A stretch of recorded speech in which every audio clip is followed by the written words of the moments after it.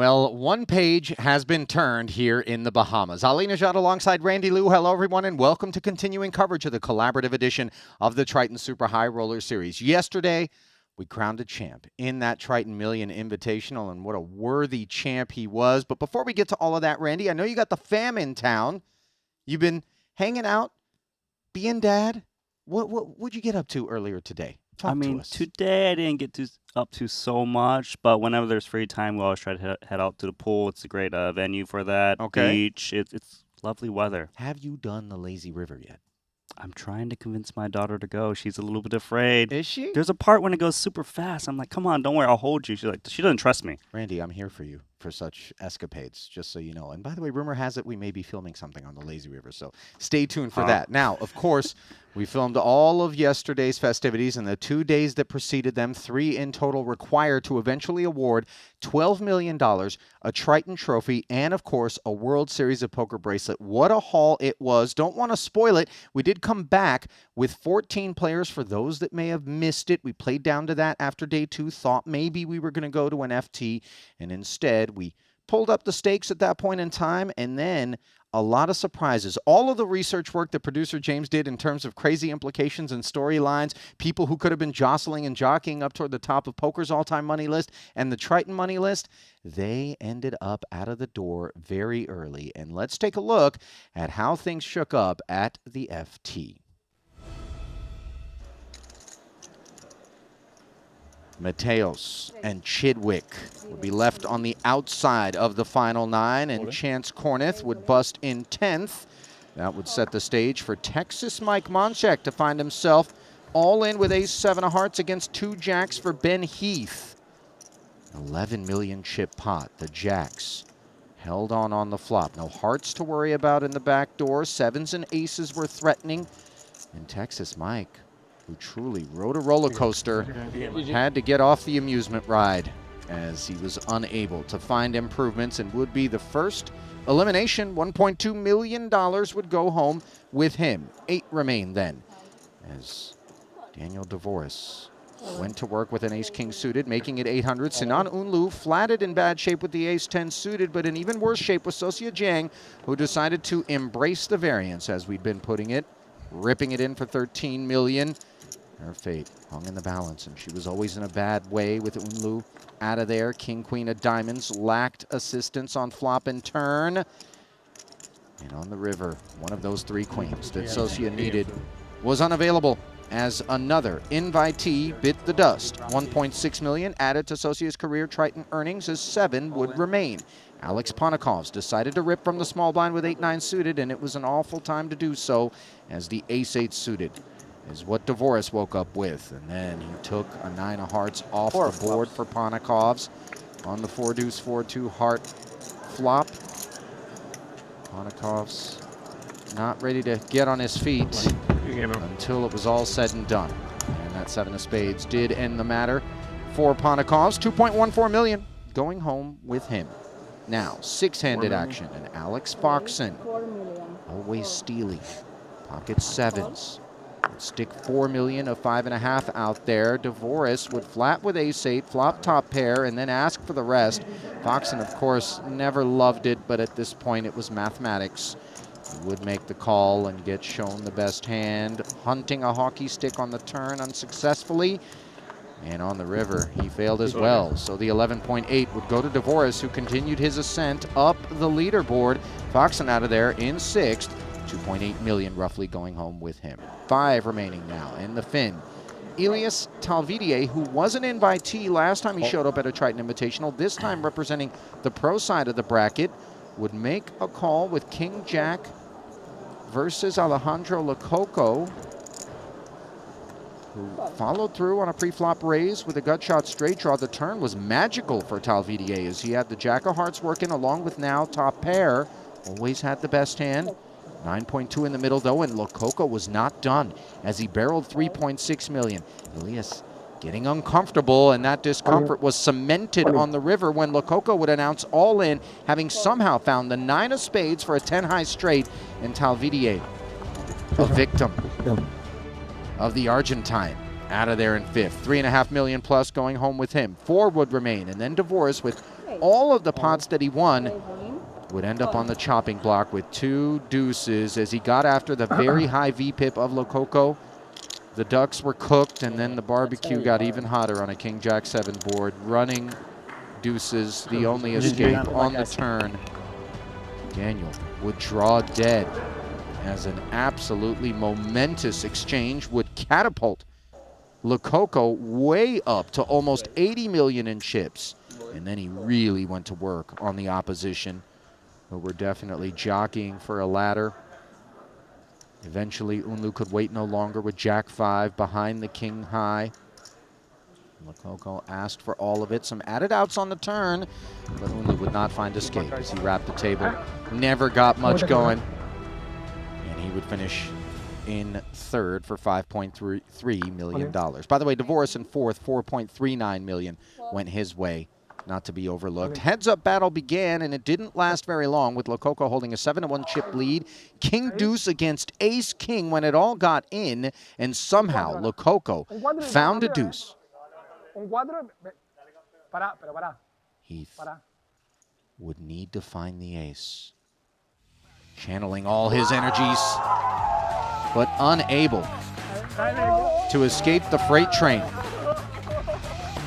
Papo MC, battle rapper by trade, absolutely freestyled his way to victory, leaving Ben Heath to collect $8.16 million, while Papo would collect his first Triton title and a WSOP bracelet, not to mention over $12 million. Now, I touched on the fact Papo MC, that's his stage name, what he goes by, because he's not a professional poker player by trade, but a battle rapper rather, and freestyling his specialty. As we watched him play, Randy, freestyle very much a proper adjective to describe the manner in which he went about his business. Oh, yeah, he was going hard at his opponents, you know. He wasn't scared. He was getting squeezed, and he reshoved pocket fives, you know, even though there were short stacks out there, making a statement, and he was right. You know, we saw him had a misstep when he went in with Jack-10 suit against aces, but he was a man who always knew what to do. He was aggressive, and players didn't really know how to react too well against him, especially with these big pay jumps out there. As we were chatting briefly before the show got underway this morning, in discussion with producer James, who, you know, he's long enough in the tooth to remember this name, one that I've brought up before during one of our broadcasts, but not all that often. Amir Vahidi, rest in peace, used to talk about in order to live, you have to be willing to die. And we observed so many occasions throughout 3 days of play, whenever he was on a feature table, where Lococo really subscribed to that philosophy. There was a fearlessness, a bravado, sort of a courageous, lion-hearted effort at all times in all pots as he fought and scrapped and really gave a lot of pros fits throughout the process. And I think that's what helped him propel to that top spot. Now, sure, if things don't work out too well, you may bust out early. But Lococo, if you're just willing to just step on the gas when players are looking to try to ladder up a bit, you get the opportunity to win $12 million, a Triton title, and a WSOP bracelet in one. And that bracelet could be somewhat of a redemptive thing for Lococo, because if the name is familiar, it's because he made the World Series of Poker main event final table once upon a time, finishing in 7th in 2021, now finally scaling the summit and being rewarded even more handsomely than he would have had he won back then. Now, Ben Heath, not to be overshadowed, he was down to half a small blind at one point, Randy, and managed to spin it up. So when people roll their eyes as we're here in the booth and we're talking about chipping a chair, stranger things have happened, don't, because Ben Heath proved that you can just sit back, cobble, spin when the time is right, play a little roulette successfully, and then work your way into $8 million. I mean, he was down to half a big blind when there was 5 remaining. Right. So everyone else thinking, oh, we got this huge pay jump coming in, but look at them, because Ben Heath's the one that got second place. And even during heads up, you know, he was out chipped so much before that happened. He was looking at his phone, was thinking, can I hit the gym in time? Because it's going to close soon. Yeah, I remember that. Sinan Unlu, also a guy who may have been looking to make plans, as obviously he kind of just hung around, was card dead, but he too managed to spectate and do so very profitably as he finished in third. DeVoris, you know, for a long time, Randy, as we watched him win pot after pot, in that recap, you observed it. You thought this is going to be Daniel's moment. I mean, the wind was at his back. And then all of a sudden, he, like so many before him, ran into the L train, Lococo, but played very well. I mean, the deuces versus jacks, just Lococo doesn't have to wake up with that hand there. When there was 6 players remaining, it just seemed like this was going to be Daniel DeVore's tournament. He had all the chips. He had 50 million. The person in second had about 15, 16 million. It was a massive lead. But then, I don't know, Lococo did his thing, and, he made some calls that were incorrect and downward spiral, and to just finish in fourth has to be quite disappointing. If you're going to get showered, at least your chips went to good use as they ended up at the summit with Lococo and the title. Talvidier then, the Finn, a lot of times those Scandinavian banners get flown, the Nordic ones, and we expect 4-card action. But here he is. 2-card guy, went from invitee to pro, and obviously showed his chops out there. Showed his chops, and to make 2 final tables, one as the invitee, one as the pro side, goes to show that, it doesn't really matter what competition you throw at him. He's able to make a deep run. Now, we've had a number, I believe it was 14 in total, Producer James, if I'm not mistaken, first-timers to Triton that registered in this particular invitational. Alex Foxen, not a first-timer, but a newcomer in general. He turned up, and he made a real nice, outing here, following up on what was a pretty good Monaco. It was amazing Monaco. He won a title at putting full volume, won 1.5 million over here.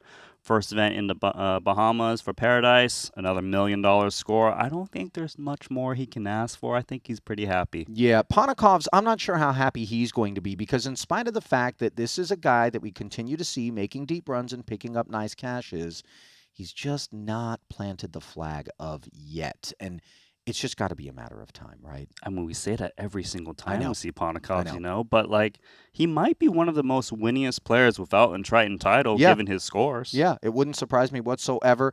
Do want to continue to kind of acknowledge everybody who battled so hard, including Sosia Jang, representing the invitee side of the bracket. She's gotten better and better every single festival. I agree, and I thought things were going to work out even better for her here. She took a shot right with the king-queen suited. Unfortunately, Daniel DeVore did wake up with ace-king. Second invitational final table, by the way, for Sosia. Don't overlook that. How about Texas Mike? He's among those 14 first-timers that we talked about, and he absolutely kind of had that Lococo-esque approach to the party for the bulk of day 1, day 2. He was up there at the top of the leaderboard, dethroning Jared Blesnick at one point, but then out of there in 9th. Only one of these battlers are going to remain at the top at the end, right? But, shout out to Texas Mike, day 1 chip leader, day 2 chip leader, just couldn't keep it going on day 3. Yeah, cash game legend. I assume we'll be seeing him in some cash game streams between now and the next time he hops in one of the tournaments.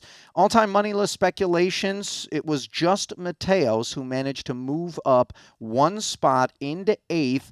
Surprising that both he and Chidwick missed the final table, though. I mean, when we started with 14 players, nobody would have thought they wouldn't have made the final table. Yeah, at least one of them. Definitely not the storyline we were expecting, but, sometimes the greats do fall. Now, what we are expecting, of course, is more great Triton action. Day 1 of the 100K main, one of just 2 events in this abbreviated version of a festival that comes your way here today. It's going to be a 100K buy-in with 10 50-minute levels on tap for the day here on the first day of 3 of play, much like the Invitational before it. Late Reg is going to close at the start of play tomorrow. There's a Dealer's Choice 25K that I'm trying to figure out how people who maybe didn't plan things well enough are going to navigate. Day 2 of that going on right now. Negrano was walking in. He's bagged and made that particular day 2. Unclear whether or not they're going to be able to get in before Reg closes there tomorrow for day 1. In terms of expectations here, there's a 100K PLO.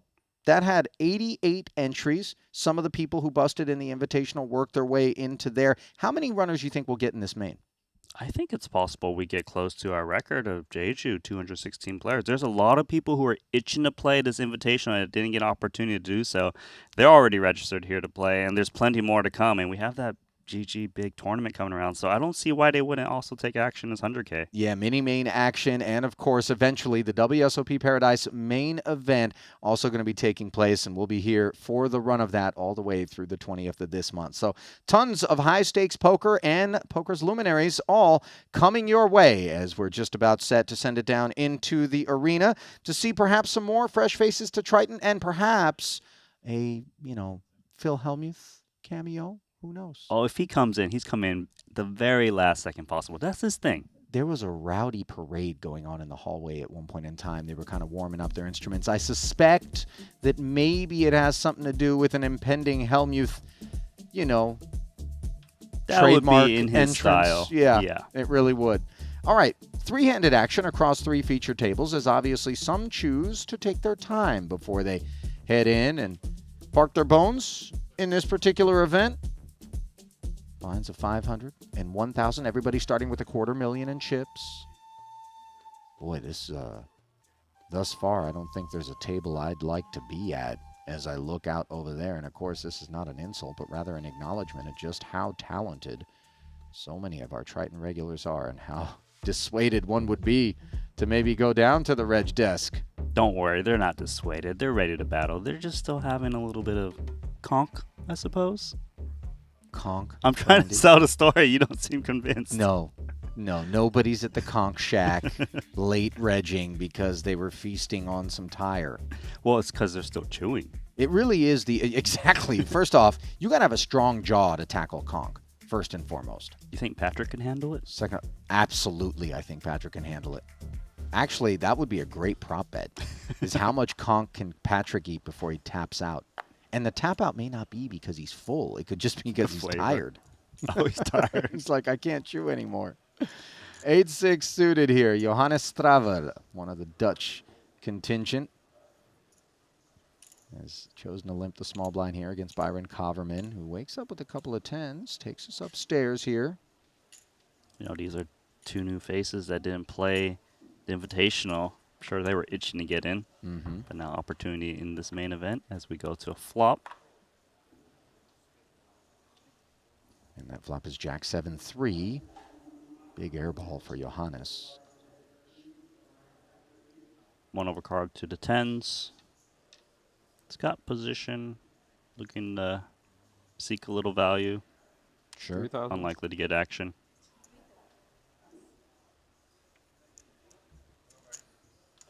Hi. 3K and take it. Who are we getting? Saying Sounded hello like to someone. Chidwick. Oh, No. no. That does not look like Chidwick. It sounded, not looked like.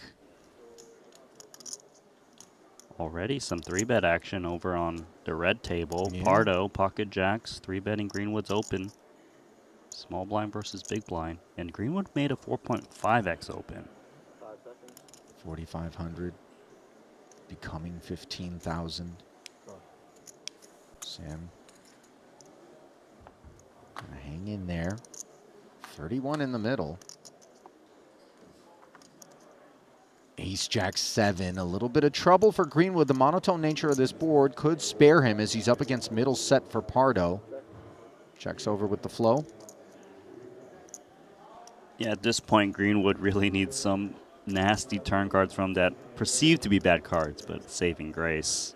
For now, though, I imagine he's going to lose some chips on the flop.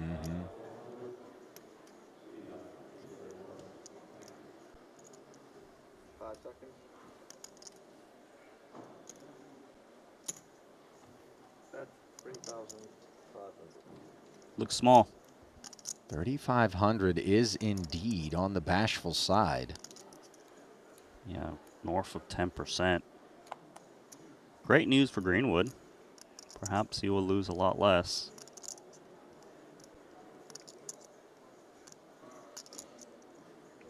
Maybe Greenwood's even thinking, do I need to protect against a random heart? Makes the call. Good for him. So far able to spare himself further losses. Let's see if the deck has mercy in mind. 4 of clubs is not particularly merciful. Perhaps the sizing from Pardo will help usher Sam out. Yep, the way his hand's playing out right now, seems like Greenwood needs to pay off at least 1 more bet. Pardo definitely should be sizing up at this point.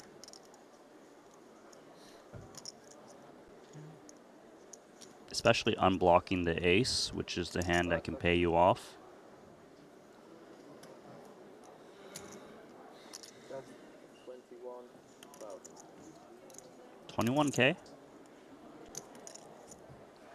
Now things Some little meatier. Yeah, there really is nowhere to go but call at this point in the hand. It was a Thank you. I appreciate very it. small bet on the flop. One street to go. Could still have the best hand. Could be up against a semi-bluff. Just put it over there. Broadways with a big heart. Worst ace is possible.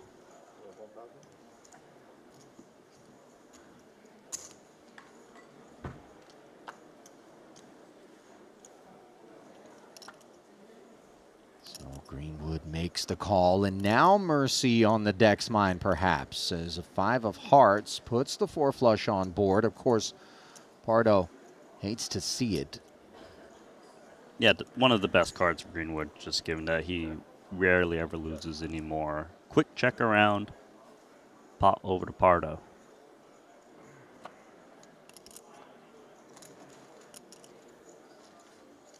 So a shutdown, predictably perhaps, as Greenwood no appetite to turn his hand into a bluff.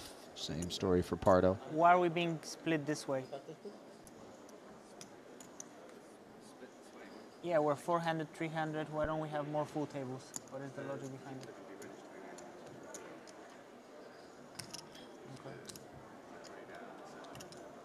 Kulev inquiring as to the reasoning behind having 3 split tables. I would imagine there's the expectation by Luca and company that we're going to be getting quite a few people filtering in short order, so rather than have one full table and redrawing, you just kind of trickle everybody in a balanced way. Maybe he looked at the rest of the table like, this table's kind of rough. Wouldn't mind a couple more Yeah, people sure, there. sure. Some shelter. We know Kulev's not afraid. Just No, not at all. It doesn't hurt to have someone that's a little bit, you know, less relentless at the table. There's Alex.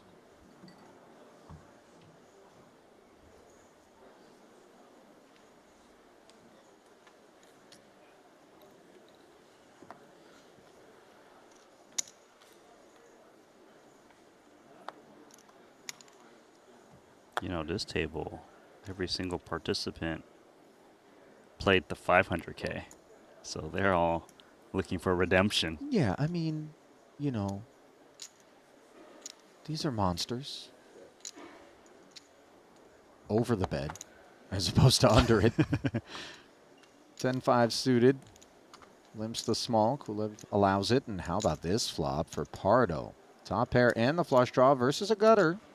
I would call this a monster.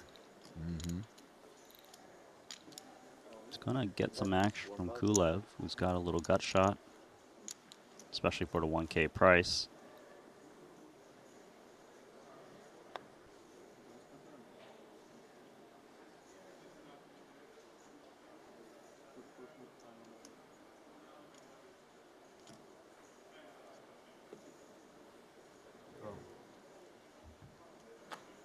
Pardo lying in wait by simply check calling, and oh my goodness, where did this card come from?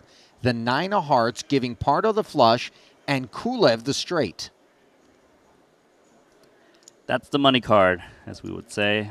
Juan Pardo can really just get as much as he wants on the turn and river, especially against this hand. Randy, that's the lose money card potentially. For Kulev. Yep. And Pardo choosing to lead 2,000.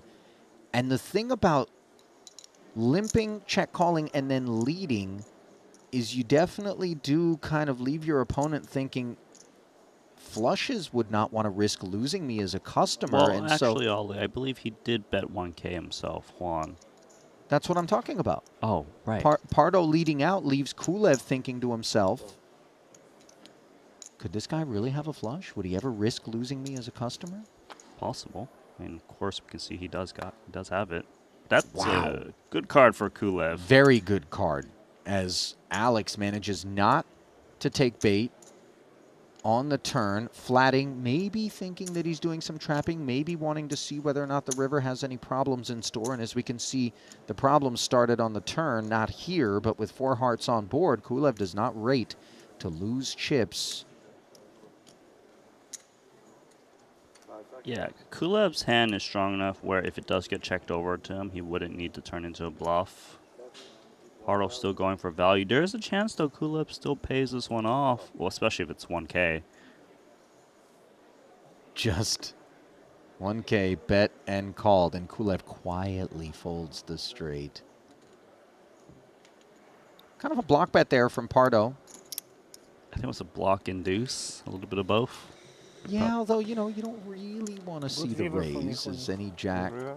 queen of 8-6. hearts. But that's why he made it so small, where Right. if he does raise me, it's kind of like if I bet bigger. Without Yeah, square? yeah, you don't expect some massive raise to come in. Yeah.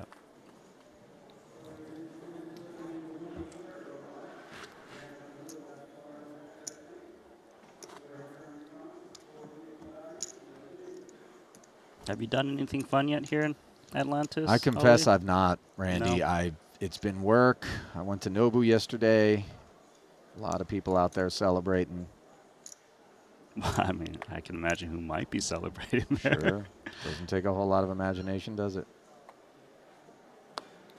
So you did get the conch sashimi, didn't you? No, I did not get the conch sashimi, Randy. Stop it. I'm gonna get you by the end of this trip. I'm gonna be a There's fan. there's no world in which. Do you like any of the Conch and I things about the are gonna- Bahamas? No, You don't no, seem relax. I don't. You know, I've already kind of put myself in the crosshairs with respect to the Bahamian Board of Tourism. to. I've seen them walking around. But yeah, and the uniforms, I've touched on this. They look very official, you know, and there's a ton of, you know, sort of law enforcement that roams the property. So we're just going to lay low from this point forward. 2,500 though from Pardo, as he does not lay low with 10-8 offsuit. Greenwood defending with Queen 5. Neither player connecting with the board. Pardo follows through for 2K. Sam says goodbye. So a nice early start here for the man that goes by Malacca Styles when he's got mouse in hand. Little caffeination to get things going here. Early afternoon hours at the Atlantis Resort and Casino here on Paradise Island in the Bahamas. Second event of 2 on the docket for the Triton Super High Roller Series. The 100K main, a follow-up to the $500,000 a man Invitational, which was won by Alejandro Lococo yesterday. Ali Najad, Randy Lou, glad to have you with us, be it on Twitch, be it on the Triton Poker Plus app, which is available for download free of charge, and basically compulsory viewing supplement at this point, or whether it's on the Triton YouTube channel, where we absolutely encourage you to click like and subscribe and get involved in the chat. We're keeping an eye on things over there. Good to have you aboard.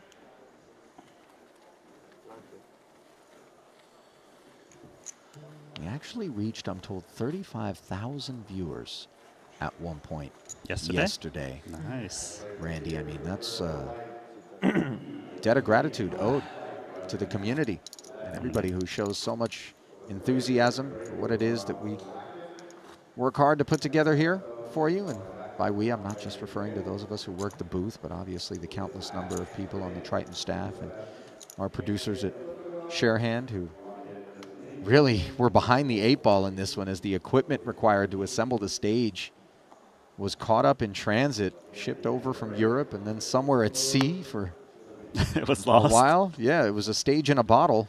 Someone finally retrieved it, and they were able to put things together. We did have a bit of a deluge in the commentary area.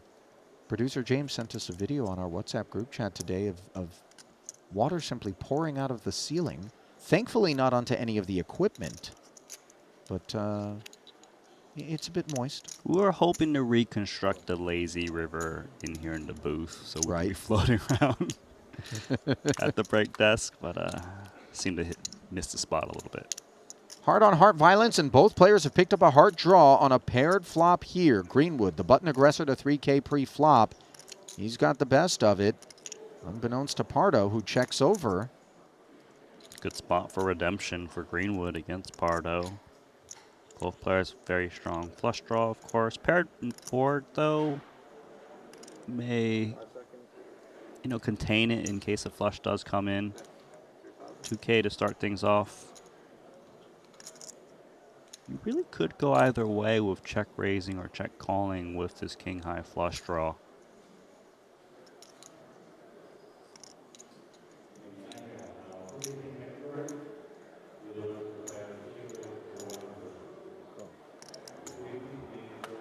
$2K ahead. Brings the pot to 11.5. The turn is an 8. Doesn't change a thing. But it is not the greatest card to multi-barrel on because straight draws that check call the flop either paired up or have a straight at this point. So Greenwood is less likely to multi-barrel the turn, especially with the ace of hearts where he blocks some of the ace high check call, check fold range.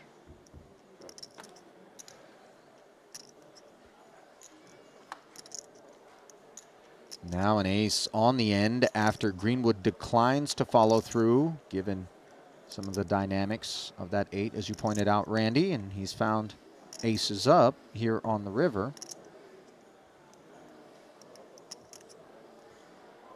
King high shouldn't need to bet. I would think the ace is very more so in Greenwood's range. If Pardo does opt to bet with this hand, he might go very big to try to represent the jack. It looks like he is going to bet.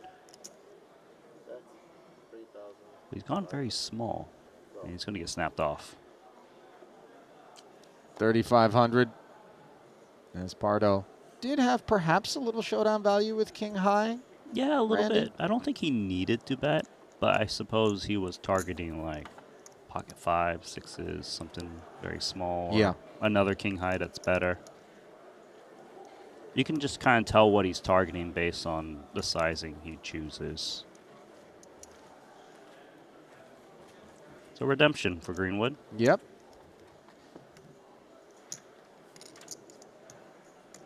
Taking a look at Greenwood's Triton resume, the Canadian with over 14 million in career Triton earnings. Had an absolutely spot-on Final Four events in Monte Carlo at our last festival where he finished in the money 4 straight times. Yeah, 20th, but 8th, Ollie, 13th, and do you 10th. remember what happened at Monte Carlo? Gambledore got Greenwood for that Came massive to pot visit and they in kicked him that. off. You know, Randy, 150K. Greenwood's kind of trying to forget about that. and I don't know if he watches back, you know, the streams or if it's on mute or whatever, but what you've done now is you've opened up what was, I would imagine, a scabbed up wound, and now, you know. And I sliced it back open. Yeah. Yeah, Little remember salt, that Greenwood? little lime. Remember how you were the chip leader and you could have had all the chips? Randy, it hurts still to think about. No shame in it, by the way. Much like Lococo knifed his way through the Invitational yesterday. Gambledore, Vladimir Korzinen did the same thing. Worth going back and watching, and look at this spot here in what felt like it might have been an uneventful one. Limped blind versus blind. All of a sudden, this is kings up against a diamond draw. Pardo's going to kick it off by leading into Kulev. Even better for Kulev because his opponent is betting into him. He can raise this pot and really build it. Top and bottom is capable for going for tons of value, but he just calls here, so he must think that Pardo has just got pure air. We can see he actually has a flush draw.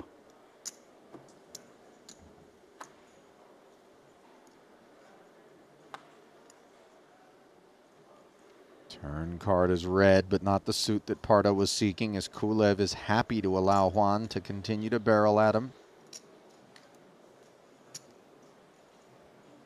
Kind of expecting Juan to multi-barrel this flush draw. He could shake out some high cards that floated. You know, queen high, jack high. Maybe press on a 3x. 7.5 into 5K. It's an overbet. Mm-hmm. Great spot for Kulev. I wonder if he's tempted to raise, or if he feels that Pardo's range is so polarized that he doesn't want to let the bluffs get away. Right. And 7,500 into 5K. This is 150%, and Kulev not going to raise and rather hope that there's another barrel available from Pardo. But first you need to hope another diamond doesn't come off, unless of course it was the 3 of diamonds. Instead it's the 9 of spades. Pardo very much adrift now. Yeah, Pardo pairs the 9, giving him showdown value, so he's going to take a more passive line, or he'll put in a very small block bet. Regardless, though, he's going to be put in a tough spot by Kulev. Sure. 5 seconds. Check. I mean, when you get called 150% sizing on the turn, that 9 doesn't feel like it has altogether too much to be proud of. So he does shut it down. Yeah, if Kulev was hero calling with like an 8x on the turn, he's just going to check this one back. But when he sees this bet from Kulev, he's thinking it's some kind of strong king at worst in terms of value. If it's hands that Pardo beats, it's flush draws. And holding, you know, the 10 of diamonds blocks some of those flush draws, so doesn't necessarily have the ideal candidate to call a river bet.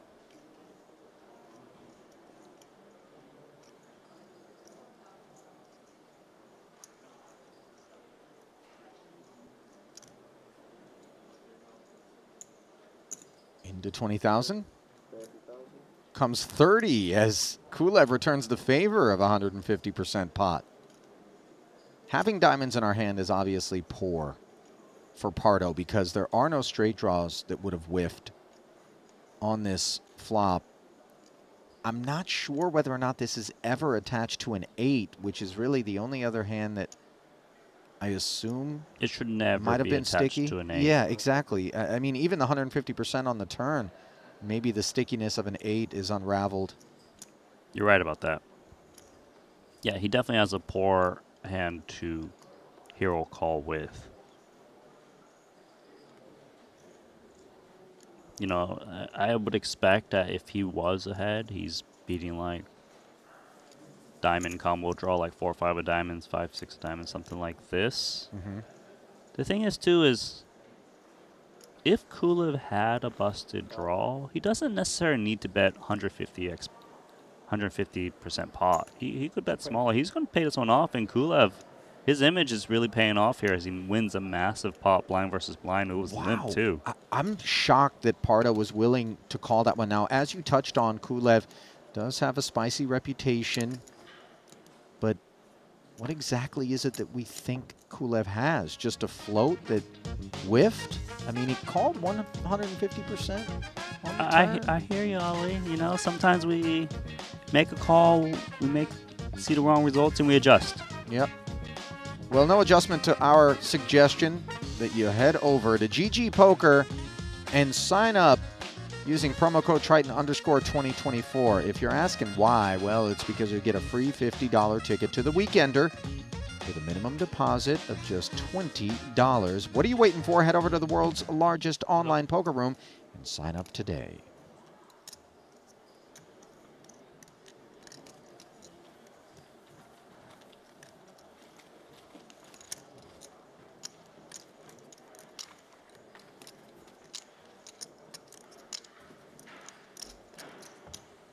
Israeli mafia is here as well.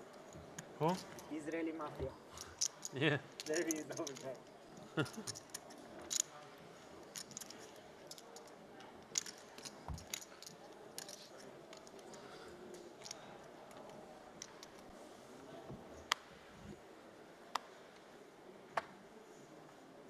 2.5.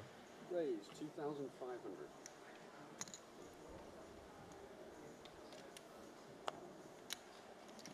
Pardo back on starting stack, but he's looking to move back up with pocket jacks. Yeah, in a great way against the Martirosian Queen Jack offsuit open as he 3-bets to 9,000.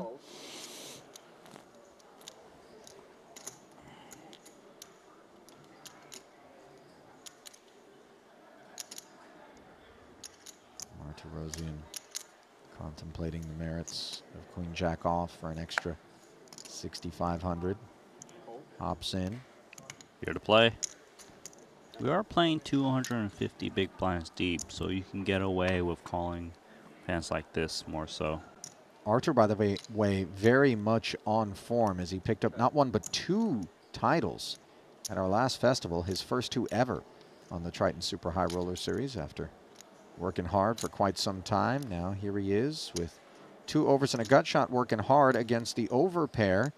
Artur checking over with north of 20,000 in the middle. Pardo contemplates. Yeah, quite nice flop for Pardo. Go for 3 straights at the moment. Half pot.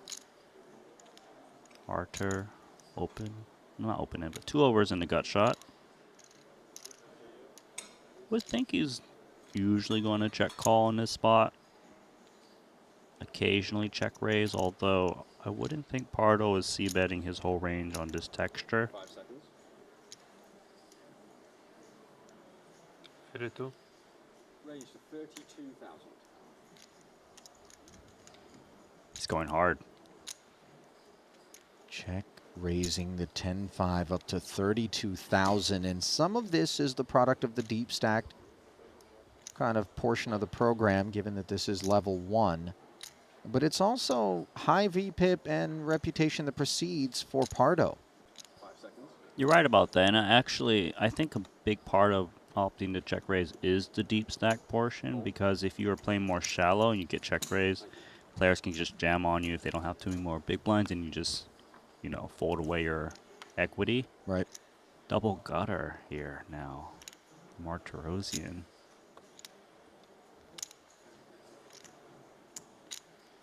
It would be very nice if Martirosian had a spade in hand. Yeah. He'd be very confident in multi-barreling. He would have more additional outs, although he might still bet here because the ace shouldn't hit Pardo too often unless it's like, well, it can't be ace X of spades given the run out ace of spades on board, right? So it's ace 10. Yeah, I don't mind this because imagine if Pardo has jacks, queens, and kings without a spade. They don't like this. And the ace highs aren't necessarily supposed to stick around in the face of a chunky check raise on the flop with 100% frequency. And so Martirosian now repping something that isn't fearful of that ace. And if it's not scared of an ace, how scared of 2 jacks is it supposed to be, is what Pardo's thinking to himself. He does have the jack of spades working, of course. You see the sizing, 28,000. Because Pardo has the jack of spades, he probably will be continuing. If he had red jacks, it'd be very tough at this point. For now, though, he's going to make the call and get an interesting river card situation for Artur, I would imagine. The 8, not the ideal card for Artur.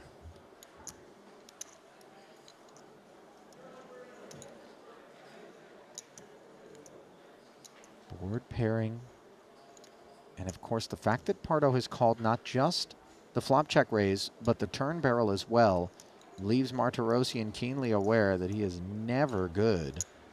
Not that he suspected he was. This was just a semi-bluff gone wrong at this point, but the pot has been ballooned to 140,000, and will Martirosian step away from it or continue to lay claim? He's going to chew, as you see the time bank redeemed. Yeah, I feel like if he had a single spade in his hand, he would always be bluffing, just because he blocks some of the hands that will be able to call him down, which are flushes. It looks like he's still going to push in the chips. This is nasty. This is why he's so tough to play against with deep stacks. Pardo wincing, did not want to see this, an overbet for basically all of it. Yeah, so Artur's small turn bet tends to keep Juan to continue to call with hands like this. You know, jacks, queens, kings with a single spade, maybe some king 10, queen 10 with a big spade. So these hands would have a lot of trouble calling down once again. Feels like the hands that Juan can really snap off are like, you know, 10's full, aces full, maybe ace 10 flushes, but this is insanely tough with 2 jacks. I wouldn't blame him if he just lays this one down because he also blocks queen jack, which is a decent part of the bluffing range in jack 9. Do you think maybe like king 10, king of spades was a part of the process and now is trying to blast its way out for Martirosian, recognizing that the call on the turn is hitched to a decent amount I of wouldn't sticky ace-x? think Archer would play king 10 offsuit in that way. So what makes sense in terms of the hands that Pardo beats? Queen jack. The thing is, you're holding 2 jacks, you know? Yeah. Jack 9. That's what I mean. He blocks jack 9. He blocks queen jack. He blocks so many things. I mean, he also blocks the flush with that jack of spades. So Yeah, but Archer doesn't need just a flush to value bet. You know, maybe he just flopped a set and now has a full house. That's possible. deuce is full. Quad 8s, pocket 10s, 10-8. I mean, if he hits got queen jack off, he can have 10-8. Would he check raise flop with so much hand? I think so. 250 big blind steep. Get value from over pairs. Would make sense to me. Especially out of position, you want to keep the action going. Whereas if you just check call your opponent, you just check back unfavorable turn cards. 5 seconds.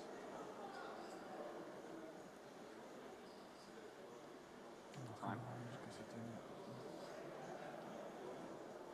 Got to give credit to Pardo for thinking this long with jacks Sure. because he is technically on the right hunch.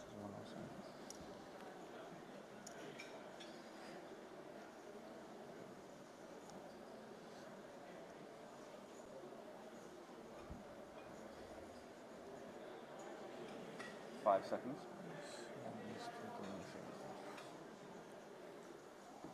Oh my God, he just called. Pardo finds a massive boost to his stack, and he earns it as Martirosian is left with just 500 in chips. How on earth does the Spaniard do it? They say he's one of the best. Malacca style, what can we say? I got to tell you, with 2 jacks in your hand, that call is even more impressive. I mean, that's bonkers, Randy. And you heard for TV the sheepish declaration there. Well, Artur, you got 500 chips. We call it 1 big blind. It's actually 1 small blind. We're probably going to have to hit the registration desk again soon. Because, man, Juan Pardo, he got you. No shame in it. This is why I really love watching like the early levels of these main events. Super deep stack. It's very creative, and you can really see who's really just pouncing and going for it. So Archer's in there, Jack 3 offsuit, forced to.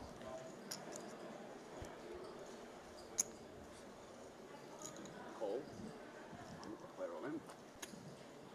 We've got 4,000. This is painful. Pot 1, pot 2. I mean, Archer's already conceded. Of course. Pardo. Ace Jack ahead of Greenwood's King Queen. They're both in for 2,500 ahead. Looking up at 9-9 deuce rainbow.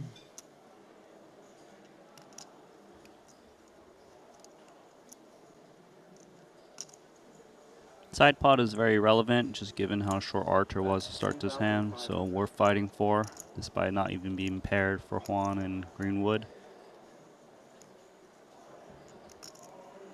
Against 1,500, Greenwood should be check calling this one.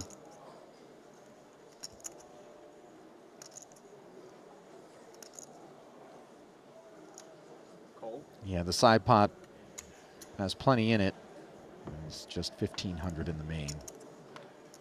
That Artur Check. does draw live too. Gonna need a 3. Ace of diamonds becomes more relevant after this 6 of diamonds rolls off. Greenwood checking once more, having fanned. Ace Jack's got solid showdown value as is. Beats better. Check. Worse ace highs, king highs. No reason to bet.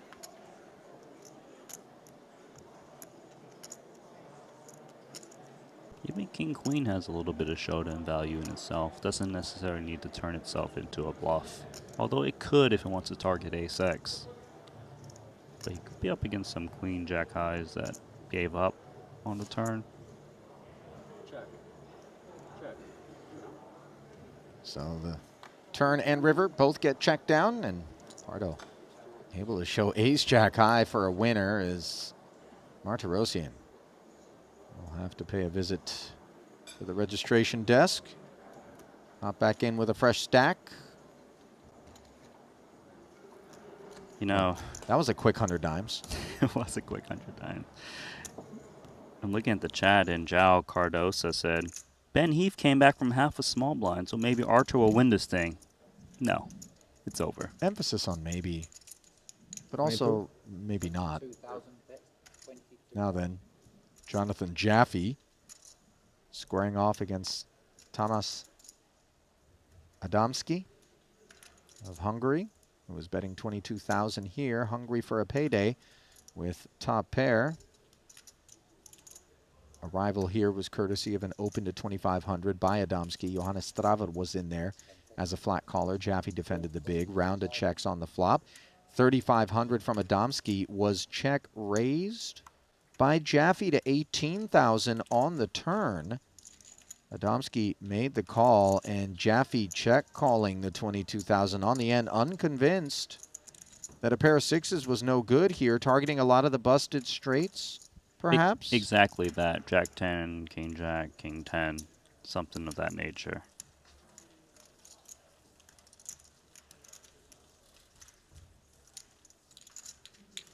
This is Thomas Adamski's very first Triton he's ever played here in the 100K. Boy, they show up and they play the big stuff. I'm always amazed, just given the expectation that we have that maybe you ease your way into a stop that's full scale and has a 25 or 35K event available. Get your bearings, you know. But no, not Thomas. Put me right in, coach.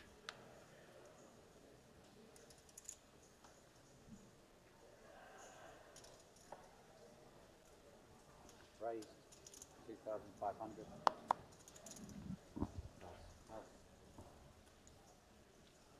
Raised to 2,500 from Coverman's sixes.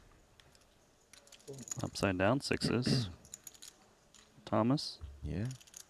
Rates to pick up some more chips as he defends the big in a great way. And all of a sudden, that rating changes as Coverman finds bottom set. But Adamski with the gut shot straight draw, looking up at an overcard and checking with 6,500 in the middle.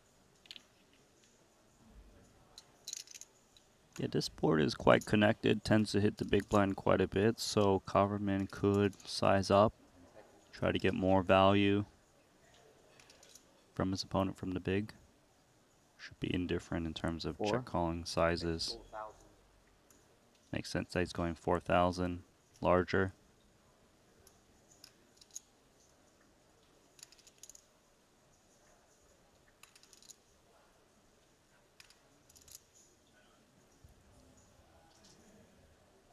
$4,000 does get called as another 8 heads into the middle. Dry turn.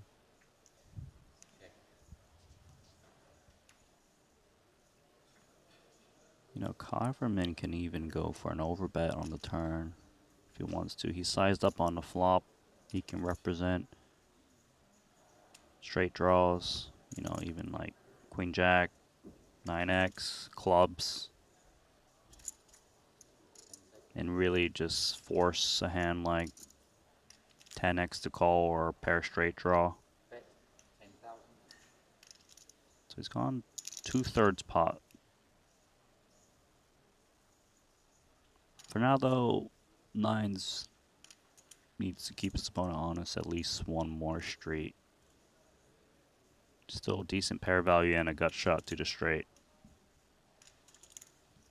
And Adamski agrees. All of a sudden, another 20,000 into the middle. This pot growing to 34.5. And there is a 5 on the river. Looks innocent enough. Third check. Yeah, as clean as it gets for Converman. The clubs don't get there. Straight draws don't connect. His main target is 10x, and Domsky probably would have to pay off a large bet. See if he goes over bet at this point, or does he just go towards pot? 26. 2/3 again. Mm-hmm. Looking for some crying calls out of like the weaker 10x's.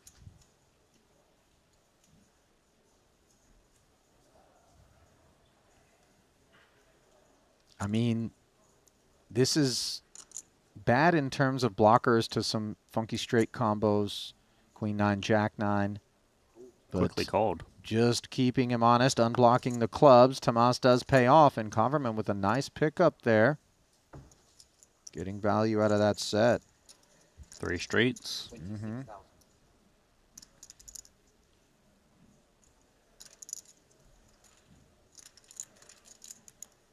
Yeah, it seems like Adamski realizes that a lot of his check call range contains a lot of non-top pair hands like 8-9, 6-7, 8-7, so it felt like he needed to defend at some frequency against 3 barrels. Unfortunately, was wrong.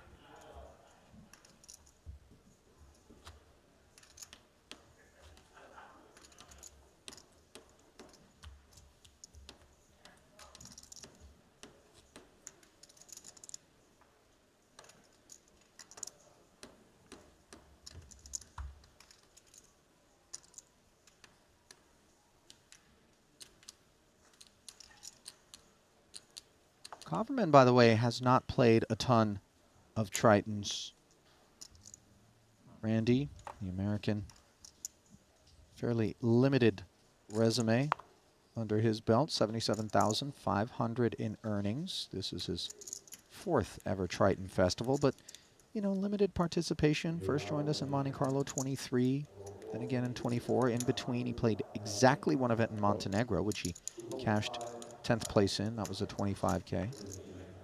So Yeah, still. That is surprising, just to show up for a 25K and leave after cash. The Montenegro Festival in particular, yeah, for sure. Because I remember Coverman being one of the original players playing all of the high rollers that existed when 25K was considered a high buy-in back in the day. Yeah, he really made a name for himself.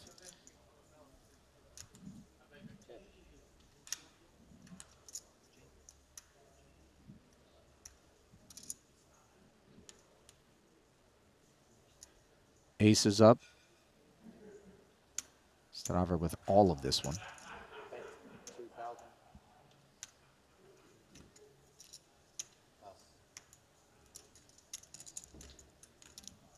Bet and take it. Straver does have a few line items on his Triton resume. Taking a peek in the Triton Poker Plus app, 1.8 million plus in career Triton earnings across 7 caches. Does not have a title, but a 4th place finish and a 40K mystery bounty, his high water mark in terms of finishes, and it wasn't so much the 236,000 that he won for 4th place, but the 900,000 in bounties that helped propel him to his overall haul. Oh, I remember that back in London last year. Seems like we missed him in Monte Carlo, so see him here in Paradise. There's been some conversations surrounding why it is that the likes of Tom Vogel saying, Toon likes Mulder. of Kevin Pake, Toon Mulder, have been largely absent of late. Apparently there's some tax implications if you're a professional poker player out there in the Netherlands that are associated with their absences at particular stops. The Bahamas apparently must be a carve-out of some sort. At least either that or Straver's like, man, there's so much EV in this thing, I'm going to pay my taxes. Still beating it. Pair versus pair, advantage Straver here with 7s versus deuces. This one limped. BVB. Bet 1,000.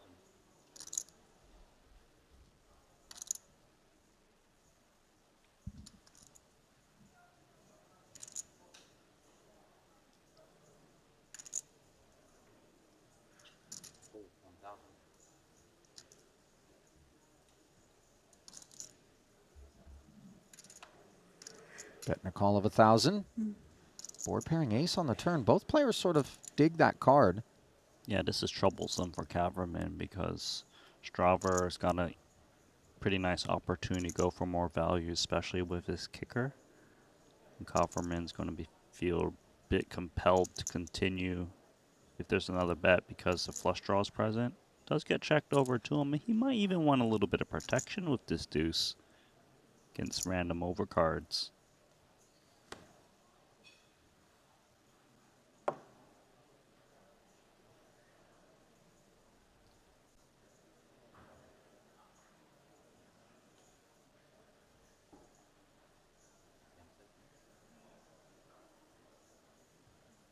Bet 3,000.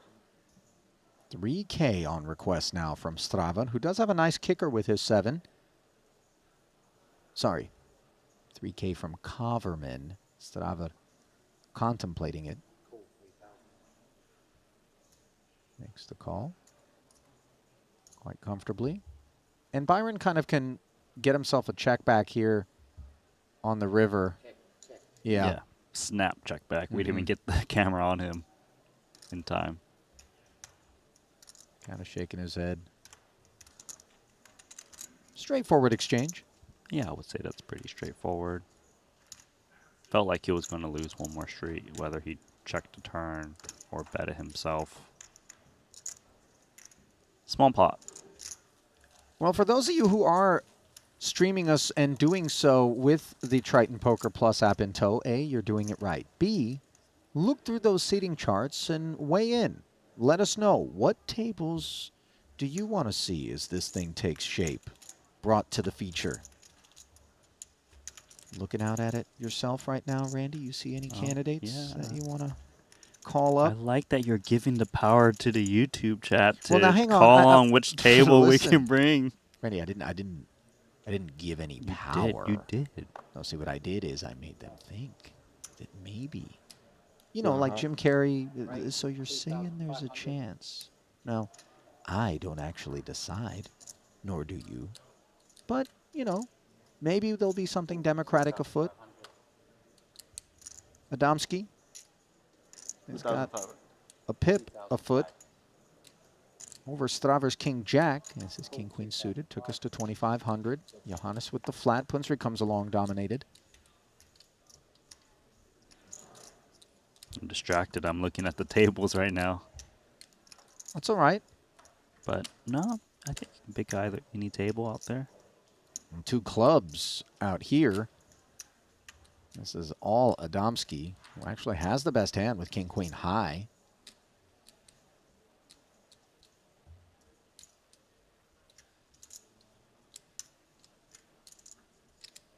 We do see players tend to check a lot when it's a player who flats in position against them. Bet 3,000. Gonna start with 3,500, King Jack, single club.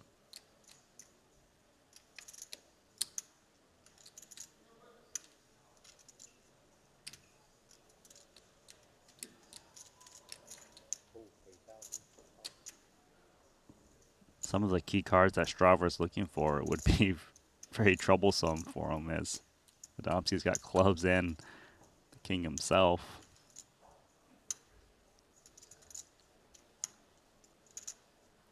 Nine on the turn as the field is whittled to heads up after the 3K follow through from Tamas.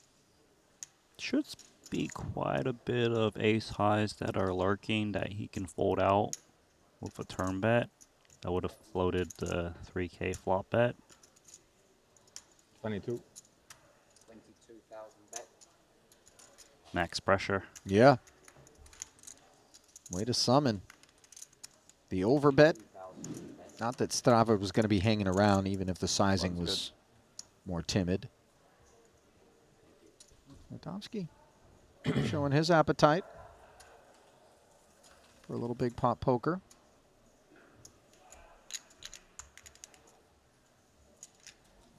Also got 5K chip in Now, Randy, you know how often Oh, thank you. I try to paint this Appreciate picture it. of you as a degenerate gambler. Go on. given that wifey's here on this particular trip, I've laid off. But guess who's laid on? Who? Our buddy Henry Kilbane. Oh, he loves the Ultimate Texas Hold'em. Apparently, he broke his Baccarat seal the other night as well. Listen, we might mess around and just sign everything off to Henry's room. Because I think he's going to have a nice little comp before this one's all said and done, Randy. He might be in room 4444. Is that where he was in Monte Carlo? He was in room 444. He survived that. That's why he's running good. That's true. He's running really good on the trip. Knock on wood. Knock on wood. We got to knock on wood. Yeah. Okay. Right. Especially because we want free Nobu that we can sign off to his room. Actually had dinner last night with Ryan Feldman, and that name is one that should be attached to a lot of empathy. Was he all right? Watching the Invitational. I think he was eating his feelings, but yeah, he's all right. He's reconciled it. You know, there were so many things that had to go wrong all at once, really, for Ryan to end up bubbling, and bubbling as a result of playing a hand in a way that he would not have had he been aware that he was on the stone bubble in that Invitational. At his first ever Triton, he was doing oh so well, and there were so many shorter stacks than his own, including Punat Punsri, who's here. As we see, Straver failed to get any action with his pocket kings. Punat managed to make the money in spite of having just 4 big blinds, courtesy of Feldman's bust, which came immediately after a double elimination at the other table, which he didn't realize had happened. That was a definite painful storyline. It was the first time I've seen Feldman play, and actually I thought he was quite good. Someone coming from the invitee side of the bracket, Yeah. so I hope to see some more of him later this week. And not just coming from that side of the bracket, Randy, but also a guy who typically, you know, is on the cash game streets, not just as a player, but also the producer of the Hustler live stream, which is very popular. In fact, our time with Texas Mike here is courtesy of him having made a name for himself out in those streets, getting the invite. Should say, given that he was an invitee, getting the opportunity, because he had an invite to give to a pro. Meanwhile, Coverman with the better of the 10s in this button versus cutoff exchange. Jack, Jack 3. Feels uneventful.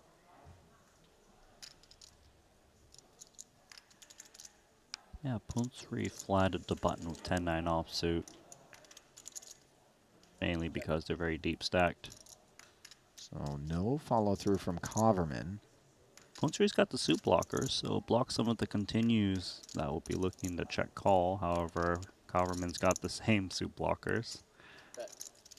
You know, Punsri barreling here, I'm immediately reminded of how crafty he was during his time at the feature tables. He went hard during that Invitational. And, you know, I had a chance to speak to him, as often we all do, you know, roaming around the hallways, the restaurants. Everybody's just kind of lurking at various times.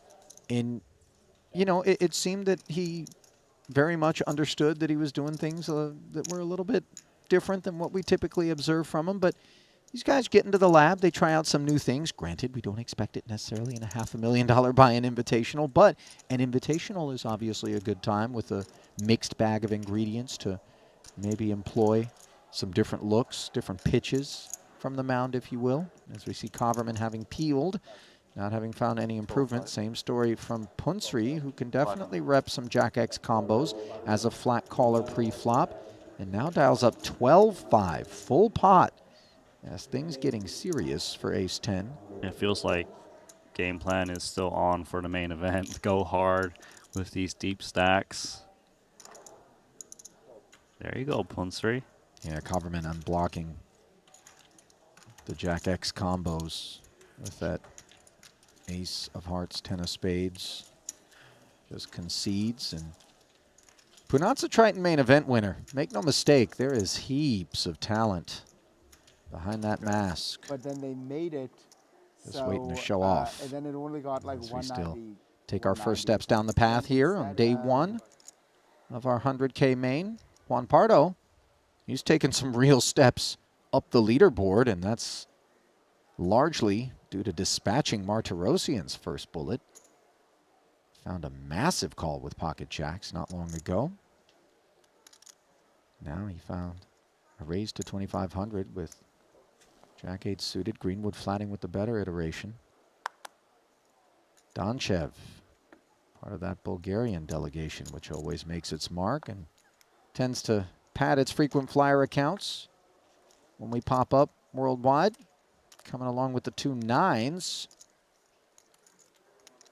Top pair versus 9s versus middle pair. Is a little something for everyone here. 9,500 in the middle. Let's see what's on Pardo's mind. Yeah, not the strongest piece for all three, but enough to be content. Trying to get a little bet in there at some point. Maybe not on the flop.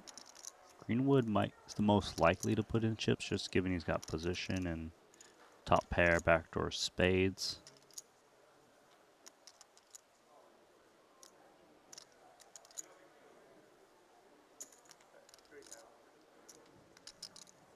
So 2 checks in front of Sam, and understandably, 3K deployed. Oh, that's the good stuff there, Randy. You into massages. No, see, because she's got the pointy elbow action going right into the traps. Yeah. Do you need to book yourself a Excuse massage myself. on Kilbane's expense, maybe? Oh, Randy, we should go to the spa and light up Henry's charge account. Yeah. I like that. I think we both got a lot creepier just now than we meant to. I mean, most of it's my fault. if Yeah, I'm it's being you, because honest. you talking about the pointy elbows on the... Yeah, gosh. Uh-oh. This is a pointed turn card. The Jack of Clubs giving Pardo inferior 2 pairs. Greenwood's got him in a bad way. And let's not overlook the fact that Donchev now has an open ender and perhaps an excuse to hang in. As 2 checks once again confront Greenwood. And this board is coordinated, textured, 18-5 in the middle. I would imagine we want to come with something fairly meaty. Fairly meaty because we've got 2 opponents. We've got clear straight draw as a target and flush draw. And we somehow found the single card that improves everyone in a very meaningful way.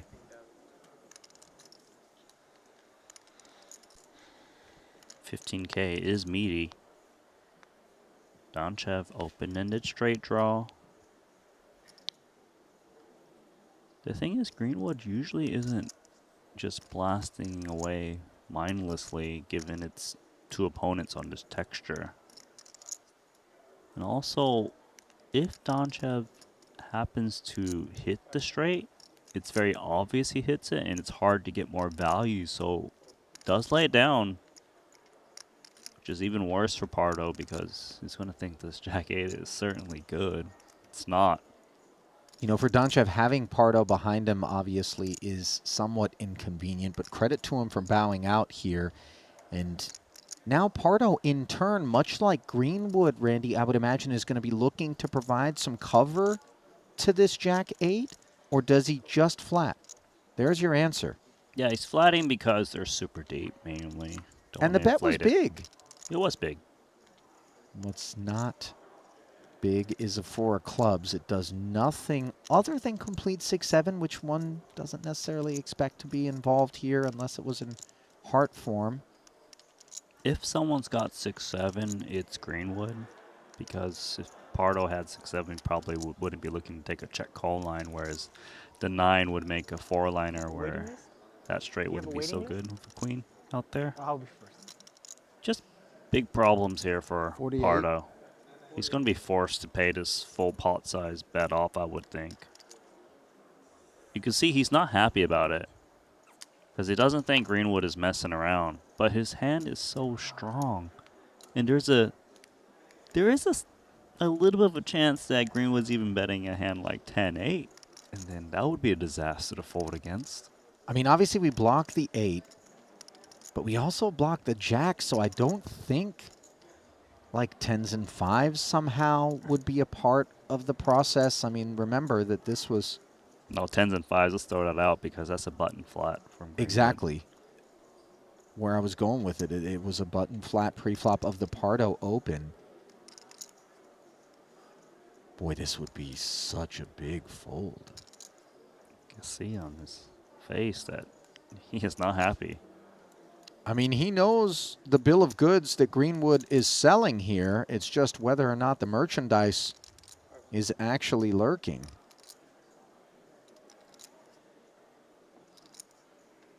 Remember, not too long ago, he thought a long time. He made the right decision against Martirosian.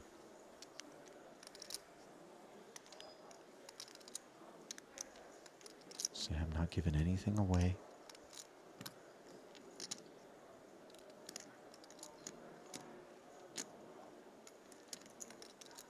I kind of think he gets away. I don't know. I'm getting this feeling.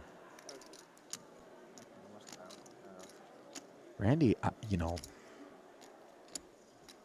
to heroically call with 2 jacks and then heroically fold jacks and 8s would really just continue to assert and cement why it is that Juan Pardo is as feared as he is in these streets. Wow.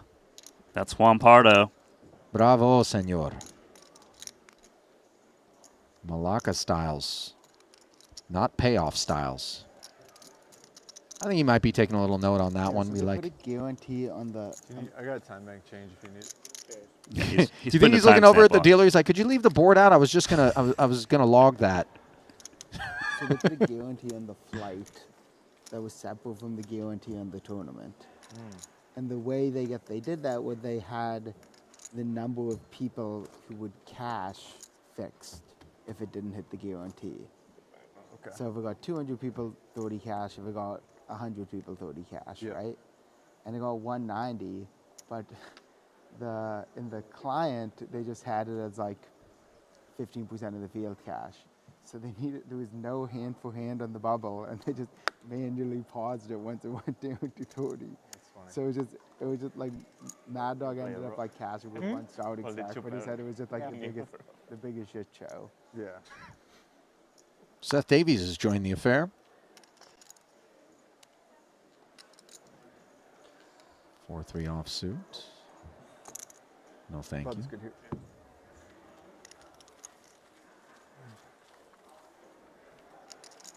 Pardo's so impressive, Randy. You know what else is impressive? Hit me. Something that Thomas Garnier in the YouTube chat pointed out a while ago. He says, "Congratulations, Triton, and thank you for the coverage of each and every stop. By far the best production." You know what he's congratulating us on? Reaching 300,000 subscribers on YouTube. We sure did. And when we say we, we're talking about you guys out there, honestly. You know, we push it, click over on the like button and the subscribe button, but we do so not because we're begging or groveling, but because we genuinely take pride in our ability to come together 4 times a year, roughly, to beam out free of charge truly the best of what's around in terms of televised poker. And the players have everything to do with that as well. Or now. Donchev, a player with King Deuce of Hearts here. Davies, pocket 10s, 3 scoops. Dimitar politely steps aside. But yeah, pretty monumental. I mean, we talked about the 35,000 viewers that we had the other day. I mean, this sort of stuff is what energizes Randy, myself, Yeah, it should be. Rasty, Henry, the whole crew Really interesting to see how continue this to work works. hard. 'Cause the online guys Long days, man, long stops great. sometimes, you know. Look, we're a guys community, do right? till We day need the 3. viewers, we need the players, we need the production, you know, and Oh, we like, all What can about a all raise? join together don't and even just make make it to the this money. Do we need a great raise? experience. No, Did you have a the online guys made it to 300K the subscriber money, but, like, performance? if you make it Oh, thing to in your you're contract? really one, ruining the you're not moment right even- now. I know. You're I know. not I in do the that a money, lot, right? don't I? Yeah. Scumbag. Yeah, it takes time. No, we're Okay, taken so- care so of. going And off so for, is like, King a 10 long- by the King Jack I of shouldn't be saying this on Davies. stream here, and I'm just Seth fucking making it setting myself 2,500. up to be like the 14 bullet guy, but going off for a lot is a little harder because, like, getting through day one isn't like the hardest thing in the world.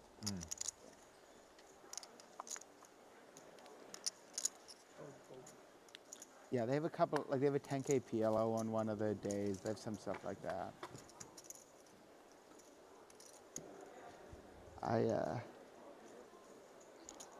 9-8 as four we were board set here, up. as both the I king mean, high then swing and levels miss. up 33% of the field, right? Or you think I guess. more?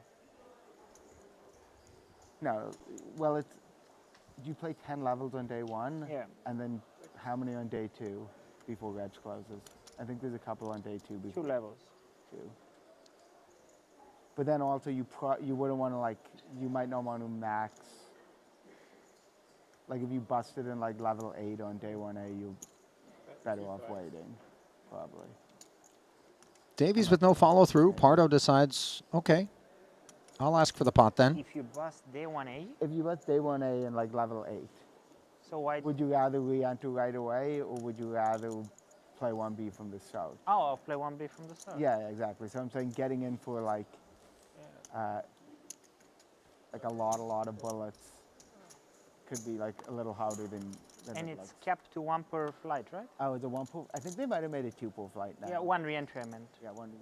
No, I think they might have made. 7 on the turn. Both parties picking up straight draws as Davies did not step aside. And, you know, the line that he's taking as he checks once more here feels like it could be attached to ace high, which if it is, Pardo having picked up some equity could continue to apply some pressure here. Yeah, he definitely could have ace high for Davies' range to attack, which is what he's going to bet against in weak pairs. Pardo doing Pardo things. JP. Dodge the bullet with the jack 8. Yeah, now it says 2 re-entries. per Showered flight. Martirosian basically Gotta hit that guarantee. I mean, he with just the big call. makes good decisions, right? Was he also the guy who folded the kings With that, against with that hat. J&T? Is it like a brand Pre-flop or in is it London, like- yeah. I mean, there was some, you know, I know there's a little bit of influential- shenanigans happening, Sure. but still. You don't see pocket kings folded pre-flop all that often. Off That's of for 20 sure. blinds, too.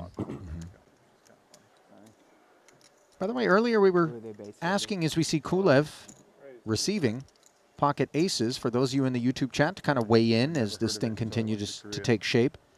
Let us know what, if any, tables you're interested in seeing. Lee Z said And they any just made, table like, Saya the Ono's KOL, on. but not like, yeah. Saya, of course, Close, but they make more, action like, player. cool stuff, like baggy Greenwood kinda. showing his appetite for some action himself here with 10-7 of diamonds. Now Snowman for Donchev. Does he want to put a cold press on it? Yes. 13,000 ounces of green juice. Out of the big blind. It's going to get Timing. rejuiced, I'll tell you that. Yeah.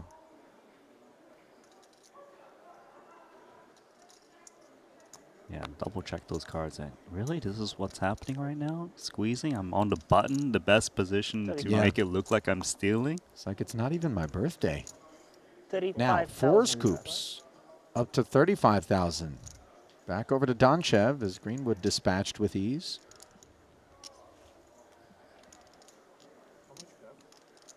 $257 starting. If he got this far with 2-8s, feels like calling is the way to go. Plenty of stack to play for. You got a pair, they could be up against ace-king, can navigate accordingly. Maybe hit an 8 against an overpair. 73K in the middle. And an 8 on the flop. My. Good luck, Kulev. Well, Gonna need it. you know, I don't know how you say cooler in Bulgarian, but maybe it is Kulev. Because this is frosty. As 3 snowmen get dumped on Alex's aces. 36.5. Yeah, and he's going healthy. 50% pot. 4-bet pot. Danchev doesn't really need to do much but check call in this spot, just in case his opponent's got ace-king. Kind of want to let them get there. Don't want to blow that hand out. Well, the sizing might be healthy, but the fate of those chips is not.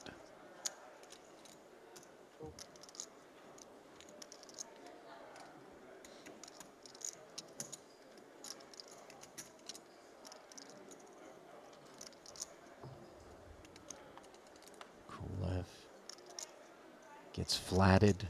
Stanchev extends rope.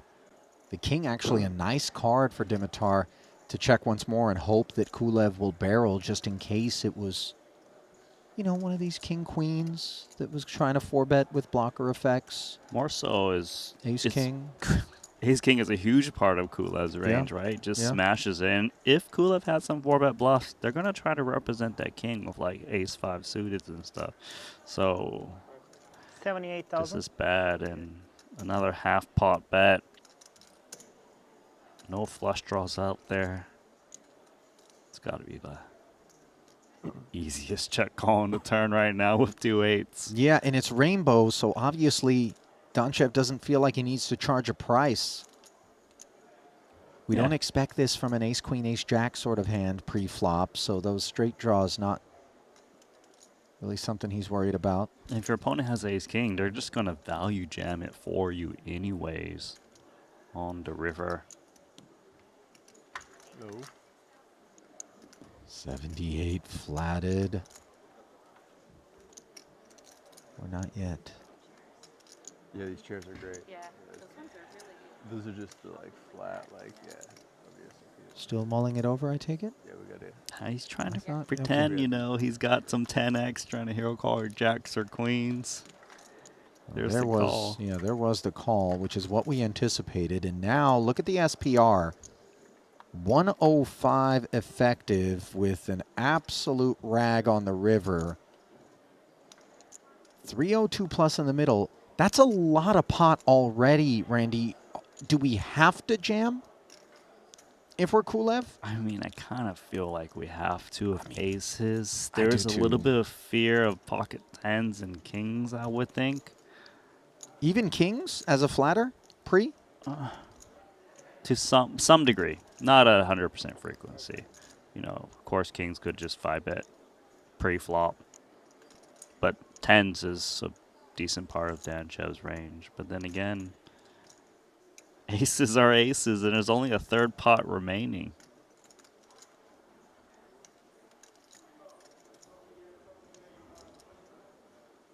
Especially if he thinks that he can get hero called by Donchev. Kulev's got that kind of crazy image, too. I don't really see why he wouldn't jam this in this spot. And This is my cultivate second that one. image.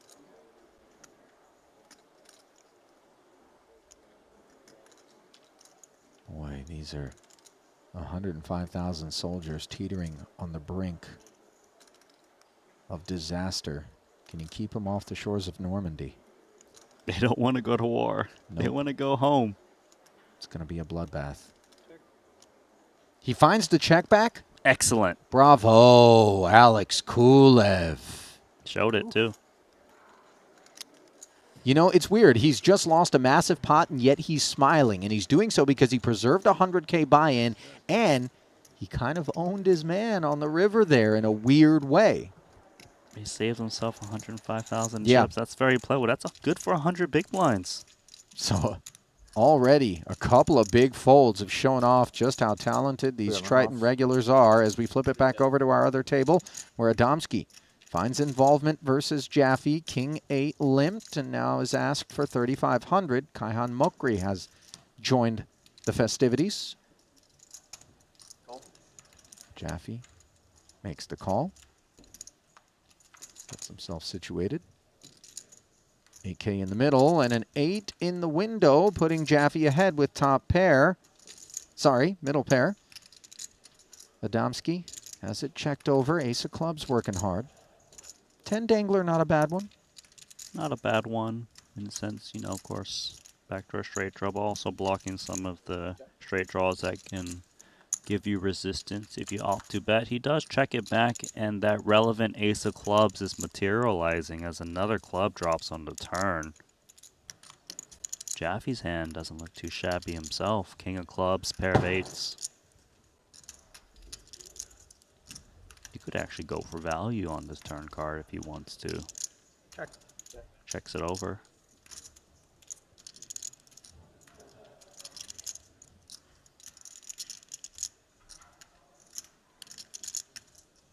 As played, Thomas doesn't really get better hands to fold, but he might want to deny some equity with his holding. 3,000. Maybe he can get a crying call out of a naked king of club type hand.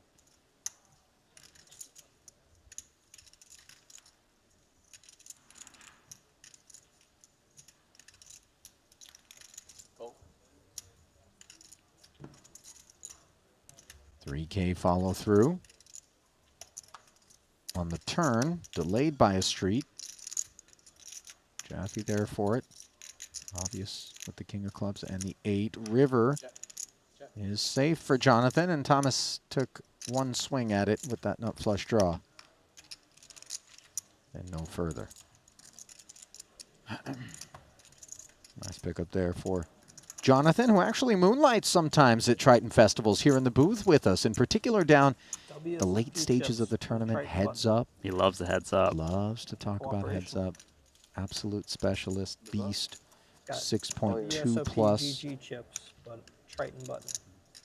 in career Triton earnings, 13 cashes, 1 title. Where do we get that title Amazon's at? gonna own it all soon.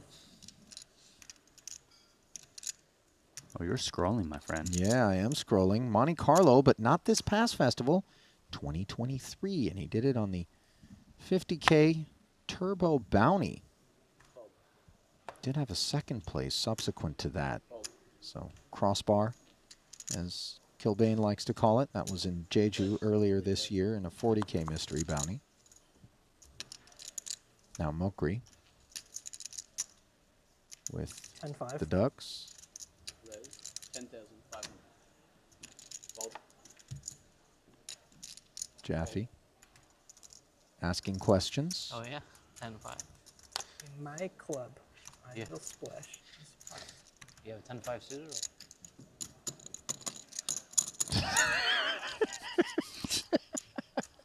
Whatever. Jesus. Whatever. No cash value. You really read that close. Whatever.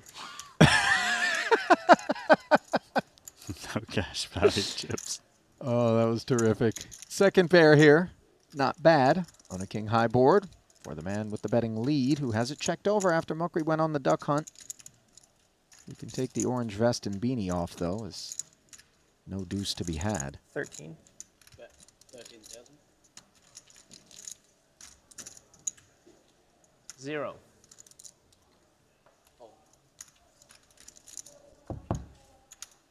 Did you fold a pair?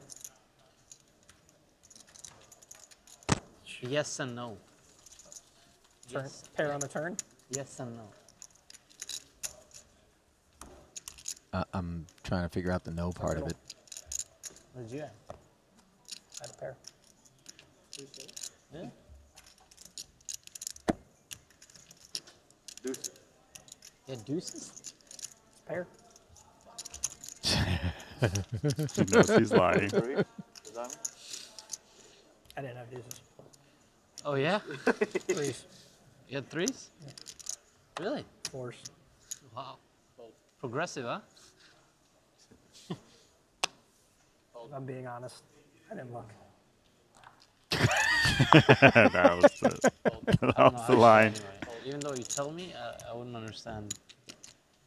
Jaffe trying to live rent free in Kaihan's head. What do you mean? These two guys are What so was lying? entertaining. And then I asked, what do you mean? And he's like, oh, no, nothing.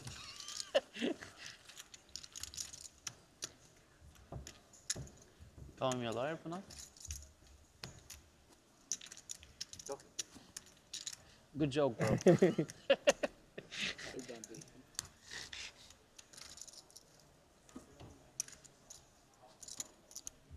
You know, I really wanted to go to Thailand, and then I met Punat.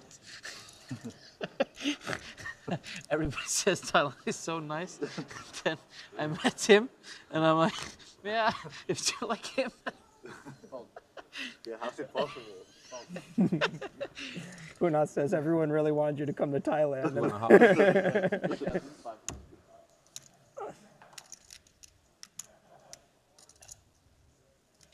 You just splashy tourist. Semi.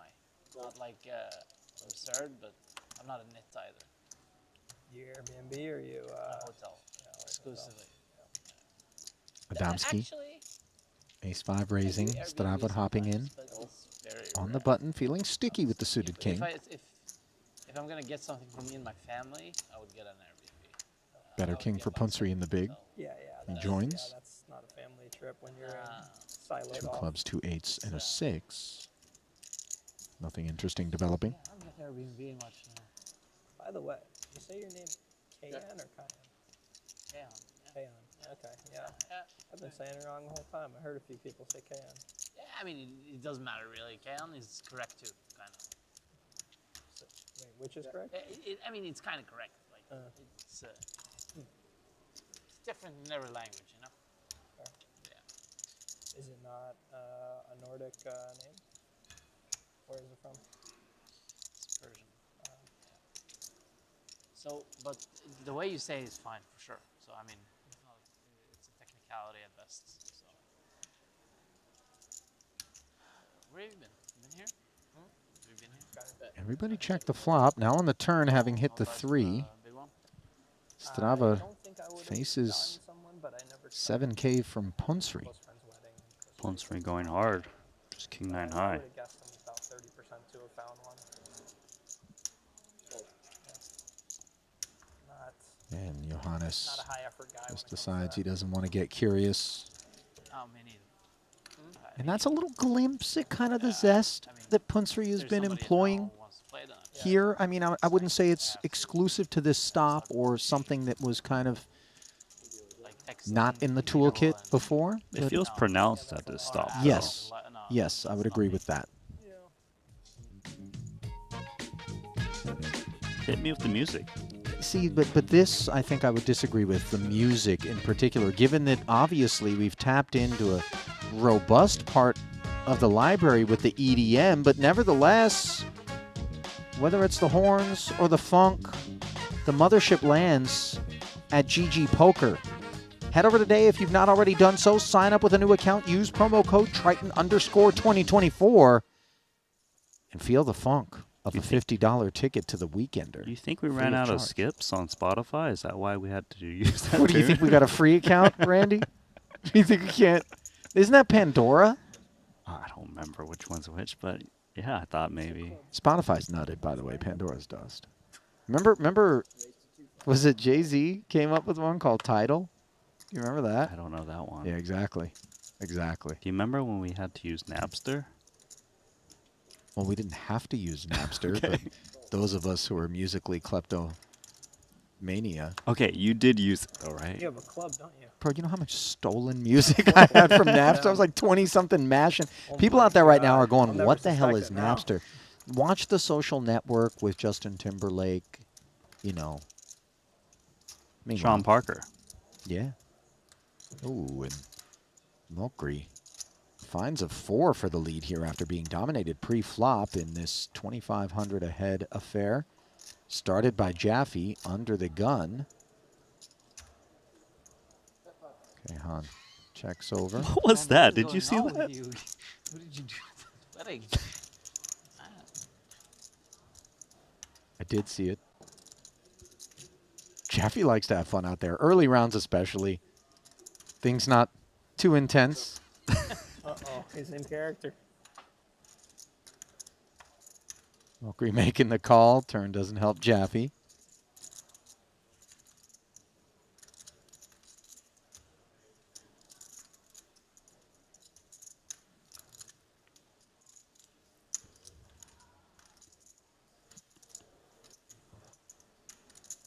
So, Mokri now taking the lead on the 6. Small lead. It's his type of card.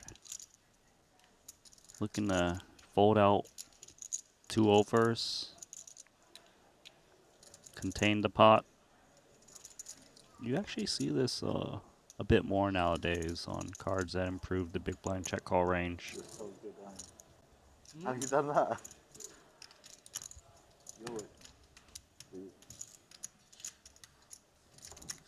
Jaffe out of there.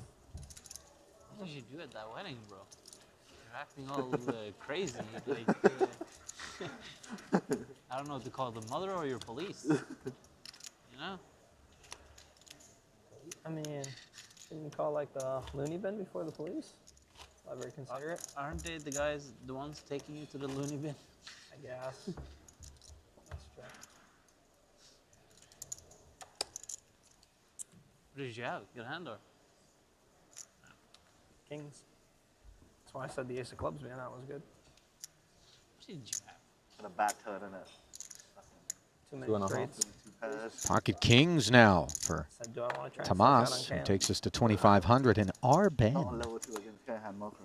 in the YouTube chat takes Shouldn't us try to suck out. further back Call the turn. into You the see 60K vault on the river. I don't want and that. brings up Kazaa. Because remember, Napster got shut down, and then there was LimeWire, like I brought up too. Anyway, I can Pocket only Tens call the here, turn if I can call the river.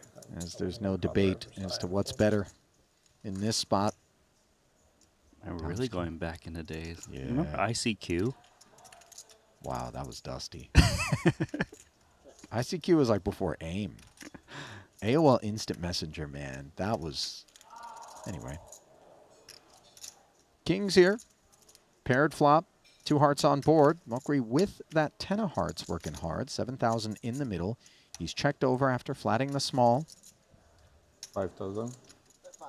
And as you pointed out earlier, Randy, this is Tomas's first ever Triton, Correct. which suggests that Mulcahy is going to have perhaps limited intel on what to expect out of that seat. Yeah, I would think so. Especially because Mulcahy is primarily a cash game player, and I assume that Adamski is more of a tournament player, so there shouldn't be that many data points online. Now, a double paired board after the check call of 5K. Mulcahy's 10s still play. Of course, a bad card for Adamski in case he's up against Queen X.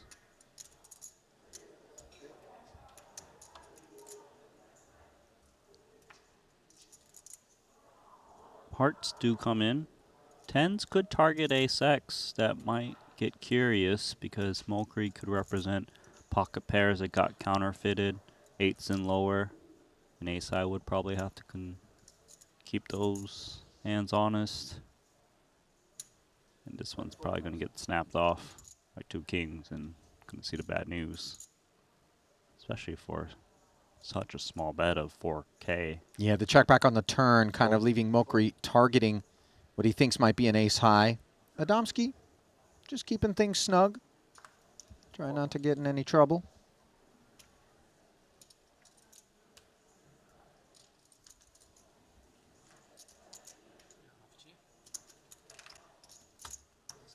You got a discount, yeah.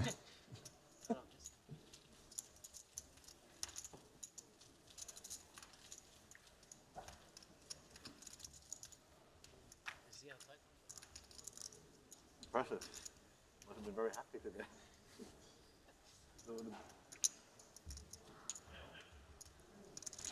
Looking at the overall leaderboard right now, Randy, there's some people that have done some real damage thus far. Namely, Orpin Kisachikoglu from the invitee side of the Invitational sits atop 524,000. Christoph Vogelsang not far behind with over $500,000 himself. Juan Pardo, who we've seen play excellent poker early on here, sitting in third. Straver sitting in first with number 1, aces. Ali, I looked at the Triton Poker Plus app and you told me Orpin's at the top, and I went to go check out his hand, and he eliminated Jans Arons, where they both had 7-5. They both flopped the straight. They got it in on a turn, but he free rolled the flush on the river card. Ouch. 250,000 chips gone, just like that. And 15,000 chips look like they're going to be gone for Jaffe as he 3-bets 10-8 suited. At a minimum. Now the king-queen suited had some sex appeal. That's been tarnished by Jaffe. So Adamski able to escape, colliding with the aces. By the way, Christoph Vogelsang in second. He showered Kristen Foxen, who I oversaw receiving an award from the Women's Poker Hall of Fame. Oh, did she? Earlier here at this festival. I believe she was inducted. if I'm not mistaken. Hopefully I'm not fake newsing that. This is real news. 42K with aces. Yeah, it is. Extra, extra. Read all about it. 42 dimes. And Jaffe, presumably done with things. Yeah, this would be quite a marginal defense. Lays it down, especially small blind versus UTG. Strauber shouldn't be messing around too often there. So carnage is being done. That's what you're telling me. That it is.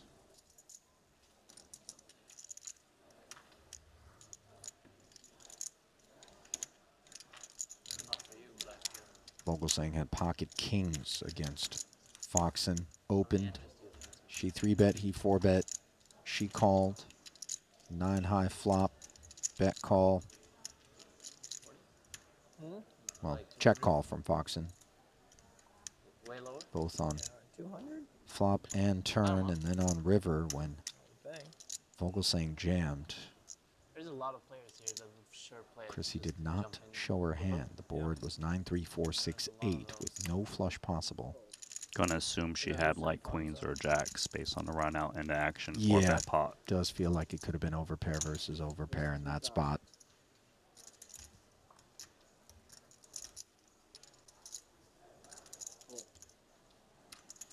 Good news though is registration is going to be open until the start of day 2. 10 levels of play here today. Valkyrie, bad news. He's pipped. Having made it 3K pre, Jaffe flatting the king-queen, but advantage Kehan here. Yeah, went from bad news to good news and back and vice versa. Here we Yep. go. Trip jacks. Also playing it passively, which is going to likely reward himself with a bet from Jaffe, who's got position, but he checks it back. Hearts arrive on the turn. No flush draws present. Because he doesn't have the heart in hand, he's got more reasons to just bet it himself. Maybe he would trap if he was holding King Jack off the King of Hearts.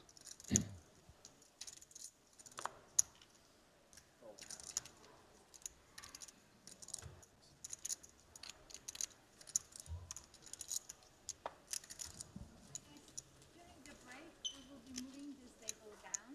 Okay, you don't need to worry about anything. We will move your chairs. Bet and take it on the turn there, as looks like we've got our next feature table. One of a few of them, Darren Elias, apparently there.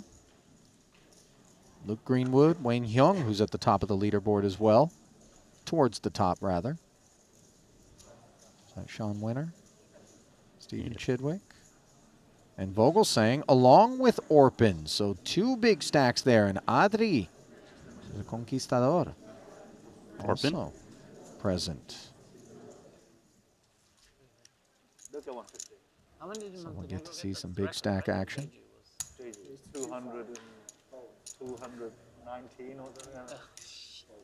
Actually, I want to know. That's insane, yeah. And that's the place where locals can't play. Huh? That is in a place where locals can't play. Even more impressive, right? What's that? In Jeju, the locals can't play. You 14. get 200 something. That's insane. Yeah, yeah. Normally, it's like, you need like some locals, right?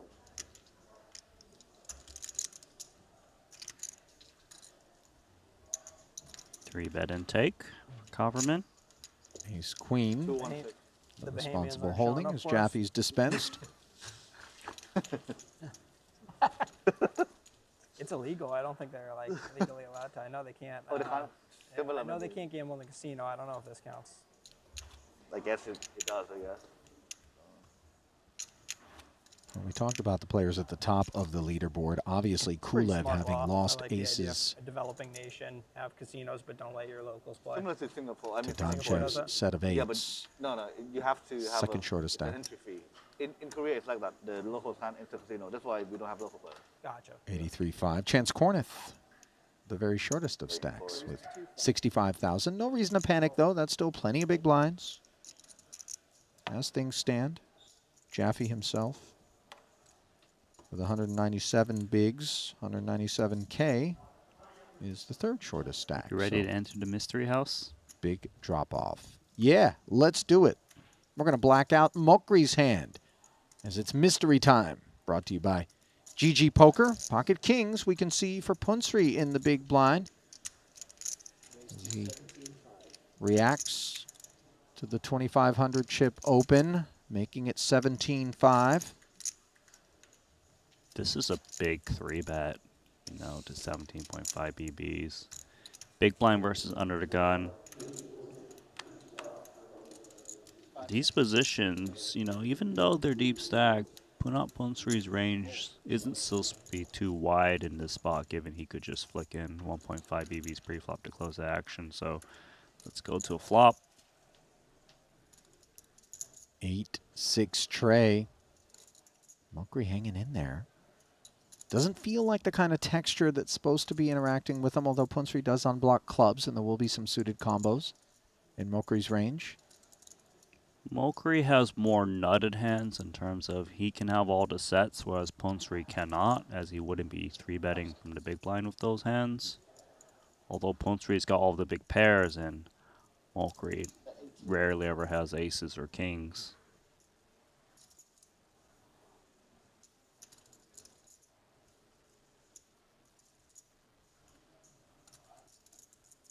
Clubs, of course, can be in both players' ranges, although I expect a little bit more in Mokri's range.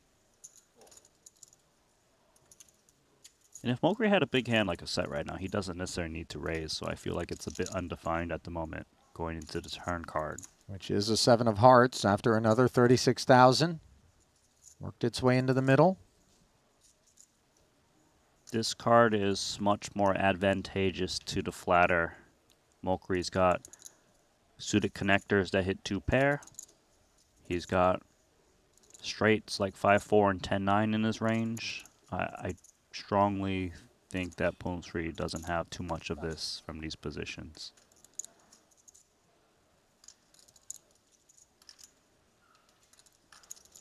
Punat following up. Is that a time bank? Contemplating sizing, Yeah. or maybe even checking. It's not his card.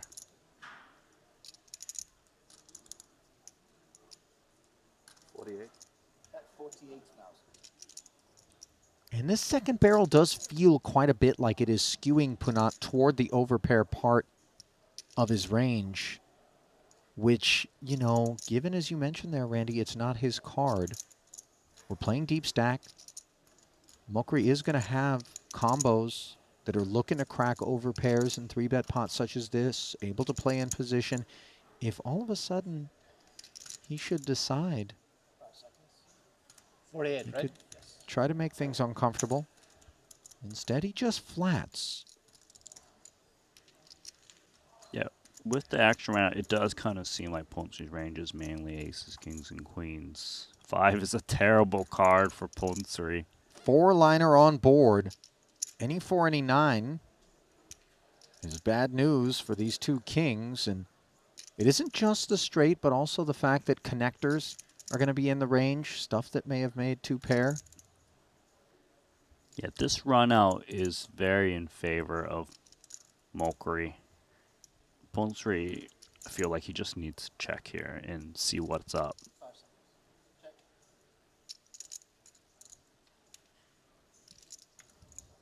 The problem for Punat right now is that if Mokri had a value hand, of course he's going to bet.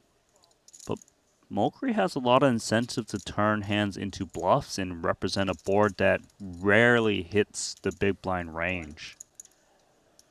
This doesn't surprise me that he's just ripping this one in, given how heavy of a nut advantage Mokri has over Punsri. This is brutal. Obviously, you understand why Punat doesn't want to barrel a third time here, especially given his hand begins to feel a touch face up as played. And he could have so much pressure applied with a bet in front of him. Instead, the pressure comes with no bet in front of him, but obviously an opportunity potentially to catch Kahan with his hand in the cookie jar. Busted clubs do feel like they could very much be a part of what's happening over there. Let us know, chat. What do you think Mokri's got here in this mystery hand? If Mokri's bluffing, he certainly has clubs most of the time. Maybe a little bit of pocket tens could bluff here if it's some kind of pair turning itself into a bluff. Mokri can go for value. He doesn't necessarily need a straight to go for value. He could even value jam a set or 2 pair just because Ponsri should not have a 4 or 9 in his range.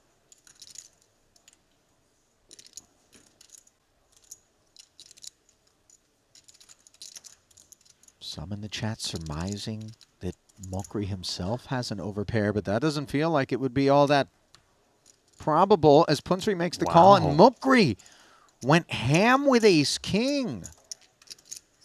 Just ace-king high. Wow. Calling turn and bluffing on the key card. Well, credit to Pranat Punsri who sniffed it out. You know, That's one heck of a call, Ali. 2 kings. Yeah, there were a few players, or chatters rather, that were suggesting ace-10 was maybe in there. Very similar in composition. Of course, the ace-king didn't have the straight draw, and yet it made that big call of 48,000 on the turn. And on the topic of big, that's exactly how you can describe Punsri's stack after that altercation. Quite the opposite for Mokri.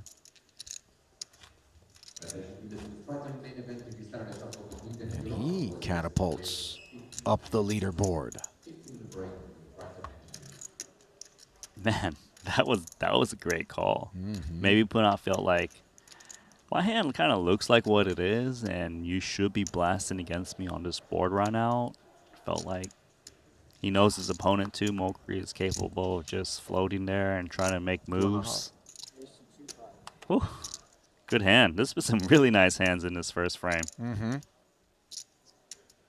You know, when the reg period is still open, and all of a sudden, instead of $500,000 bullets, they're 100K bullets. Oh, they feel small? Is that what you're trying to say? I don't know if they feel small, relatively speaking, obviously, but, you know, people do like to dance early when you know that the downside isn't elimination. Can hop right back in there. Meanwhile, that's exactly what Mokri is doing here from the big blind, defending versus sevens and ace-8 suited, the latter of which has turned into the nut flush draw. Mokri with the 4s. Checks it over to the pre-flop raiser Adamski. He too checks it.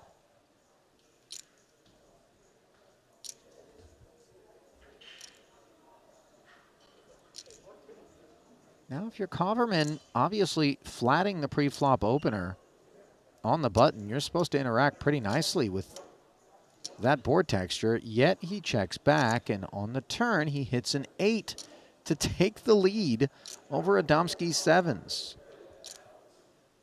Yeah, and the Coverman, if he happens to find a flush at some point, will be pretty disguised given the check back on the flop.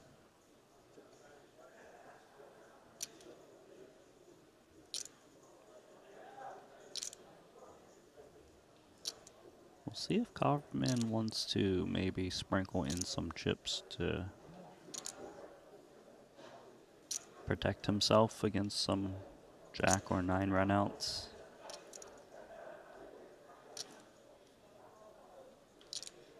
Usually he's got the best hand. Taking the free card. And finding the flush. Unfortunately, nobody has Jack X to maybe be a customer as a 4-liner develops.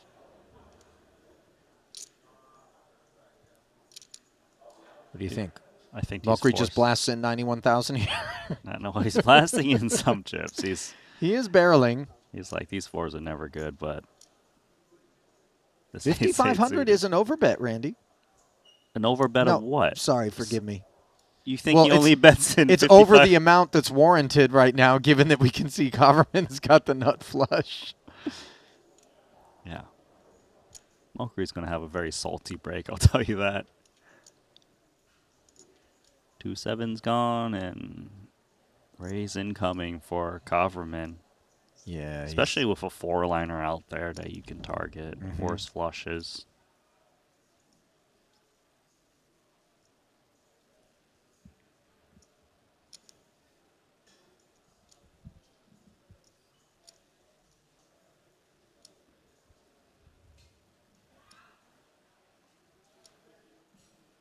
Whatever sizing you pick, Coverman.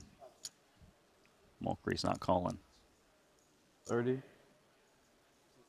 30, he announces.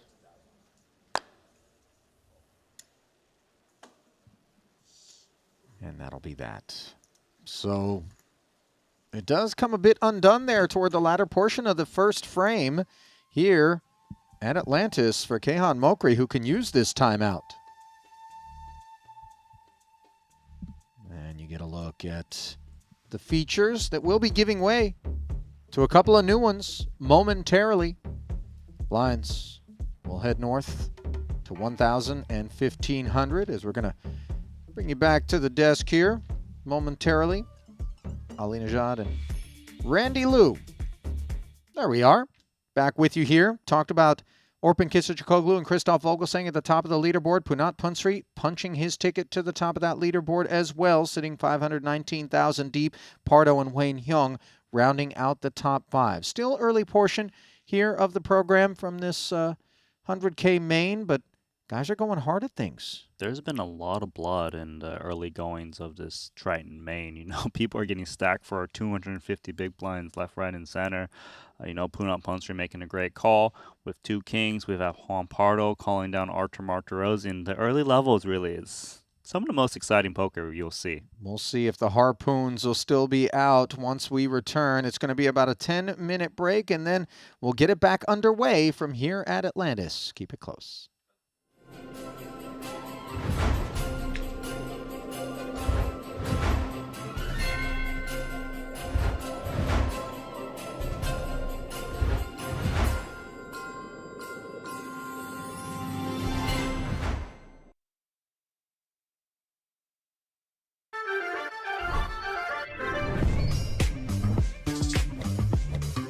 All in. Call.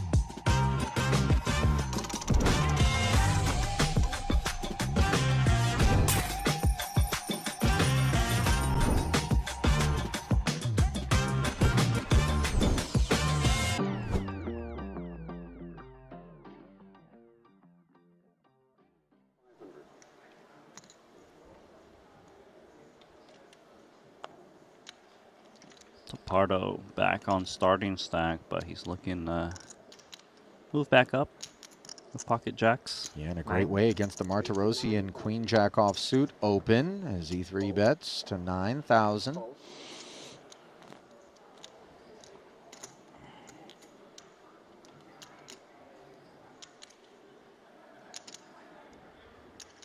Martirosyan contemplating the merits of Queen Jack off for an extra 6,500.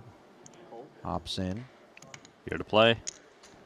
We are playing 250 big blinds deep, so you can get away with calling fans like this more so. Artur, by the way, very much on form as he picked up not 1 but 2 titles at our last festival, his first 2 ever on the Triton Super High Roller Series after working hard for quite some time. Now here he is with 2 overs and a gut shot, working hard against the over pair. Artur checking over with north of 20,000 in the middle. Pardo contemplates. Yeah, quite nice flop for Pardo.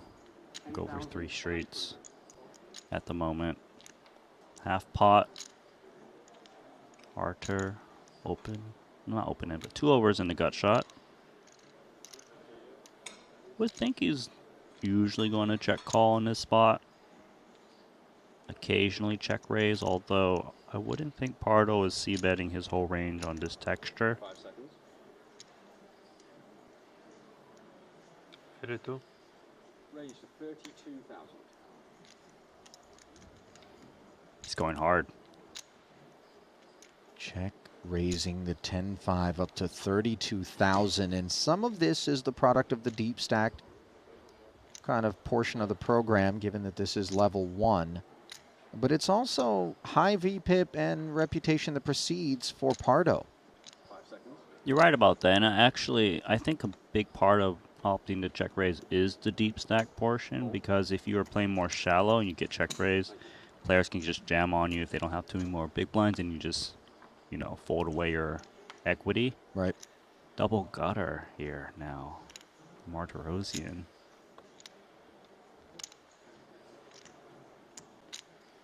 It would be very nice if Martirosian had a spade in hand. Yeah. He'd be very confident in multi-barreling. He would have more additional outs, although he might still bet here because the ace shouldn't hit Pardo too often unless it's like, well, it can't be ace X of spades given the run out ace of spades on board, right? So it's ace 10. Yeah, I don't mind this because imagine if Pardo has jacks, queens, and kings without a spade. They don't like this. And the ace highs aren't necessarily supposed to stick around in the face of a chunky check raise on the flop with 100% frequency. And so Martirosian now repping something that isn't fearful of that ace. And if it's not scared of an ace, how scared of 2 jacks is it supposed to be, is what Pardo's thinking to himself. He does have the jack of spades working, of course. You see the sizing, 28,000.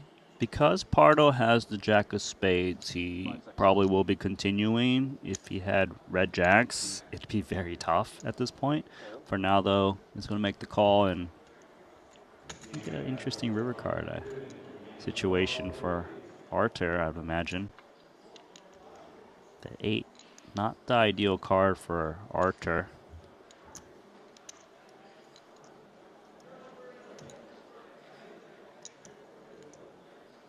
Board pairing.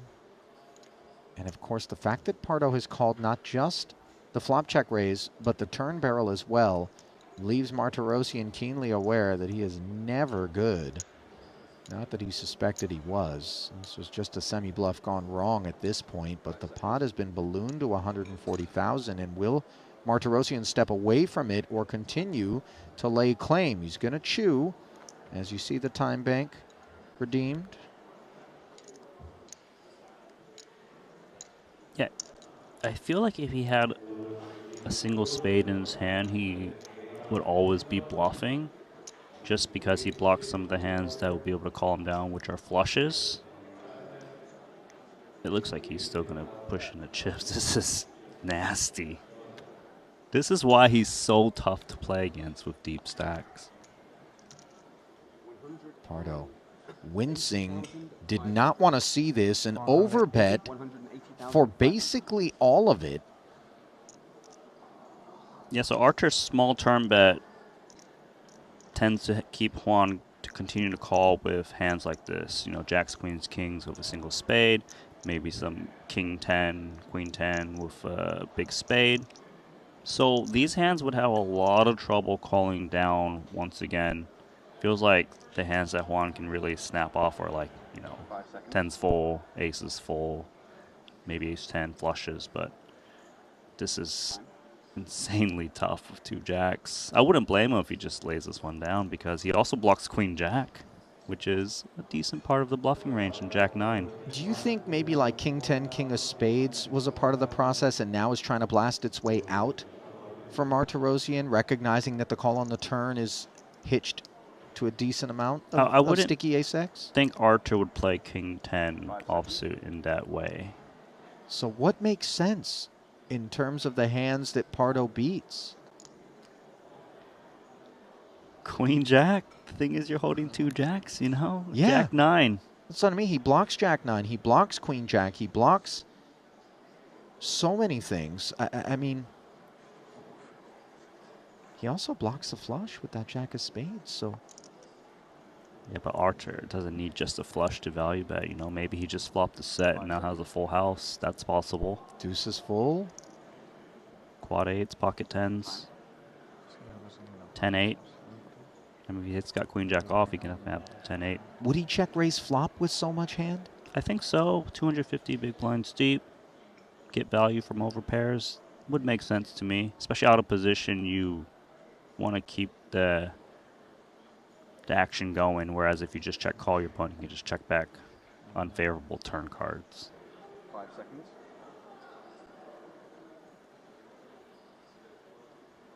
Time. Got to give credit to Pardo for thinking this long with jacks, because he is technically on the right hunch.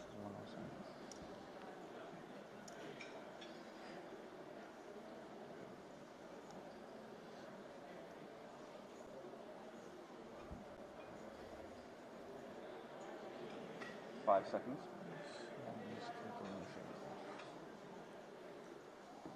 Oh my God, he just called. Pardo finds a massive boost to his stack, and he earns it as Martirosian is left with just 500 in chips. How on earth does the Spaniard do it?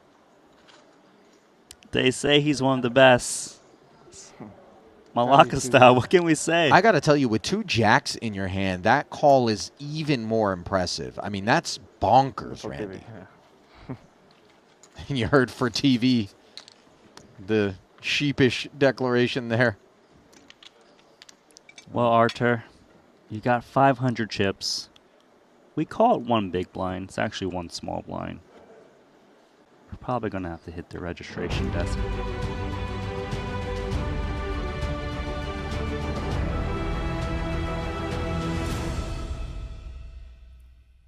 And welcome back to continuing day 1 coverage of the 100K main event from here at the Triton Super High Roller Series in Atlantis, Paradise Island in the Bahamas.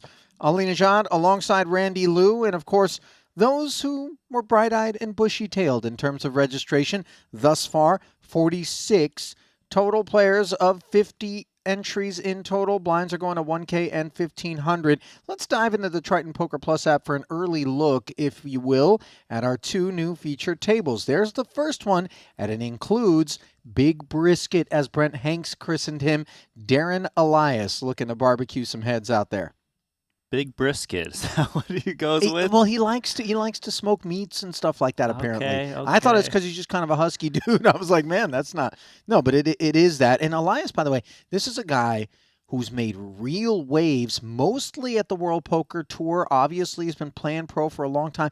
Doesn't bring a lot of attention to himself, just lets his play do the talking. He is to the direct right of Alex Foxen, so that'll be some interesting dynamics. Luke Greenwood there as well. Do want to take a quick peek as I zoom back out in for the red table, and that's where you find the 2 big stacks. Pardon me. Familiar faces at this table, right? We've got Winter, Vogelsang, Orpin, Mateos, Chidwick, very heavy Triton regs. We've seen Barack Wisbrod at Triton before. He's here primarily a cash game player playing his 100K main. I got to tell you, if there's a naughty and nice list this deep into December, you got to be on the naughty list to end up at this red table. That is not kind. Look at that lineup. I mean, Vladimir, what did you do? What did they do? Who's Vladimir, Randy? Sorry, Santa. Who's Santa? Claus. I said that last time too, didn't I? Gambledore, man. Yes, Give the chat their dap. They came up with the best nickname ever. Are you kidding me? But that is not the best table draw ever for Vogelsang, Kisachoglu, and company. Sean Winter there. I mean, really an absolute minefield. I think I'd rather walk from South to North Korea. Anyways. That's a really odd thing to say, Well, Ollie. no, because landmines, you know what I mean? Like, yeah, I mean, of course it's an odd thing to say, but how is that off-brand? That's just me. On brand for you, not so much for me. Please don't drag me down. I make you look good, Randy. You call me a degenerate every single day at the pits, playing, I don't know, Baccarat, Ultimate Texas Hold'em, Blackjack, what? Gosh, man. You really Actually, ruined my image. You know who we need to worry about this trip. I got it. This is who we need to worry about this trip, guys. Can we get a shot of that? Yep. Henry. Oh, Henry. He's been out there in the Baccarat and the Ultimate Streets guy. He might be out there right now before his shift. I wouldn't doubt it, trying to get a few in. But the good news is we're going to be able to sign things off to his room. We'll put that room number, by the way, into the group chat before it's all done, so you too can sign things off to Henry if you happen to be here at Atlantis. Let's get back down to business as we're moments away from sending it into the arena for continuing action. There it is. Walking around. Spotify's working. Is going on? Yeah, it is.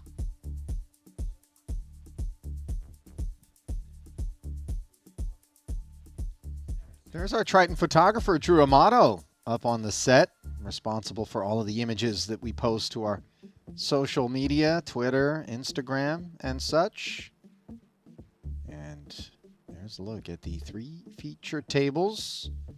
Wayne Hyung presiding over the blue table there. You see the margin, 135,000 between he and Darren Elias.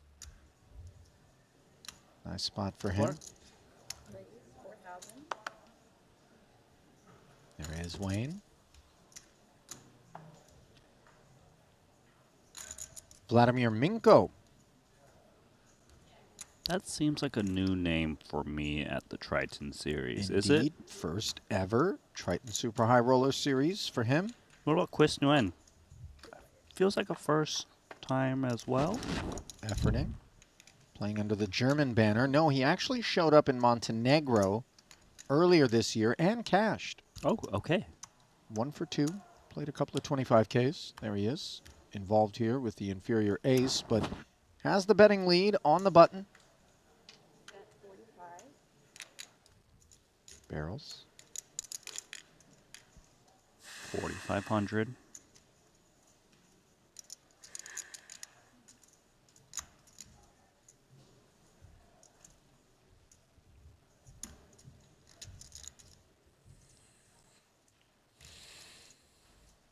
Minko gonna make the correct call here on the flop.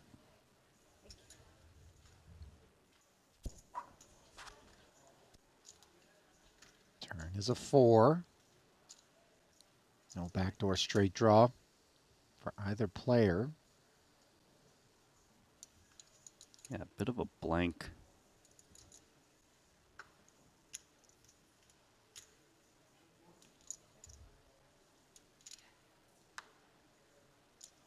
So with this run out on the board pairing Jack, feels like ace 10 and ace 8 high have enough showdown value that doesn't necessarily need to warrant a bet. Pretty clean run out.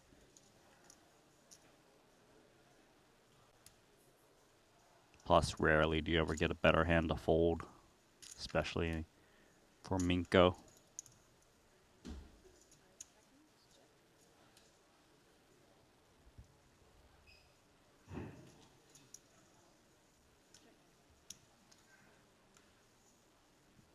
So round of checks. Yep.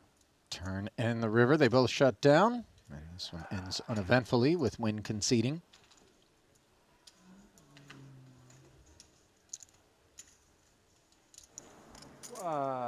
What's the pot is with you.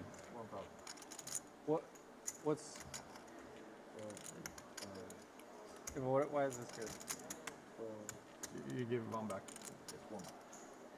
Flipping it back over to the other table. Lord Vogel involved here with King 7 of clubs. The pre-flop raiser picked up Kisichikoglu, and Winter, who's got superior clubs. 14-5, right? Orpin with the nickels. Wait, is that too much? That's too much. 12? Orpin. Jesus, man. How bad is that hand? You need the extra in the pot? How'd you get 2 back?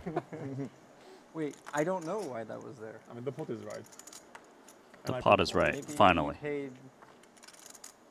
Ace Jack 10, and the flop is right if you're Sean Winter, who has the lead with top pair. Christoph, backdoor clubs, which are no good, of course, and the Broadway Gutty. Unclear if he has follow through on his mind. I would think not.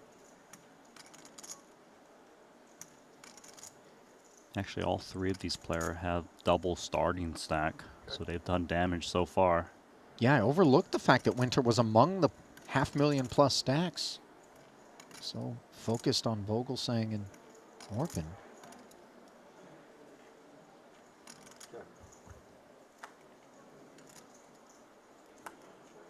A round of checks, and how on earth do we find that card in the deck?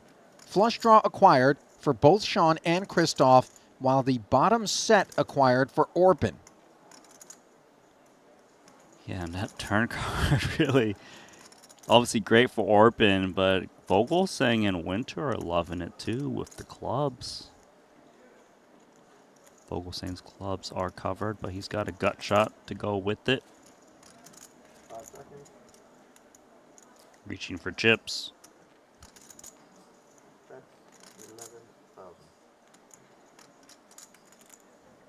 And Orpin's at says success coming soon. Yeah, so it I guess does. it was a turn card.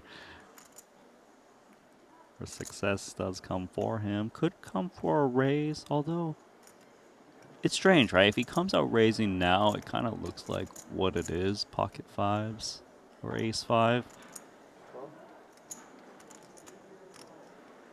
Trying to downplay his hand, hoping his opponents just come along, drawing, hopefully dead. We can see they're both very live, called in 2 spots. So another 33,000 into the middle as Vogelsang spoke up, and he finds a queen on the end to make Broadway. The club would have been no good. There's no pair that would have rescued him versus the set. And somehow the rabbit is pulled out of the hat. Or from under the hoodie, as it were.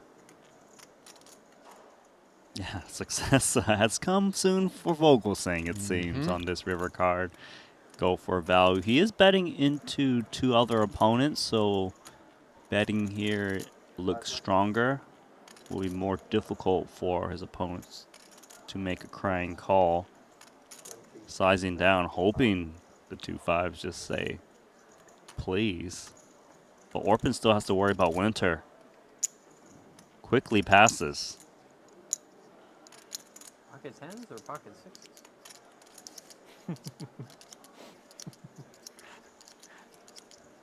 You might have fucking 5, 6 of spades. I don't think that's what he has. Why so small? 5 seconds. 27. Classified as small by Sean. Half the pot. I'm not sure those feelings are shared. Yeah. Yeah, you're just milking us all over, huh? Pocket 10s.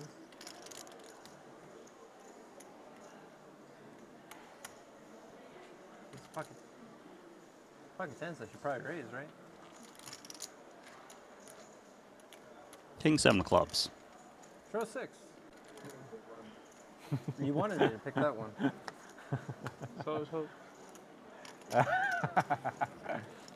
Well, the king does get revealed. Sean can rest easier than perhaps he would have otherwise, although I don't think he was going to lose any sleep over the fold with an ace on that particular board. He even knows which card to pick. How good is he? How good is he? You made it so obvious. You shoved the other one that way, like pick that one. I didn't know it. That's like having someone pick a hand. I fold the set. What did you fold? I fold the set. You had Queen Jack? What did you have? Yeah. 2 pair. I had him dead on the turn. What does that mean?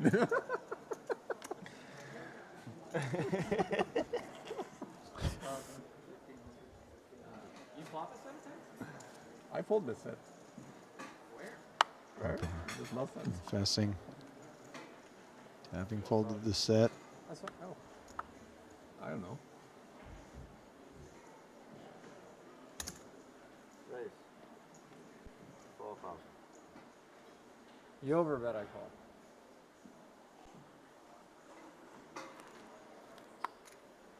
Raise. 13. I'm just kidding. All right, Winter. 4K becoming 13,000 as Orpin's Queen Jack open. Gets leaned on by Mateos, no further interest. Is that my fault?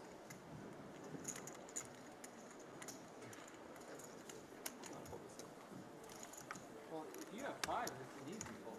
It's too warm on my right cheek. Not on the turn. Cheek was On cold the river, on it the got turn. really warm on this side. Time to leave.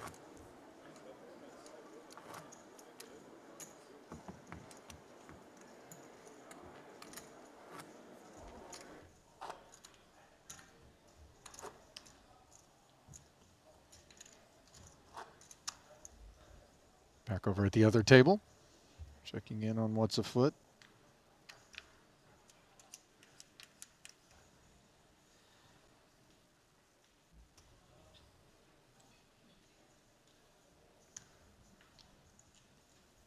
Elias and Foxen in the blinds.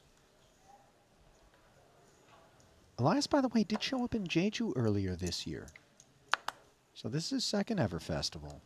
Oversight on our part, 20K 8 max. He cashed 35th for 31,000. I believe he didn't really get much going over there. So hopefully it was a rough Paradise is stop. nicer.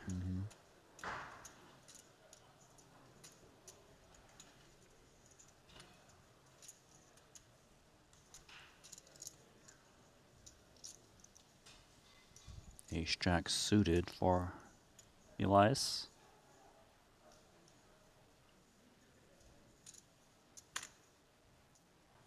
Big stack of Wayne Hyung flexing to 4,000. And Elias doing a little flexing of his own as he sticks the third scoop in there, 18,000.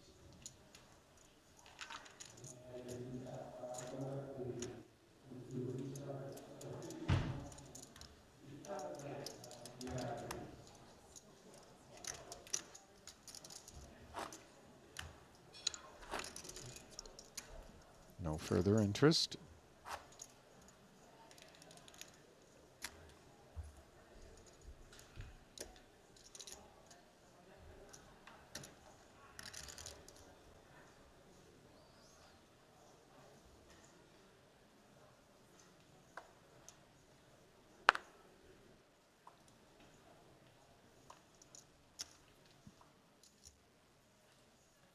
Ace 4 offsuit in the bin for Minko. Back over to Elias. He's out as well. Foxen's gonna definitely continue with Ace 5 offsuit.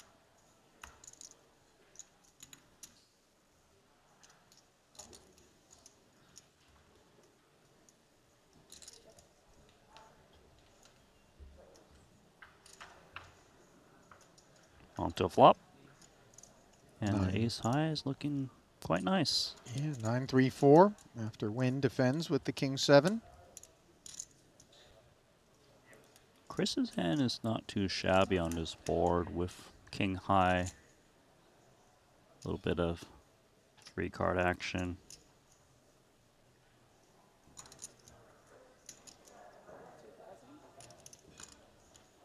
Noodles in the chat, by the way, has stepped in, Nano, Okay. to advise that Chris Wynn is one of the best 6-max cash players in the world at the moment. Probably in the top 20, he claims. Yeah, actually I am. Familiar? Yeah, I'm familiar with the name Chris Wynn. He's right. Basically one of those guys that is willing to battle against other great cash game players and go for it, you know? I guess it's better than being named Chris Lose. What about Randy Lou? Ace high still good. Is just 2K ahead, brought us to the turn, which was checked. Both camps.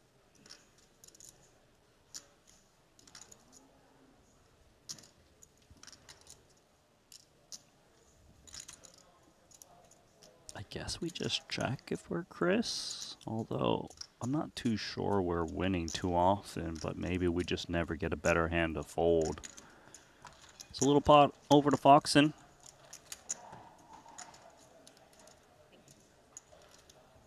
Alex will take it. Nothing to write home about, but something better than nothing. 1.5. Ah, sorry, this way I took it.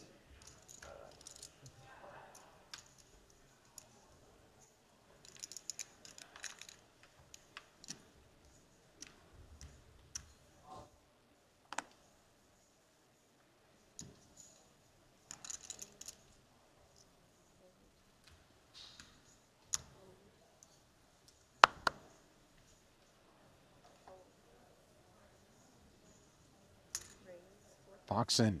King, queen on the button.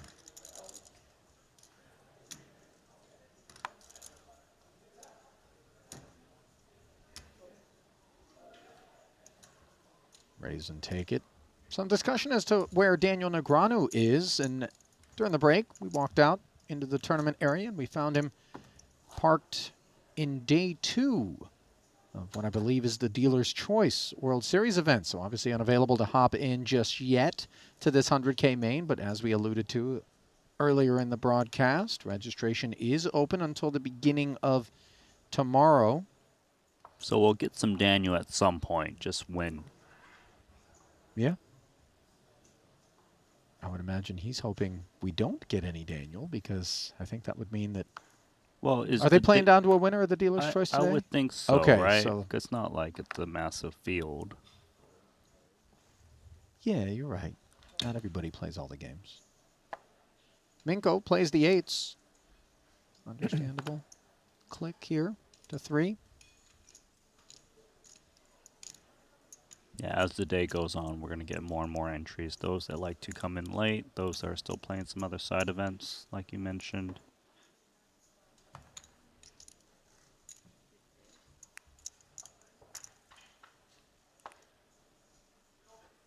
Young defends with an 8 in hand. King as well, neither of which attach themselves to the Queen 7-6 board.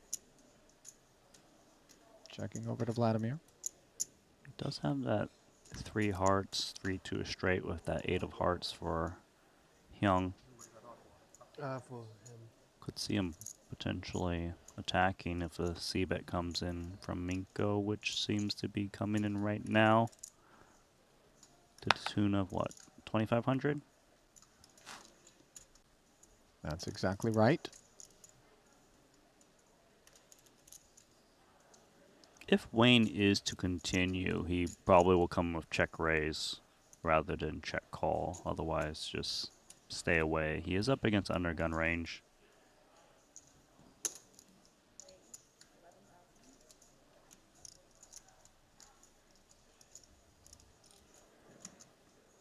This is what's tough about playing against these high rollers is they're not going to let you just C-bet relentlessly and hope they just play very straightforward. They're going to attack you. Now you're in a very tough spot with 2 8s, 1 overcard.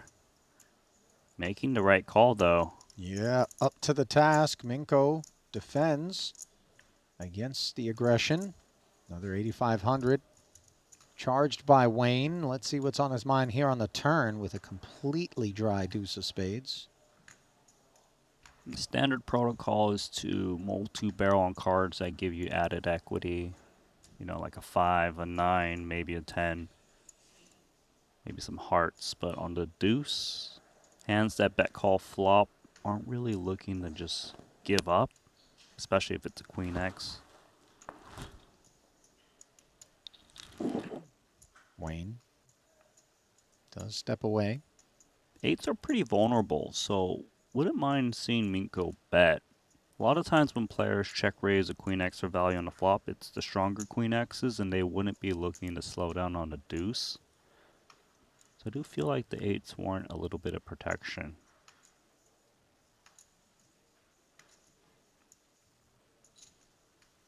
$8,000.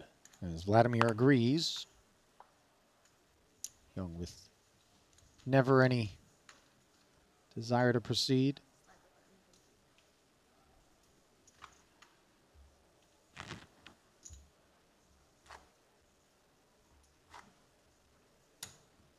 So cold, man. I'm gonna wear long pants tomorrow, I think. Everybody's wearing long, you're not. Credit to Minko for tackling Glad I brought some The sweaters aggression. or something, man. It's cold? It's so cold. You don't think so? No, I'm like sweating somehow. I run really hot though.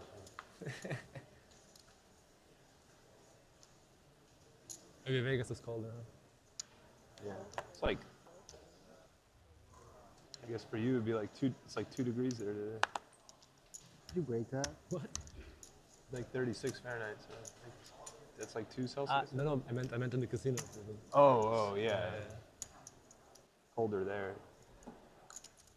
The feature tables are always warmer too.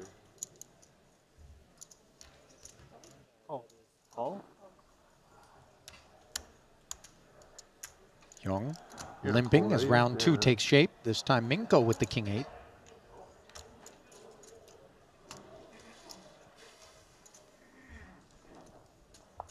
A lot of small pots as of late at this table. Yeah, feels a little cagier than some of the others we paid a visit to.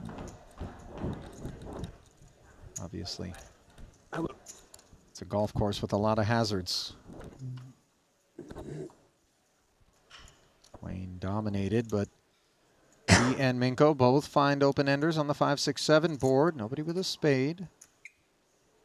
Similar hand composition. Kicker, of course, nicer for Minko.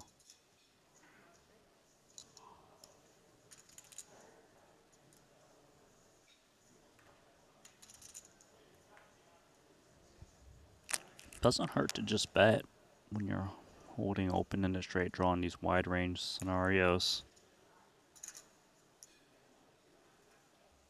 Taking passive line. Board pairs on the turn. Perhaps both the king and queen high with the 8 doesn't necessarily need to bet on the board pairing turn, given that it still has showdown value, given wide ranges pre-flop.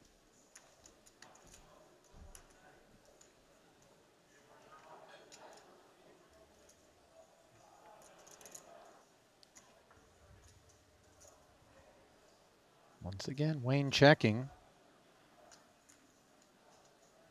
Yeah, you can still just beat so much random hands like Jack 4, Jack 3, you know, 10 deuce. There's just so many hands that wouldn't normally be involved in a blind versus blind confrontation. He's going to bet a little bit. Not a little bit, actually. It's a lot of it because he's gone over bet. 5,500 into 4,500. As Vladimir comes with the delayed barrel. Granted, this one was not raised pre, just blind versus blind limped. The way Minko is betting in terms of value, he's repping a 6. Queen high is still going to beat random worse 8x's or 9x's or 4x's that might stab. They both make a straight, so great news for Wayne Hyung. Does come in spade form, just for a little bit of peskiness.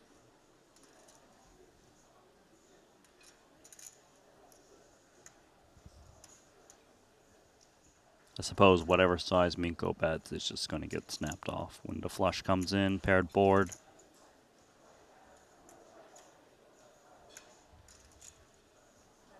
Minko shouldn't be worried about spades and can still value bet, and full houses seem unlikely given the action on flop and turn from Wayne. 12K, and let's drop it up. Yep. Content to check and call. Obviously, a little bit of induction could be part of the process on occasion as well. But he'll go sharesies. No profit. So I guess Wayne makes a little bit because the big blind ante is posted by Minko, so he actually loses half a blind. It's the little things, isn't it?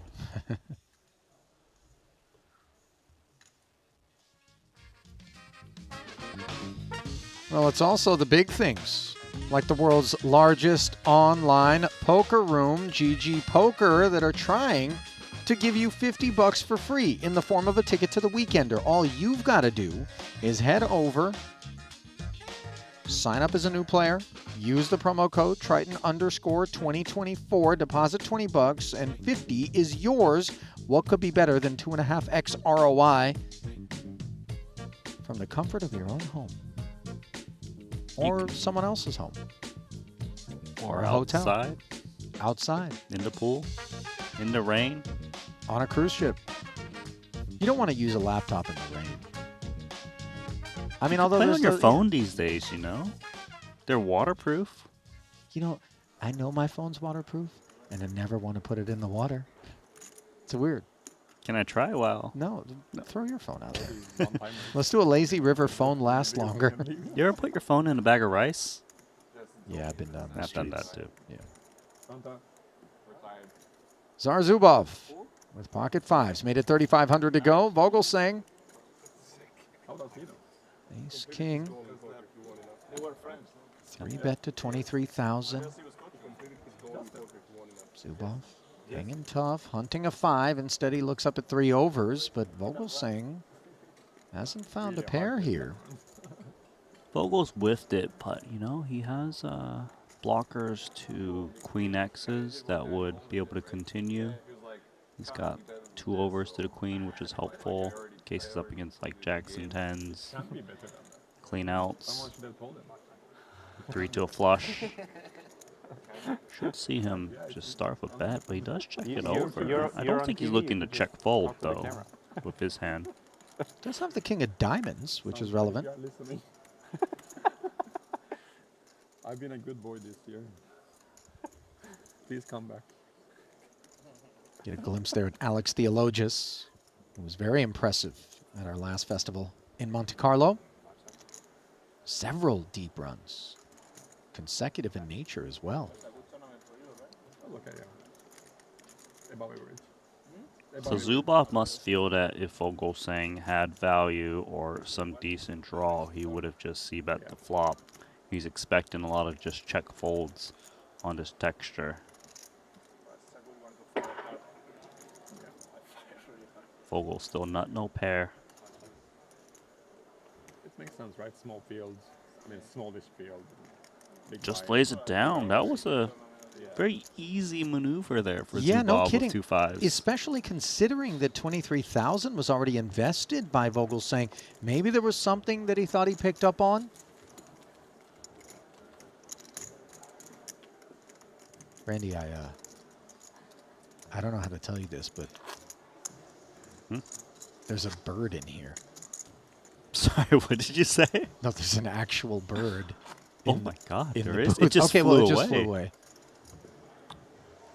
You know, we've gone through a lot together, pal, but I don't remember there being any birds.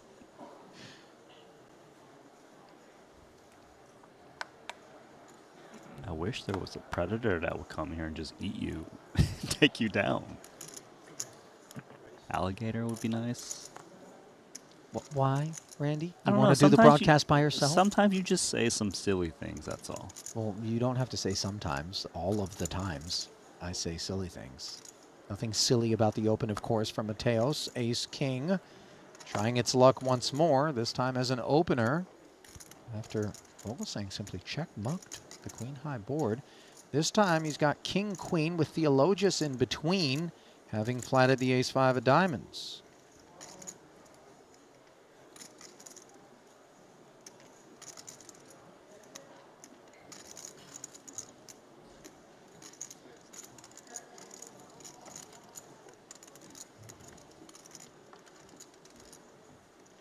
Could be going 4 ways here. Suited 10 for Orp and the big to close things out. 2K more. No interest. The 3 ways will go. Not too often. You decline the invitation when the price is juicy. Orpin does just that. Flop comes king, jack 5. Top pair for both Vogelsang and Mateos. Obviously, Christoph has issues as he checks it over to El Conquistador, who bets 4,000. Theologus with just bottom pair. Bottom pair with no backdoor straight draw. A wheel draw, I mean, or flush draw.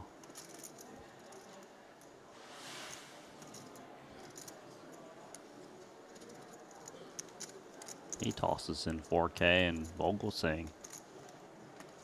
Still top pair. He is out-pipped, but usually King-Queen is best.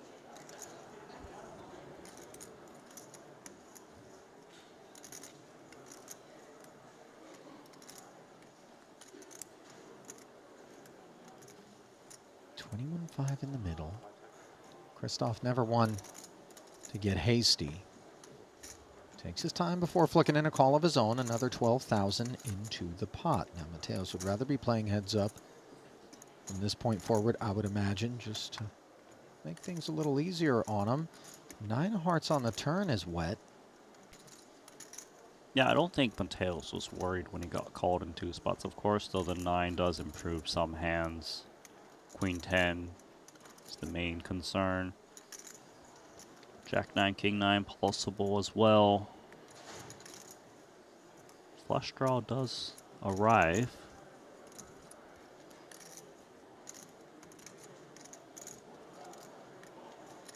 Looking for more clarity. And he's going to use 16,000 to sharpen the image.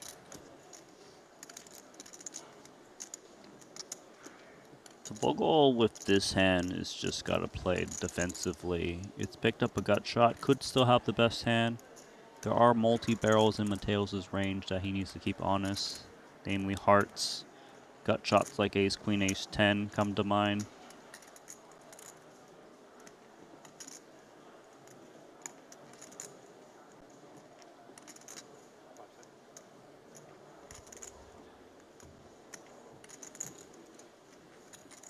So with Theologus out of the way, Vogelsang does call once more, taking the passive line. And his king-queen does not find help on a river, which is the 8 of spades.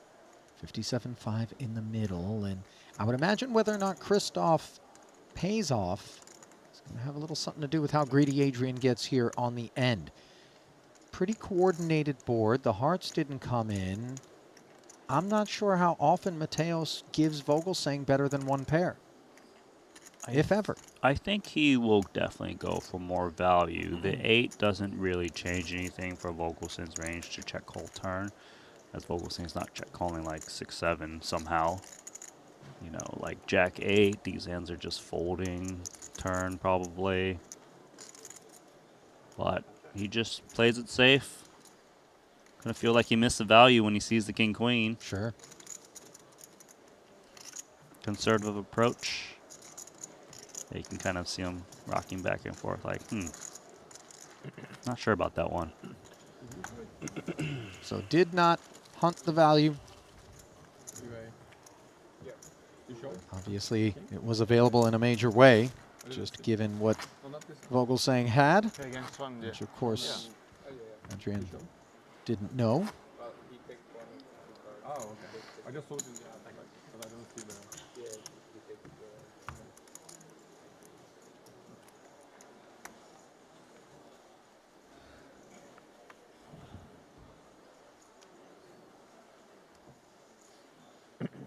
We fight on with Alex under the gun. Touched on that remarkable Monte Carlo effort that he turned in. Looking back in the Triton Poker Plus app, his first 4 events, he went 3rd, 9th, 9th, and 10th in a 25, 40, 50, and 100K. And then he capped it off with a 2nd place in a 60K turbo. So a very profitable trip for the Greek.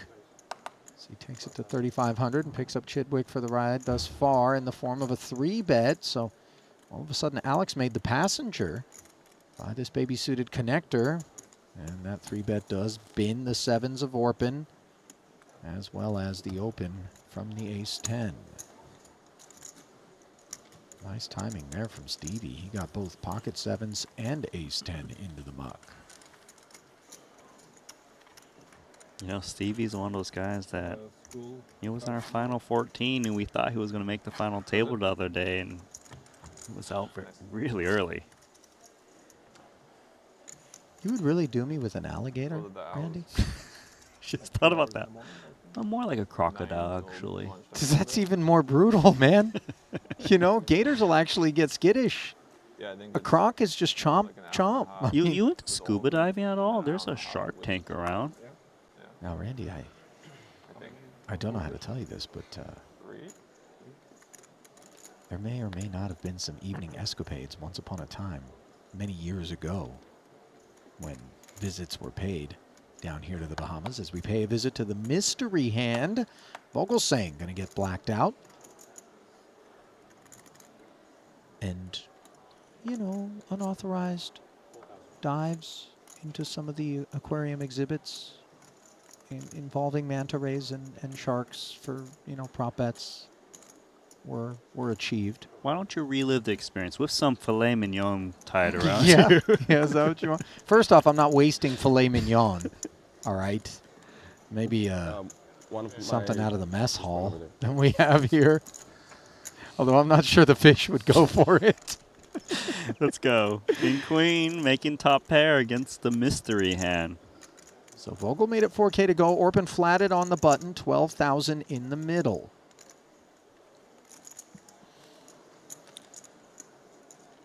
We have been seeing a lot of out of position checks from the pre-flop raiser. Let's see if Vogel wants to do so in this spot. Seems like he does. I mean, top pair king kicker. This is a pretty dry board. This is quite nice to go for value for Orpin. One would think. And remember, he had a front row seat to Christoph 3-betting and then check folding on the flop versus Zubov. Maybe he feels like there's a lot of honest poker going on to his right. So the check from Christoph draws quarter pot from Orpin.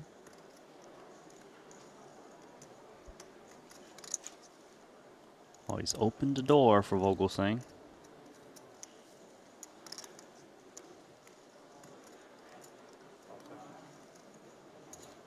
And you're going to be very happy to see this if you're Orpin. Just check call from your opponent. Now we can safely value bet turn in lots of river cards, especially the 6 is very safe. The only hand that really improves that you lose to is pocket 6s.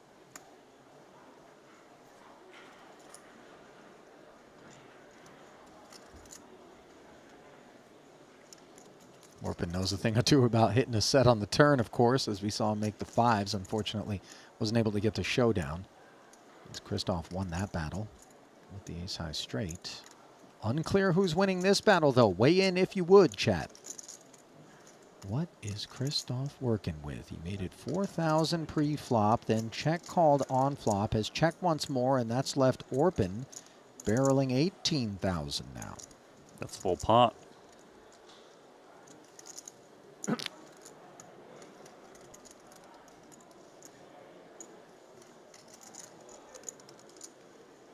mean, I think rarely do we see Vogelsang check raise the turn as played, especially against pot size bet. But if he does come out raising, man, his hand is usually pretty strong.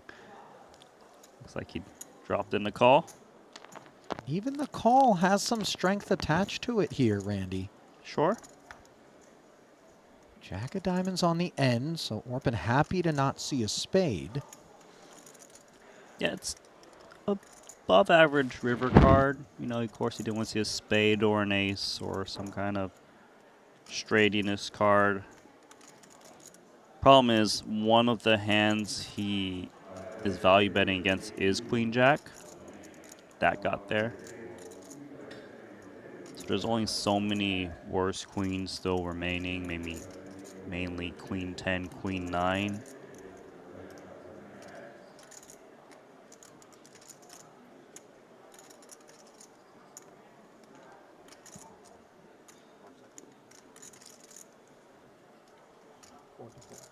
Orpin's not done. Yeah. Thinks he's got the best hand, 44K. Can't blame him, and this is the largest bet thus far. Christoph getting his bearings. 44,000 official. Quick call. Yeah. Oh, wow. Aces. I don't think we expected that. And the look on Orpin's face suggests he didn't either, as Vogelsang took a very peculiar line with ace-ace, Randy. Yeah, passive and let his opponent do the betting for him. And if your opponent's going to value bet for you when it got a pair, and then maybe you can pick up some bluffs from your opponent, certainly check calling seems like a fine proposition. Gotta tell you, I hate being on the receiving end of those. Where you value own yourself? Yeah. Yeah. But, I mean, I don't think I find fault at all with any of what Orpin did there. I mean, who wouldn't think the king-queen is good as played? Of course. You know, I mean, Vogelsang just took a check call line on 3 streets. You would think that he's usually not beating king-queen. Yeah, you absolutely would.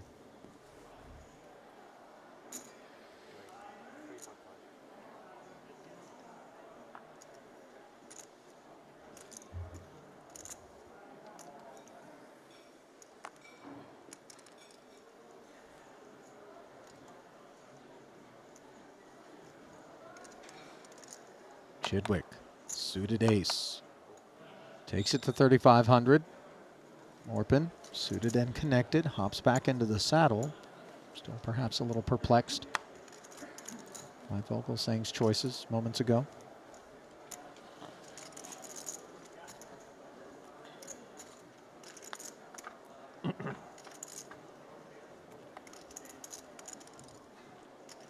Queen 10-5 board, gut shot for Orpin.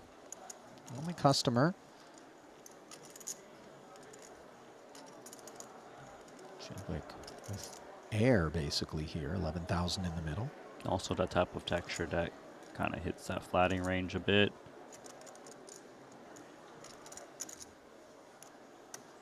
Gut shot acquired for Orpin. Could maybe stab here to attack weak ace highs, pocket pairs that lower than the 10. Usually those hands aren't looking to check call bet. Taking the free card. And that card pairs the board.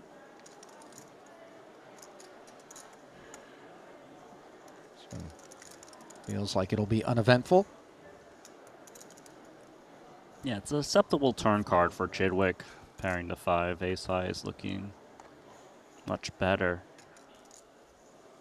Wonder if Orpin will take a shot at it though. Must realize that 9 high rarely wins if you just check it down. I like how you shot your shot for the private game invite on Sunday. Yeah.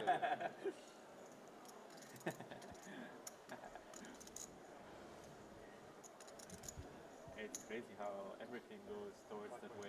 Yeah. Like, it's live, I There we guess, go. but online it's 5,500. I agree. I agree. Deployed by Orpin after How did the Chidwick. flight go? Did you bag? Slowed You down. better have yeah. bagged after this. Yeah, I lost big Claws flip, back but a few back, like, biscuits. average. Yeah, decent. What about you? Are you asking me if I bagged after you busted me, or? I didn't remember that I busted you. I'm sorry. Wow. Okay. Nice. Thanks. Thanks, mate.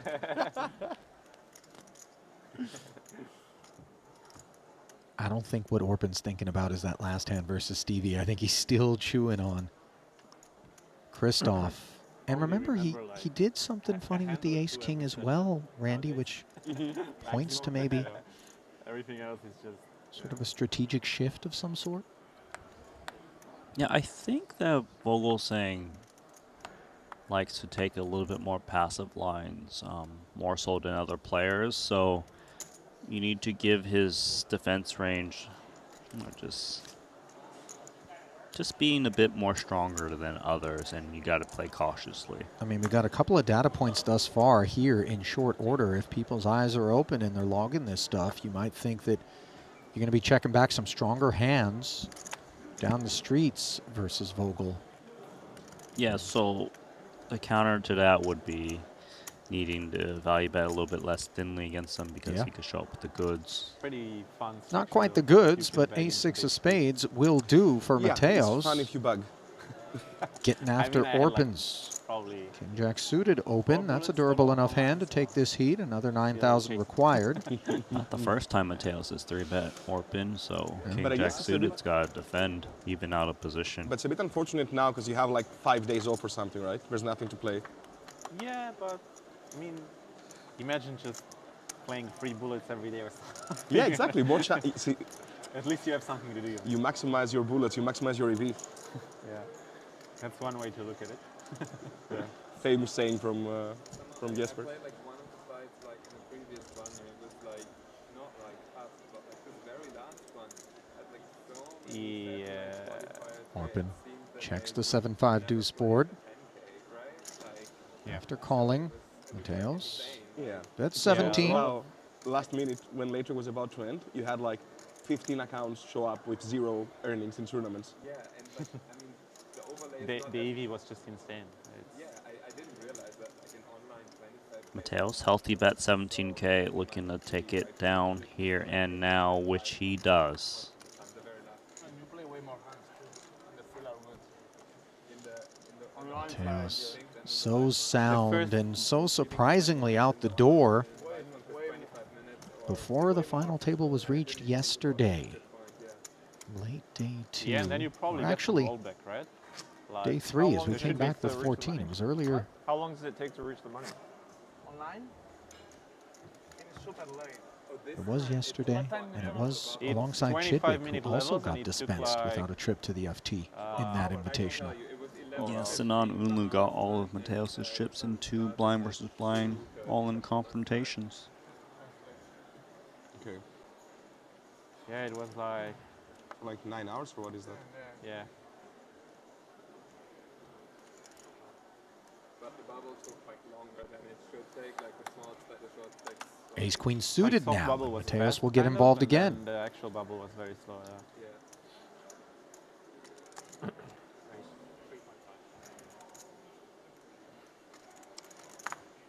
I don't know. Do you play that? I don't know if you play that many more hands because you make it to day 3, right? So it's 2 days of live play. Packed into one online. I don't know. Seems a little bit more, no big difference. Zubov flats the 9 hard hours 8. of online, you play like Split them, all right? 500 You're a sick pup. Where's Henry at? I mean, it depends on what hand the card the dealer's showing. I mean, Split against the 10. Maximum see what I mean, Randy, optimistic. I'm going to start signing stuff to your room if you're blasting yeah, like that, 60, man. 70, yeah. So like 500 to 600 hands, and then Chidwick comes 25 along, is defending his fast. big blind and I flopping imagine this second one's gonna pair be here, 20. more than we can say for the opposition. Has the lead on a 10 high board. yeah. Checking over to Mateos. Yeah, We'll so await let's say his like sentiments. 22 on average, ish. Should be like 20% more hands on the online slide, I guess. Something along those lines. But I do agree, the first slide I also played. I think that's the one you back. 5. It was like pretty close. 3.5. Yeah, it's like And then the last one was. I didn't play the very first one. I think I played the second. Yeah, maybe. one Chidwick's got a pair a month ago. against a small bet from the big blind. That was like fine, but not like super. Gonna be in there. Yeah, yeah. I'm more so curious if Mateos will come along after with a lot of backdoor potential, 2 overcards to the 10. Well, we're about to find out as the 2 checks in front of Zubov. Brought forward the 3,500, which Stevie does call. For Mateos, there's a lot of equity he could pick up with these 2 overs on the turn. The Broadway draws, the flush draws, and of course just the raw power of an ace or a queen. Some of them will come in spade form, which could be pesky. Nevertheless, understandably makes the call. Pot grows to 23-5 and will head to a turn, which does not provide equity to Mateos, but is safe for Chidwick. Unclear that that's the case. He will check out of position against 2 players. Well, there's definitely a lot of concerns for Zubov once he gets called in 2 spots on this board texture. 4s are probably never good. can't really expect a 10 or 7 to fold, so he checks it, and the ace comes in from Mateos. Yes, it does. Zubov understandably not barreling once more on the turn after being called in not one but 2 spots, and so his check back brought this card for free, and Mateos has got the check mark.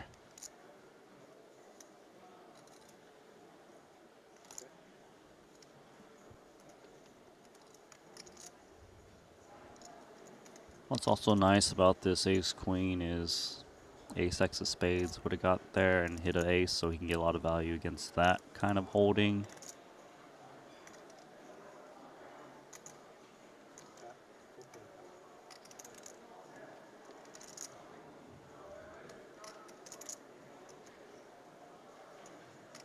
I think it's safe to say that Mateos is not betting a 10x in this spot 3 ways.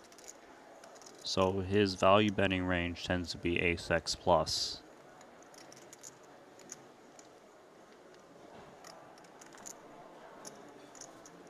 Quick fold from Chidwick. 15,000.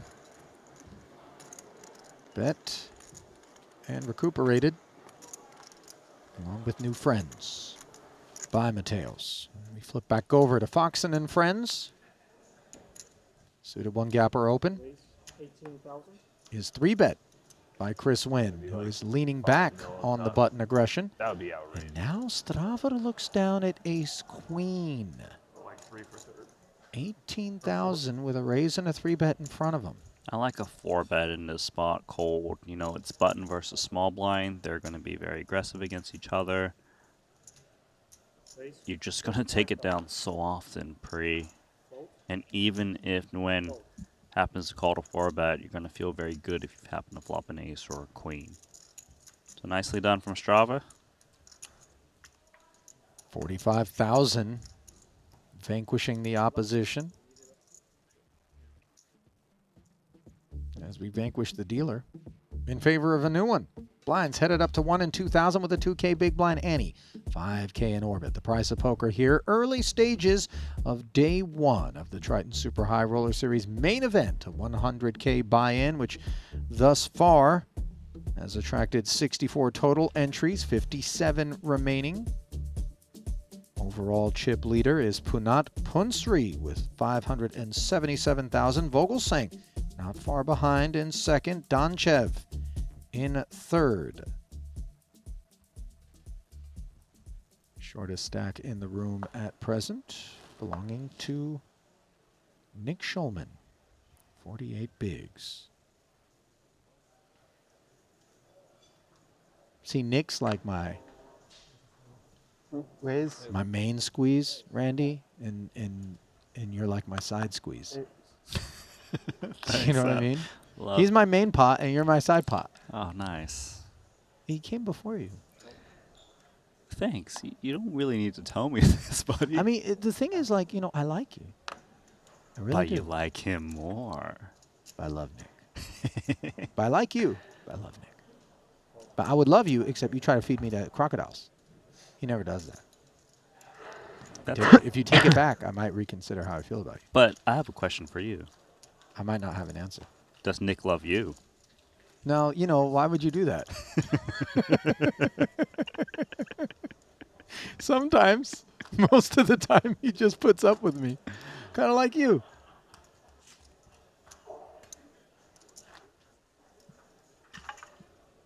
Would we just park there in the 2-hole? Matthias Eibinger.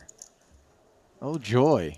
That's what everybody's thinking. Yeah, look at Greenwood just smashing away. Like, oh, got this guy to my right now. Sucks. Well, I mean, I guess you'd rather have him there than to your left. It's Minko who really should be protesting. This is a new color from Matthias. Yeah, I don't think I've seen the burgundy boss hoodie.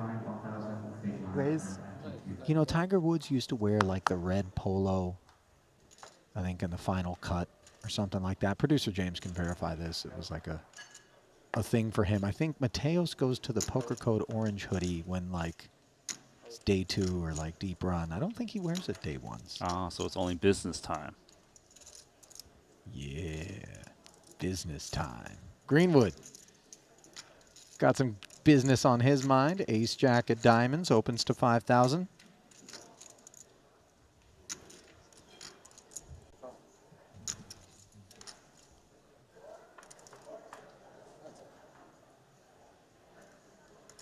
Minko defended as big and has flopped an open-ender on a 10-high board here. Jack would be zesty. He checks over to Greenwood with the 2 overs.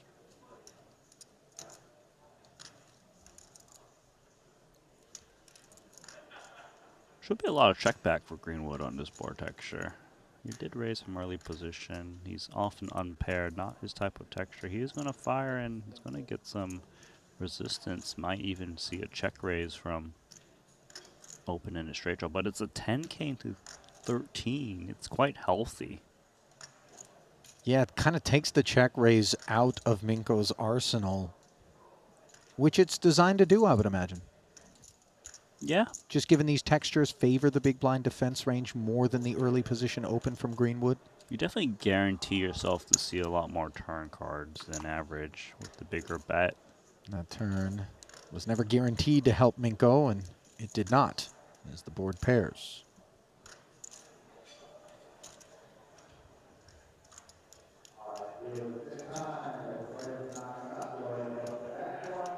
I think Minko is contemplating lead on the 5. Supposed to be more 5x in his range, especially against the bigger c-bet sizing.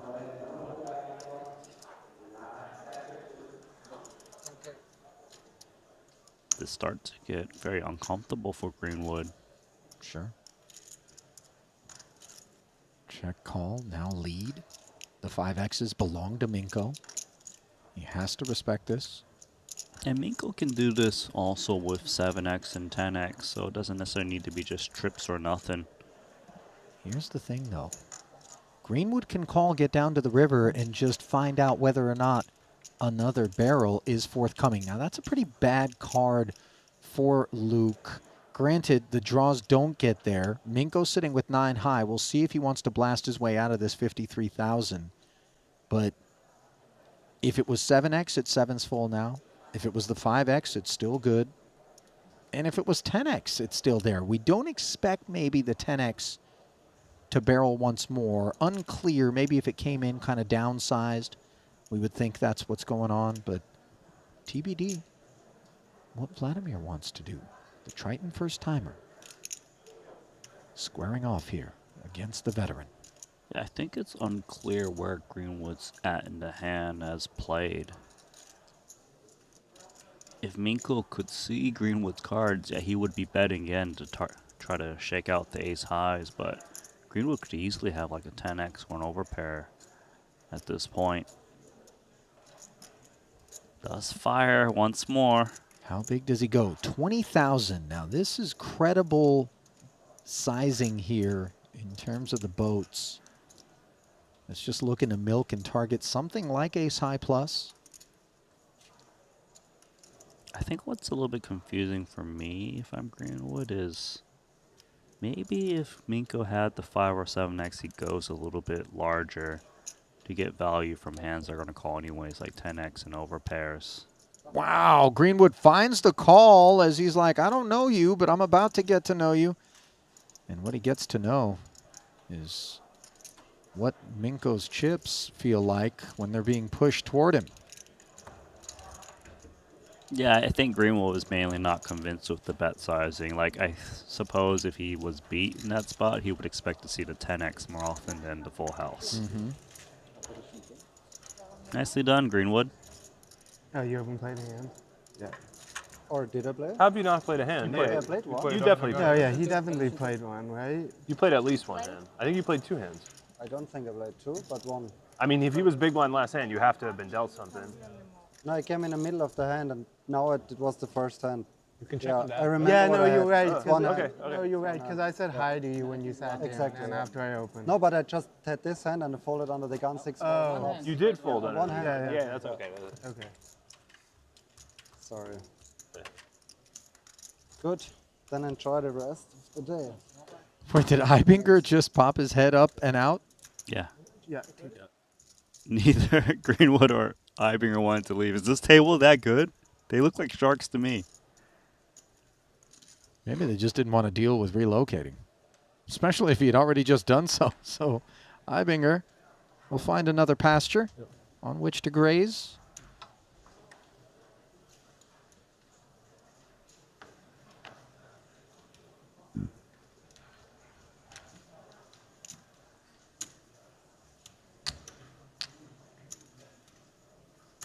It's 4,500. Chris graze with queen 7, taking it to 4,500.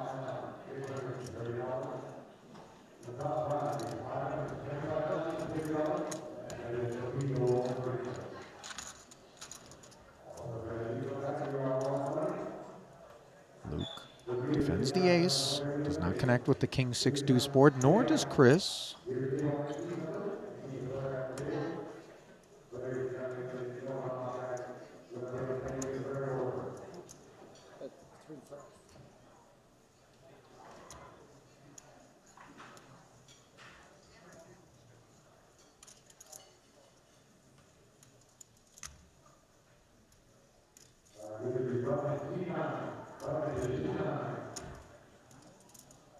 $3,500 delivered by Chris. Luke hangs in there with that heart working. 10 doesn't affect either holding. Ace high still good for Greenwood.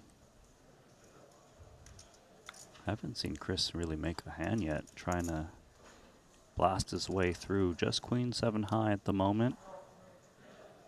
You know what this pot needs, Randy? Tell me. The Joker of Stars on the river. Serious? The Joker of Stars? That's what you got for me? Yeah. 28? Because so far it's not been that interesting, so I just want to spice it up. Okay, 28,000 was kind of spicy out of Chris. I like that. Overbet. And now the Joker of Stars will have to wait. Thanks, man. Really just... I probably had something meaningful to say about this hand, but the Oh, Joker yeah. of Stars... I'm needed to sure come out there on the was a top. lot for you to sink your Yeah, teeth but into that exchange. Hold on, guys. The Joker of Stars is somehow in the deck of Guys, 52. I just want to apologize. Hey, Kristen, because do you know there's a Joker of Stars in deck according to Ali I Najad? denied you all the opportunity to have Nano really unpack that last pot. Kristen Foxen. I can't believe you said that. So the Stars is a suit, I assume. Yeah, but it's any suit you want. Your first Just like the Lithuanian who Joker likes is any basketball. card you want. Everybody ask everybody if they guess like basketball. None of them like it. Because I'm so it's surprised. any card you except want, you. it's also any suit you want. Anyway, the I Joker think of Stars. maybe No, I but like got every one word Lithuanian for I see you. playing poker, I Stop. ask them, and I'm getting No, you surprisingly know what few word you had for me, which yes, reminds I me of the like Joker basketball. of Stars, which is when we were in I expect Rosvedov everybody doing the would World be Series big of fan, Poker Europe together, and you kept saying Lunkin, Lunkin, when we were playing Chinese poker with 2 jokers in it. And I lost my mind because Randy never knew what he had, but he always had the 2 jokers. That's for sure. The Lunkin, oh yeah, I do. I like that one. Producer James responsible for the Lunkin etymology, which is based on Are Vitaly they doing this year? Lunkin, Are they doing this year? a player, This team? known commodity Quite nice, actually. Actually, of sorts. I guess he used to show up with jokers. I don't haven't know followed much what the last story is, really. I just want to say I haven't been paid yet for that game. That's a very like equal competition. No true. Nothing is Wally, really that much. what did you do? I still have the ledger for Behind what Do it's you? worth. plays like 2 or 3 wins. who do they have right now? So there's Who do they that. have? Do you know? What? Which But, player? Which like notable you player? know, we Rugby? got to keep playing, Randy. I Lonnie can't, Walker. I can't let you beat me. Ah, okay, he was also NBA. Problem here for 46. Darren. He's probably going back. Cold 4 bet, pocket He 10s, wasn't so bad as well. 110 busy in Minko's hand. Get signing. Vladimir going to be dispensed with ease here after he opened to 4,000 and Greenwood made it 18. Elias, Kevin Pangos, man. This is 46. he's actually a legend. And Jack's early stages of a tournament, not the one that you want to go down on. I don't like. I'm Also one you don't really want to fold at this point with deep I think stacks. your league just German teams. So I'm kind of expecting him to come in with call and proceed accordingly, German teams not so good. which he does. Just under 100K in the middle. But They got some nice teams. You know, Ulm has sick teams. Only 110 left in the deck. No, you're good. Yeah. They always have like all these 17-year-old prospects. Like every year they have So like Darren, random prospects. a tall task to try to win this pot, but he could be aided by the presence of this king. Ace king, very much a part of the range as a 4-better pre. Also, the benefits of the king, especially in this spot, is that he's unlikely to lose a lot more chips. Had it come low, low, low, you know, jacks will be able to find some value at some point. Starts off small, 30K. Now the king is very pesky for Lucas because ace king is a big part of cold 4-bet ranges. Even some semi-bluffs like king queen would have gotten there. But it feels like you need to keep one street honest and just go from there. You could be up against like ace queen, some ace 5 suited that are taking a stab on these board textures. You do need to be mindful, of course, of the sort of sizings and how that sets things up down the streets in terms of barrels that you could be facing. Obviously, peeling one off here does feel appropriate. I'll give you a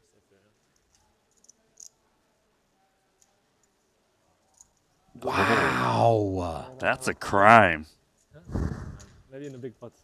Red-handed is Darren. Little does he know it, but he stole that one.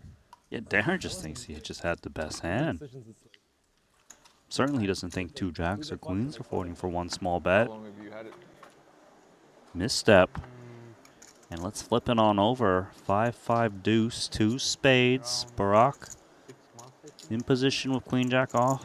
Alex Theologist was the pre-flop raiser to 5K. 3 years? 4 years? 4 years.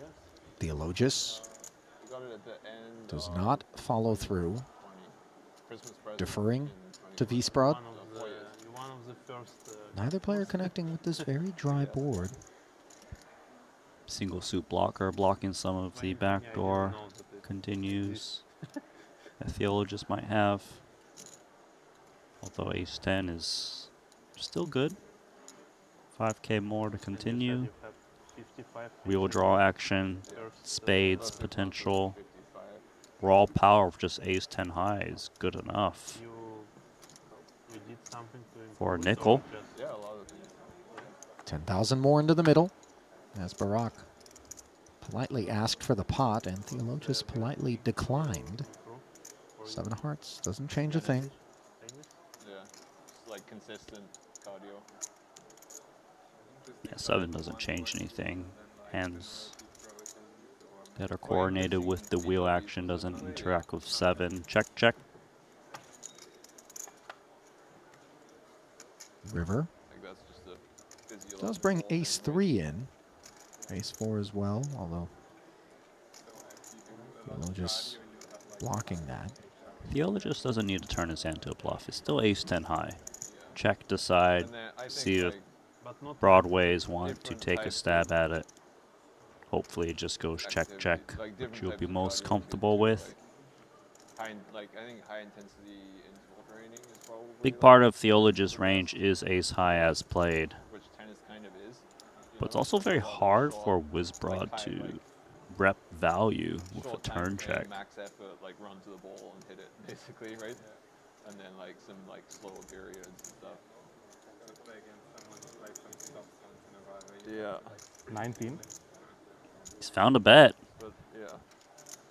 19,000. So consider how this one took shape. A button flat versus the Theologist open to 5K. Then a 5K barrel when checked to. A check back on the turn and sudden activation of 19,000. I don't know about you, Randy. This feels like maybe a middle-y pair looking for some value. I could see it, you know, like 6s come to mind. Yeah. I don't know, 8s I feel like would bet the turn at a high frequency. Sure. But nicely done. Wizbrod. Turns queen high into the best hand by getting the ace into the muck. So credit to Barack there.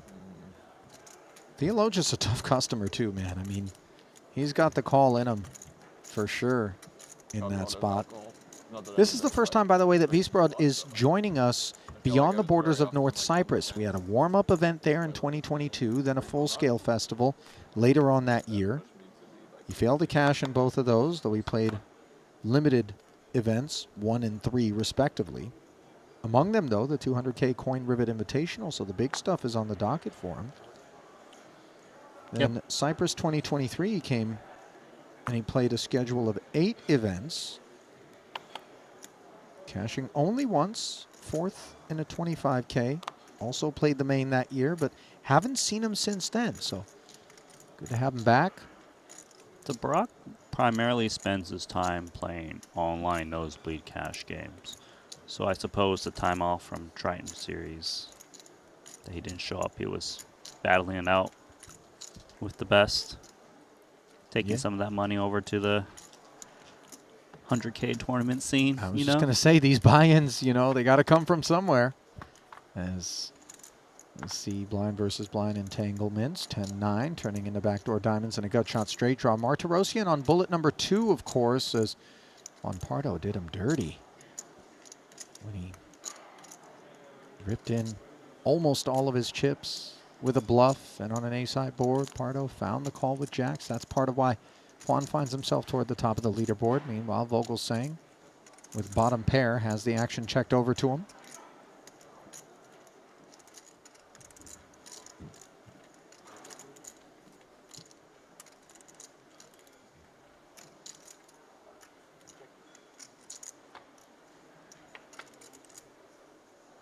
King on the turn after the check back will leave Vogel feeling a lot better about things. It does give Martirosyan a double gutter.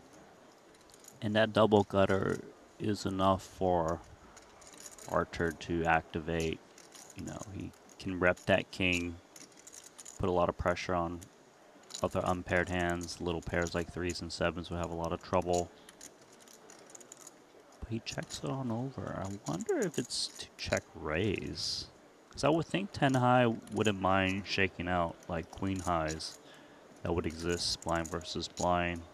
We do know that Vogelsang is certainly looking to build a pot with 2 pair. Suppose it kind of depends on what sizing Vogelsang comes in with, is how Archer is going to react.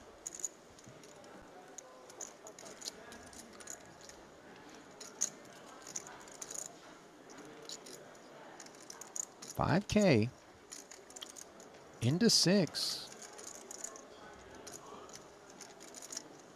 On the bigger side, of course. Yeah, could you see a world, though, where in spite of the fact that it is on the bigger side, just being 5K that it is, Martirosyan would look to check raise this?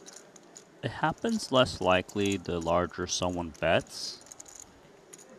And the thing is, though, you have just 10 high, and it sucks when your opponent's bluffing with a worse high card hand and just goes check, check on river, and had you made a raise, and maybe you could have just stole it from your opponent. The way Vogelsang's betting now, he's repping like King X or better. Rarely is it just Jack X or 7X as played.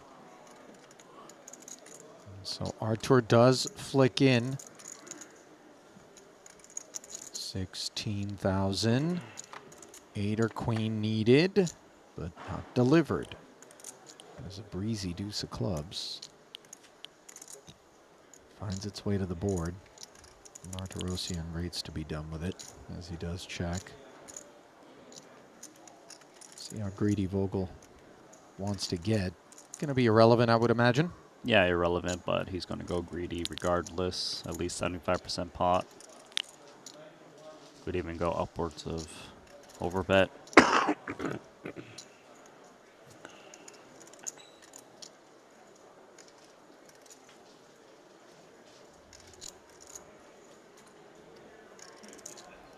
And what have we here? Exactly what you predicted. The overbet of 32,000, trying to polarize, but no matter, as Artur didn't have a candidate. Just a casual 2x pot.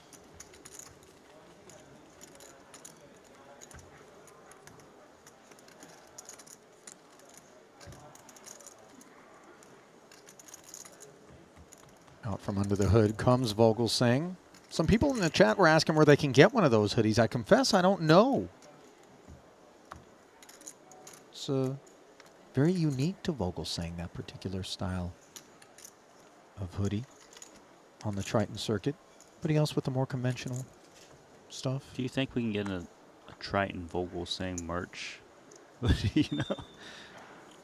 I mean, I think you have to license it from Dune, because that's the last time I saw that sort of Sandstorms coming. It is the comes with a bag of spice melange.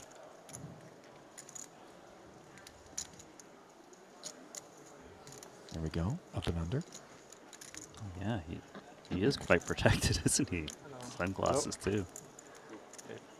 He's been pulling the hood back though to kind of expose a little bit of the hair. Style? I'm not sure. Michael Soiza, by the way, parking his stack in between Mateos and Vogelsang, who has limped for 2,000. Mateos says not so fast. We play for 8 around here.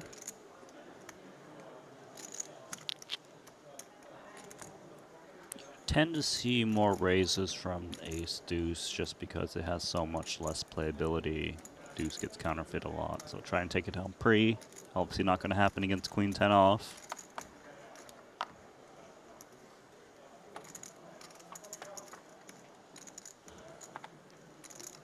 Three's wild.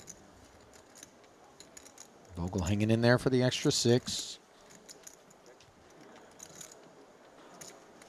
Checking it over to Adrian, 18,000 in the middle, his doing.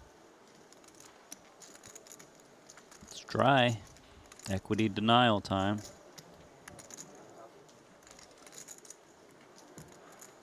$9,000, half pot insistence.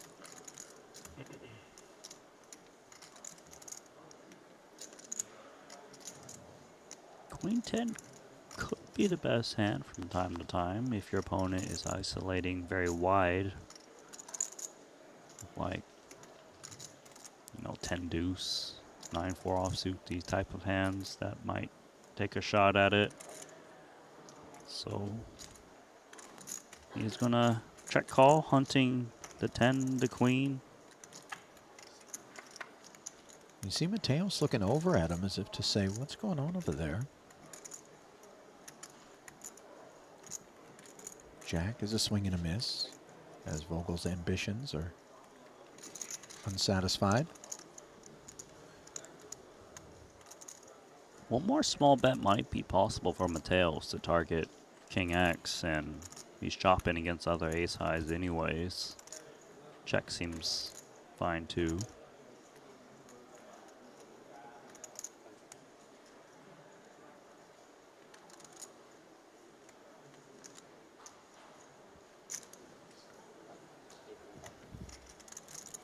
Mateos not done betting here, Randy.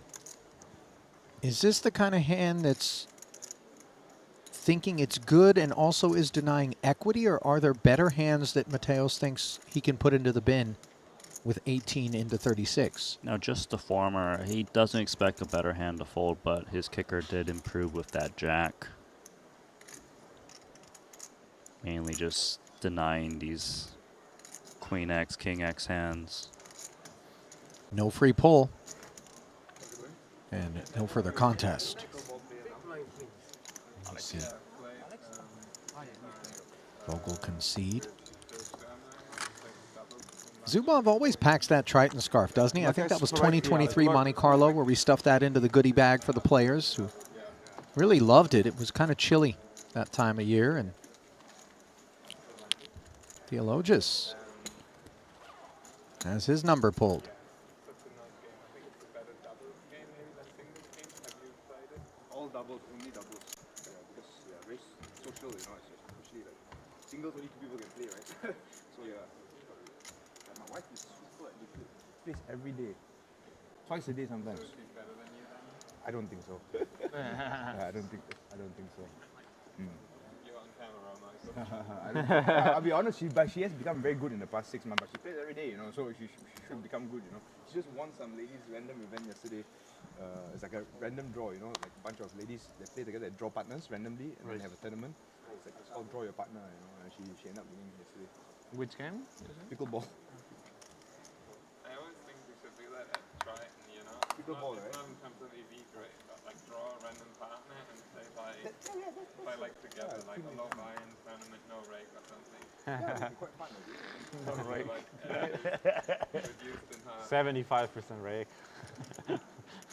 Sounds more like it. Martirosian tries his luck with queen 10 from the cutoff. Zubov defends with the 6-3 suited.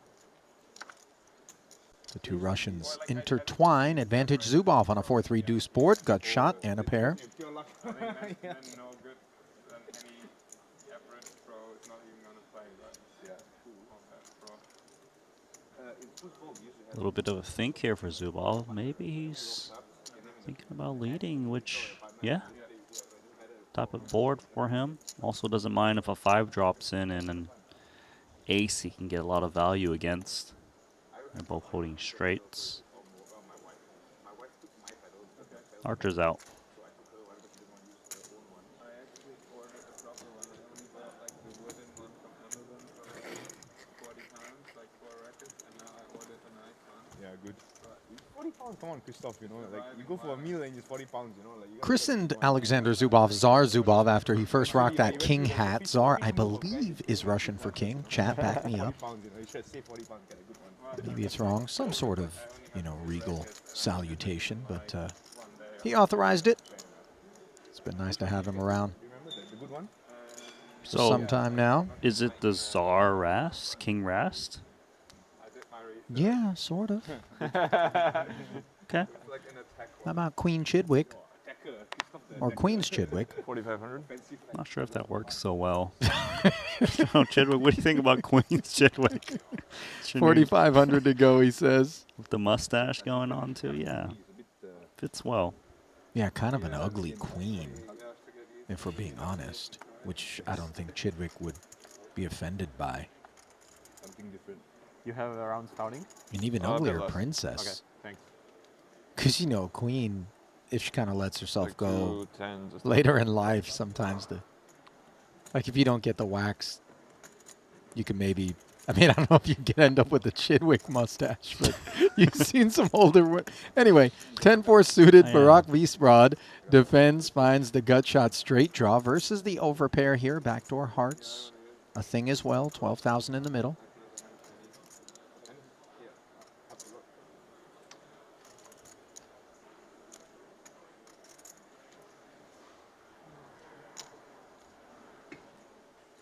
Overpair. You can see Chidwick is spinning the wheels like, should I c-bet this or am I going to get check raise and put in a tough spot on a later street? He does opt to bet 6K. Yeah, we have seen checkbacks on boards such as this. When it's under the gun versus big blind, we know that the big blind can all of a sudden make things very uncomfortable. But you see these spots simply step aside, so sigh of relief, although I don't think Chidwick was holding his breath or nervous. Nobody has command of craft like he does. Now, young Leon Sturm finds himself in the big blind with a little price being laid. Straver, the party starter, pocket sevens. Greenwood flatting the suited king on the button. Three amigos with 16-5 in the middle over at our other feature.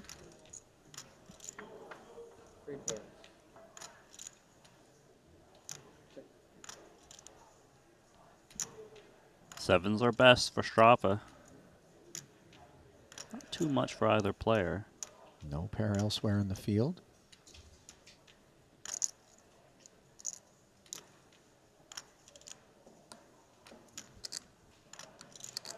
Checks over Greenwood.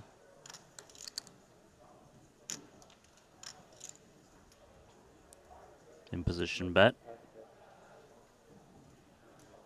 Yeah, Johannes, if you're not interested, I wouldn't mind taking down this 16-5. Definitely going to be interested, though, with 2 sevens at this point. Yeah, Luke's effort to usher Straver toward the exit. Not going to be successful as we see Johannes make the call. Board pairs on the turn. Now, these spots become a little bit more nuanced in terms of Greenwood having to assess whether or not this is an honest check out of Johannes, tied to a couple of overcards, and thus enabling him to continue to barrel. Having the king in hand, of course, he does block some of those combos he wants to assign to Straver. He does choose to check back, not having picked up any equity on the turn. Now on the river, an ace reveals itself, and this is even worse news for Greenwood. Straver doesn't love it, but he does have the range advantage as the pre-flop opener. Yeah, Strava doesn't need to turn his sevens into a bluff on the ace. And the ace is just a bad card for Greenwood to try to rep because Strava from undergun check call has a lot of ace in hand. This is usually goes give up for Greenwood.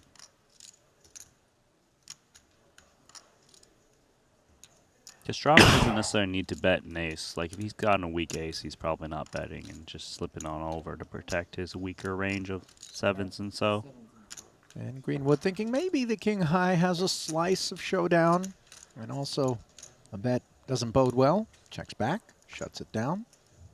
And the sevens rolled over for a W.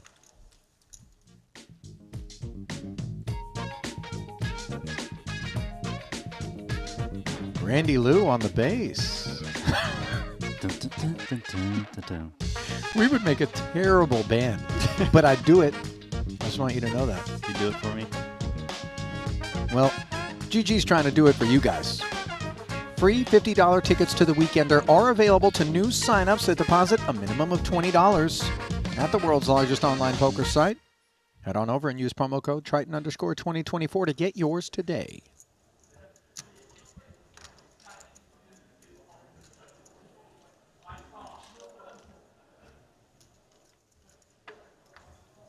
Wayne Hyung grinding the stream, perhaps, looking for intel on earlier altercations.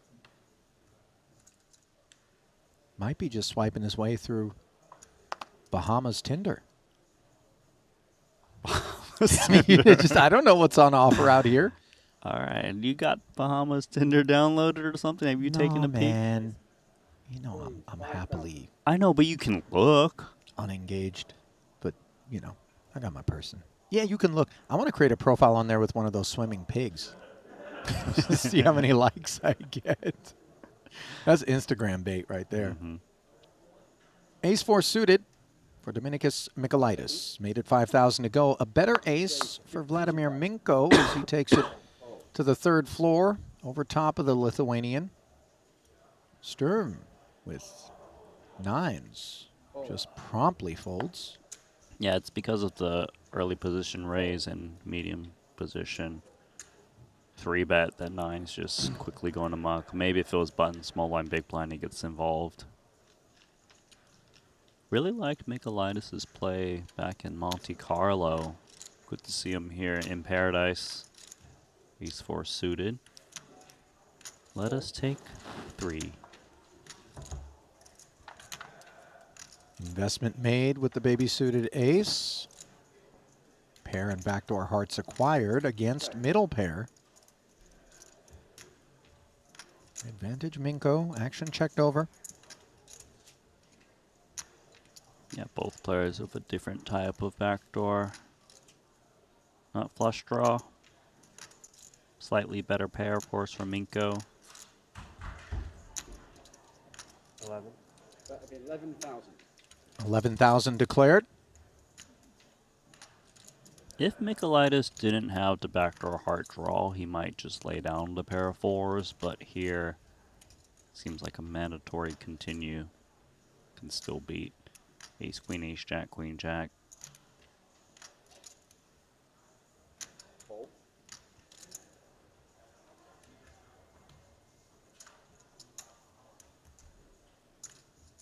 Michaelitis will take a peek at this turn, bringing the pot to 46,000. It pairs the board and puts the front door spade out there. Minko picks up the nut flush draw. And I would imagine further reason to deliver chips. I actually like checking here for Minko, and it's not necessarily because I'm concerned, but a little bit of pot control against a king X, but also you allowed another spade to drop off, and maybe your opponent picks up a worse flush, and you get value against that. That might be looking to check fold the turn. know, some of the hands you need protection against. Their outs are a bit tainted. Minko decides to play control, checking back. Neither player concerned about this river. Got a pair of forces happy to check on down, but Minko should be able to safely hunt value. King's 10's ace kicker. Is there ever a reason for Mykolaitis to maybe come with a block here so as not to face something larger in the quest for showdown, or we just ask for a free one by checking? I like asking for a free one. Why give away chips against some pocket pair? You know, and you can feel pretty confident on where you're at. Like, I don't think there's that many bet check bet lines on this board right now. King, king, 10, 4, 3. Yeah, I do like check. 5 seconds. But not for Minko. Now, I would like to see him bet this against pocket 9s, 8s, 10x.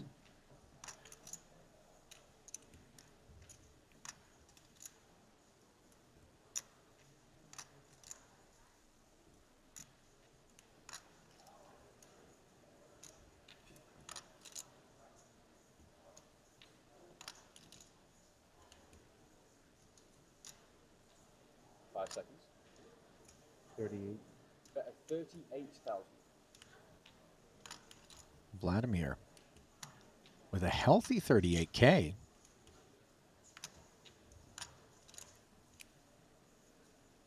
I don't feel too great about these pair of fours. It's not unreasonable that Minko could value bet lighter than King X. As you can see, it's 10x. Of course, it could be jacks, queens, aces. 5 seconds.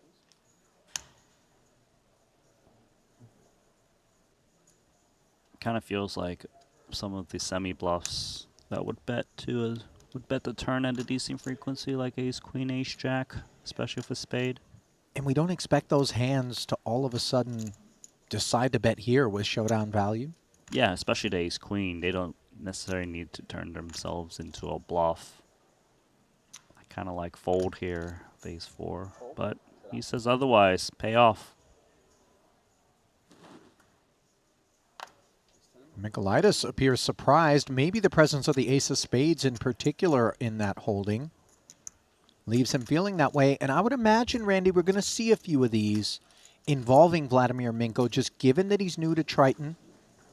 Vets looking to put together some insights, some data points, as we put together a new feature table coming your way next. It'll be Jason Kuhn, Jeremy Osmus, Juan Pardo and company. Among some faces we've already observed. And how about this? Dylan Lindy, Schulman, David Yan, Winter, Bonomo, Theologus got pulled over here. It's a good table. Yeah. Regrettably, though, you and I aren't going to be around for You it. won't We're get to going see to pass the man the you're in torch. love with. 5,000. Wow. Nice callback, Randy. The way you said it made it so much weirder. Oh. It's my work husband. Okay. You're my work boyfriend. Jack 10 of diamonds for Mykolaitis as he shows affection to the tune of 5,000. Elias, ace queen off. Fold. Three betting to 15K. Fold.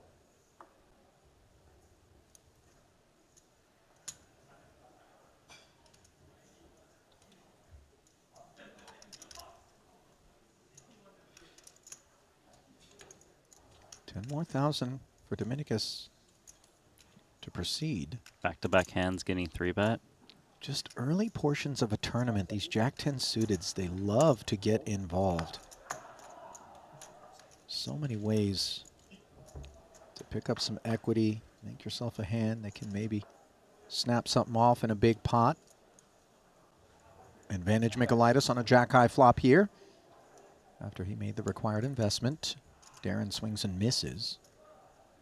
Misses in a very meaningful way. No heart in hand. 2 overs to the jack. but you know, it's pretty tricky when you bet and get called. It looks like he is going to fire, and he certainly is going to get called by Michaelitis.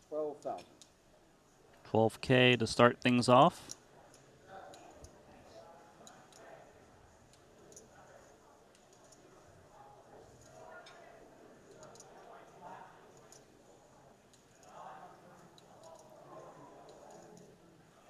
Pre-flop 3-better. Following through, we tend to like letting them continue to do so, especially in case there's something legitimately nestled across the way that has us in trouble.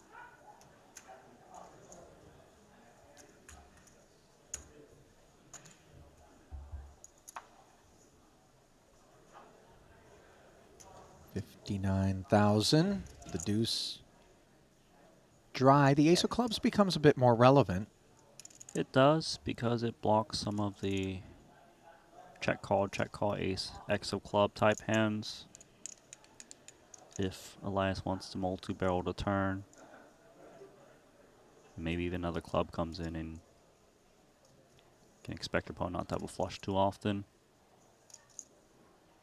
But you do have to be mindful of the Jack-9 texture when you get check called. It could easily have a set of 9s, Jack-X, something that's not looking to fold.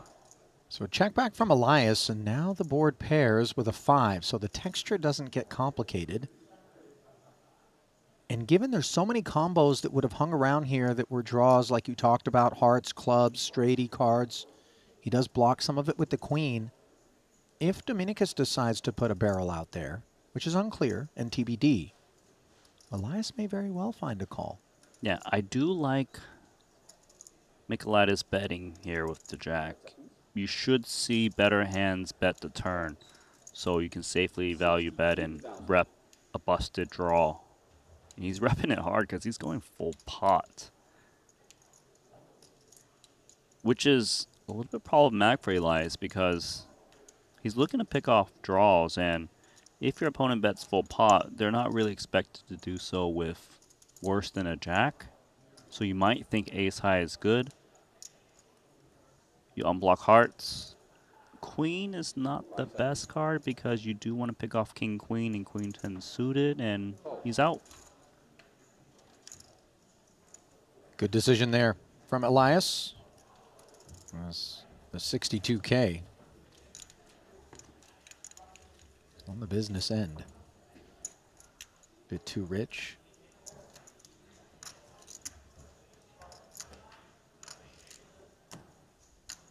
And Michaelitis and all of our regs are going to be so balanced in those situations with respect to the sizings that they choose. Sometimes they'll go polar, they'll overbet. Sometimes they'll come with something milky, so as to keep people off the scent.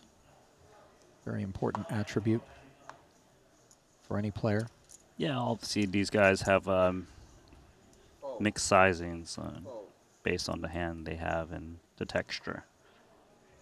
No one-trick ponies, you know? Look at this look. Like, kind of looks like the wind is blowing and the scarf is to the side.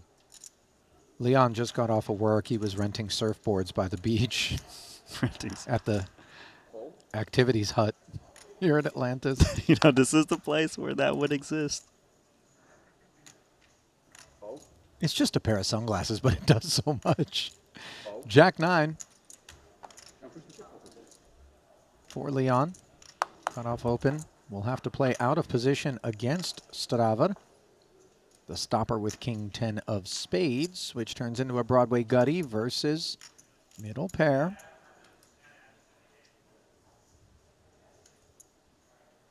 Check.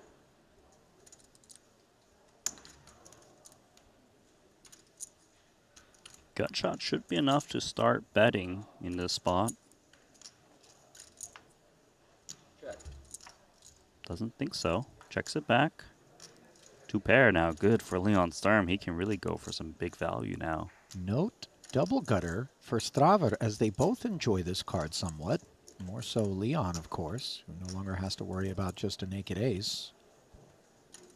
And there's still naked aces in Straver's range. Unblocking that. But we beat them. Yeah. with Jackson nines. That's the good news. So obviously value pursuits. Yeah, you should safely value bet this. 22,500. It's gone over bet, expecting ace to never fold.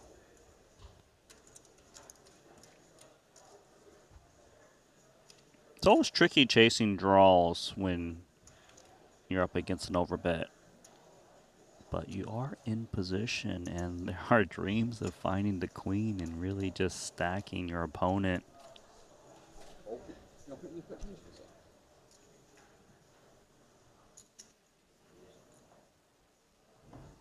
Let's see if Strava can get there as he makes the call. So 23 ahead. And a swing and a miss for the Dutchman. That's a throw-up card for me if I'm Leon Sturm. Counterfeited. Yeah. Painful. Nerve-wracking. Especially after we came with 23 into 16. Where does this leave us? Just feels like a check and hope for the best situation.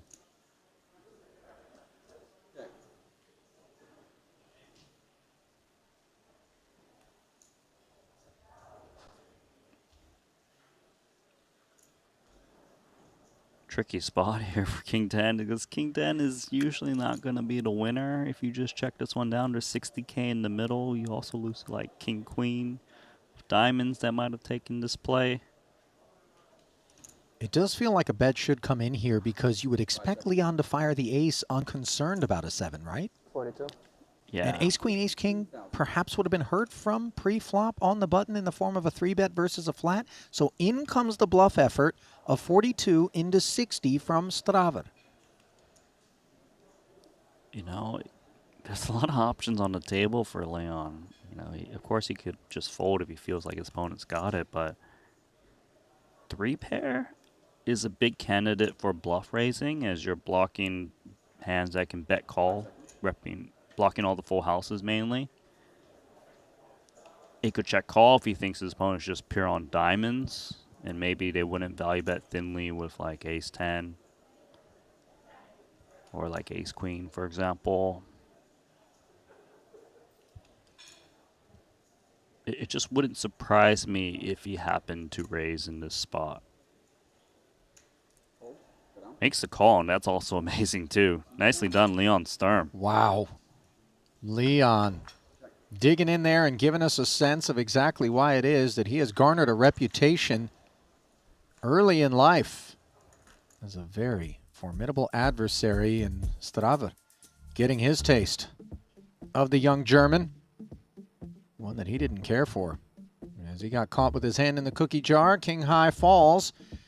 And this will be one last glimpse at these 3 tables, which will be giving way to 3 new features. As the players head to a break here, blinds will be ascending 1K 2,500.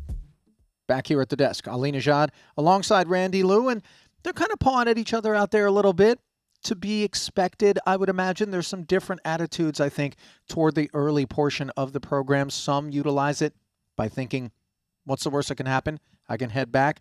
I can hit the rebuy button. Artur Martirosyan found that out after running into Juan Pardo, of course. Valiant effort came up short. But then there's others, I think, who are just kind of sitting back, letting the game come to them.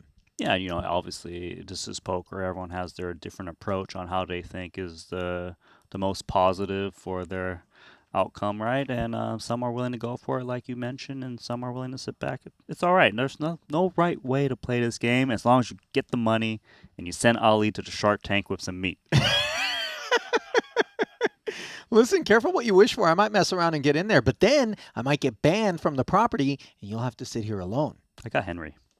You do have Henry. Oh, yeah, we do have Henry. We have the O Henry. There it is. He's right here. He's coming.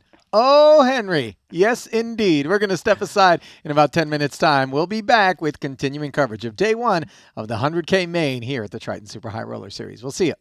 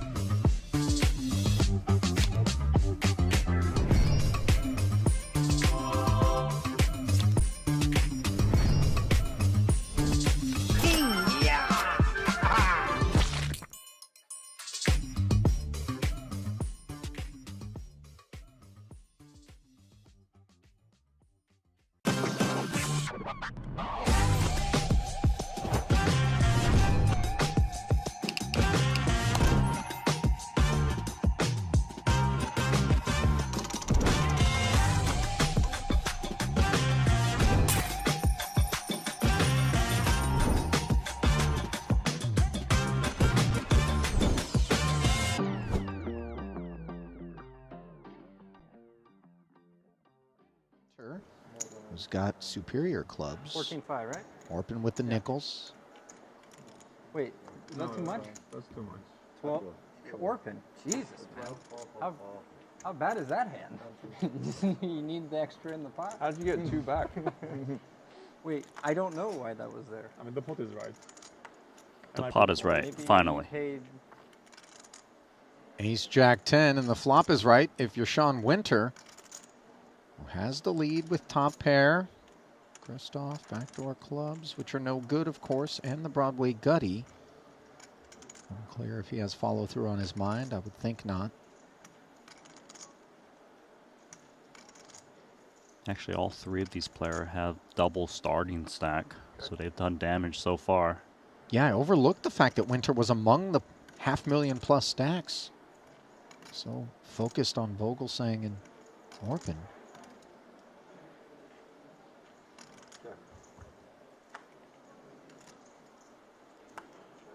A round of checks, and how on earth do we find that card in the deck? Flush draw acquired for both Sean and Christoph, while the bottom set acquired for Orpin. Yeah, and that turn card really, obviously great for Orpin, but Vogelsang and Winter are loving it too with the clubs. Vogelsang's clubs are covered, but he's got a gut shot to go with it. 5 seconds. Reaching for chips. 11,000.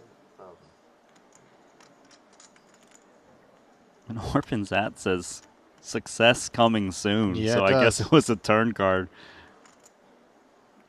Or success does come for him. Could come for a raise, although it's strange, right? If he comes out raising now, it kind of looks like what it is, pocket 5s or ace 5.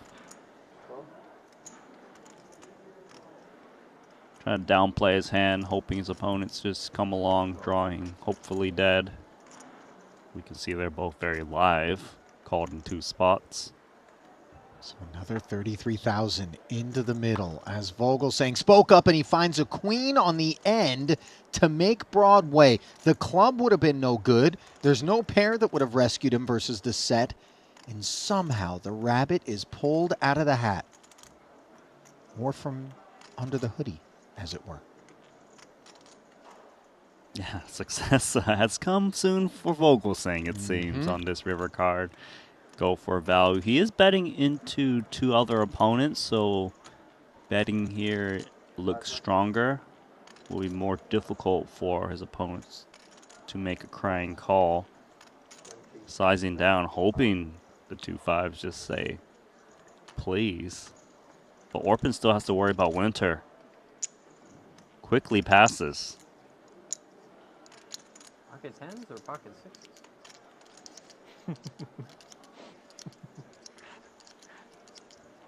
You might have fucking 5, 6 of spades.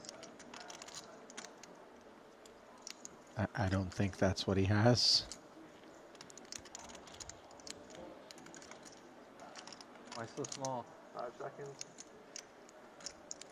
27. Classified as small by Sean. Half the pot. I'm not sure those feelings are shared. Yeah.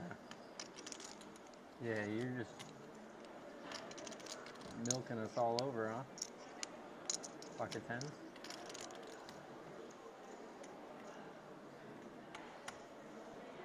It's pocket 10s I should probably raise, right? King 7 of clubs. Throw 6. You wanted me to pick that one. So. Yeah, I think A croc is just chomp, chomp. You into scuba diving at all? There's a shark tank around. Now, Randy, I don't know how to tell you this, but there may or may not have been some evening escapades once upon a time, many years ago, when visits were paid down here to the Bahamas, as we pay a visit to the mystery hand. Vogelsang going to get blacked out. And, you know, unauthorized dives into some of the aquarium exhibits involving manta rays and sharks for, prop bets were achieved. Why don't you relive the experience with some filet mignon tied around Yeah. you? Yeah, is that what you want? First off, I'm not wasting filet mignon. All right. Maybe something out of the mess hall that we have here. Although I'm not sure the fish would go for it. Let's go. King Queen making top pair against the mystery hand. So Vogel made it 4K to go. Orpin flatted on the button, 12,000 in the middle.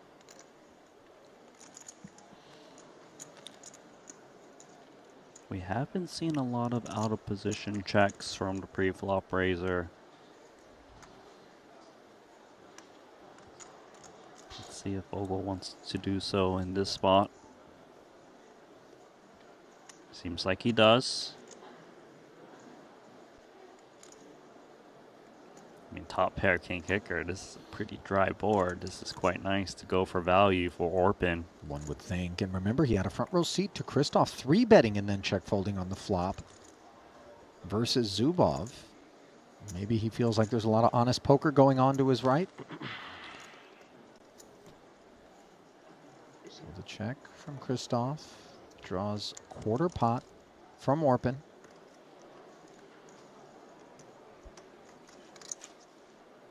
Oh, he's opened the door for Vogelsang.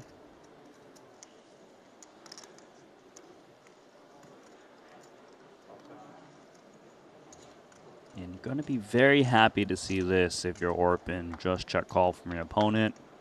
Now we can safely value bet turn in lots of river cards, especially the 6 is very safe. The only hand that really improves that you lose to is pocket 6s.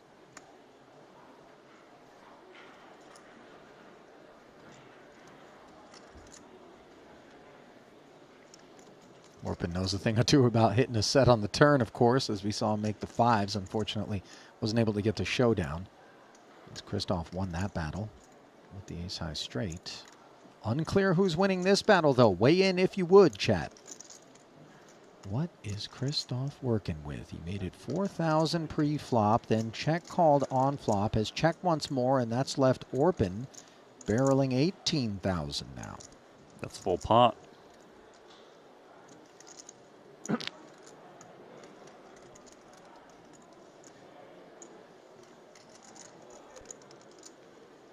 I mean, I think rarely do we see Vogelsang check raise the turn as played, especially against pot size bet. But if he does come out raising, man, his hand is usually pretty strong.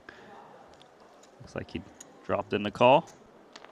Even the call has some strength attached to it here, Randy. Sure. Jack of diamonds on the end, so Orpin happy to not see a spade. Yeah, it's above average river card. You know, of course, he didn't want to see a spade or an ace or some kind of straightiness card. Problem is, one of the hands he is value betting against is Queen Jack. That got there. So there's only so many worse queens still remaining, maybe mainly Queen 10, Queen 9.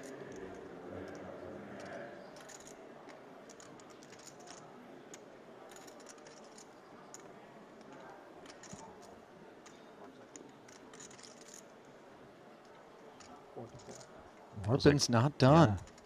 Thinks he's got the best hand, 44K. Can't blame him, and this is the largest bet thus far.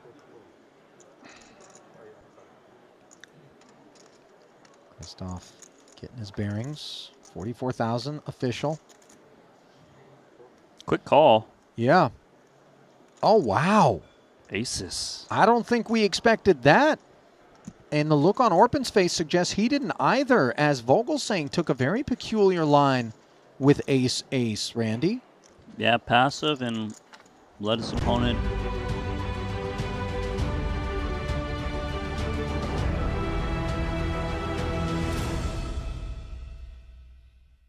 Oh, very warm welcome back to the Atlantis here in the Bahamas for continuing coverage of the $100,000 main event here, the Triton main event in the Bahamas. Brian Rass alongside myself, Henry Kilbane, stepping in for Arlene Najad and Randy Liu. And I'm looking at the leaderboard over on the Triton Poker Plus app, and I mean, look, I don't want to say it straight off the bat, but potentially this one shaping up to be a bit of a classic. Brian Santos Savannah out in front, and check out these 2 tables we have coming up, because as expected, it's a star-studded affair. I mean, look at the blue table, Brian. You've got Osmus, Kuhn, Vogelsang, Mockery, Maui, KT, Pardo. I mean, let's buckle up, my friend. I got a funny feeling we're going to see some out-of-line shenanigans. Yeah, some day one poker, some deep stack. I'm ready for that, you know.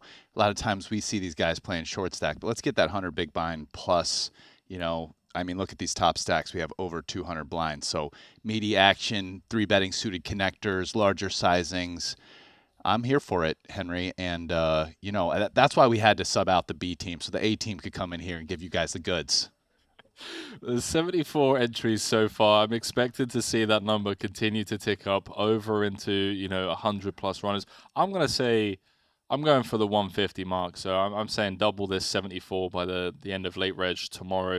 I'm a bit optimistic, but there are a lot of people in the outer table tournaments that are going to be jumping into this. The red feature table as well, table 2, nothing to sleep on here. I mean, Bonomo, Winter, Alex Theologis, Schulman's over there, Jan, Lindy, Toma. I mean, let's go, like you said, deep stacked poker, day 1, no ICM, no pay jumps, none of that. We're just going to see some, hopefully, you know, bulldozing. What is the rebuy situation in this tournament? Unlimited. Okay, yeah. So that makes 150 a bit more, you know, feasible there. Unlimited. I'm saying 150. Yeah, there's a lot of people on the outside looking in at the moment that still haven't reg. Some people have been out at the beach all day. I mean, look, we're in Paradise Island. You know, the beach is just there. During break, I think it was our producer, but said that there's like 16 Triton regs who are still in the mini main. Yeah. You know, so yeah, there's other tournaments. There's the 25K Dealer's Choice might have some. So, you know, there's some people who probably haven't regged yet, along with the Unlimited Rebuy clan. Yeah, 100%. I mean, that crossover between Triton and WSOP Paradise, of course, has some of the Triton regulars out in the bracelet events, looking for one of those coveted WSOP bracelets. Of course, Triton trophy up for grabs in this one as well. I mean, this is one of your only chances to get the 2-for-1. The old 2-for-1. Yeah, for the trophy case, right? You get the Triton trophy and the WSOP bracelet, and this is a main, so you probably get a watch as well. So this is actually a 3-for right here. I mean, this is the triple crown. So I mean, that almost makes me want to hop in right now, but I think I'm not able to do that. Well, you've got until tomorrow to find a way to pony up the extra 100K, pal. I think the problem is more finding somebody to take my spot in the booth. I know. Then I'm doing all right. The financial side of things, you got that covered. So here we go. Shout out to all of the viewers over on YouTube, Triton Poker Plus app, Twitch, wherever it is that you're watching from. That is a really strong combination. I mean, I'll say that's one thing that's really piqued my interest here in the booth, because obviously, I mean, you know, I have some bracelets. It's great. You know, there's good bracelets and bad bracelets, but both of these are good bracelets. These are right. Good bracelets. Bad bracelet would be like the $300 online that got like 100 runners and was the only people in New Jersey. Like, I'm sorry, that's just not a real bracelet. If you have it, it just doesn't count. But this counts. This one right here, the main, and you get the Triton trophy. I don't have one of those. Those things look fresh. I really want one for my trophy. Now, I'm not going to get them being here in the booth. I will admit that. I know, makes man. It tough. I know. But just like from a legacy standpoint, and you get the watch. I don't even like watches, but getting a free expensive watch for like winning a main's pretty cool. I don't know if I'd wear it, but it definitely make the trophy case as well. Exactly. You just put it in the cabinet, man. Yeah, you're sleeping on these Triton trophies, bro. I mean, look. No, I'm not. I'm not sleeping on them. They look awesome. No, I'm saying you're sleeping on them by being in here. But here's the thing. Look, get your house sorted out. Next summer, we'll sit down. We'll get in the lab. And we'll just have you out there max firing, bro. Yeah. We'll have you lifting trophies in no time. I'll pick up extra shifts. You know? You guys will have to find a substitute. Yeah. And unfortunately for y'all, it's not probably going to be Nick Schulman because it looks like he's also taking a break from doing commentary to get back to playing. I'll talk about playing. You got Pardo here getting after it. Yeah, almost pot. And he's up against flopped top pair, which now I think, ooh, he hit an 8, so that's going to be a check back. We're not going to see whether he fires a third shell here. 8's good enough to showdown. I mean, I have to imagine. Is a very curious spot. He has, when you fire that shell there with the Jack 8 of hearts, you don't have unblocking diamonds and these kind of things. Like sometimes you get the random third barrel bluff there, trying to get a 3-7, maybe even a queen to fold. Obviously, he's betting turn because he has way more king X as the pre-flop raiser and C better than the out of position caller. Yeah, I think so. Can I have one as well? I'm buzzing for this table, by the way. Jason Kuhn, JA. Haven't seen JA in a long time, man. I mean, that's because I'm not stateside as much as you. I'm sure you bump into Osmus, you know, on the regular. I'd love to see Osmus back in the Triton mix. I think last time I saw him at Triton, I want to say Madrid, 2022, maybe some of the Cyprus stops. I miss Cyprus as well. Put it in the muck pretty quickly. You know, I did some cardio in the gym today, and I had a you're up. Viewers can do some cardio by running on over to GG Poker and signing up, getting themselves a little free $50 in the form of a weekender ticket. Min deposit $20. All you got to do is use that promo code Triton_2024. Get involved, chat. I mean, look, we're going to be here for the foreseeable future, years to come, this WSOP paradise, and GG Poker is the place to qualify into some of these bracelet events. So best of luck to all of you. Well, go on, Brian. What are you saying? Yeah, so it looks like, first, I just want to point out, it looks like they've switched out the deep house for jazz. It's cool. I like They're jazz keeping as us well. on our toes. Yeah, but yeah, so I was there today. I was like, I had some videos in my downloaded YouTube section, and one of them was like a GTO Wizard, like 30-minute video on deep stack poker. And I'm like, wow, it's probably been there for like a year. And this is the perfect video today because I'm going to be doing day one of the main. Bro. Sorry to cut you off. Yeah. You did that whilst doing cardio. Yeah, I was doing like just the double punishment. So you're watching sim solves and you're putting yourself through. Yeah. Fair play, bro. I mean, so who loves I'm it ready. more? who wants it more than Brian Rast? I would say out of guys not playing this tournament right now, not too many. Okay, so you fired up the deep stack stuff. Yeah, and you know, just learned a few things. Hopefully, I'm sure that I will have opportunity to mention some of them as hands naturally get played. You're good, Sean. All right. Looking forward to it. This was a single race pot. Yeah, 6K. So he went 2.4. It looks like big blind defense. Wow, this is interesting. That's a hand Dylan. I mean, Justin definitely could have 3-bet pre 100 big blinds effective deep versus a hijack open. So Justin, interestingly, didn't decide to. I would guess a solve 3-bets it at a very high frequency. Even against hijack?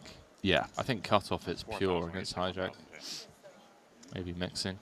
Yeah, mixing, but I would take over 50. I mean, probably like significantly. But that's a fun turn card.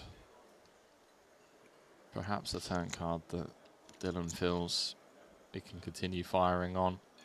Like you probably 3-bet ace-jack suited, like more than like ace-queen off. Because you actually mix the flats more out of your offsuit ace, good aces. Gonna check this one through. 23K out there. See if we see a large river bet, especially if it's, yeah. 3 of hearts, everything breaks. I mean, if you're Justin, you really love getting called by a smaller ace-x. I mean, you could maybe consider check raise here, even. It's maybe the worst hand that you would do it for value. But, yeah, he's going pot. Literally about to say, like, B125. Yeah, I kind of like just betting large here as opposed to check raise. No nonsense from Dylan. Just marks the king high.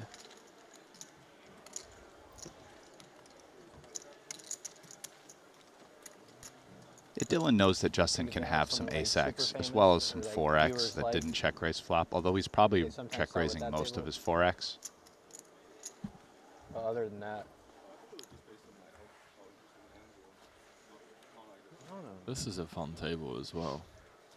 Winter, Bonomo, Theologus, Shulman. they would be filming you the whole fucking time if that was the case.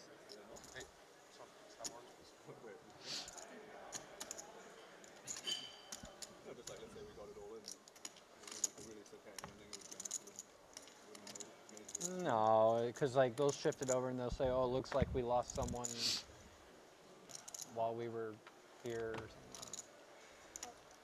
Well, there was a way to find out. You had the opportunity. You're saying that it's probably quite hard to get. I could. Did I need the suits? I guess. Yeah, but like, I could just have like 6-3 of clubs. I could. What just, I would have guessed. You could also just I could just have a standard hand and say that, so you never That was guess. so sick from Nick. I did have a standard hand, but it's hard to guess. That's hilarious. Anyone that missed that, Nick had 6-3 of clubs, and it was like, yeah, you could have had 6-3 of clubs as he mucked.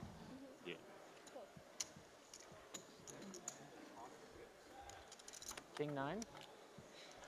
King 9. Dylan opening from +1. Queen 5 deuce, couple of diamonds out there. Theologus has a potential check raise versus c-bet. In general, if you're going to do it with these ace-x combos, you'd rather do it with the lower side cards because you're bluffing. Like if he had flatted ace-jack, It's been a while. he's probably check calling that, but this more likely to check raise. I mean, it is versus third pot, so continuing here becomes quite frequent, and check raise is a pretty good way to do it. Yeah, I know.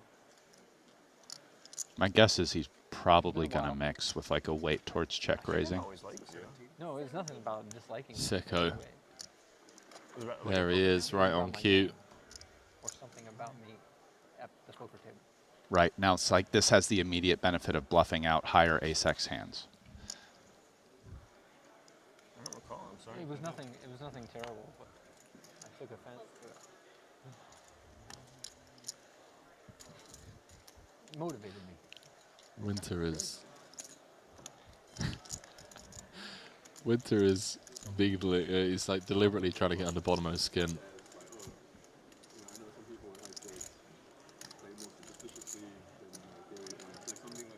No.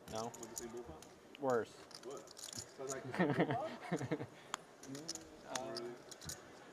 Not really. How do you know about you? I didn't say your name. Because I wanted you to think this. Oh, so you incepted it in me.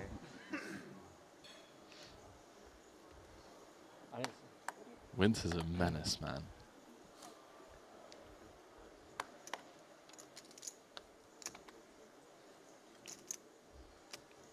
Playing 25 bigs. Still willing to get involved. That's a quarter of a starting stack. Things not going great for him so far. You can check out all of the hands he's been involved in over on the Triton Poker Plus app to see how he dropped down to 62K.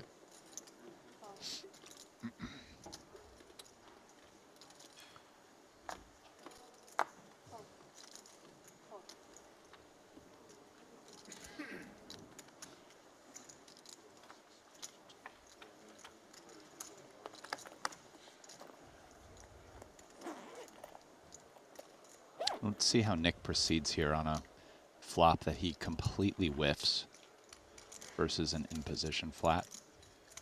Pretty tough spots to play. I'm a big fan of these rails. These rails. One of the most relevant questions in this situation is, how often does my opponent have a jack? Like, what offsuit jack X combos does he play as a flat here?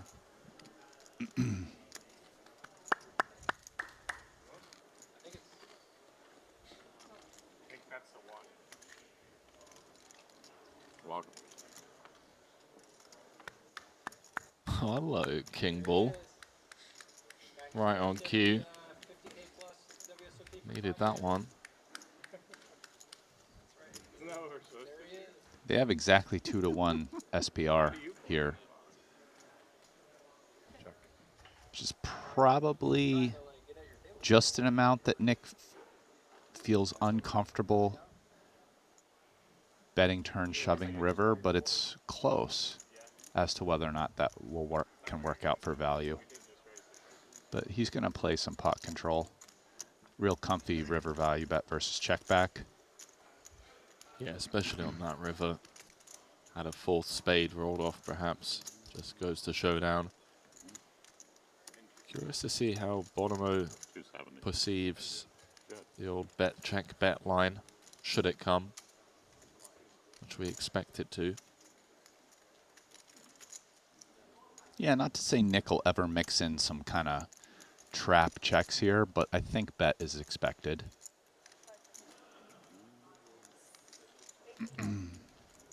First enter. 2/3 pot. I was going to say, it looks very fresh. And then there's, yeah. In terms of bluffs, Brian, for Justin trying to reverse engineer this one, are we expecting a lot of like the ace queens, ace tens, queen tens, queen nines, 10-9s to continue barreling on this turn? Some of them will, some of them won't. I would expect maybe ace queen not to bluff river if it played this way. Maybe once you start getting to queen high and worse, yes. I think worse ace highs are kind of where the tricky cutoff gets. Like, what if Nick has just like ace 9 or ace 7 suited? Those probably become bluffs on the river in this line. And ace queen, I would say, isn't. So I'm, ace 10, I'm not really sure, but let's go with feel for that one. Yeah, highly recommend. How you feel? So we got Charles Corneth joining us, by the way, on his second bullet. Every other. Bullet number one. He got it in as good as one can, really. I mean, he was down to dust. I say down to dust. He was down to 63K at big blind 1.5K.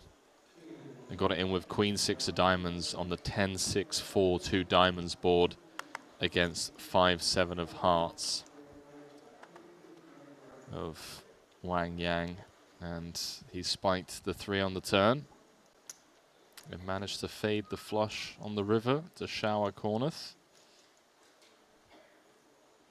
But he's back. So it's 8 outs twice minus some chances improvement, like a diamond is a shutout. Yeah, and it was a non-diamond 8-7 or 3. And and a which is 8 outs, and then a queen or a 6 takes out the 7, and a diamond just takes out them all. It's 9 outs.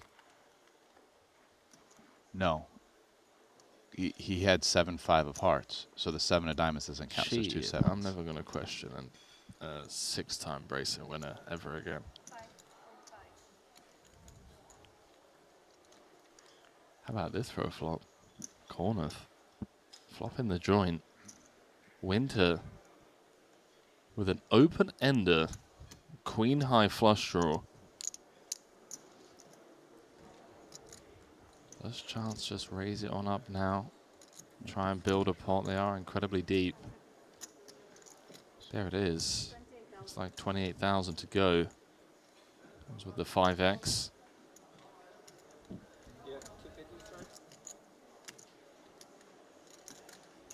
Yeah, I think I'm going to guess he had roughly 24% equity. The 5-7.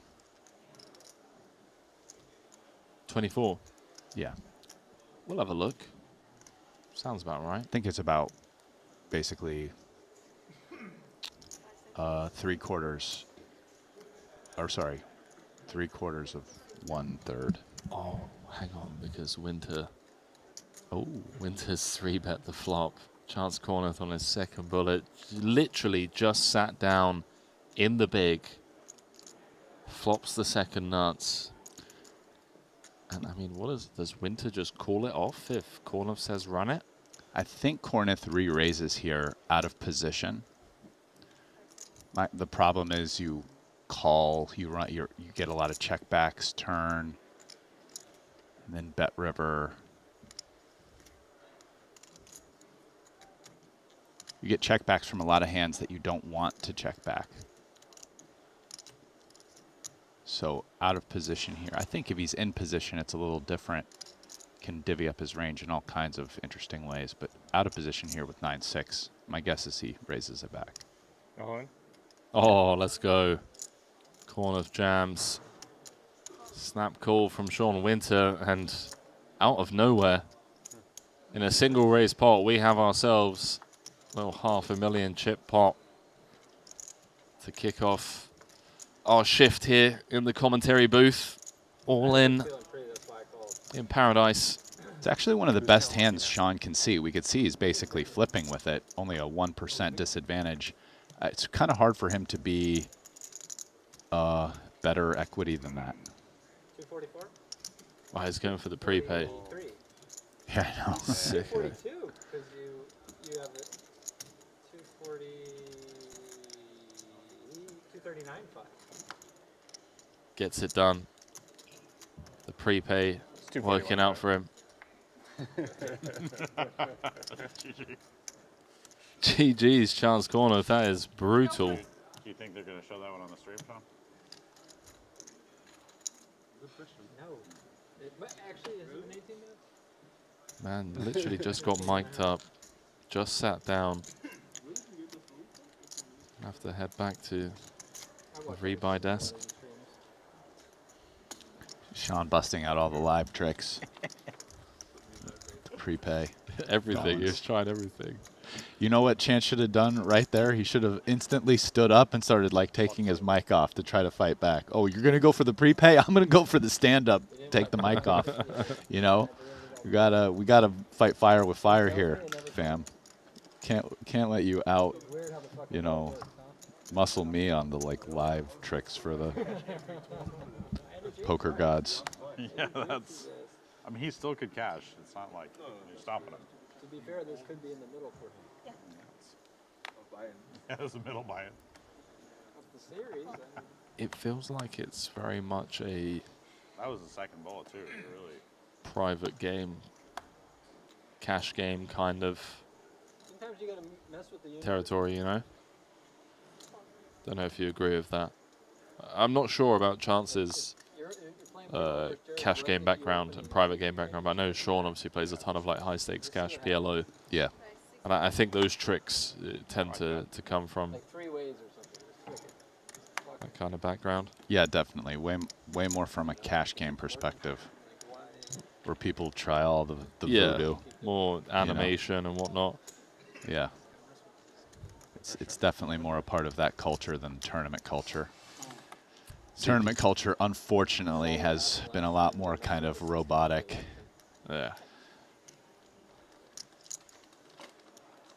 Got people in the chat saying they're going to remember the prepay move. Yeah, you can have that one for free.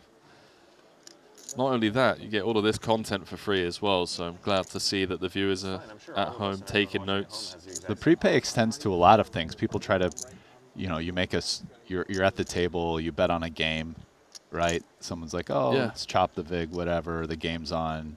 You even flip for whatever it is, like fourth quarter, they're losing, they'll like slide over the prepay. You got to be careful about that, guys. Listen, it's Dude, I've been pre-tipping the Baccarat dealer here. Yeah. Yeah, I've just been like, there you go. I acknowledge him for Pre-tip. by mere mistake, Like, but not by. Has it been working? It's been a good trip. Yeah, it's been a good trip. You're a degen. No, I'm not, dude. Like I had 2K USD cash left over from the bet that you lost in Monte Carlo. Oh, nice. And It's I that had lucky 1K. money, fam. Yeah, so I was just like, okay, well, I'm not going to be back stateside, you know, for a very long time until like this time next year. So what do? I like sit down, fully expecting to lose the 2K, but I've spun up to like 20K so far, man. Holy so. Mac. A 10x. Yeah, so the casino aren't very happy with me right now, but you know, I'm sure they'll get it back. The boys levered long. Chip counts brought to you by WSOP Paradise. Sean Winter, not just pole position at the red table, but he has moved up to 3rd in chips in the entire tournament, courtesy of that rivered flush against Chance Corneth. Vogelsang bossing it up over on the blue table, and then on the gold table you have ST Wang. It looks like, you know, around starting stack over there on that gold table. Yeah. It's starting 250. Yeah. Listen, Henry's the type of guy who he says he's going to take the car out for a drive, but it just might never come back. Maybe not. All right. Maybe not. He's go for a drive, and all of a sudden, you know, he comes back. He's like, I hate to tell you this, but I own the car now. It's you'd never believe what happened. Honestly, I'm getting a bit cocky with it. I mean, at this point, I should just obviously. cash out the chips. I should just get them to wire me the money so that I don't have any chips to play with anymore. 20K is a pretty good spin up from 2K. Yeah, 2K from 0, kind of from like our bet. That's true, Yes, actually. and then- Yeah. All from Kravitz folding aces in a spot where he should never fold aces, and I've made 20K off it. I mean, that's good. Oh, back to the action. This is hand should be over. Gotta expect Sean Winter's gonna fold the queen jack off here. You can pick them. You can pick them. No, pick 2 at random, Sean. Oh. Queens, huh? You guys both had queen 9? That's fantastic. I'm glad he picked those 2. Yeah. Best 2 he could have picked. This is a fun table, man. On this guy, huh? How do we talk about politics? You just wake up with queens. The funny thing is, if you would have asked me what cards I had and like I had to say the suit, I would not have said either of those 2 cards. Oh, because that was my hand? I mean, I don't think you folded pocket queens, but yes. I definitely had at least 1 queen in my hand. I didn't think it was either of those suits. So maybe you just folded pocket queens, I don't know.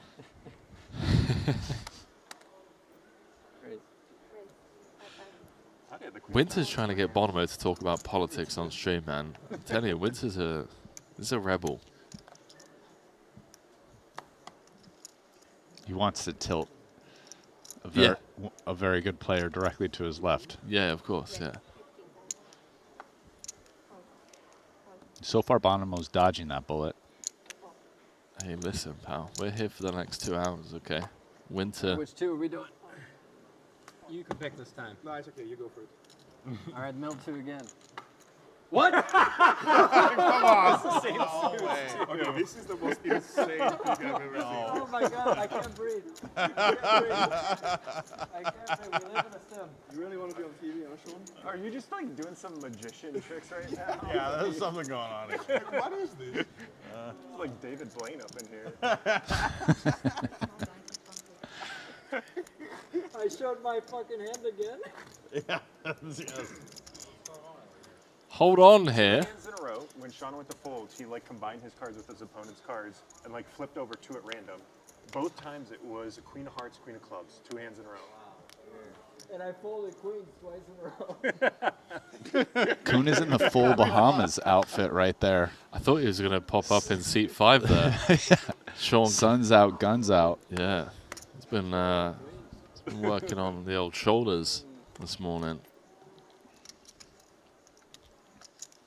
Sean trying to claim that he folded queens twice in a row.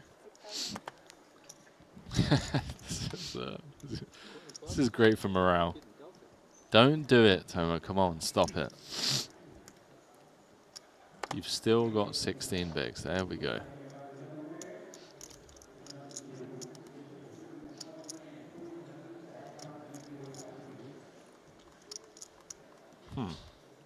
That's 7 seconds of my life I need to claim back from Dylan.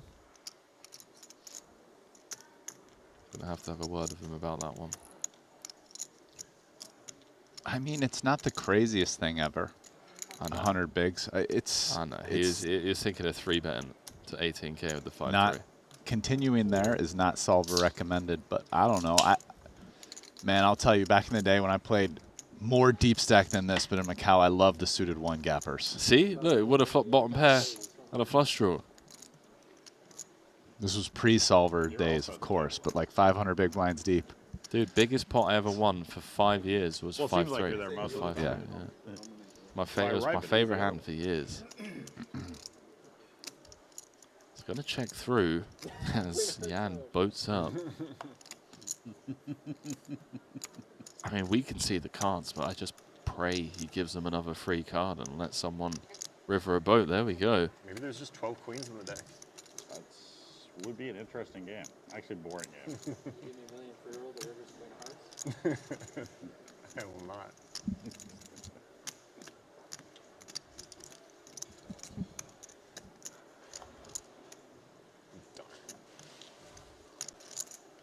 Fortunately for Winter and Alex, they don't find their full house outs. It seems at this point that betting is probably the way you get money. After the double check, I'm not sure what can really call what would bet and can call a check raise. Other than 7s, which probably raises a bet anyways, so. We're 3 ways. I can't ask that. Oh man, Winter is borderline out of line at this point. Yeah. Asking if it's a chop when he knows full well. No, was he going to ask if he had queens? No, he said, is it a chop? And then he said, oh, I can't ask that when we're 3 ways. After asking it. Okay.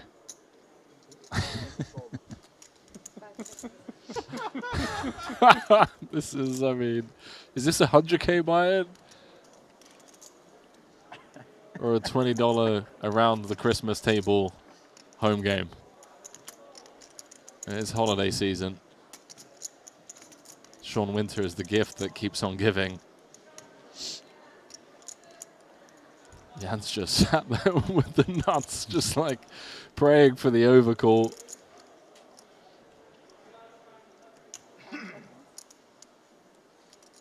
Don't have an 8. Don't have an 8. Don't have an 8 in your hand. What was the slow roll? What? I wanted to turn this first. Queen of clubs, queen of hearts. Yeah, me too. I don't know.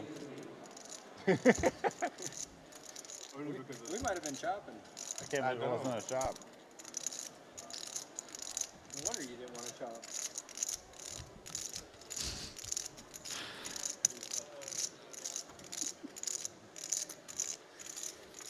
Queens are hot right now.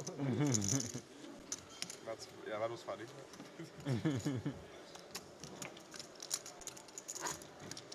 What'd you have? What did you have? I might have the same hand as you. I don't think so. Oh, okay. Would you have a max? Do you have a king? Neither of them wants to give up any information there. I mean, there you go. Both trying to see what they can get at from the other without giving up that much themselves. Could resolve with the double share though, but we'll never know. Maybe. It's off camera now. Got a funny feeling it won't. I don't see either of them backing down in that spot. So back over here, got Mokri, Pardo, Osmus, Maui, Kuhn, Vogelsang, KT. Like this next hand's going to be a huge hand. I'm not going to be in it, but I think Let's the next go. hand's going to be a big hand.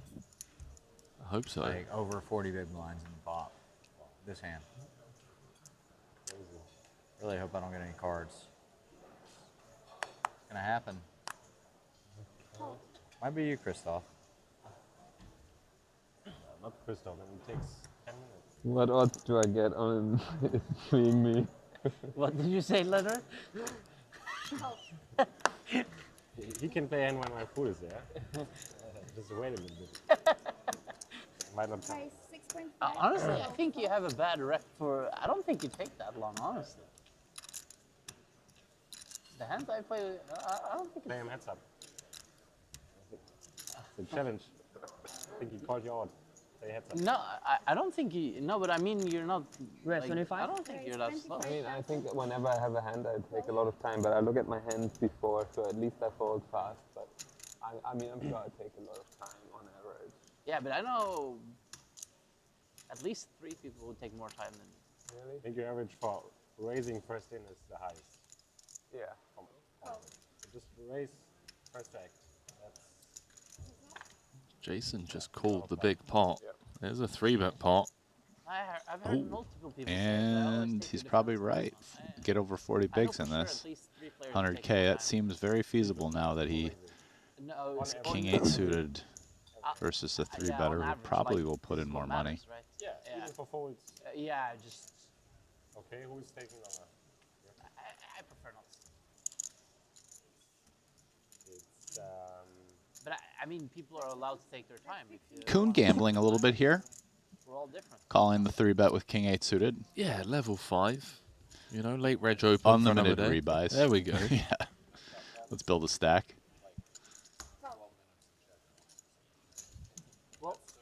Sun's out, guns out, King 8, spades out.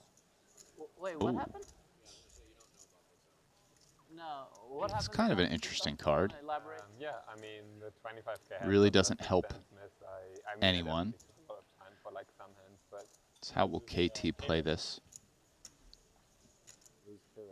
with K-Rub was like the.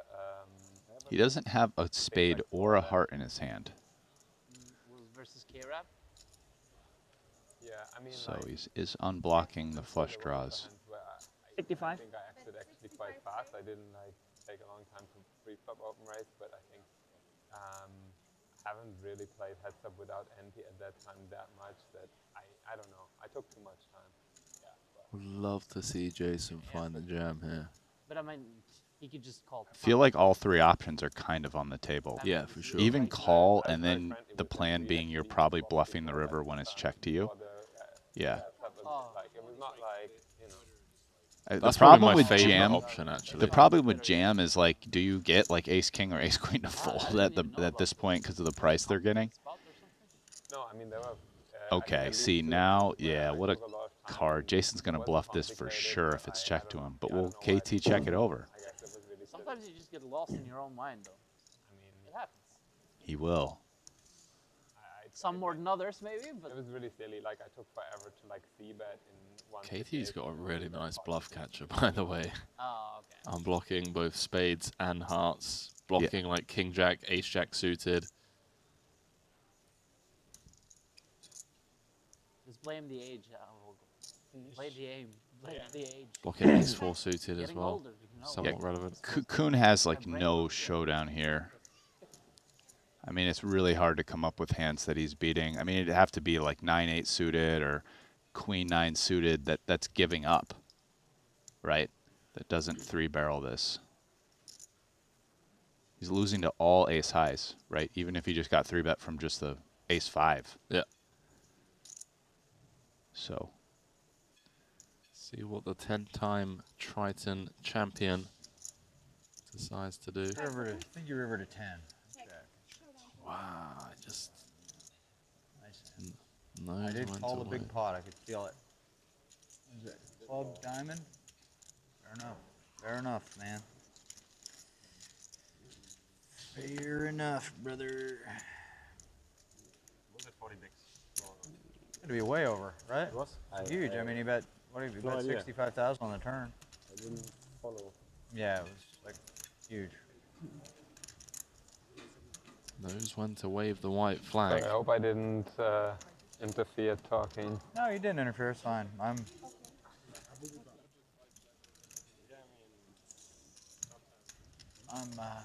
not very sensitive. Yeah, I mean, what did I know now? You have to order first, and then No, now you know. Like, if you don't get your food right away, you need to ask somebody. They're not working. They're not working on it. I like your hat. Thank you. It's a I good want hat. the other one though. It's a good hat. Here's another one that says failure is an option. This is what I call an orphan hat. An orphan hat, yeah. Yeah. This is. I would try it out. I mean, if it doesn't work, it's going to the bin, of course. Your orphan's new prodigy, GTO Lab and the hat.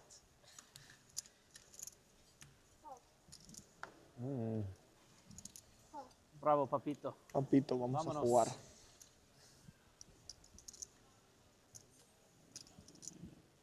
This is going to be fun. Pardo against Mockery, blind v blind. Not necessarily this hand, but just this dynamic. It'll be very fun. Two very aggressive players.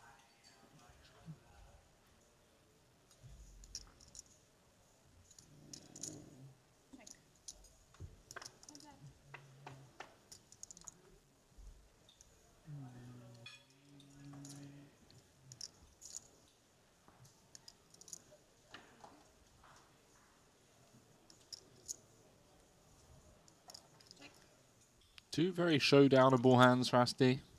Yeah, I agree. Neither of these hands, well, at least at this point, is very incentivized to grow the pot.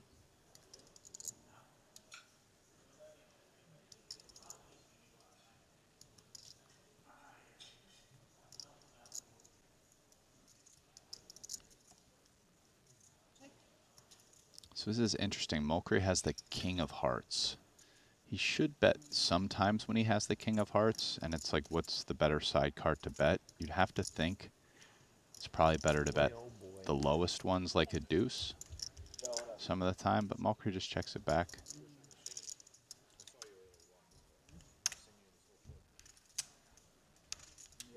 Excuse me? Can you pass a bit for me? I need water. Yeah. This one is very likely to just check through. So nothing burger. Out of the blinds, queen high, no good.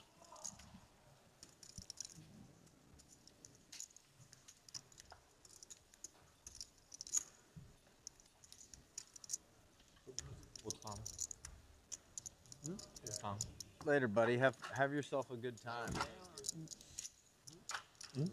Who's that leaving? 12% leaving.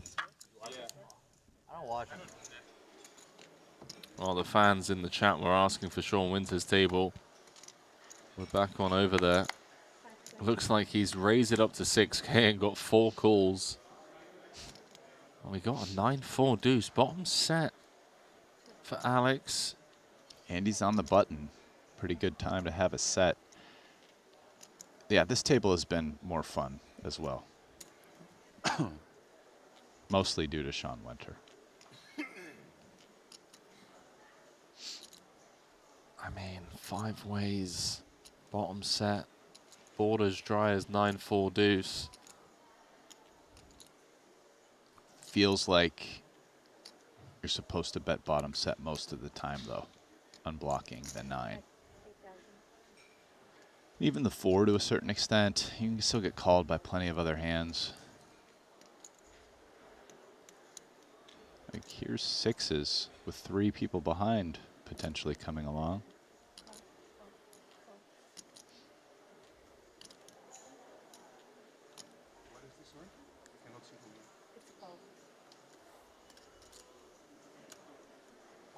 Might get Bonomo out.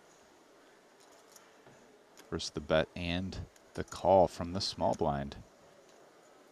I hope not. I want there to be a more higher chance that I thought he had folded for some reason. Yeah, You were waiting on me and a set of a set. Not that I'm wishing that on Alex, but just from an entertainment point of view. That's a fun turn card.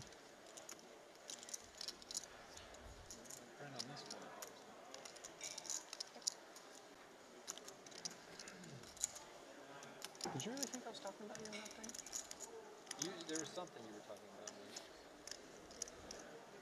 But it was well deserved. At the time. It wasn't about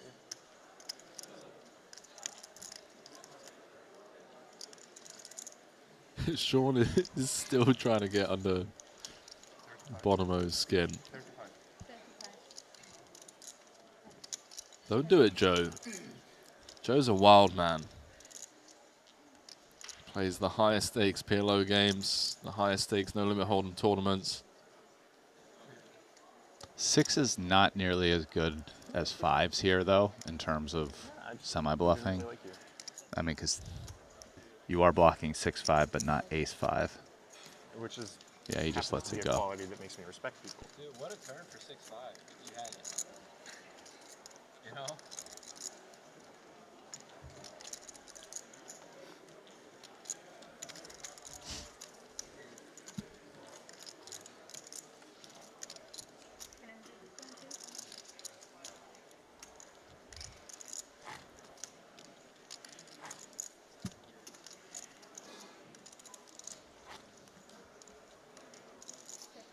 Do appreciate Yes, Sean's presence, frequent commitment to stating the obvious. You know, and it's just such a matter of fact, almost like childlike way. It's like, wow, what a great turn for 6-5 if you had it. Like, yes, it turned the nuts. A brilliant observation, Sean. Thank you. I'm telling you, these turbo autists, man. It's the high-level poker analysis coming from Mr. Winter. Oh, we got a mystery hand. None other than Justin Bonomo as well. Let's go. No, they moved him.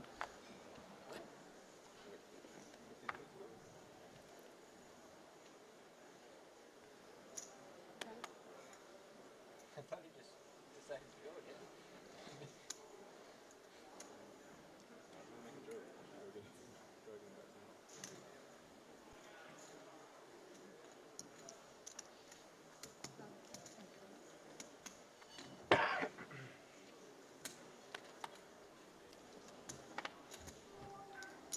Right, he's the pre-flop raiser, the raise first in from the hijack, so. Oh my goodness, and he's up against a really good hand and Would it be a possible decent to get an hand. old iPhone charger from somebody? Yeah. Thank you so much. Bottom set. Again in position. Again bottom set. This could very much go 3 ways to a turn. Yeah. We're up to 92 runners, by the way.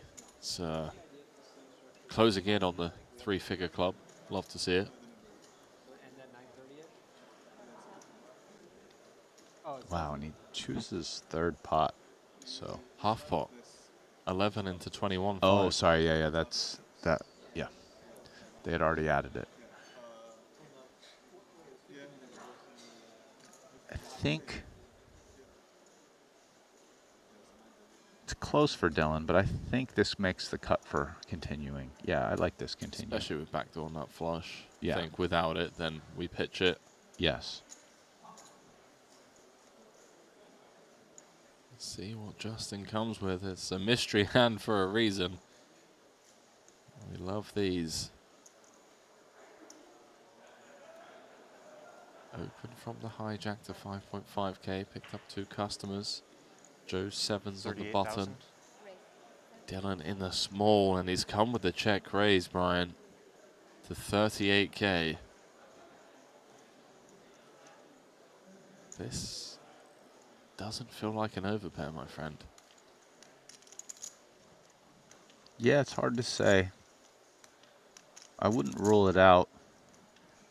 I mean, 7s is a clear continue here. The question is whether you call or raise. The call, I mean, you're in position, so you don't need to raise. The flip side is that when you call, you do let Dylan in with potentially with hands that have equity. But clearly, you know, if he knew that Zoe only had ace-9 of hearts, he would let him in. But flush draws, you're not as excited to let overcall behind. Joe Shine calls, and here we go to the turn with about a 2 SPR. Oh. Brutal. Brutal turn card, of course, for Dylan, as he would have turned the jack high straight with a nut flush redraw. Would have loved to have the camera on his face as the flop card came out, just to see if anything crossed. Any little, like, grimace. Some mouth flicker.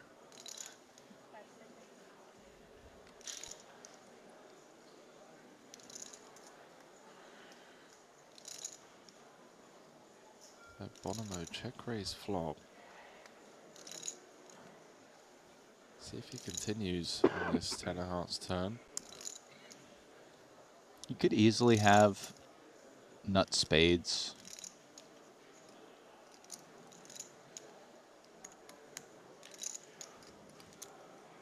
$45,000.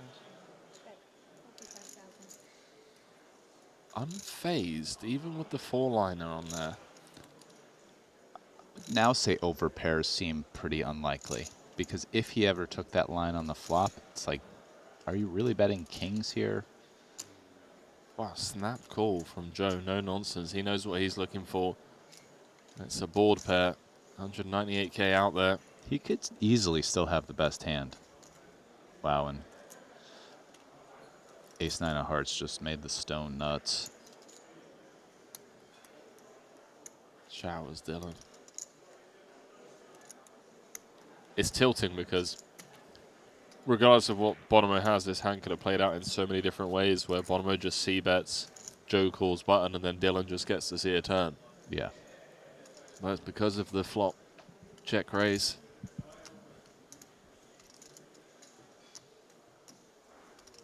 Less than pot back.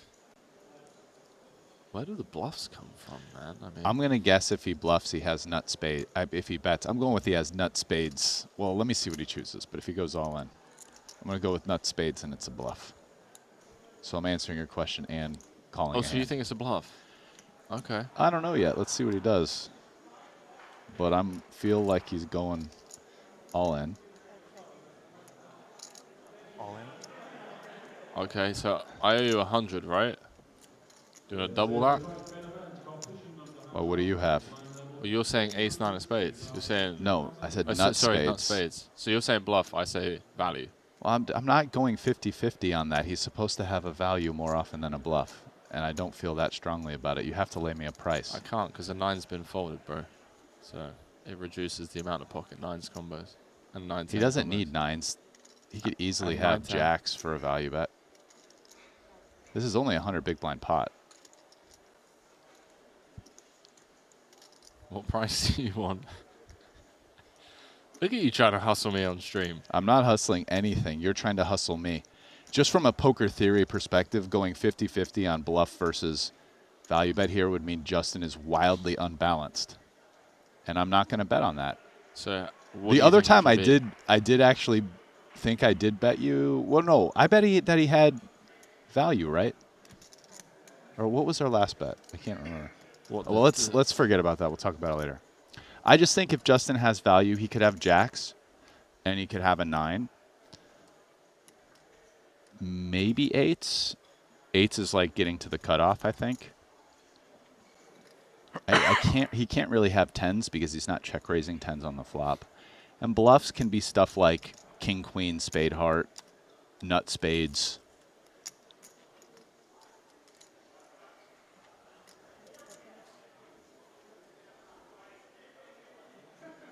Something to be said about timing tell, perhaps, as well. The fact that Joe can't literally snap called turn. Potentially even a hand like king 8 of spades. I could maybe see playing this way. Does that count as a value, Joe? No. Clearly a bluff. Let us know in the chat. Bluff or value?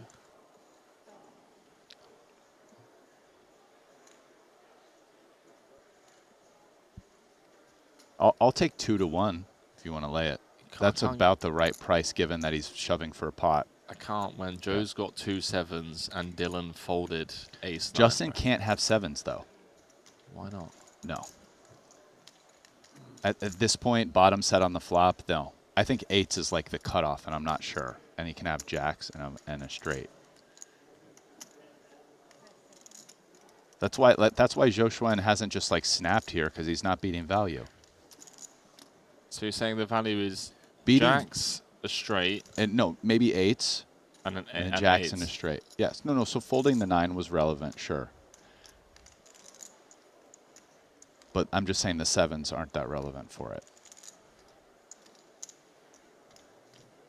I want to do some back of napkin math in terms of bluff combos versus value combos. Joe lets it go. Oh, Bonomo. You sick pup. Just leave it on a 14 It was a minute bluff. for 14 minutes. I doubt it. Queen But notice he had 10. the heart and the spade He offsuit did. combo. I don't think See? that's what Yeah. people want to see. Way more bluff combos than value. Bonomo, Bonomo, Bonomo, hey? Back up to more than 100 bigs. Sick little check raise there. Getting the 7s to fold across 3 streets. He's moved up to 123 bigs. Blinds going up to big blind 3K. Juan Pardo bossing it up on the blue table. David Yan, chip leader over on the red. We got Jason Kuhn at the bottom of the chip counts for 106K. Nick Schulman with 22 bigs. Alexander Linsky with 35 bigs.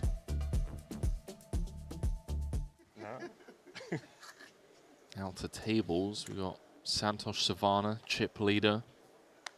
Dimitar Nanchev in second. I did that versus Sean McCarthy. Did it work? Yeah, he called and claimed queen.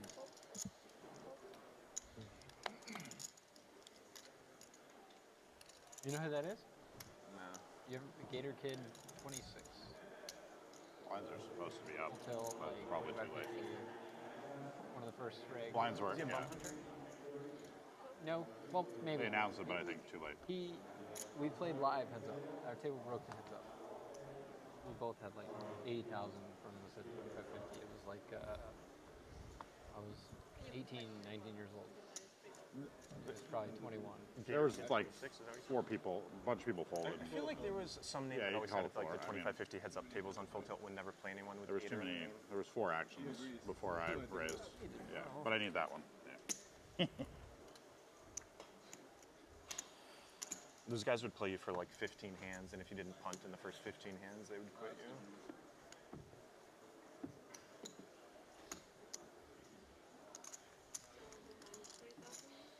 Three?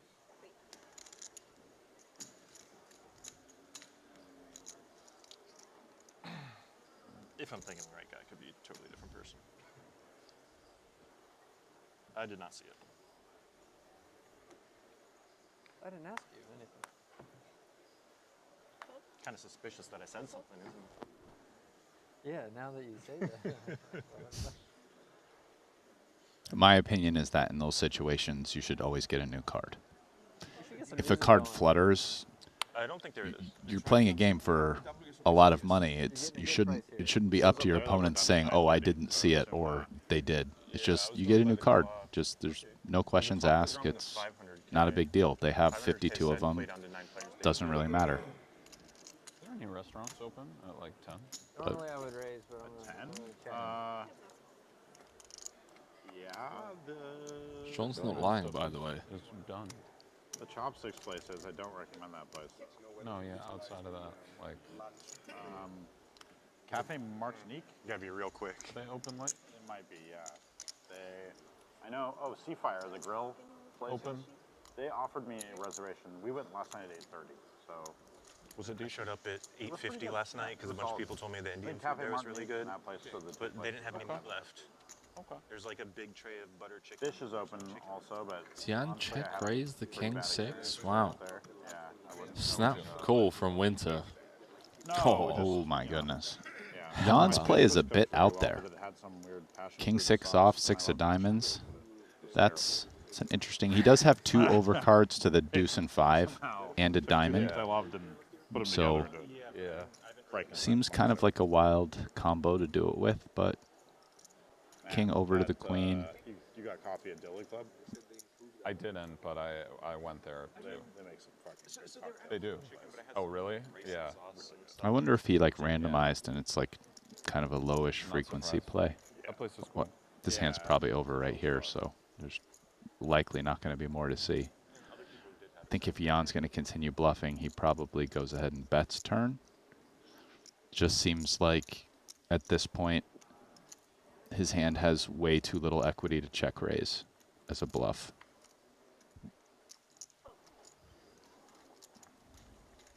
Man, I wanted to see a double check raise. Yeah. Just wanted to see Jan go for it.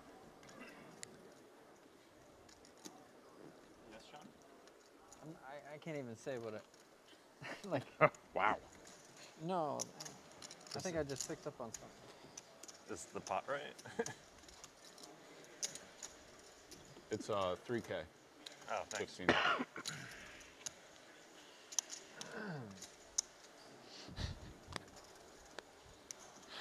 15. He's something else.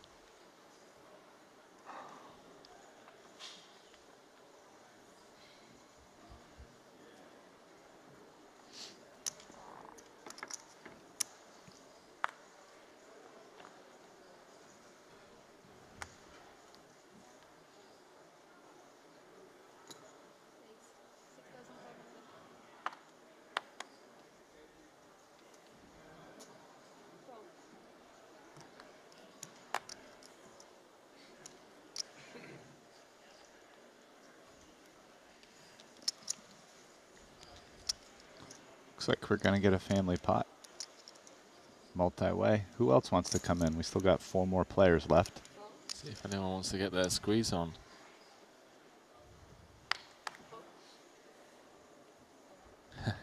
Let's go. 9s. This is insane. Yeah, I'm not 100% sure whether Jan's going to call or raise. Just calls.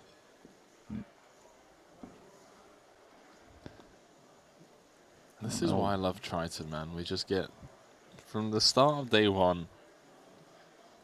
That's just a call, right? We're live with the broadcast. We just get 5-way pots and 100K buy-in. I was only calling for you. Oh, I was going to call. I thought I was getting a better price because you're going to call. I need 500. Some set over set possibilities here, although unlikely as we see a 7 busy in Joe's hand and a 8 busy in Winter's hand. It's the 9s of David Jan. We're out in front.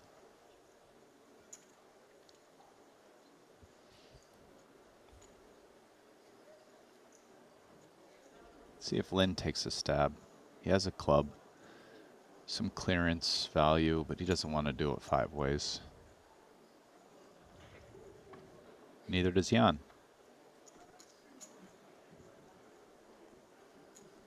How about that for a turn card? Both Winter and Joe turning a flush draw.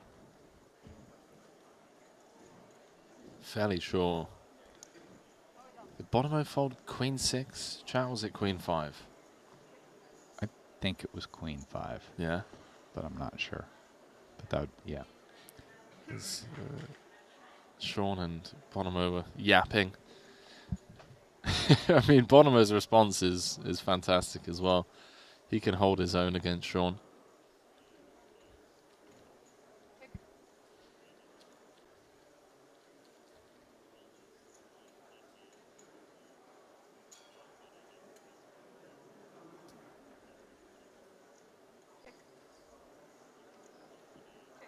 This one's going to check through. Oh, wow. Sean's found a path to victory. I can hear someone listening to the stream in the background.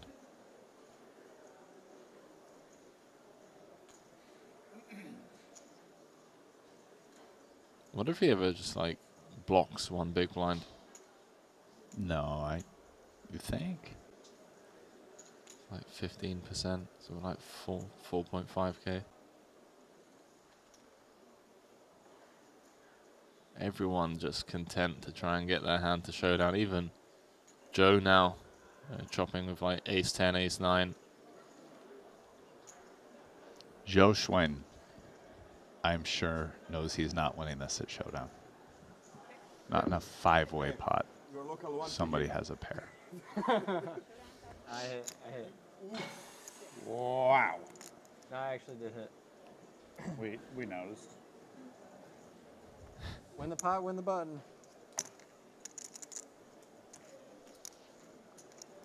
Who else had a pair?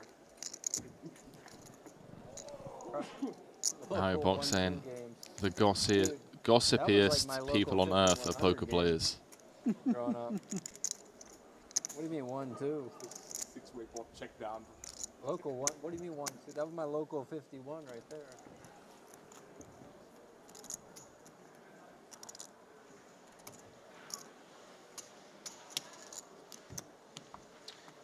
But you also had a flush on the turn, right? So it's only fair.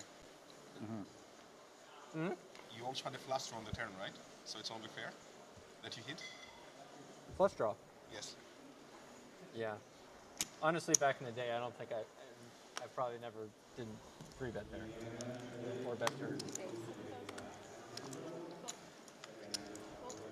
Or miss my Sorry, turn. sorry. Come on, Nick, get it together. It's okay. My bad. It's not going to affect anything.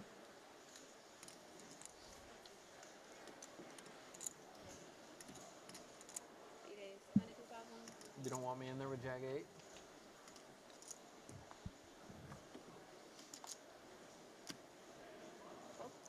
I actually only called it because I thought I was going to hit. What is the original action? Raised to 7. Lucky feeling 3?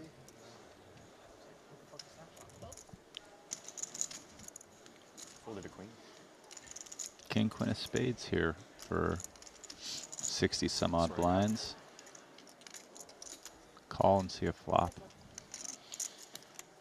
You call pre every turn. Queen is on the flop. Complete whiff for both.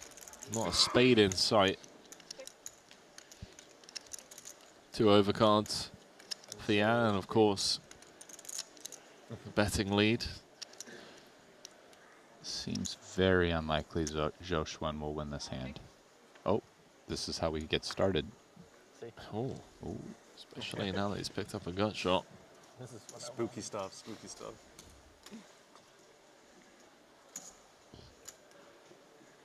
Here we go.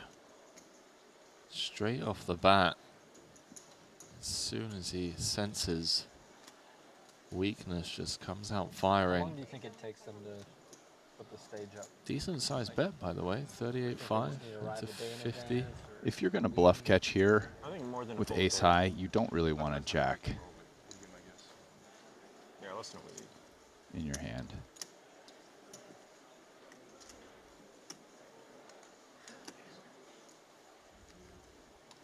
Our opponent probably doesn't have jack 8, so you're blocking queen jack and king jack.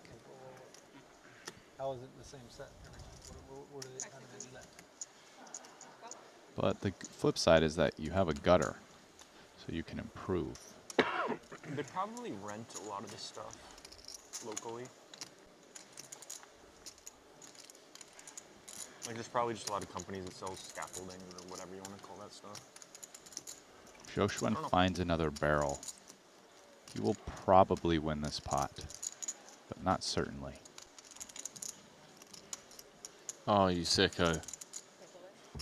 Good man. Just less than pot back. Says let's run it. See if Jan can sniff this one out. Was a relatively quick bet from Joe. Not that I want to read into it. I think he's acted pretty fast with both value and bluffs. This would be quite the hero call, Rusty. Yeah, ace-jack is a hand that maybe likes calling turn some with the jack equity, but not calling the river as much because you're blocking bluffs. Jan ends up, he's suspicious, but perhaps not enough to hero. Well, Joe getting one through, back up to starting stack. As we are up to 93 runners now. He's in the 2,500. Is he really? Yeah. Okay, because he's been like a Bahama man forever. probably one of the first times he's played poker was probably here. Long old ways to go, obviously. In his Some speculation as to how many runners this is going to get. Yeah. That'd be brutal. I think the line is Mercier is close to 140, I'd say. He still does when he's I've playing. got to increase the field by 50%. Yeah. Can they win? Is it over? Is it 2 levels tomorrow? No, start of day 2. Okay, so start of tomorrow. So we have I played with him in Florida at the series. this frame, then 2 more frames, and obviously end of day. I'm taking over 140. Yeah, I think Yeah. 140 is like I would say 150 is probably where I'd want to I think start that was betting actually money. a pretty good line. The 150. Producer James Dempsey wants some action on 150. Okay. We'll have a little whisper on break. Back over to the blue table. Jason Kuhn has Pardo in trouble. This was Pardo that opened. Kuhn called. KT defended from the big. Flop checked through. Turn went check, bet 12K from Kuhn. Call from Pardo. And now, how about this? Little B150. Pardo is not going anywhere.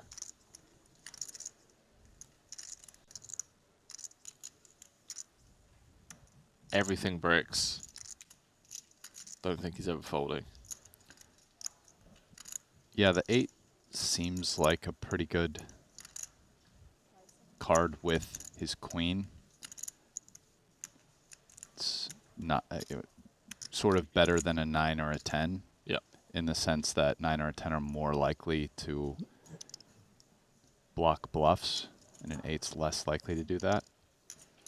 And the queen just obviously being top pair, so kind of the best card because you're blocking value there. But I do think in these spots, players do sometimes go with feel. But yeah, seemed like probably a call. And Kuhn got max value. Yeah, a 10-time champ back up to 90% of a starting stack.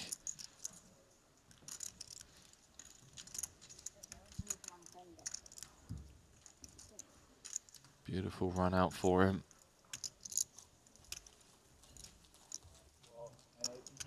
I was just gonna say that, and that was good. I guess all you guys were in Monte Carlo last time. The 25K got like almost 100, and like no one was there. Yeah. I No, was it didn't shocked. get almost 100. Did it not? Nah. Maybe I'm thinking of the 10K. Yeah. What'd it get? Oh, you were there. Yeah. It didn't get almost 100. Maybe it got 7. I think it was like 48 or something. Maybe 60. 60 maybe. I think it got 70. That Steven guy won it, right? Maybe the 10K got 100. Yeah. But they were both really, really good. It was 500K for first, right? Yeah. Yeah, so yeah, 70 maybe. Sorry. I read a YouTube chat. Value Mike was said, awesome. I'm not hating. damn, Jason. Was it the Chill, bro. new one? My girl watches this. Maybe the Stars one. No, I mean which casino? Oh, it was at Resorts World, yeah. Is it nice there? I never been. I mean, it's perfect setup for poker. It's pretty nice. You can valet and be in the poker room in like You just drive down 3 the other minutes. side, no highway, right? That's right. Good restaurants, like Good restaurant. It's a good spot, and it's up. The place they have is awesome. That upstairs room they had was out of the way of everything. It You was can play nice. private there, right? Like there's some games that run in there. Yeah, sure. they run a mixed game all the time in there. Maybe we can get the World Series over there, man. We got to get it out of Paris. I mean, it's better than it was. No way, the Rios. Rio's number one. Rio's the best. You kidding The me? parking was good. That was it. Nothing else. You don't have any nostalgia from going deep in the main? I mean, a little bit, but it's touching those nasty chips. there's nowhere to eat there, man. It sucks. 150. 150. All American Days, bro. All American Days. That yeah, I just ate every meal at that sports bar at the top. Oh my god. That place isn't that bad. I mean, at least I would always go to Chinatown on dinner breaks and like try out. You know, there's a lot of good places down there. Yeah, you can drive on dinner break. Now I guess I don't get that stuff. I would love to see it go back to the Rio. Check. Really? Yeah. Just for the nostalgia? I just liked it. I liked the Rio. I lived there for 40 days once. I like the Rio. You're the first person that's ever said that. Me and John Jaffe lived there for so long. The cops came. We had to re-room us because it was against the law. So in a hotel for that long.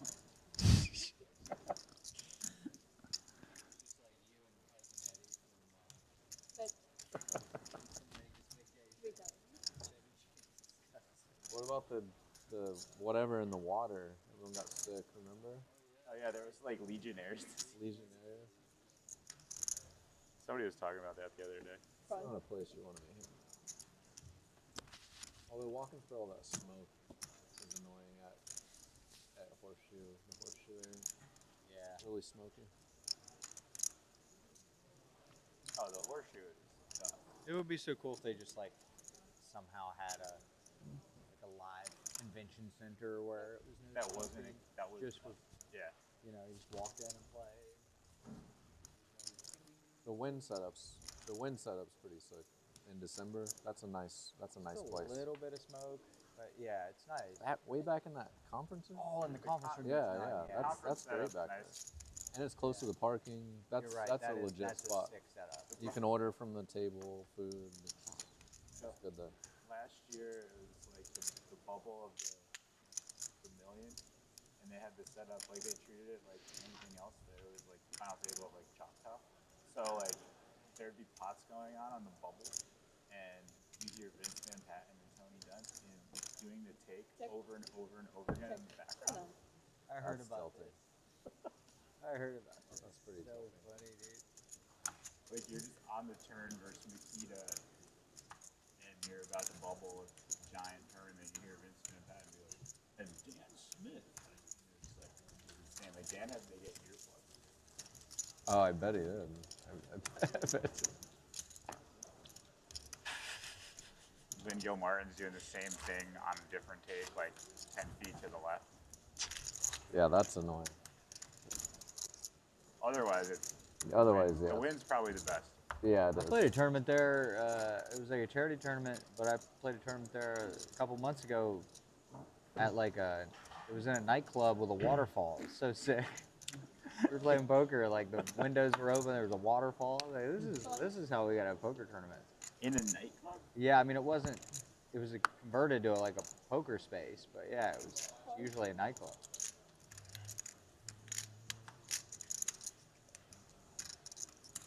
Okay, 7.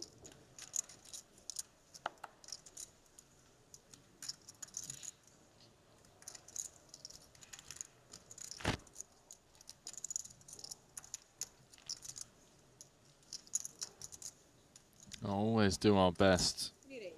to not talk over the players, as we know they're the reason all of you viewers are here. We will obviously interject if there is. It's one of the worst hands I opened. Did you know? We gotta take that off. Big hand going down. King 9 off. Yes, Yeah, my I big hope one. you are enjoying the show. That you're coming after. The table We can't chatter. get you in, Ray. Yeah, exactly. King 8 off. In the 500K, you'd have been live to see it. From a Oh, yeah, professional. absolutely. The higher the stakes, Professional.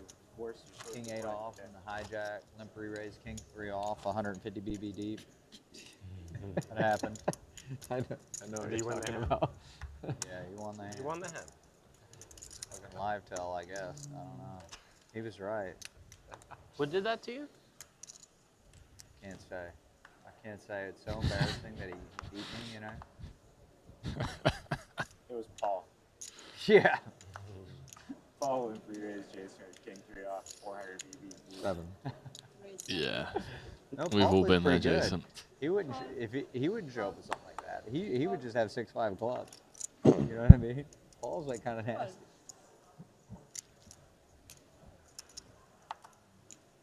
Oh, because D-Nex was saying he was limping all the time, so I was assuming maybe it was him. Who, D-Nag? He brought the limping 7, back? right? Yeah, he limped. That's why. Oh, yeah. Did he? I didn't. But I would Yeah, assume if it's a high stakes tournament, the limp's coming out. he was limping under the gun and under the gun 1. Yeah. Trying to Mess with your decision tree. Pair for both players. Unfortunately, for Osmus, Yeah. this is So under the that's gun v queen big egg. blind. Lies to the limpers. Sounds like a And I movie. say fortunately in the sense that Dominic I don't Who think else he's do ever we going to have? get Like a check raise on this big flop. time limp guy. Matthias. Oh yeah. I mean, they're just correct, but it's annoying to do. But it's fine what they're doing. Their little thing is fine. Their little system. Although against this size, you never know. 5 into 18. 18? Yeah, there we go. I was captivated by Kuhn expounding upon the limping strategy. Of D-Nex, yeah. D-Nex was busting out the limps and the check raises and all sorts of stuff. It's very balanced as well. You know, limping with aces, limping with queen 9. Osmus makes the call, so an inflated pot club would be disastrous for J-Dog.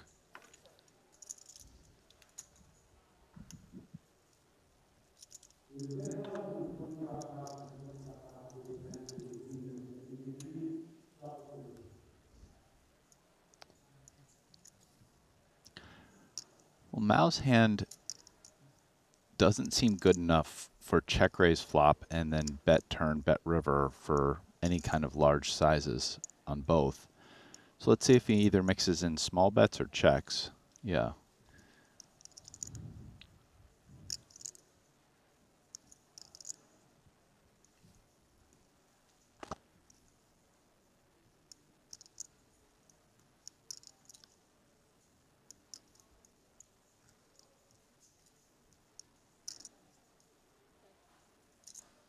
Always going to go check, check. Now facing the check behind of the check raising flop. See if Leonard wants to extract some value here.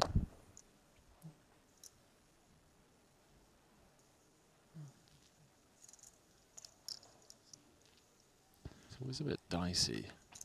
I think he can bet his hand for value. Jeremy's not really beating anything for value, at least. He's beating bluffs that decide to kind of gave up turn, but try again on the river. Some of which he blocks. Yeah, 9's not the best side card.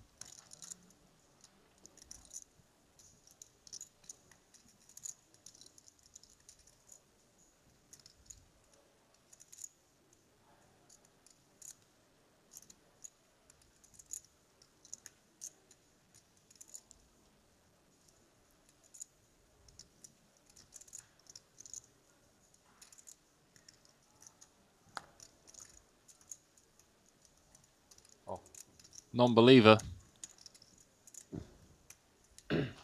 Maui gets paid. Osmus down to 40% of a starting stack. Leonard busting out the rocket science in that pot.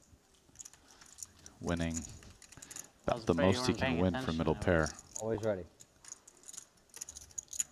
Always ready.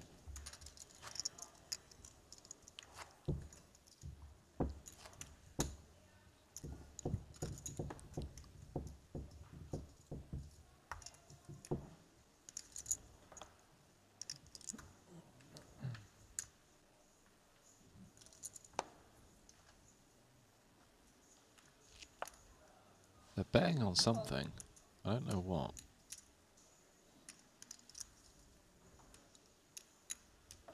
Five. 6.5 12. 12. 12. 12.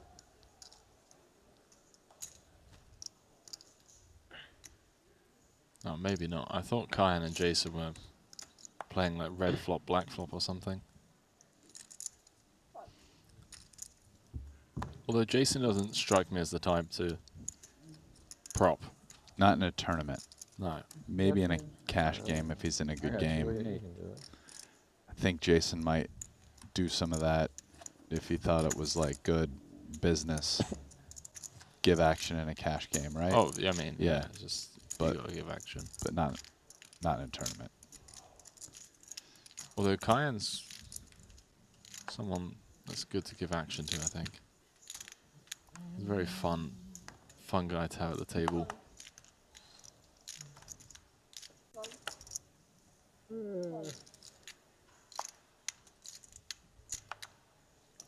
Camila Ramirez saying, is Papo playing this tournament? I would have to assume so. After his victory in the 500K, you can, of course, head on over to the Triton Poker Plus app, and you will see that he's currently in 20th with a very healthy 380K stack. So, another reason for you viewers to download the app.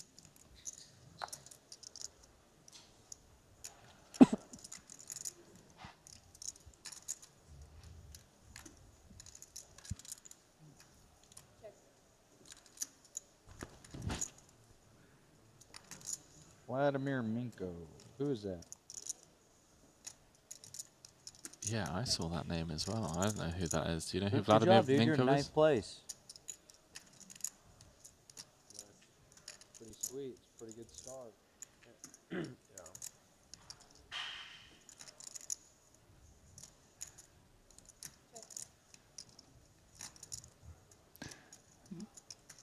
Nick has got to know that Jack High is not going to win at Showdown.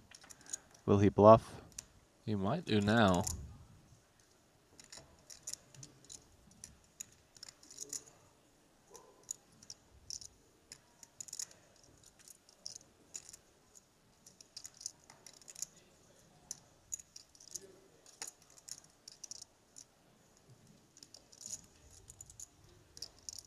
Jeremy might even be worried that Queen High won't win at Showdown, but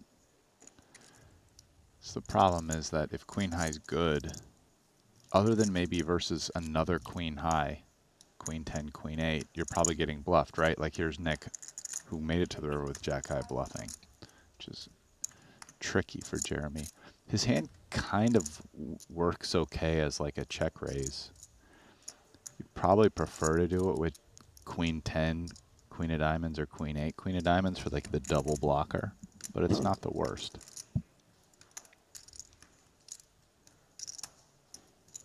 So I think he's more likely to raise than call. The delay is 1 hour, right?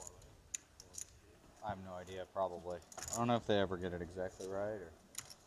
I'll just let you know when you come back from the break, you're back to the original table 9, second table. Okay. Is there there's no dinner break today. I don't think there is. I thought someone said there's not. Yeah. No dinner, right? Jose in the chat saying, how many days is this going to last? 3 days, my man. Day 1 today, day 2 planned tomorrow, play all the way down to the final table, and then of course day 3, be crowning a champion. You can become a champion over on GG Poker. Sign up today, get yourself a free $50 ticket into the Weekender, min deposit of $20. Promo code Triton _2024. Get involved, ladies and gents. Spam those Greg Goes All In Dean Eggs emotes. Jackson Dickery over on YouTube saying, I didn't know there was this poker app. You've never mentioned it. Aha, I see what you did there, Jackson. You cheeky sod, you. Pick it up now. Hope you're all enjoying the show. You know what I mean? A couple months to get serious with it. Like yeah, now. but you can just like Katie throw some chords down. saying that he's an online high-stakes player, Henry. Lose that. Thanks You for just that do it info. once in a while. Yeah. Katie, Vladimir Minko, that is. No, First I time haven't he's been doing showed up. with music. I haven't wrote a song for a while, man. Yeah, this year's been a weird year. Like, no one's really gotten together. It's just been a real grindy kind of year. Yeah, you just get busy. Once you have kids, too, you just get busy, man. Like, you really do. Yeah. You play like 350? Yeah. Above 390. 390.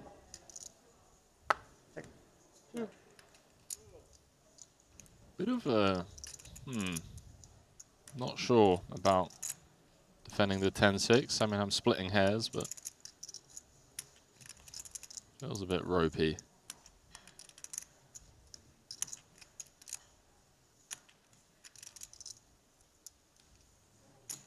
Bet 9,000. Fold.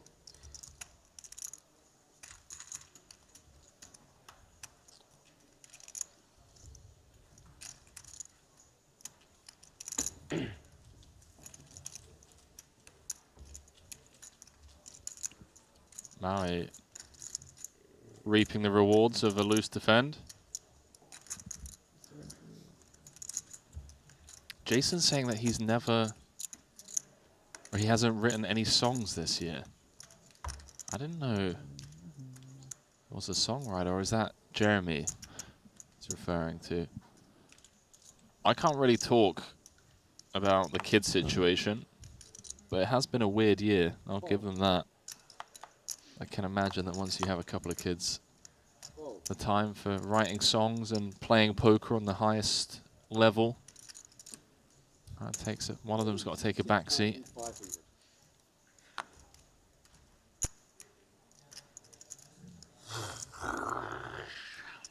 Osmus with only 30 blinds here. Let's see what he decides to do, but my guess is probably 3-bet. I think that's shallow enough that cutoff versus hijack, you're okay getting it in. 16,000. Fold. Fold. This is just going to work, unfortunately, for JA. Not going to get to spin the wheel this time round. Do they sell that cap here on site, or is Maui just borrowed the rocket scientist cap from David Yan? Oh, does David Yan have the same hat? Yeah, he's rocking it in the 500K, yeah. Huh. Maybe they sell it here. Although Yan... I doubt they sell it here. I think it's Yan's hat. Yeah, Yan showed up with some cool hats over the last couple of stops. What was the one he had in Monte Carlo?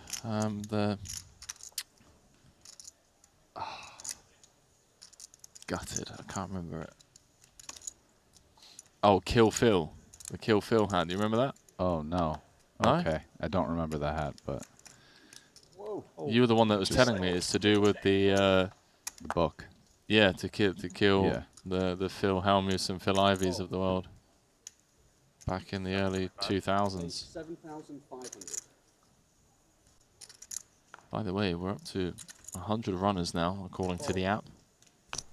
Santosh Savannah is leading the pack. Very healthy. Mascot. 300 bigs. Savage. A what is that? Jeez, that sounds like kind of racist. Yeah, it is. But that's what it was. Oh, you guys are the Savages? Lamar Savages. Wow. They're trying to get him to change it now, but they won't change it. It's a side profile. The mascot, it looks cool. It's a side profile of like with the bear, the feathers. It sounds and stuff. dope, but yeah. Yeah, it's probably should a little antiquated. Yeah, definitely. What was yours? Minuteman. Yeah, Fun turn card because one assumes that Mockery's going to check and Nicky P perhaps going to bluff at this. Yeah. I couldn't think of what that was, but I knew the reference. Checks through. So what was it, like guys in like the... Interesting river card. Yeah, British looking with the wig kind of the hat. Yeah, exactly. That's exactly. Mokri's now way less concerned that Nick is checking back an ace since there's only one left. Bet 40,000. Just hits him with the B200. What was your high school mascot, Rusty? The Titans. The Titans. Yeah. Oh, yeah. What about you? There you go. Yeah, that's. I grew up in the UK, mate. It was whatever sign the local kebab man had on the front of the kebab shop. that Oh, you week. guys don't have mascots? No, sir. Oh. A whale, this guy.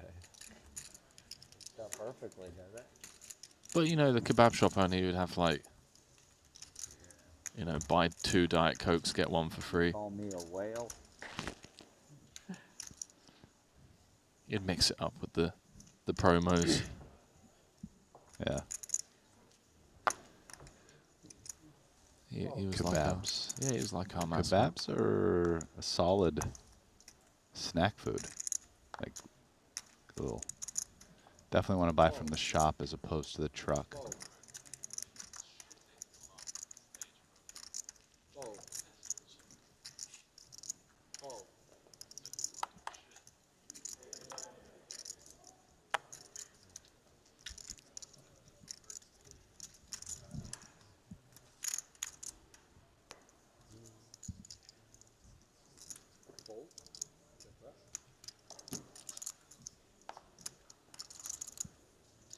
I have to kind of share this with the viewers. A bird has made its way into the broadcast room.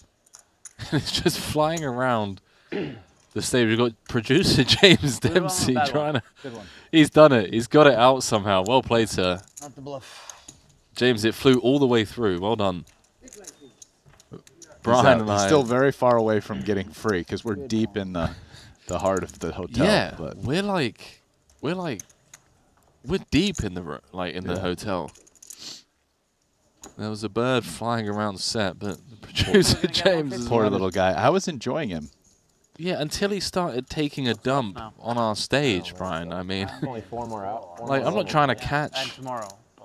bird flu over Well, here. I mean, listen, you're not going to have to clean it. 31. You're not responsible for that. Come on, man. You're smart enough to know how air particles and all of that stuff works, yeah? I'm just Come not on. concerned about the bird taking a dump. I'm really not. The air particles, I'll take my chances. I breathe air particles all the time. And I'm sure animals, when I'm out in nature, taking dumps and pisses and all that great stuff, is what it is. You're going to be doing I commentary from the Shark Tank tomorrow, listen, long line of survivorship bias. Me and my ancestors, we've survived animals and bacteria for years and years. I'm not going to get out of sorts over a bird taking a crap 15 feet away from me. You know, life moves on. I'm going to tell you that next time Bitcoin dips 20%. Like, Rasty, get out of bed, bro. It's not the end of the world. God, I wish I had some Bitcoin. Back to the action.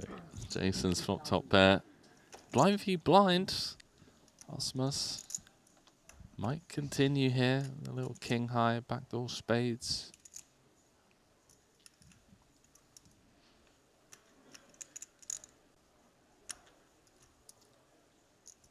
Yeah, he's reaching for chips. There is the call. Jason with a somewhat disguised top pair. On this turn, I think the hand will be over and done with. Should he fire a second barrel? Yeah, it just seems a little tough for King High to continue. This didn't improve his hand in any material way. He's going to have a lot better stuff to continue with here, starting with pairs, draws.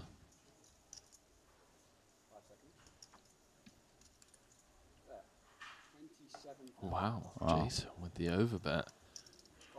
You know, this is the thing I really love about doing commentary, and I know we've spoken about this off stream before, but just being here in the booth and treating it like a bit of a study session, you know, spots like that where we're kind of left with our jaws on the floor. Triton main event, next blue table, who we got? I see Dimitar Danchev, Alex Foxon, looks like Justin Saliba over here. Boss Paul, Daniel Dvoris. Sorrel Mizzy talking with Boss.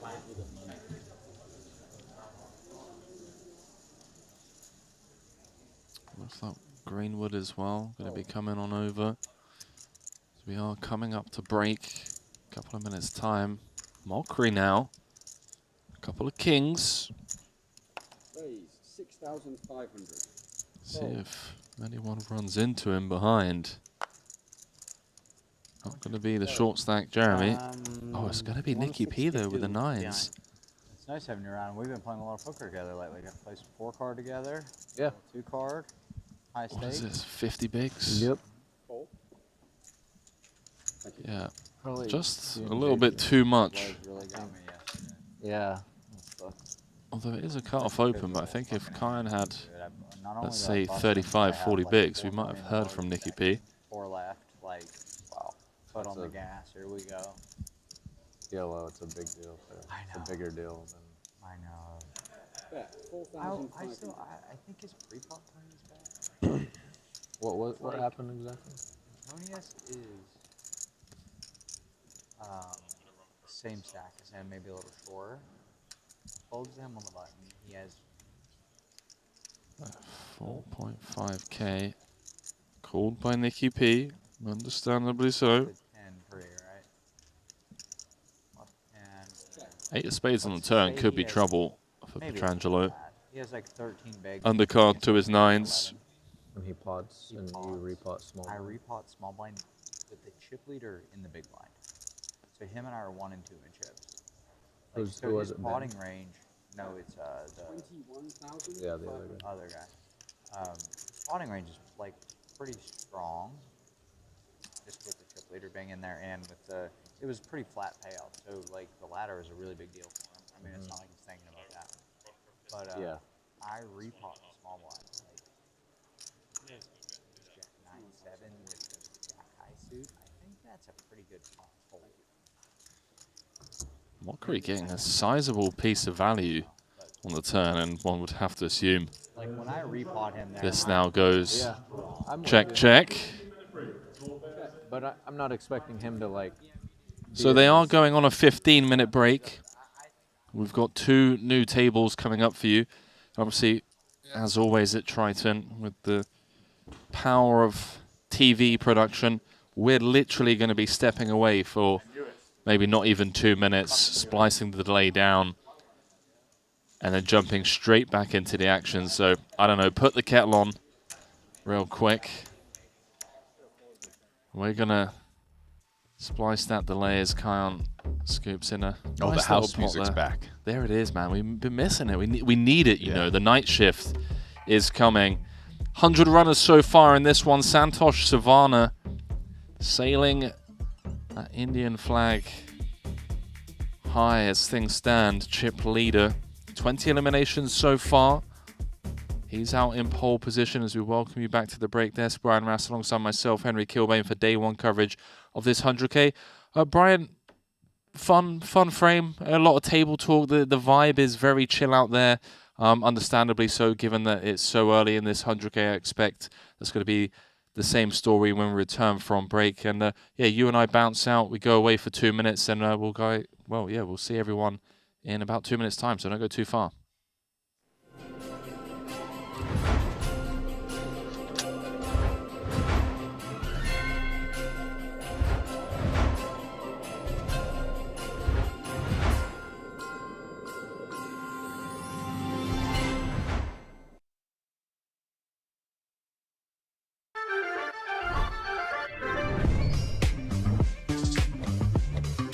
All in.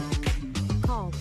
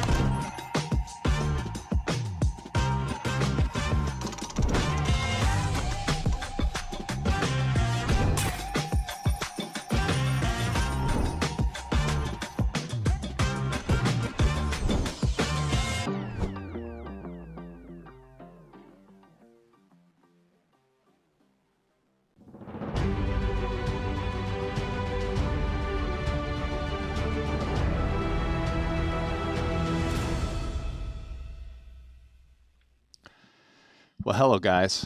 That was a short break, and my partner is not returned yet, but we are back. We're ready to get into the coverage. Like looking at the new tables, we can bring it up. There's the blue table. We have a great group of players. I think Ben Tollerine might have just won a PLO tournament, 100K PLO. Lococo, our fresh winner of the 500K, along with a cast of, I mean, listen, this tournament can be right out of the standard Triton fare. Going to the red table, we have Boss. We just saw this table right before we went to break with Boss Paul Fua, Sorel Mizzi, Peter Ertz. Some crushes over there. Yeah, so it's going to be a fun frame. Yeah, I'm really looking forward to this. I mean, Boss had a bit of a deep run in the 500K. And, yeah, I mean, ended up soft bubbling. Lococo, I mean, always incredibly entertaining. Not going to lie, I'm a bit out of breath there. Had to run back. Made it in time. Saliba making an appearance for the first time in a long time at Triton. Love to see him in the mix. Ibinger, obviously, 3 titles. Bracelet up for grabs in this one as well, though. Yeah, I mean, the trifecta, guys. We got the no watch bracelet. Oh, there's no watch? No watch. Okay. Well, just the double. We got the bracelet and the Triton trophy. Okay, that's plenty. We can find a third thing to throw in there. If we're going to throw out one thing, it's got to be the watch. The watch, the Jacob and Co's that normally go Listen, to no, the I love the champions. watches, but I just mean, like, for me, if I have to pick which one, I'm taking the Triton trophy and the bracelet. Triton trophy. I agree. Danchev, Biao, Ibinger, Saliba, Tollerine. Love to see Tollerine in the mix. Lococo and Foxen for what you could argue is going to be one of the most aggressive feature tables out of all of the tables we have. And then on the red table, slowly filling up, as we only have 5 players over there for the time being. Greenwood, Voris, Boer, Mizzi, Outs, as discussed. 100 runners in this so far. Yeah. What are we setting the final line at? I mean, we've got 2 frames left. We're coming back to level 7. So I mean, you said 150. I mean, I'm probably over 150, but it's a pretty good line. I mean, that's still 50 people to register, but yeah, we've got people maybe like coming in from 154 or something like that. Listen, I think that blue table is going to be fire.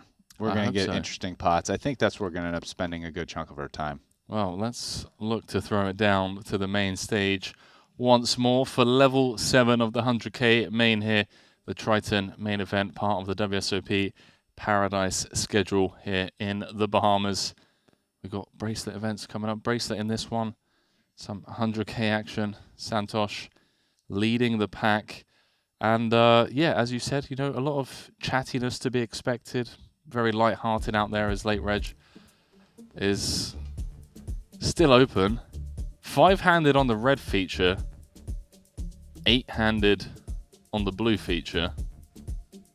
One would have to assume some table rebalancing is about to happen immediately. Chip counts brought to you by GG Poker. You know, I sprinted. I'm still out of breath. I need to hit the gym more, man. I mean, what's going on? I'm 3 days in a row, brother. Yeah, we did chest, back, shoulders. Yesterday was legs and arms, and today we just did cardio. Boom. Listen, Rusty. That's how we do it. Don't get me started, okay? We'll start propping on the... I'm 43 years young. I'm ready to go. I'll run through a wall. Can't stop, won't stop. Got to keep the energy perking here. Day 1 of the main. Can't get the late day doldrums. Got to keep firing strong. Not just, obviously, the players in their seats competing. Got to keep the energy up, but us as well, Henry. We have an important job here. Ben, it's not going to happen. It's true, man. There are different things one has to do from the booth. I say between now and the end of the shift, we both get 200 push-ups in. 200? Yeah. We've got 4 hours. It's 50 an hour. Wow, how much is, if I wanted to do chest again tomorrow, how much is that going to mess me up?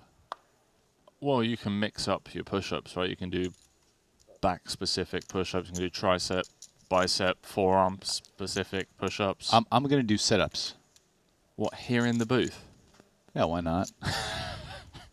I'll just take my jacket off. I respect it, bro. Yeah. Alejandro I'll do 200. I'll do Rococo. sit-ups. You do push-ups. All Yeah. right, deal. All right. Booked.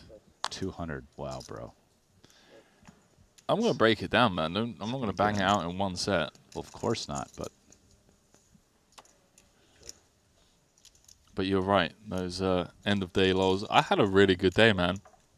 I woke up really early, 8:45, went straight to the beach, had a little morning coffee. There was no one over there. Gonna get a jet ski tomorrow. Gonna check out some of the islands near the resort. Bumped into producer James as the turtles were getting fed. So it's been a good day. that crushed my day. I woke up at 11 in order to order breakfast. I put the order in, which canceled a few times, and then after I did, I walked, I came back. I had this feeling it didn't, so I called in, and they were like, no, your order didn't come in. And then when I gave her the order over the phone, and she tried to put it in, she's like, oh, hey, we can't charge to your room. What? So now it's like 11:25. I had to go down to the front desk, some reason, just like put my credit card up again, Yeah, and then of course. 10 minutes after 11:40, they're like, breakfast time has passed. We can't let you order breakfast. Mate, I'm you just got like, scammed. get huh? out of here. Yeah, that honestly, stuff like that, I'm in a mood for the rest of the day, man. That. you I handled even it better asked than me. multiple times. I asked the person on the phone and the person at the desk, Yeah. like, hey, listen, guys, you just have to let me get breakfast in my room. And they were like, I don't know if we can do that. And they Wait, didn't. So you've been ordering in your... And I guess they've been charging my card each time individually, which also they're generally not supposed to do. But whatever, you know, okay. it is what it is. We're all Someone's good. saying don't feed the animals. It wasn't me, you twat. It was the staff. Obviously, not me and producer James just throwing lettuce into the pool like they were getting. It was their feed time. Come down to the Atlantis. You'll see what I'm talking about. There's sharks. There's a little shark tank. There's a slide. Have you seen the slide out there? That goes. I haven't. So you go onto the top of this temple. You go through this slide. It's see-through. It goes underneath this pool, and there's sharks everywhere. You just go through. We'll have to go check out. You'll enjoy it more than you enjoyed the cliff diving. I do want to go check that out. Let's do it. Yeah, that's good fun.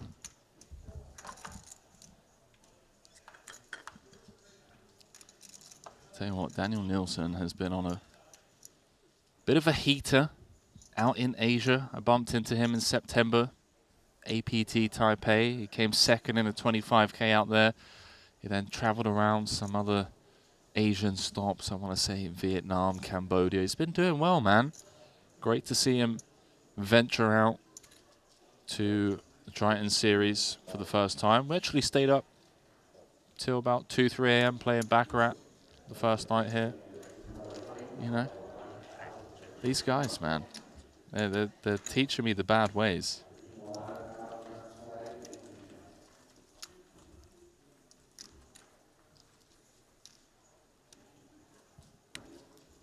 Dimitar Danchev, third place overall. Very early doors, of course. Always nice to build a stack. Up to 107 runners, by the way. Maybe that 150 line is very, very low. Let's change the line, Brian, because it's at 108, mate. I think the line's closer to 180. I mean, 180, I feel like I have to take under. But, yeah, maybe it's more like 160-ish, 64, something, 162. Oh, here we go. Yeah, watching Boss play at Burning Man. Let's go. that was a weird transition. Yeah, I like that. 5, 6, 7, 8. Oh, sorry. 85? 8.5, yeah. Boss opening up in the cutoff. Sorrel Mizzy, do you know much about Mizzy? Yeah, I know Mizzy from way back. We even got in a boxing fight together where he whooped my ass. Are you serious? What? Yeah. Okay. Yeah. We I had a bet. did not expect to hear that, but okay. Yeah, it's unfortunately I think it's captured on the internet. It really didn't have a good showing, but did start my training boxing from that point. So I feel like after years of I've been working out boxing for a while now, I'd definitely perform better. I mean, neither of us had done it before, and we're doing it as a way to get in shape for like 5 weeks. So we were both raw. But were you like perhaps being provocative at all online, or how did this come? Was it like a feud between you? There was like shit talking going on? Really, no feud. It was like, we get in shape. What do we do? Oh, we'll bet each other. Oh, it was nice. also a thing. That's really high morale. I think he wasn't like doing very well at the time, so 30K to him was like way more than me, which people were telling me that was, you know, whatever. It is what it is. He kicked my butt. Nice. But That sounds like a high morale. I like bets like that. Bets where, like, you know, sure, someone has to lose financially, but overall, it's a win-win kind of situation.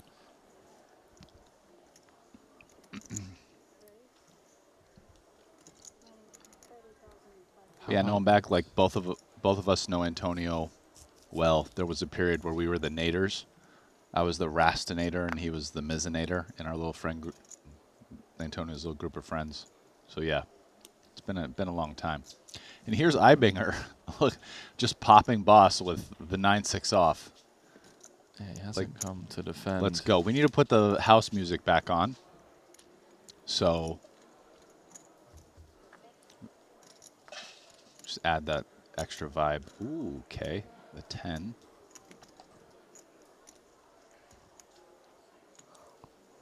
I feel like Paul is a little bit more likely to have a 10 here. So I'm not sure if Ibinger, how he's going to proceed. Hello. We are in the rebuy period. He might just say, screw it, we're going to bluff this one. 31,000. He's going potentially 2 streets. I don't think boss is going to fold. Although, you know, jacks, specifically Jack of Diamonds, Jack of Hearts, not the greatest combo to have, blocking, you know, Queen Jack, Jack 9, Jack 7.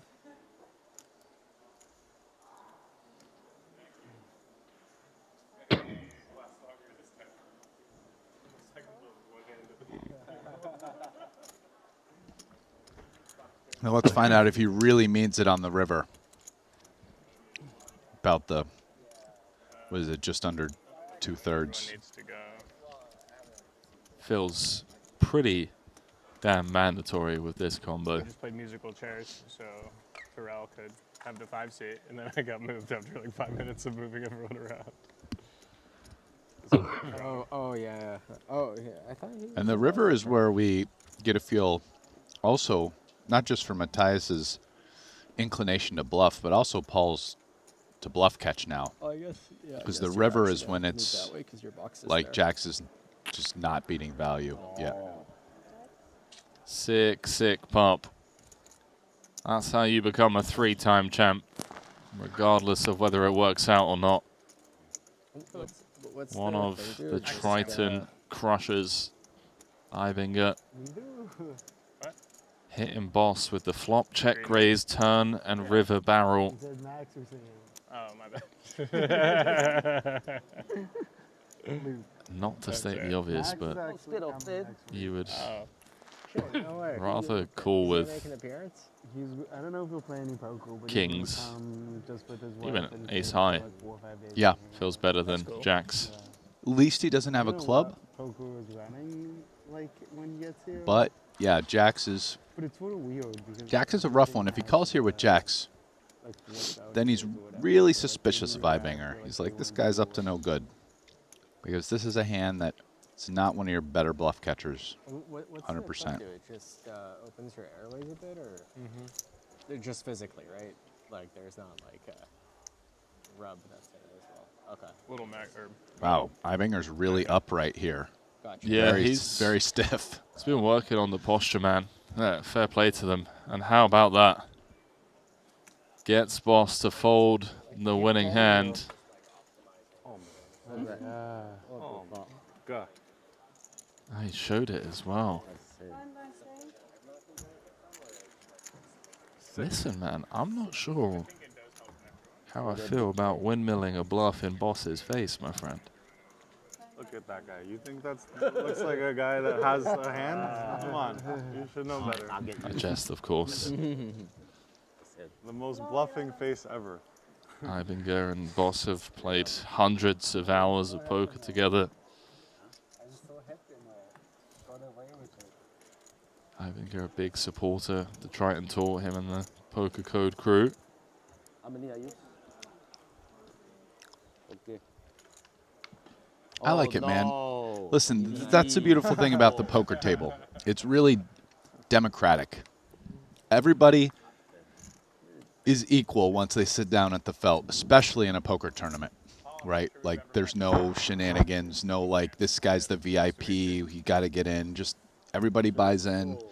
Windmill the bluff in anyone's face if you want. It is what it is. It's your right to do so. You know, if you're going to windmill it in Paul's, windmill it in someone else's, or just don't windmill at all. It's up to you. I want to see democratic here. Papo windmilling the Jack 10 again in Bantz's face.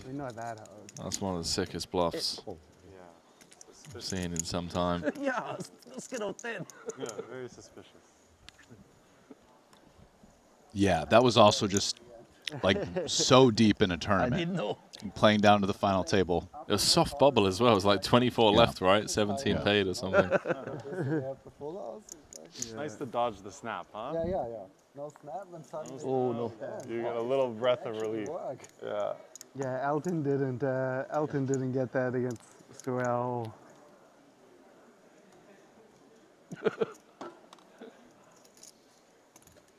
Then come, you still fire. What the fuck? What table number is this? 11, I believe.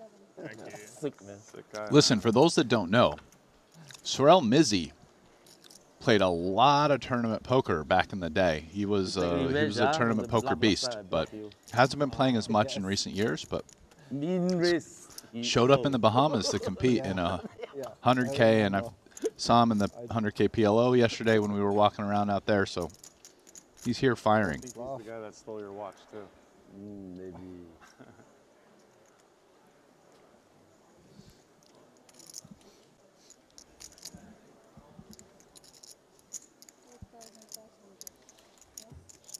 Two-time champ Peter seeing what we're all seeing. A lot of backdoor potential. Nice to just fold out better ace highs as he does there. He's very quiet, you know. It's just one of those regs that shows up and seems to get it done. Disappointing, I'm sure, but. Pretty high level. Yeah, exactly. How do you think he played? You're happy with it? My co-commentator getting some love in the chat for speaking his mind. What was Oh, SPR in that ace-8 hand? Or bet? Rasty, one of the things I do love about you is that I always know where I stand with you, my friend.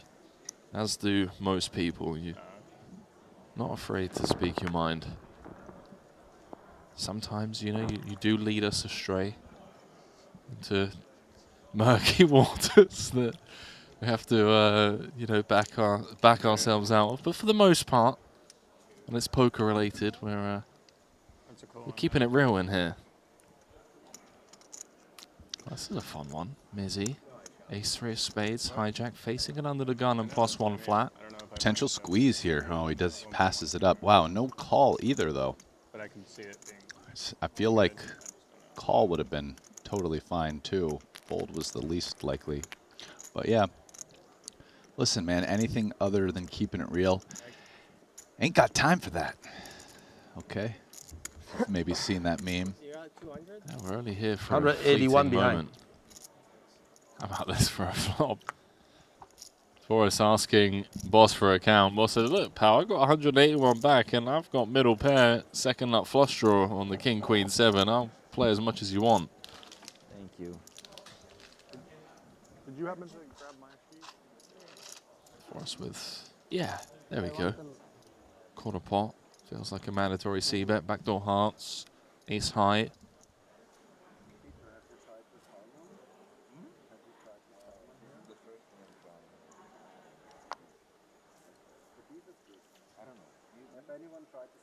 No, I'm getting it right now. If you want to wait, I'll let you know. Cool.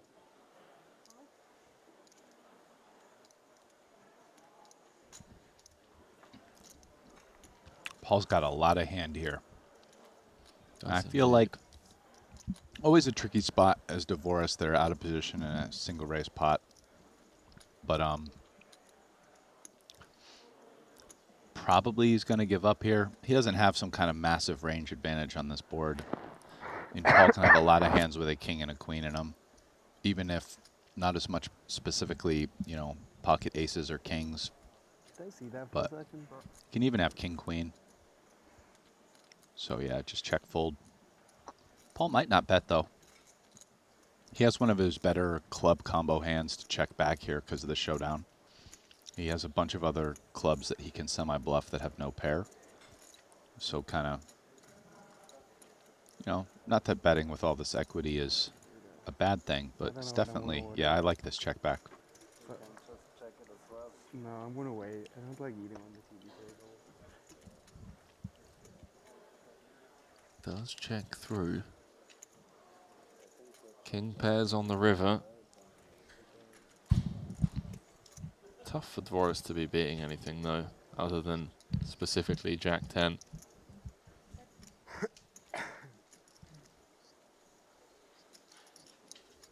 Knuckles it on over.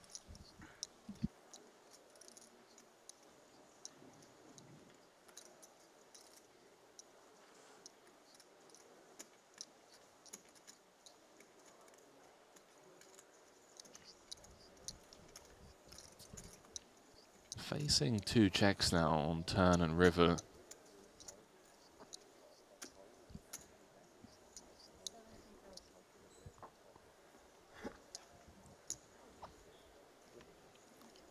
Trying to extract some value.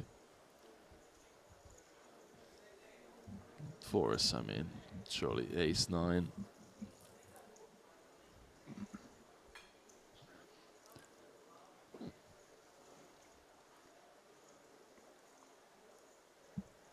Even blocking like Jack 9, 10, 9 of hearts.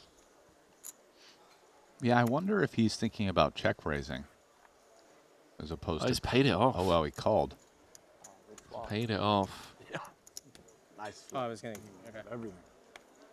I think I bet you go in. I'm not going to be bluff again. No, sorry. He bet 17. I should get 7 back. Daniel Dvoris. No. He bet 17. Fresh 17. off I should get 7 back. 4.4 million score from yesterday. He's had a couple of 7-figure scores recently at Triton. Of course, came second in the 100K PLO for a 1.6. And fourth yesterday in somewhat brutal fashion. He was runaway chip leader with 7 left. Similar story with 6 left, and then to go out in fourth is pretty devastating, considering he had almost half the chips in play, 6-handed. Over to table 10, the blue feature table. This is a fun one. Ding Biao, Dimitar Nanchev, Foxen, Ben 86, Lococo, the champ, Nilsson and Saliba.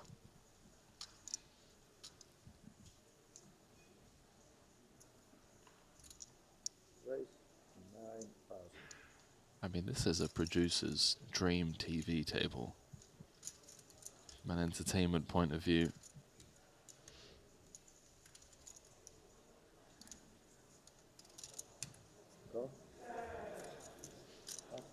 Fox and flats behind, which makes sense at these relative depths of about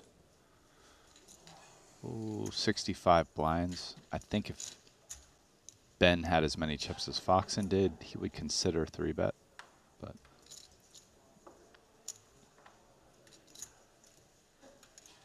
got excited when I saw the 4 of diamonds in the window. Thought that was perhaps a world in which these two hands collide. Not on this board.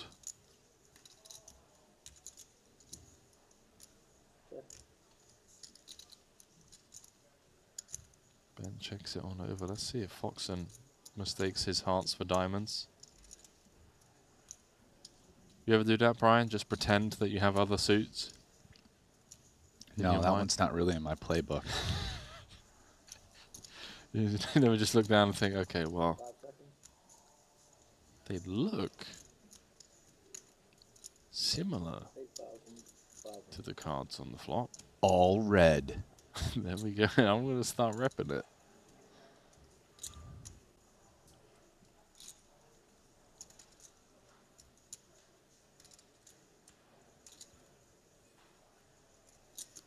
Yeah, nice. I like to see Ben coming with at least check call.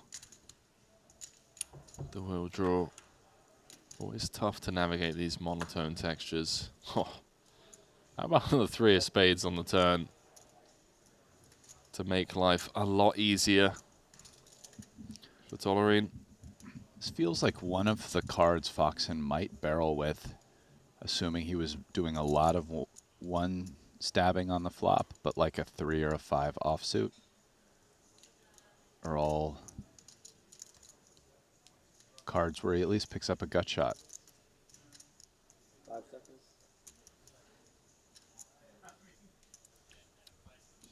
Yeah, there we go. 30,000. Sizable barrel as well, 2/3 pot. You can see Tollerine's not going to be going anywhere. And rather unfortunate for Foxon. I mean, if he wasn't up against this exact combo, probably be a favorite to take this pot down. 5 seconds. 12.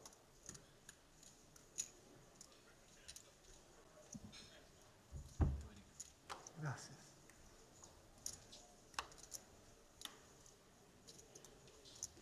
Board pairs, diamonds, brick. Yes, boss. 105K in the middle.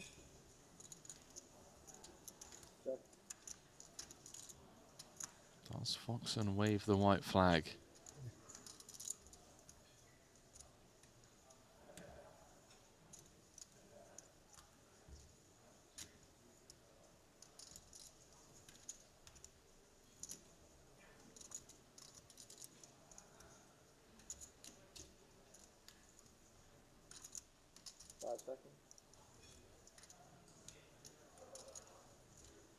Such a sicko. 78,000. Just trying to fold out pairs with a diamond, ace queen, ace jack with a diamond. Yeah, probably not getting 3 kings to fold. I mean, maybe if Ben had like king 9 or king 8 suited, potentially would consider it, but yeah, not ace 5. You're beating value because I think at this size, Foxon can just have like king queen, right? Right. So no time wasted from one of the all-time greats, Ben Tollerine, to 405K.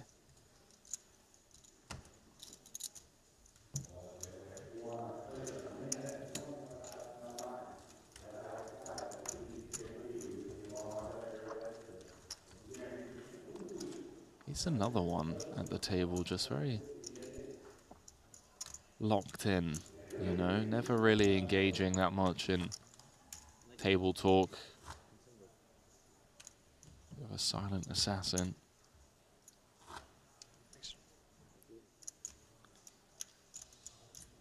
Adrian Mateos just won a couple of big pots. Moved up to second in chips.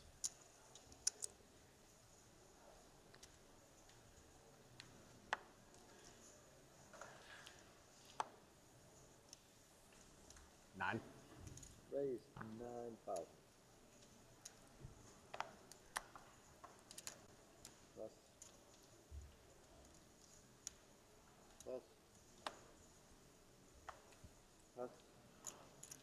I'll take a look at Nielsen's Hendon mob because I know he's had a couple of really good scores recently.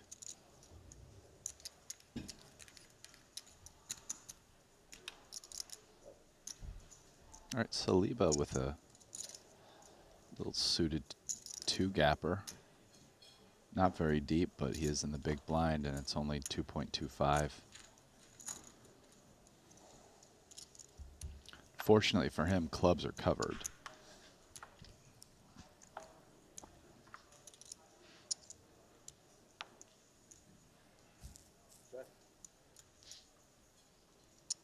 Ace 10-6, all diamonds.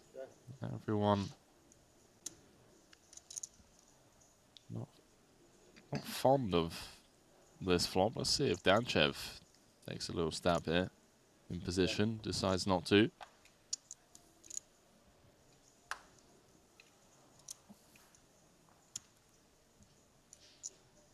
Eight's still the best hand. But will Danchev bluff at it now?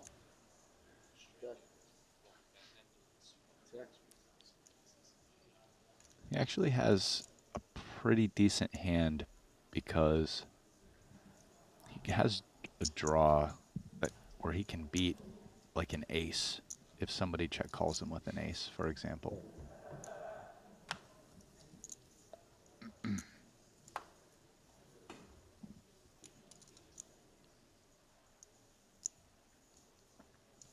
If anyone takes a stab at this, I mean, it feels like Saliba is most likely to.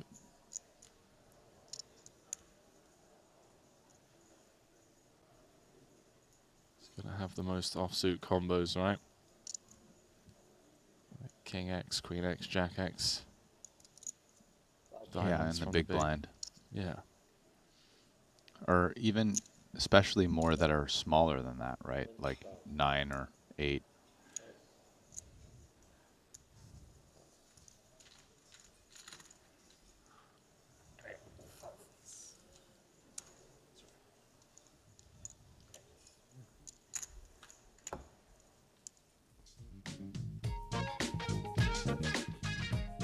They're really mixing up the music, Brian. Mixing it on up to get you over to GG Poker. Sign up today, get that free $50 ticket into the Weekender. Min deposit of $20. Promo code Triton _2024. Head on over, chat. Get involved. Let us know, by the way, in the YouTube chat if you have any decent runs, any final tables. Do love a little online sweat.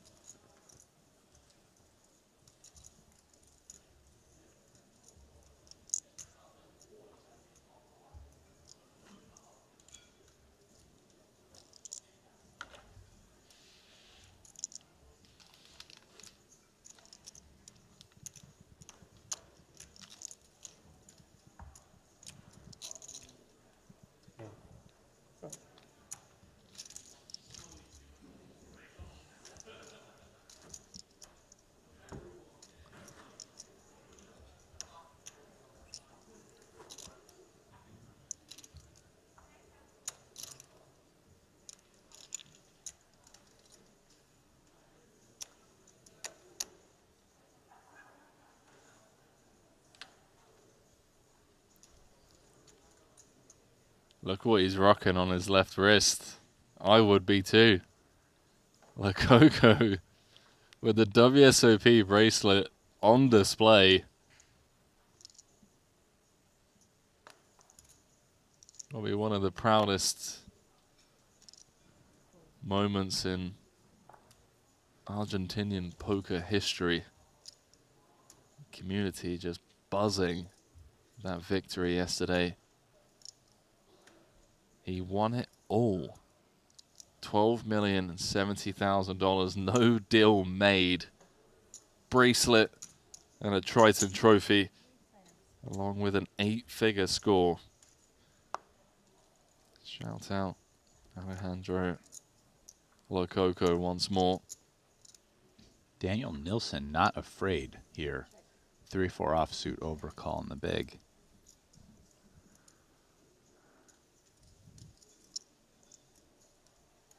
Yeah, he's been, perhaps he's been spending a little bit too much time out in Asia.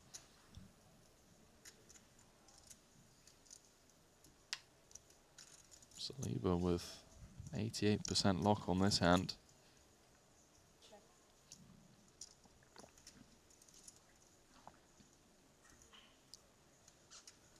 Interesting choice by Tollerin. Happy to just check this one behind. Turns second pair. Yeah, no spade or club in his hand. Very hard for him to really even pick up equity. Saliba with an interesting decision there. His hand is good enough to bet twice on brick rivers, but it's a very wet board.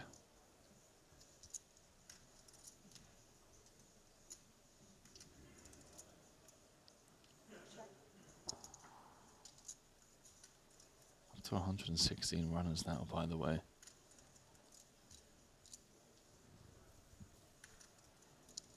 Saliba with the 100% check mark. That pairing the 9 means he's chopping with any ace, so he has a second best kicker, but doesn't matter anymore.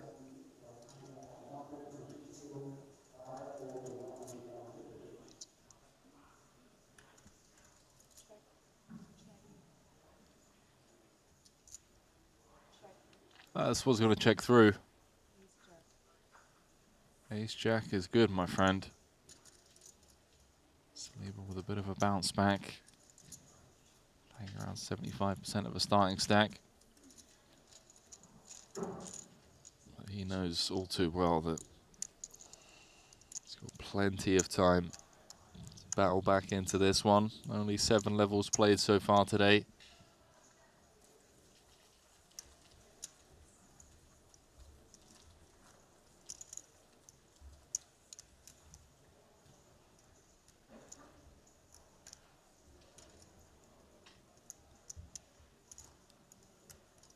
That's pretty boss by Lococo, by the way, just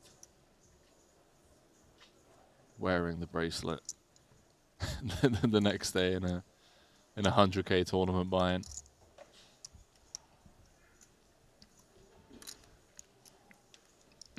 Yeah, man, do what makes you feel good. Be yourself.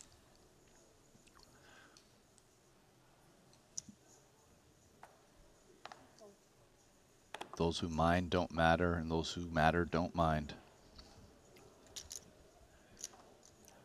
I'm going to steal that, my friend. That's some sage wisdom coming from your end of the booth. Couple of trays for Nelson. I'm going to try and set mine out of position. Jeff with the Cowboys. It's been a bit slow over here on this table. Different kind of vibe, perhaps. Fatigue settling in. It's been, you know, grindy couple of days. Coco with the mystery hand. Strap yourselves in, ladies and gentlemen. Oh, big blind overcall. Okay. Lococo with the mystery hand is, well, you tell me.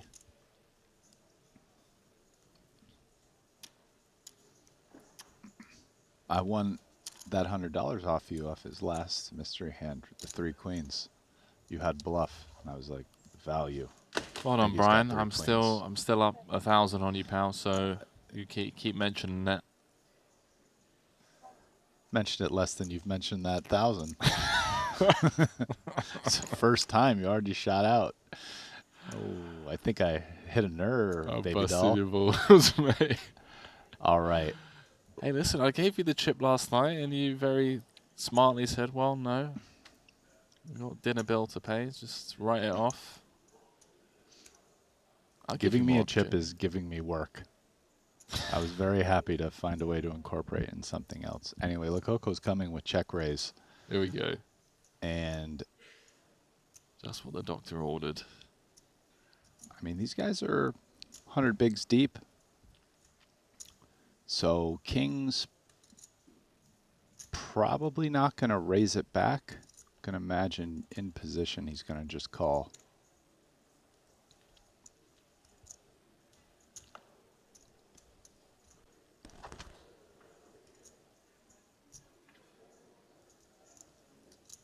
Ace of clubs on the turn. All the obvious flop draws bricking, other than ace-x of hearts.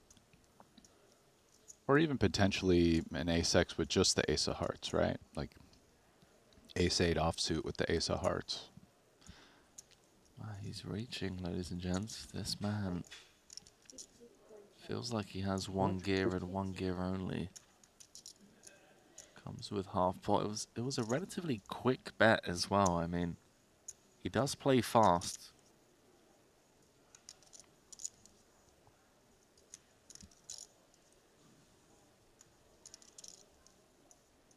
This one feels more bluffy.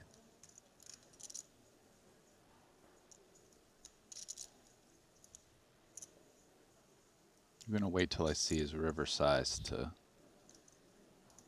say. I'm not sure at this stage. Sizable pot brewing, over 200,000 out there.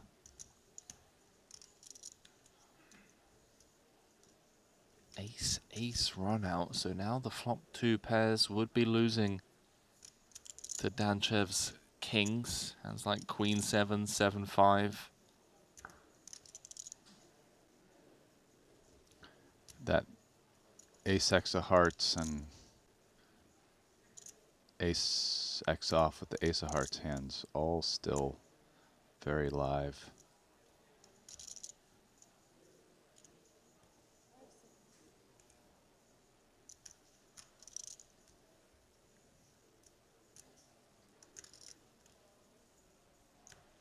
Would he still do something crazy with like a queen 7?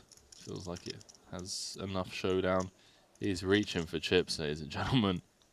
This man is an absolute beast.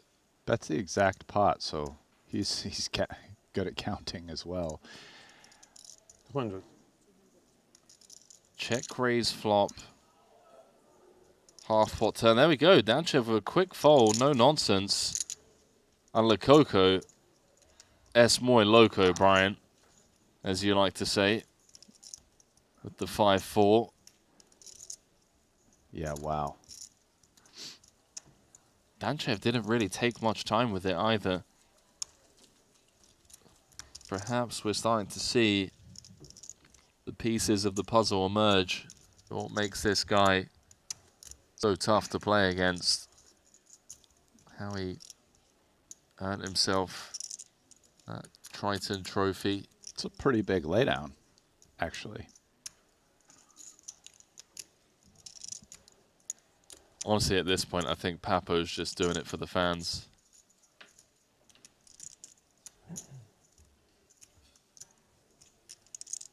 I mean, I guess you're not beating value, but on the running ace-ace, a bunch of any of the flop 2 pairs, as you said, got counterfeited. So a lot of the value that plays that way, it's not that many hands. Sets. He probably doesn't have queens, and you know, then the ace-x of hearts and ace-x off with the ace of hearts. And there's a ton of bluffs you can find. I would have been very curious on that one against somebody who's shown himself to be eminently capable of showing up with bluffs. But Much calmer in these. I don't know if Much calmer. Danchev watched much of the tape in the 500K. I don't think he played. Doesn't sound it now. Maybe it's the Bahamas or the Yeah, it's very calm. I don't know, he sounded very defensive then. Calm me? How dare you? How's the arm? Good. It yeah, the infection's almost gone. 8. Yeah, feels good. good, man. 7 antibiotics later. Yeah. I'm sure you'll have the regimen to Yeah. wean off or whatever. It's hard to do it here, but Yeah. well, no, it's more so just like repopulating the gut flora. Yeah, yeah, yeah. I'm still taking it supposed to take it for another like 3 weeks. So yeah, can't do that You much. probably just have to do it, right? I mean, like, it's not worth Yeah. like cutting it short. No, it's not.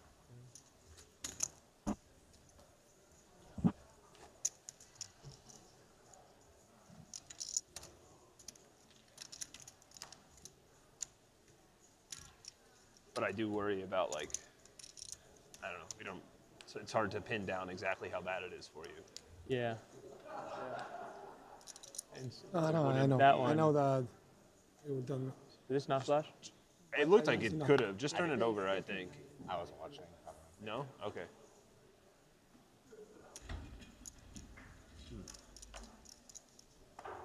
Take it easy. No worries. I'll do it.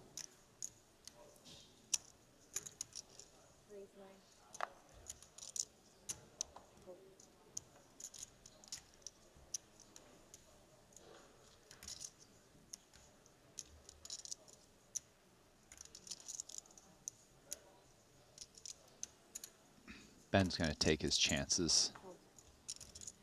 5-4 of clubs out of position. Against the newcomer for these stakes. 955. Hello, trip fives. Cut off the small blind. Also with that ace of hearts.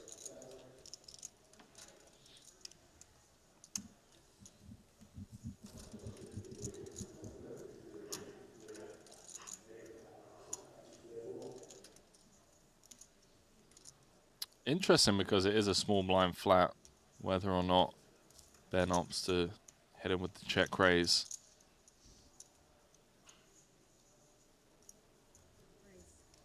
Yeah, there it is, 20K to go.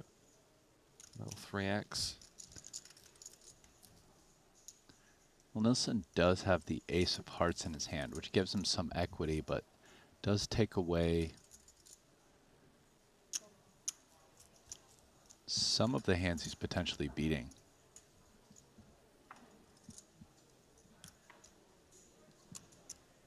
Officially dead on this Queen of Clubs turn.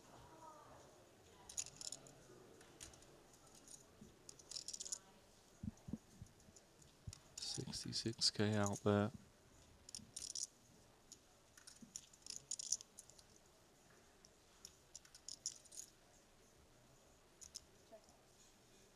Ooh, and Ben slips the check on over to him, Henry.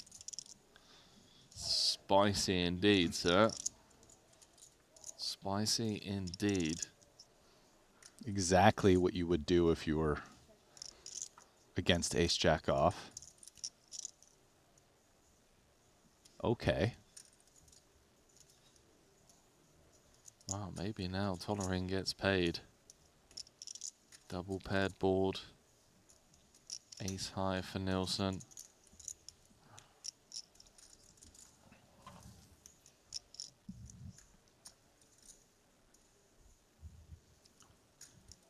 Both of them can have a 9. It's more likely that Ben has a 5 at this point than Nilsson, though.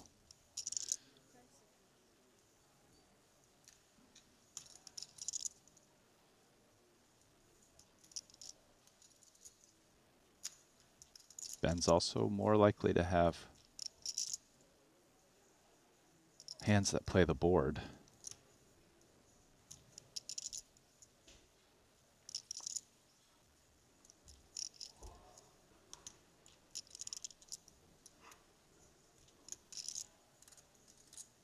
So you want to go into kind of boat or bluff size?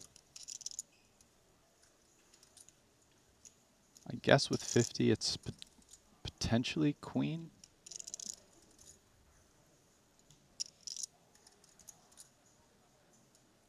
So 50 into 66, like 80% pot.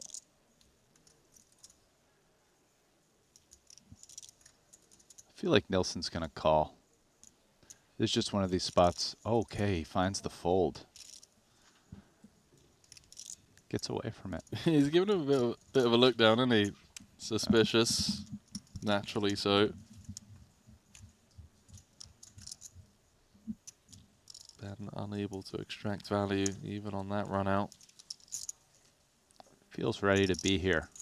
Sometimes when guys are now, you know, newcomers to jumping in these, want to show in some of these spots that they're not going to be pushed around, bluffed off some of their bluff catchers by weird, goofy lines. The turn check. But Nilsson doesn't step into any of that. Yeah, no, he's no stranger to high stakes. But I do agree, this, you know, first time venturing out to a Triton series, there is always that on the back of your mind. A mental game in poker, my friend.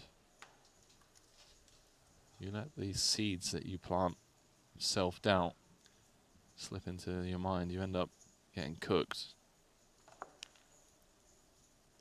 118 runners now. As we head towards the end of level 7.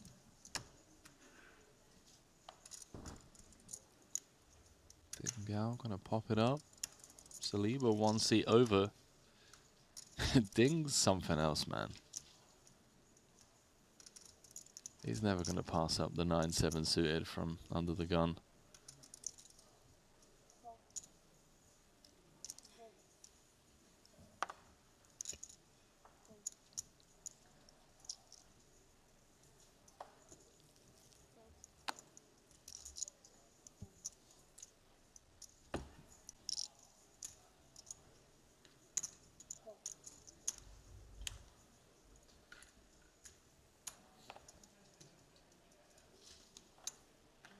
Yes. Danchev perhaps still chewing on that king's hand.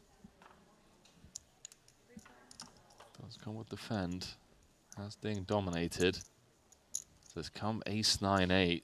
Bottom 2 for Danchev. Middle pair for Ding. Top pair, very decent kicker. I mean, feels like Saliba is very high up in range here, given that he did 3-bet pre-flop. Yeah, and he's not that deep either. So, you know, he has backdoor spades as well. So if he bets, Danchev check raises, which seems pretty likely with bottom 2. It's a good chance Saliba's going to get busted this hand unless he improves. Yeah, he's got some emergency outs. Danchev just comes with call. I guess Ding out of there. 50k out there, 160 back for Justin. Oh, how about that turn card? Good luck, chaps. And all the money potentially going in here, especially on a 2-tone turn texture. Danchev wants to get both value and protection. A very vulnerable 2-pair. Yeah, with 2 flush draws. Yeah. Feels like a spot where he just check rips it. I mean, after Saliba bets, you have to imagine it's a pretty natural check raise all in. There's 60%. Setting up a very... Actually, I mean, I say setting up a very natural river SPR. If Danchev was just to call, Saliba would have like 120% pot back. It would depend on the river, but he could go all in on like a deuce 3 or 4 offsuit, or pairs the 5 offsuit, pairs the 8 offsuit. There's the jam, as we expected. And how much is it? So relatively quick jam from the Bulgarian. Saliba just going to run some math. I think with spades, I would not even use a time bank here. There's just no way to fold with spades. Big spot. Just soaking it all up before making his decision. I do have to agree with you, Brian.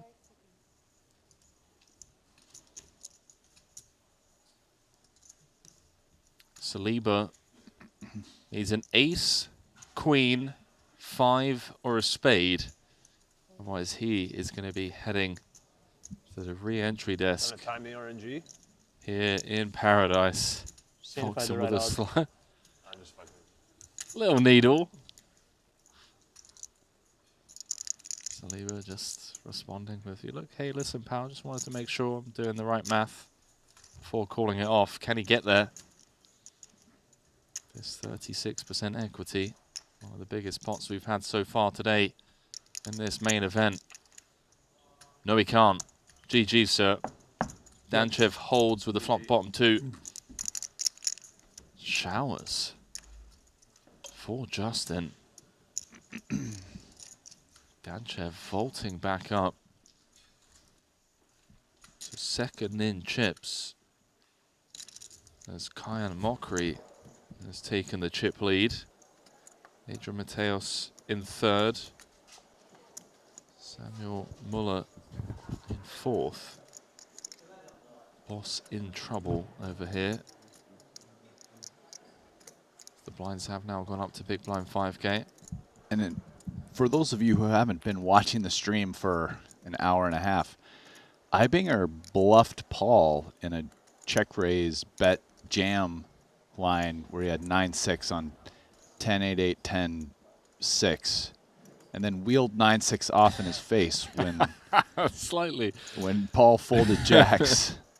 And here he is with the best hand. Will Paul find a call if he value bets?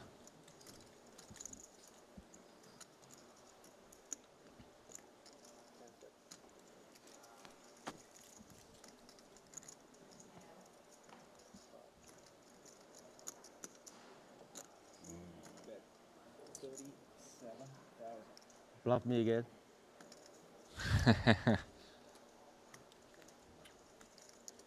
It's a reference to said hand. It's a 7. 37,000.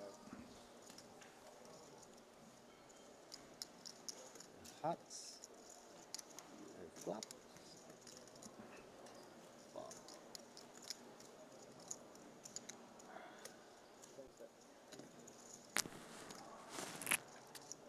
Bad day if you're boss. Fold when you're good and call when you're behind. Ibinger finding value on the river. So 370,000 now. Boss's stack dwindling. Get a black coffee, please. Yes. Oh, I'll take one of those as well. Yes, black coffee.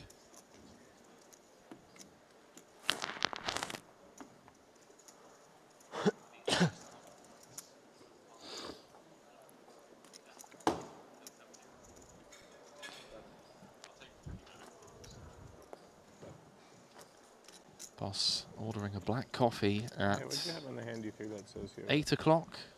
I'll rate that. 1.7. 7 o'clock. Do you remember?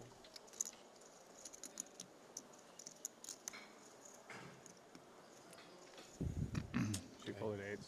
Don't remember. Sparked the whole conversation about 8s being lucky and trying to see the That's taking a stand. Mokri chip leader, Mateos in second, Danchev in third, Samuel Muller in fourth, Santos Savannah in fifth. We'll have to see it. What, did you make a big fold or something? I think I should have ripped ace jack that hand. Greenwood popping things up from the hijack. Might face some resistance here from Dvoras.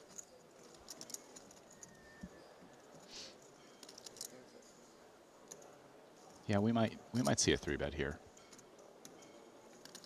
Feels like it. I just looking at him, he's going to do it. Yeah.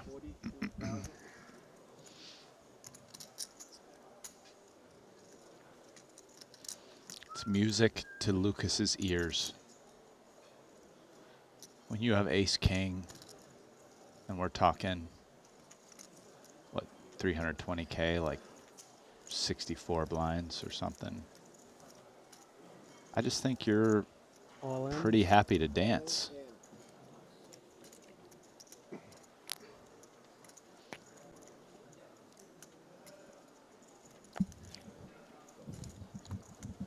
Hand in the cookie jar for Dvoris.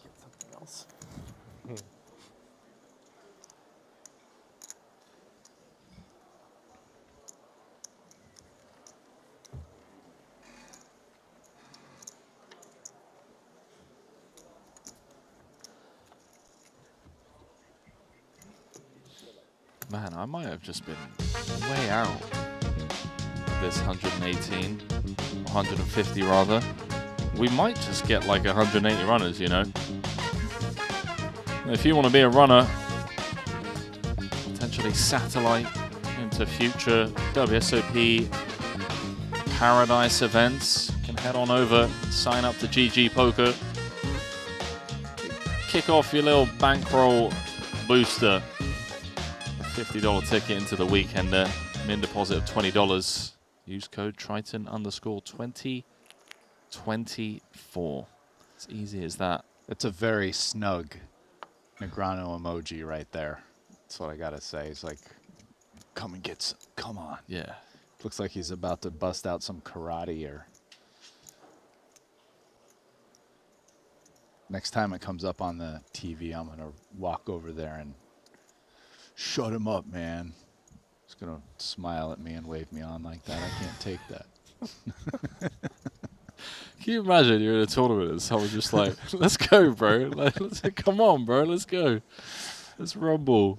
You don't understand. I'm ready to go right now. I took my pre-workout. I shot up with the test this morning. You don't want to mess with me. Didn't get my workout in. I'm raging. Here to compete. I know a few of those guys, man. I've played enough private games to know exactly who you're talking about. Shooting up with the test first thing in the morning. Oh, man. Fun few hands here, by the way. Ace King suited, Queen Jack suited, pocket eights for Mizzy. Oh, hello. Man, corner some bullet number 3, dude. It's been rough. I mean, look. He got it in fantastic shape twice. Queen 6 of diamonds against 7-5 on the 10-6-4 2 diamonds board. And then the second nut straight against an open ender and a flush draw. No, but that on the one, 10-8-7. they had even equity. They did, but dude, they got in like, what was it, 80 big blinds apiece on the flop? I mean, actually, pretty good luck for the Queen 9 of clubs that he was up. It was up against 9-6. Yeah, I remember you saying at the time. But it's hard for, basically impossible for Queen 9 of clubs to be 50-50. It's pretty much like the only hand. I mean, it'll have decent equity most of the time, but being squared.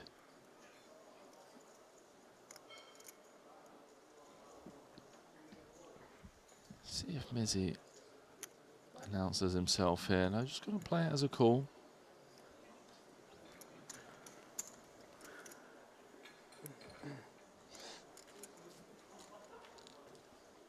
$65 out there, 158. If a low card rolls off, Corneth's in trouble. I think that counts as a low card, my friends. Yeah, it's an interesting situation because Corneth's hand, who's 3-way on the flop, is just getting not good enough to really want to bet turn and bomb, you know, bomb all in here for like a 2.5 SPR on the turn. It's close, but he might check back. Yeah. Okay.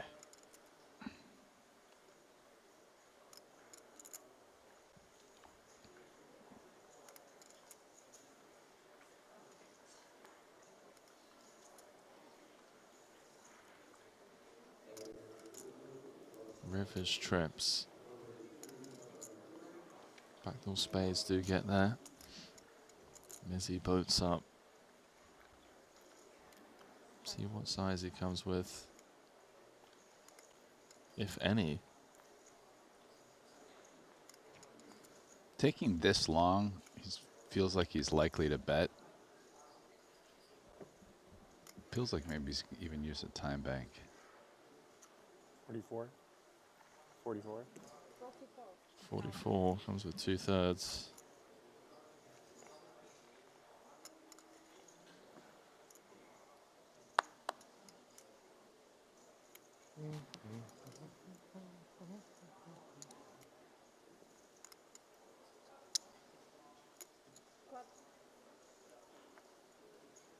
No nonsense from Corniff. It's just been one of those days in the office that I hope to forget about.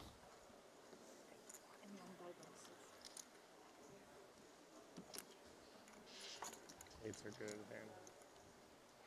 One of the board pairs, not one of those straighty ones. The best. My food's coming? I think I would have bet called river. Okay. I'm happy you bet. What? I think I would have bet called river. I'm happy you bet. Wait, you would have bet called over here? If you check too.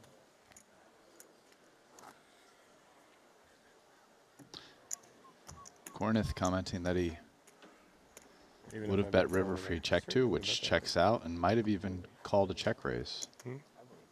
Yeah. Calling a check raise seems pretty ambitious, but betting makes sense.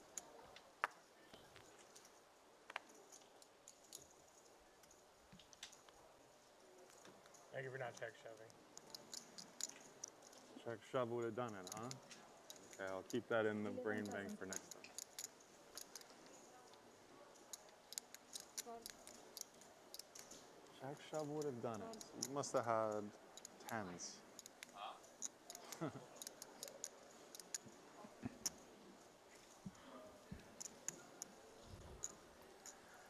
Possible.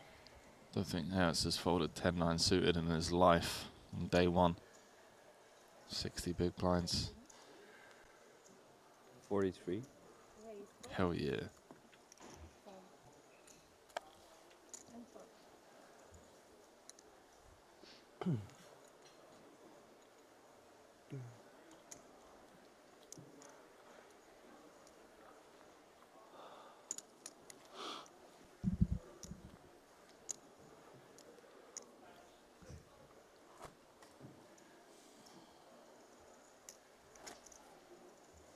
Suvarna still the chip leader. 842K.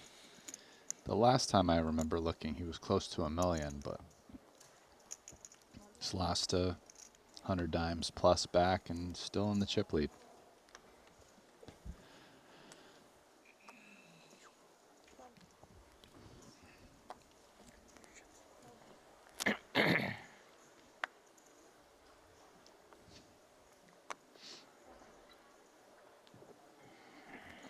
$118. Henry?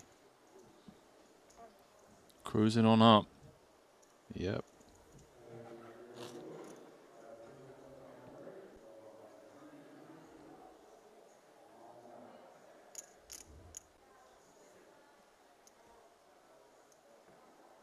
$20.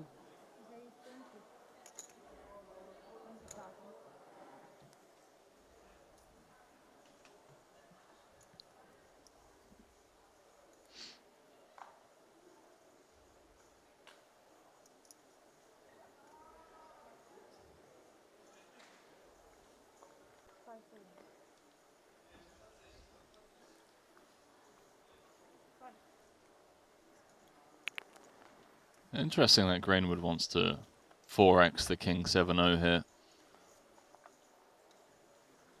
He's flop top pair. He's up against an open ender. Am I reading into it too much, or I don't know? I feel like King 7's a bit out there. Yeah, it strikes me as an interesting hand combo to do it with once you get up into these kind of stack depths. I mean, You know, I think there's a lot of stuff that happens mixed frequencies though. So, you know, who knows, maybe it's a aggressive roll or something. It's hard to say. Hard to believe this is the standard play with it, I think, for, what are they at, 70 bigs effective? Yeah. But I'm not certain. Well, here we are in uncertain waters in the booth. And murky waters out there because even though Greenwood has top pair, Ibinger has an open-ender.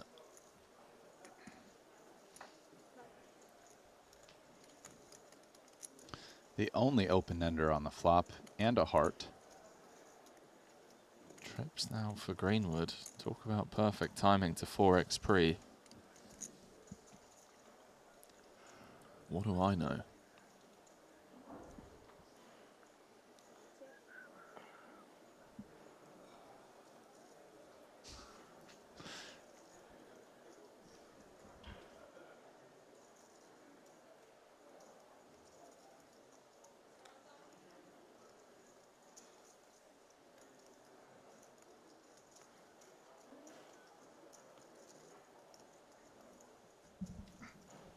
Beautiful development here for Greenwood. Deep on day one. Now goes 2/3.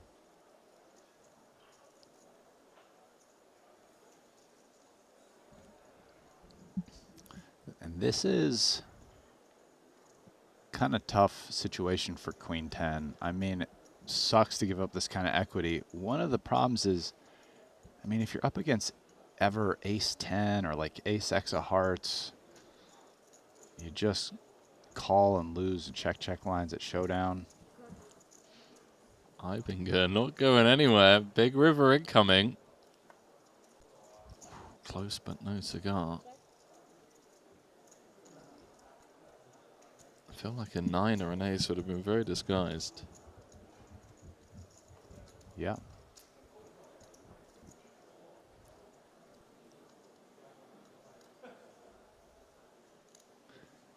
Here we are, I think.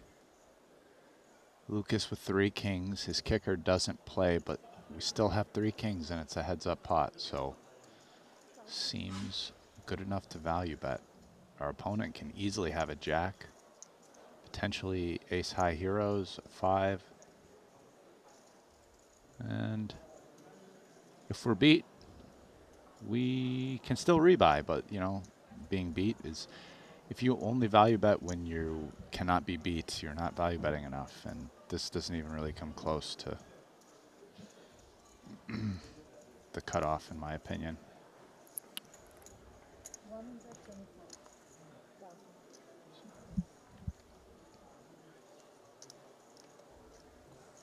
This is like 70% or something. And I think Ibinger has a pretty bad bluff catcher. No pair, a queen, the 10 of hearts. It's potentially blocking queen 10, queen 9, 10 9, 10 high flush draws. It's a pretty easy fold, actually.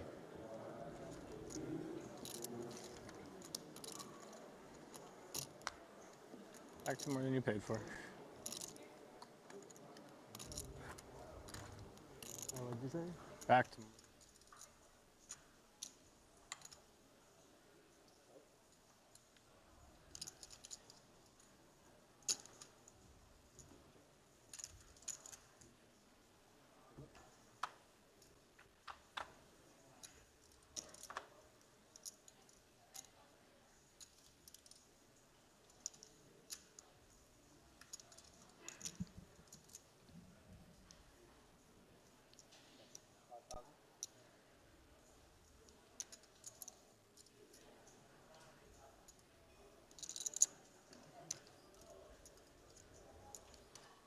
Back over to the quiet table.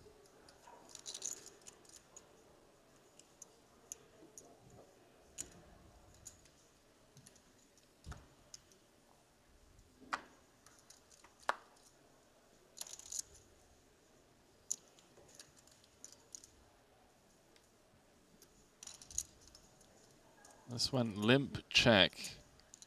Blind v blind. Bet of 5K on the flop from Tolerine. The Queen Jack, Queen of Diamonds.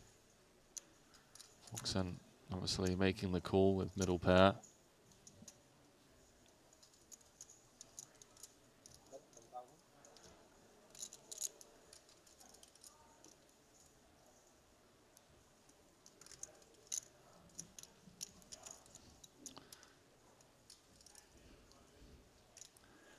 Foxen bets 40%, which gets value out of Queen Jack here.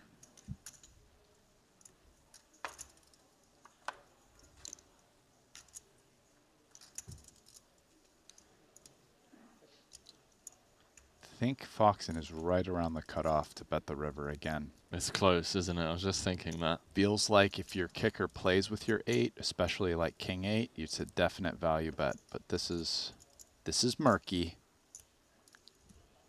Probably good enough to bet, but I'm not certain. In part because he bet so small. The 10's not the best card. It's not the worst. Oh, you sicko. He's found the value bet. I love watching Foxen play, man. He truly is a master of his craft.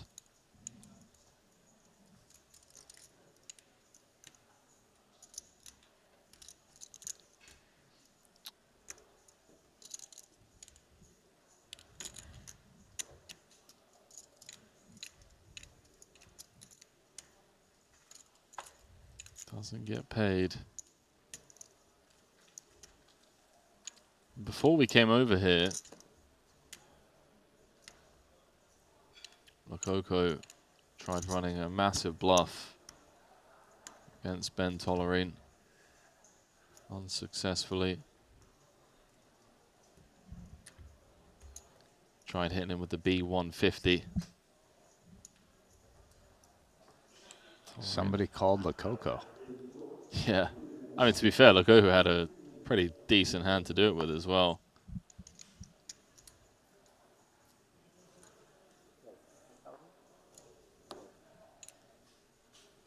Check out all the hands that you miss over on the Triton Poker Plus app. You can find the likes of Adrian Mateos chip leading the field on one of the outer tables. Sam Willer in second. Kai Mockery in third. Santosh, who was up to 950K at one point. He's dropped back down to 682, but still good for fourth in chips. 654. Hold on, because Lococo es muy loco, and Ding doesn't like to fold.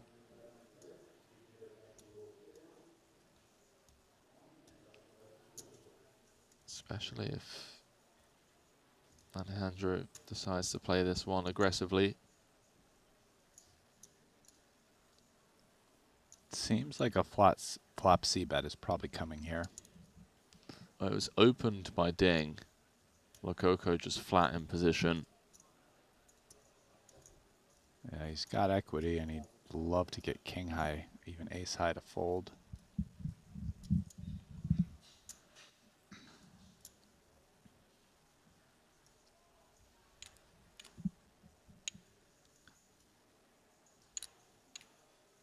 How will Ding play it here?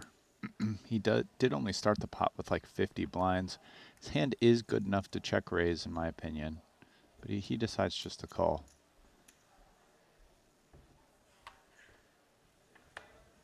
Oh, very disguised top pair on the turn for Alejandro. Especially on the back end of getting caught with his hand in the cookie jar. Yeah, a few hands ago. Feels like a pretty good spot to bet. And on really brick rivers, or obviously a club, you can bet again. I think the queen is disguised enough. Wow, he's gone same bet size.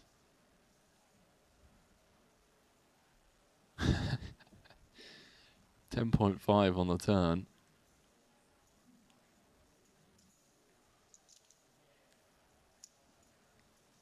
He's so tough to play against, man. He just does a lot of weird stuff. Right now, he thinks he's really targeting to keep like ace high in, but Ding is way better than that. Obviously, if Lococo knew he would bet bigger, because Ding would have called a bigger bet.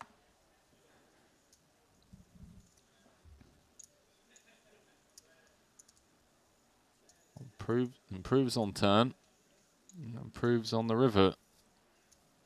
Finds the flush. Potentially a bad card for Alejandro in terms of getting paid. Yeah, it seems like he'll probably go big here. I mean, why not? If you're going to bluff big, let's value bet big. He has a big flush. Oh no, wow.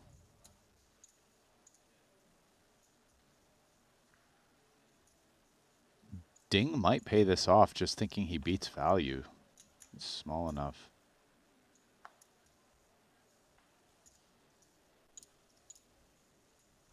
Lococo back up to more than 2 starting stacks.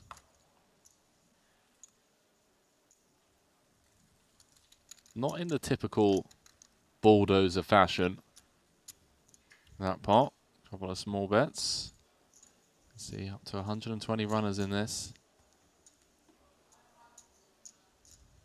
We got out there Seth Davies, Kyan, that Bryn Kenny, David Peters, Sergio Ido. Lococo, he's a difficult man to predict what he's going to do, even when you can see his hole cards. That's very true.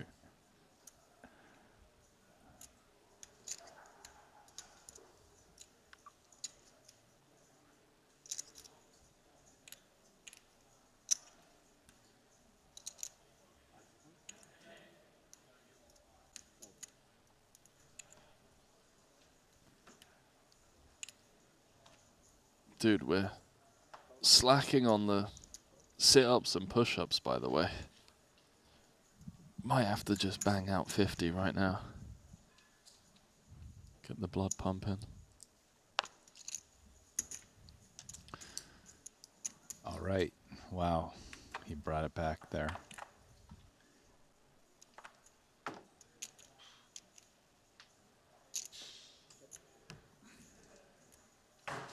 Henry's doing push-ups as we speak, and these guys are in a 3-way pot where no one really hit anything. Nielsen does have the king of spades, which becomes pretty relevant on this card where Ding improves to top pair. Nielsen improves to the nut flush draw and a gutter to Broadway. Pretty natural semi-bluff candidate.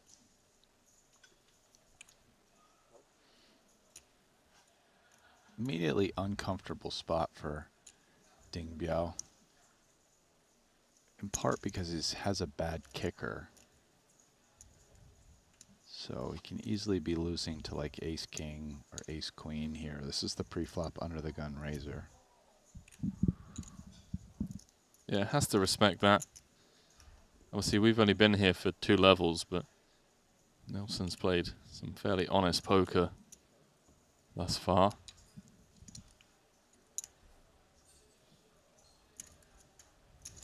$97 out there. Big river incoming for both. And less than starting stack. Nelson Briggs. Does he run it?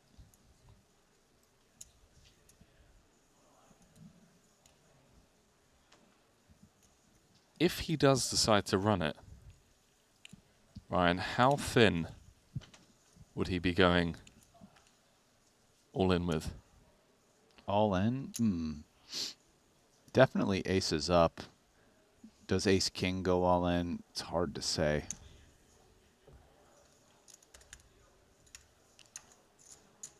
Especially against a big blind defense.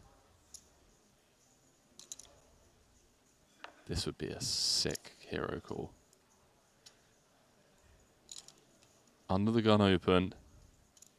Checked through 3 ways on the flop. Turn ace of spades. Ding checked. Nilsson bet close to pot. Lococo folded, ding called, and now on the river. Overbet jam from Nilsson. He's going to make the call. It's a fantastic one. Fantastic hero call from Ding Biao.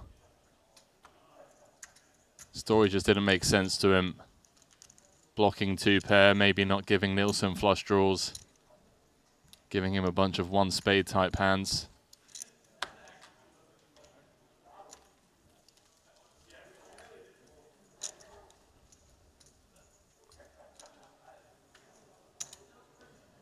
All right, I'm going to do some...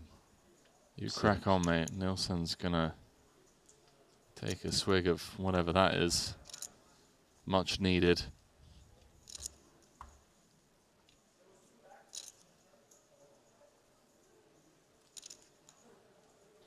Welcome to Triton, I guess, my friend. I mean, obviously great to have him here. Brutal to see him run a bluff like that unsuccessfully in the 100K main.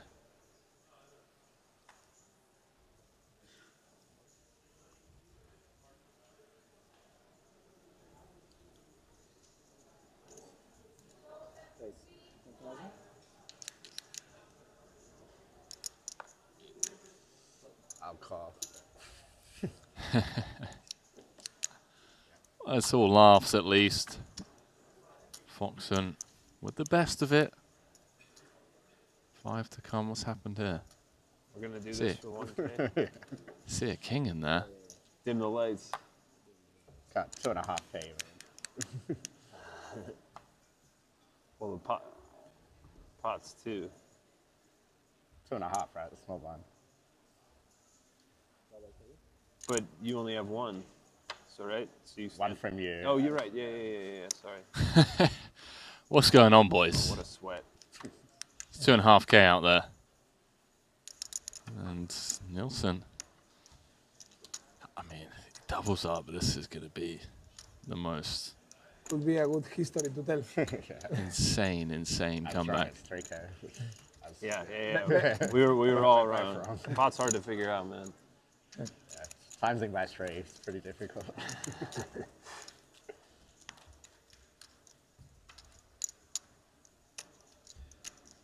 Ben Heath was with 0.2 big blinds yesterday in final table. And then he won 8 million, so. Yeah. It's true. That's true, actually. Right.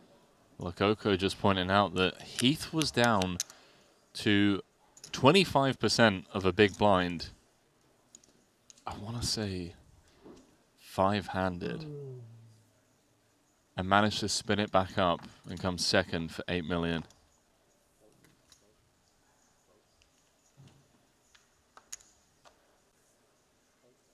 I haven't called yet. I only have 2.5 in there. But I will. Good luck.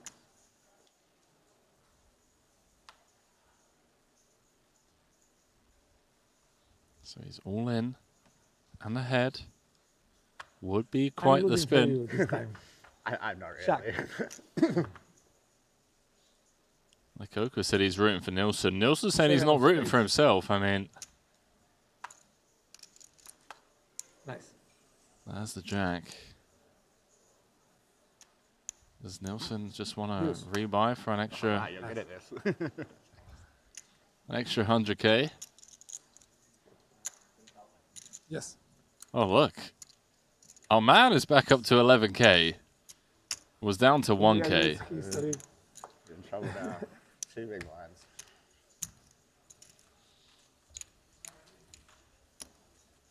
Can't even fold now.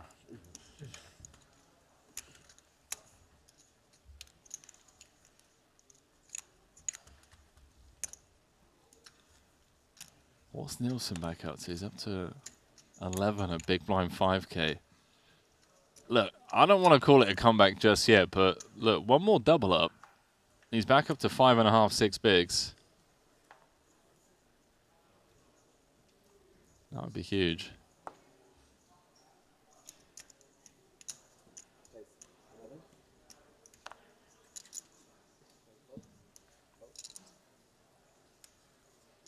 Oh, you have couple of folding hands. chips now. Oh, you did? I don't think I've ever said that before. That's weird that you, I must have subconsciously I said heard I it. can fold now. But Few hands to find the spot.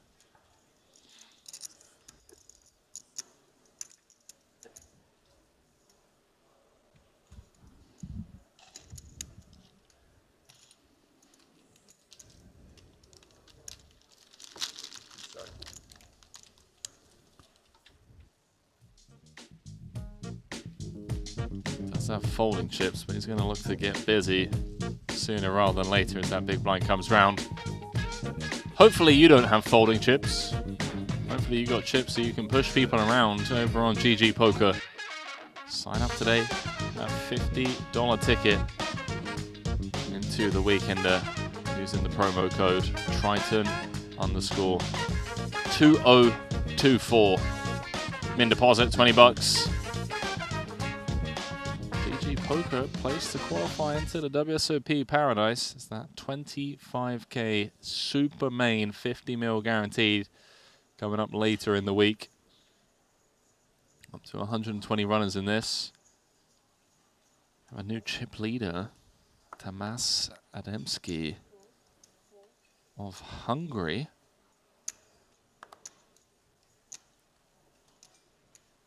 Chip leader.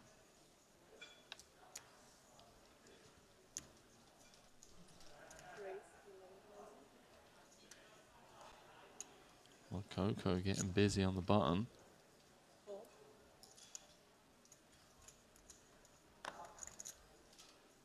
So our chip leader was playing, I want to say, average stack just 8 hands ago. And then just went bang, bang. 10s against Ollie Shemian's ace-jack on a 10-high flop. And then won another couple of small pots. It's our next red table. See Inglis passing in.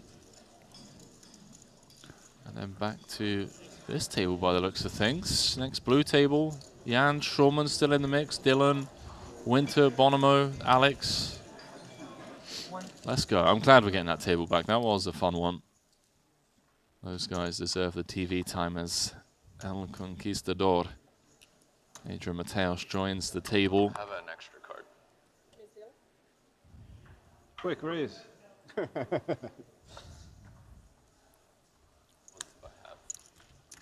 Not PLO today, man. Sorry. Congrats. Thank you. I get 2 500s. That's my weird. lucky one. That happened to me in the 500K, and I didn't realize till it was like too late. But and that was the first time I've ever seen that happen, where the button gets 3 cards, and then it happens again today. Is it any more weird that when it's the button? I think so, because it would be more likely to be the small blind, because it's like the, I don't know, the first person that get, like, because you're the last person to get your second card, so how would you be the, you know, like, I guess you get, right. Maybe they were stuck together. Just 'cause it was stuck, yeah. Yeah, I didn't see how it happened. But as far as, like, barring it being stuck, it's like you're the least likely to get it on the button. But I guess that's still the most likely way for that. Raise 11,000. Hold call.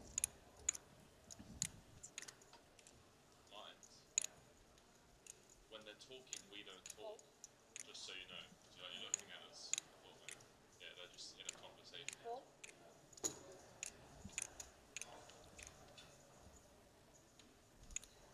There's some talks of misclicking in the 500K yesterday. Hey, listen, man, that'd be a pretty scary tournament to misclick in. Danchev flops best. King 5 deuce rainbow type of board usually see pretty small C bets. These guys are deep though, they're over 100 blinds. But yeah, that's quarter pot. And Danchev has a decision between call and raise.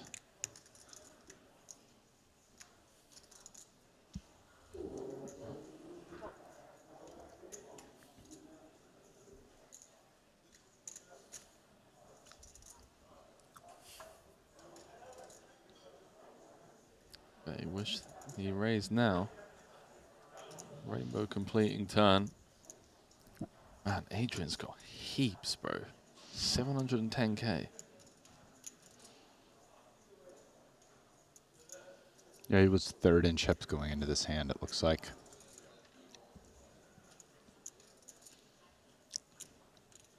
I mean, the 6 is a better card for Danchev than Mateos, right, with the small blind range. But Mateos just doesn't care. That's one way of putting it, bro. That is one way of putting it. Goes close to pot. Music to the ears of the Bulgarian.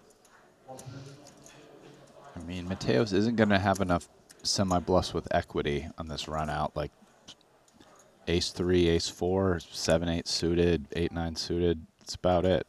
So he does have to find some other hands to bluff with. So he picks ace-10-0 here, and this should end the hand.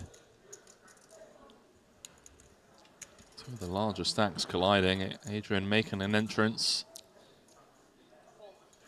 With Danchev having 5-6, it's pretty hard for Adrian to have him beat, because that blocks 2 sets and even potentially some of the looser King 5 or King 6 suited exactly. combo opens that Teos may or may not do from +1, but it blocks him anyways.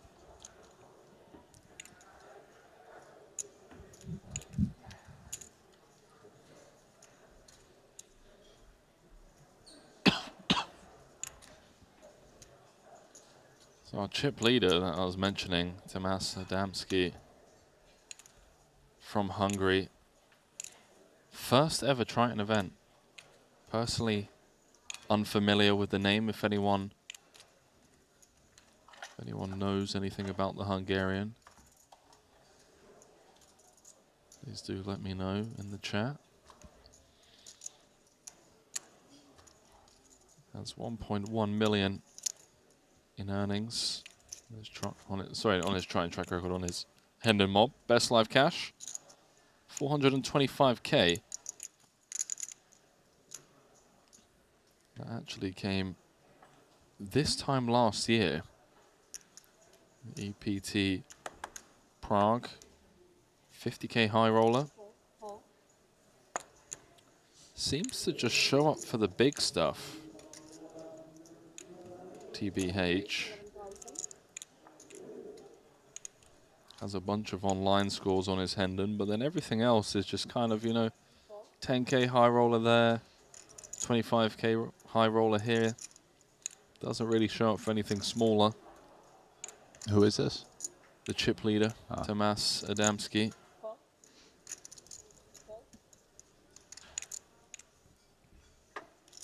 KC saying, good job not talking when they're talking.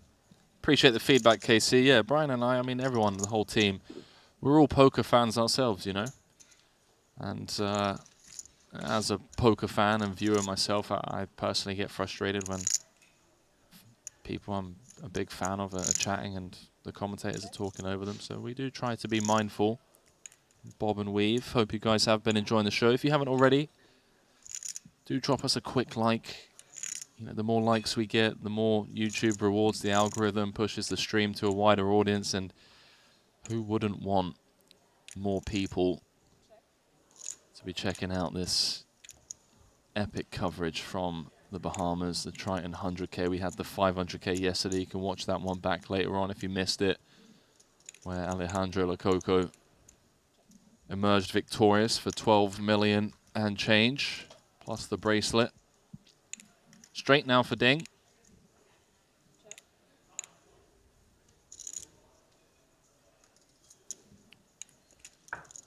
You are like a model, man. It's too much, You can play poker good, be like nice guy and beautiful. It's like too much. You have to stop, really. I can't decide what this means about your hand strength, but thank you. That's hilarious. I really think it. Appreciate that. Lococo trying to get Foxon to stop staring him down. I feel like it means you want to see a river, but I'll still check.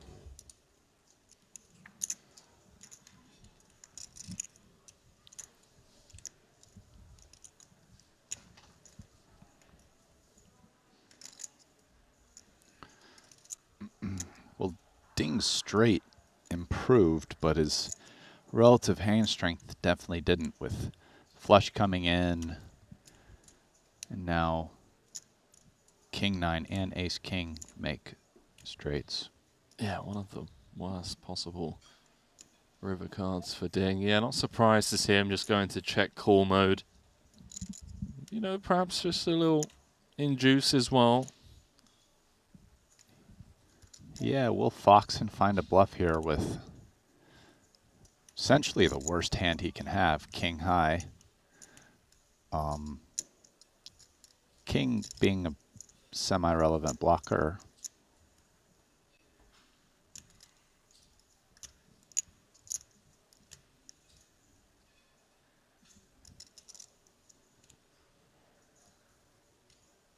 $13,500. Yeah, this bet just designed to fold out some 1-pair, 2-pair type holdings.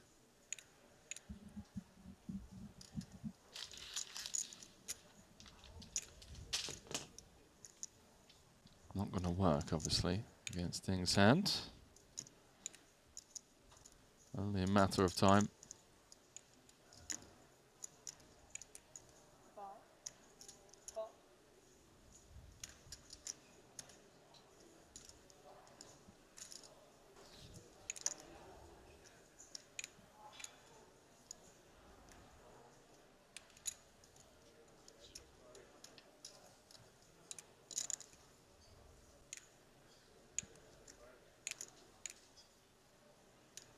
Surely Lococo's. I mean, nah, bro. Come on, man. Every time you think something is clear cut with this guy, every time he just does something completely out of left field. Yeah, this was very unexpected. I mean, I wonder what value hand he would be doing this with. Ace King, perhaps? Well, no, it's a single raise pot. He's raised. Same table? Foxon called. Oh, there we go. Ding's called it off. He tried repping an Ace King or a flush. And Ding, in a couple of spots, just getting bluffed into and correctly finding the call. He's moved up to a very healthy 460K. Danchev reigns supreme over the blue table. Greenwood bossing it up on the red feature. So as that hits out, up to 2 starting stacks over on the gold table, but it is the Hungarian Triton first timer, Tamas Adamski, chip leading the field as we welcome you back to the break desk. Brian Rast alongside myself, Henry Kilbane. Compared to the first frame, that one, you know, I don't want to say fatigue kicking in, but you can tell the players have gone into that end of day one kind of dip, and it's been just very, very chill and tame out there, to be honest. Yeah, I agree. I'd say that's a good assessment.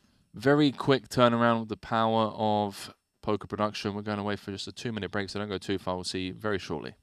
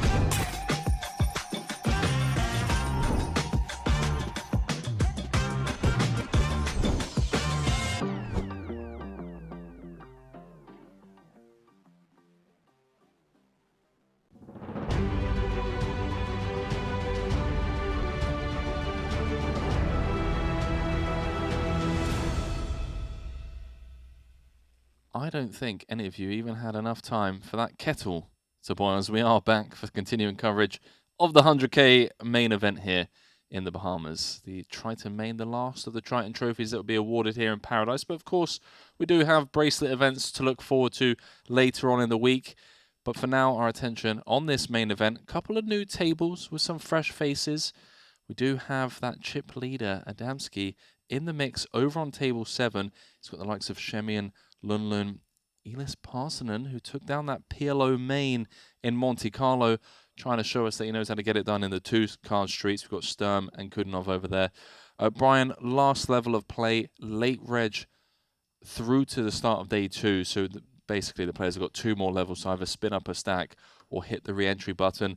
Is that going to lead to any perhaps like lighter get-ins, or is it just going to be continued kind of honest poker that we've seen so far?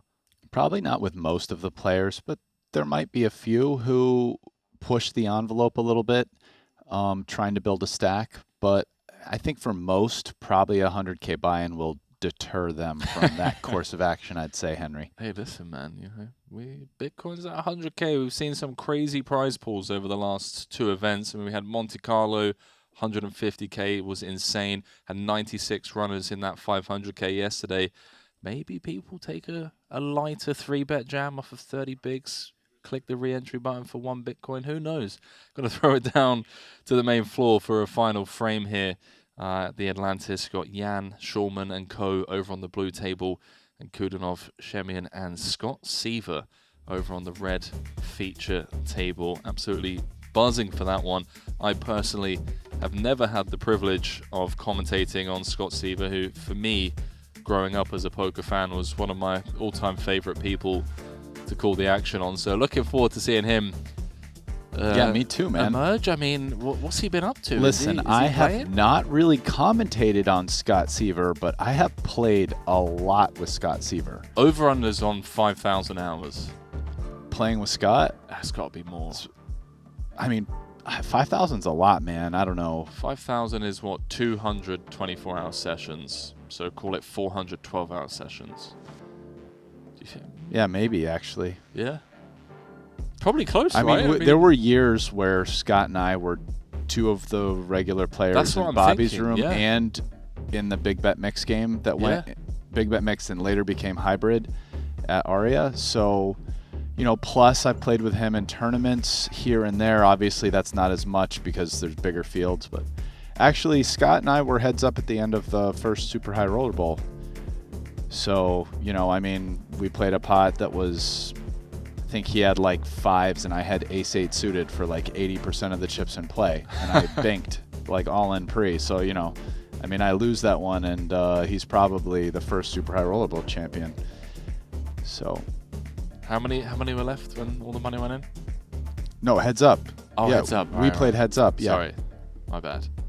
Yeah, I covered him at that point, but I mean, it was for most of the chips in play, I think. Yeah, point remains the same.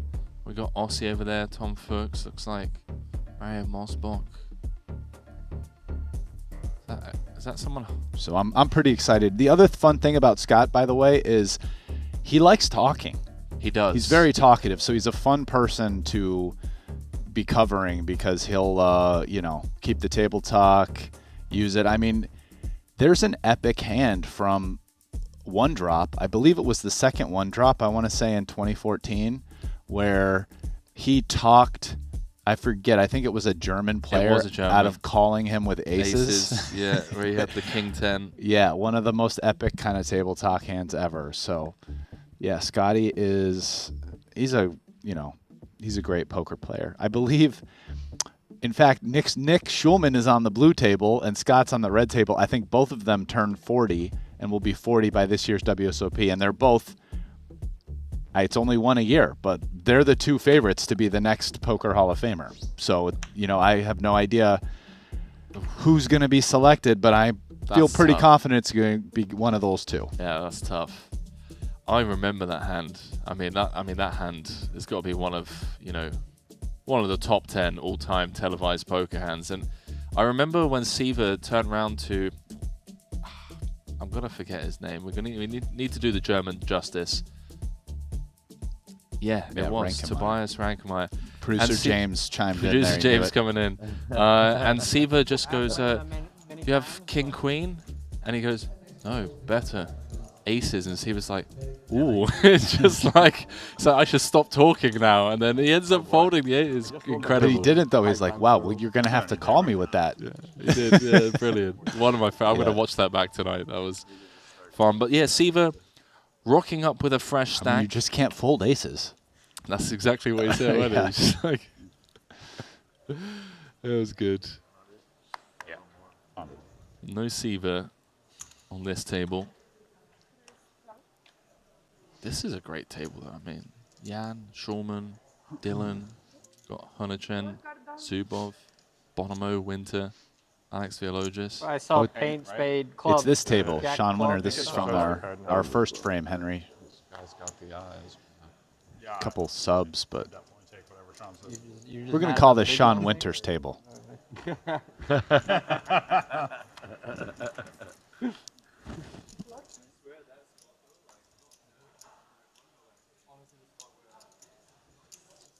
Let's not talk about it. If someone brings it up, they owe everyone at the table 100.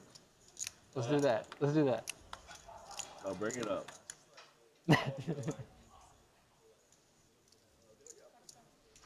It's really no you owe me disrespect to 100. the rest of these fine Here's players, but just in terms of viewing entertainment, it is Sean's table right now. I don't think we should He's talk about it. the most entertaining player by at least 2x at this table. No? I don't know what you're referring to right now. I don't want to get penalized 100 for nothing. That's my Annie. Yep. Oh, sorry. All good. You definitely Jeez, had Jan, aces. chill. I'm kidding. I owe you 100. We're even. You said you owe everyone at the table 100. I know, I owe you. Yeah, I've been saying since Yeah. Winter joined If we that bring there up, needs to be a petition for him to be on every feature table. I don't understand. So I'm pretty lost, entertaining. Alex. I don't know what he's talking about. Yeah, I don't know why you would owe someone money. If you could explain. Don't you think it seems unfair that we might owe someone $100 for something we don't know why? Yeah, it's crazy.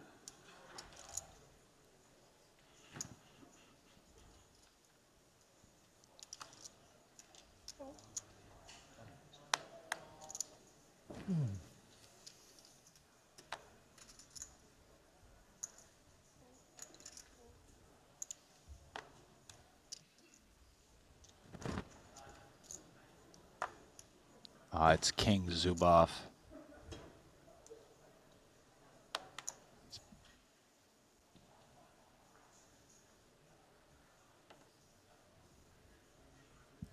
Big Hooney in the mix. Dylan coming with limp against our fellow booth brethren, Nick Shulman, who's looked down at a couple of mamacitas to get this party started. Final frame of day one. 18. 2 levels left. Let's see if Shulman can get back up to above starting. I don't think Dylan's come in with the limp to limp fold versus 3x. Although, you know, 10-8 off this stack depth. He has like, what, 16 blinds? Cool. Try and flop a piece. Spin the wheel. Does not want to connect in mediocre fashion, as he will be in trouble. Ace 8-7.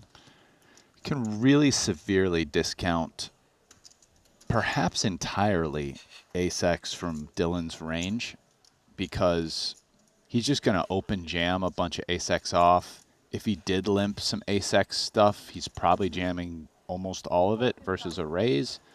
So this is one of these spots where Nick is just not that afraid of the ace. I wouldn't call it impossible for Dylan to have an ace in his hand, but very unlikely. Would the aces specifically be like pocket aces? Yeah. Yeah. Which then becomes even more unlikely because an ace is out there. Right. I mean, it's also maybe possible you would do this once in a while with like ace-3 suited.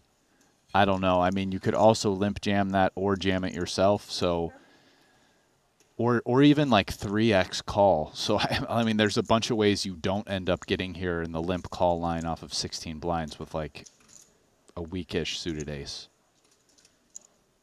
And pretty much all ace-x offsuit hands are just jamming themselves. Pick up 2.5 blinds when it gets through. Let's check through on the 9 of diamonds turn, and Dylan has gone runner straight on Shulman's queens.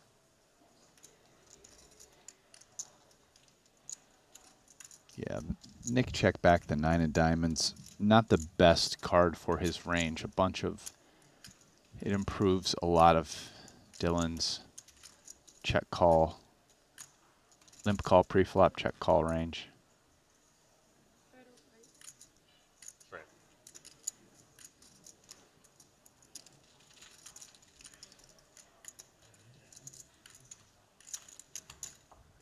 Grimace there from Shulman.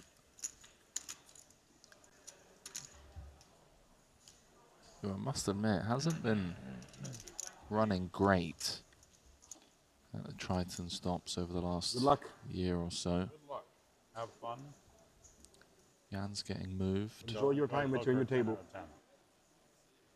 Oh, it seems like the shades and hat are purely for TV purposes. Yeah. No. I mean, fun. Not. Yeah.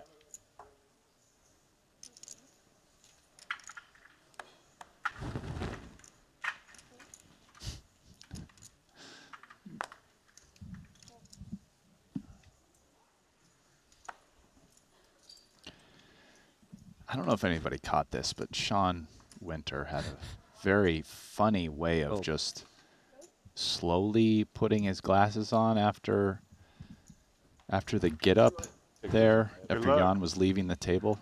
You fold, Nick? Like, even that is like some of the comments he makes, man. I'd love to. Have you played golf with him? No, no, I'm not a golfer. Royal pass. Yeah. It was new stack. A lot of shenanigans. New stack, right? I'm not lying. It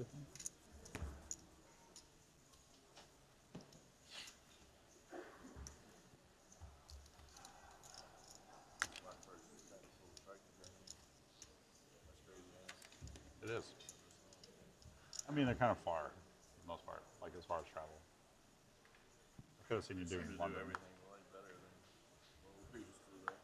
Yeah, it's not even close. Like literally the best run, best now, best produced, like everything about it is the best. I mean, right, but you pay for it, right? It's like rake's high, 12. All right, Nikki picks up an open on the button. Modest Jack 9 off. Get through the small blind here, and now we're just down to Bonamo. Ooh, a little King 5 offsuit. This is an interesting one. It is a candidate for a light 3-bet. Feel like at these stack depths, you would be making it like 28. But Justin just calls instead. They raised to 550. Yeah, it's different, right? Kind of interesting situation. Nick has an advantage in ace-x hands. Justin a slight advantage in deuce-x, but more specifically to their actual hands as opposed to their range. Justin is incentivized to continue with king high here, Hop on a private. especially against a min bet. So, For your seat. wonder if Nick is planning on barreling this at all, given his flop decision to min bet. I mean, you are getting information that your hand isn't good very frequently, but to min bet then give up.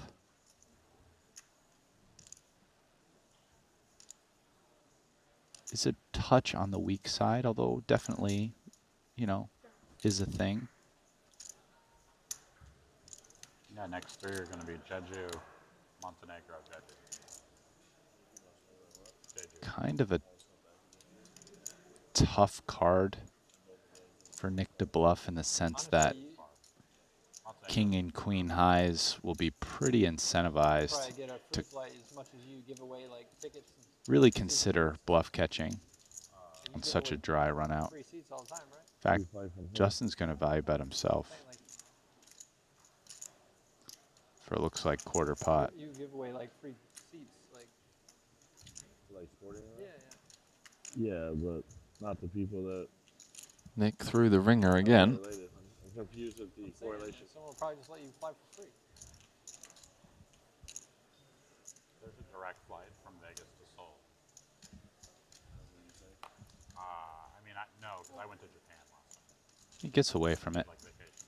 Yeah. Sounds like the lads are discussing Triton Jeju. End of Feb till mid-March. Direct flight from Vegas to Seoul. Yeah, well played hand. I think Nick had an option to barrel the turn, but didn't take it, which is fine. There's a, oh yeah, it's a nice leg. Vegas to Seoul. 16 hours. Yeah, direct. Then you just have to, thing about that one is the airport transfer, but fortunately. Yeah, I've done that. But that's the only way from anywhere. Yeah. Like, there aren't many flights to Jeju other than, like, Seoul to Jeju, so. I guess unless you're going PJ. Hey, listen. You know, you're that if I get next to level. that stage with the PJ, you won't be seeing much of me. Note the fold to King 10 of diamonds, by the way, from Siva. Oh, Parsonen. We're just jumping right to Elis Parsonen, the PLO beast in a mystery hand. He really has some comfy, colorful hoodies. See Siva grimace as he would have flopped the king high diamonds with a straight flush redraw. Chip leader of the entire tournament. Tomas Adamski, top pair, very decent kicker against the +1 open. What was Scott's hand, king? King 10 of diamonds. Oh, he folded? Yeah. Oh, wow. Yeah, versus the +1 open. Yeah, it's just the right fold, I think. Yeah. You could probably 3-bet it. Yeah, fold is fine. Well, fourth diamond on board now as Tomas's discomfort extends.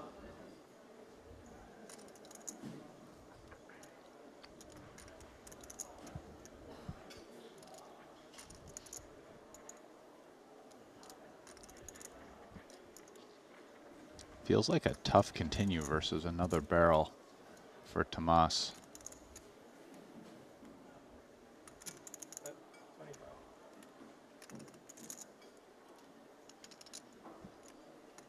Oh, I know who Tomas is. I've seen him before.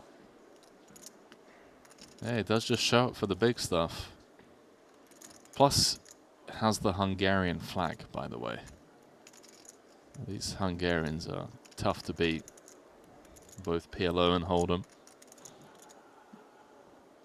Here it is, B40, and he's not giving up. Sicko.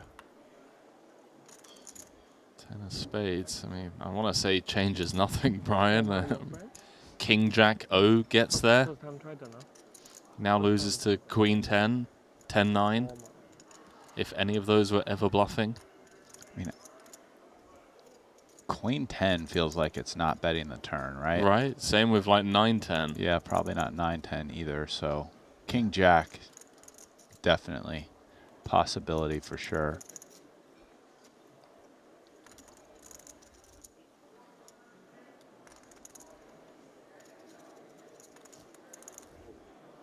Got to utilize a time extension chip.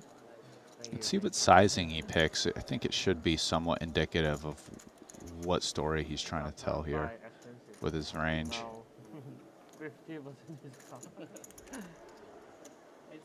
Looks meaty. 86 into 109.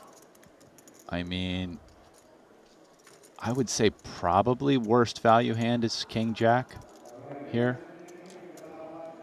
little big even for a set. If you're even going to value bet a set on the river. I mean, he probably just has a flush for value. Does finally fold it, and there it is, the nuts for Parsonen. Good fold, Seaver. Leave it to Seaver.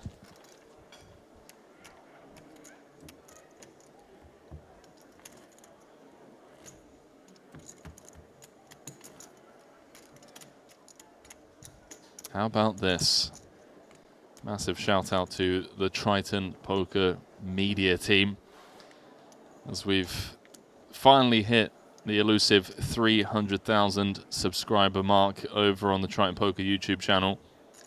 And that is, without a shadow of a doubt, a byproduct of all of the hard work the team puts in, just producing world-class poker content year-round. Obviously during the live stops and also away from the live stops, the post-production stuff, the nosebleed cash games. Massive thank you from the team here to all of you that have clicked that subscribe button. Of course. Wow, what an eclectic mix this table is. Yeah, this is next level stuff. I mean, here's Leon, one of the youngest No Limit Hold'em tournament regs on Triton. Elis Parsonen, who doesn't play that many No Limit Hold'em tournaments from what I've seen, but just one of the best PLO tournament players in the world. In here, you know, we've got a couple of old school legends. Ole Shemion from the tournament streets, Seaver from the everything streets. Some of the Asian contingent on this table, and then Adamski, who I don't even know who that guy is. If you want to shed some light on that one. No, I mean, all I have to go by is his Hendon Mob. Okay. Has, you know, over 7 figures in earnings, best career cash of 400 and something K, which came in a 50K high roller at an EPT. Just seems to show up and play big stuff. I think bit of an online crusher. Scott's looking good, by the way. Haven't seen him in a long time. He shaved the hair. It's all gone. You know, sometimes you just gotta bring the shaver out, man. It has to be done. We talking Bic or like #1? Let's see when we get back on Scotty.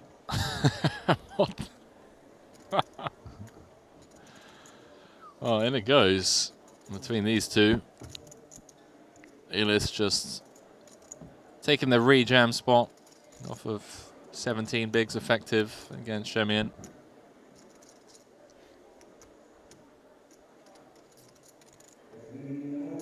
Needs help from the deck.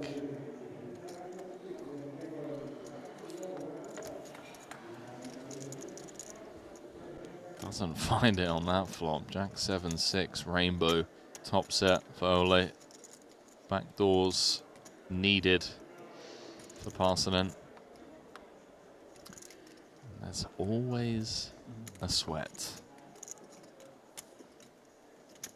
Live flush draw. Can he find it? Yes! Yes, he can. Runner, diamonds for Parsonen after Ole flop top set to shower the German. Elis up to 414K.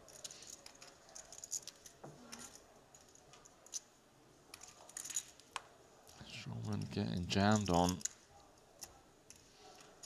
My +1, he's got what, 6, almost 17 blinds.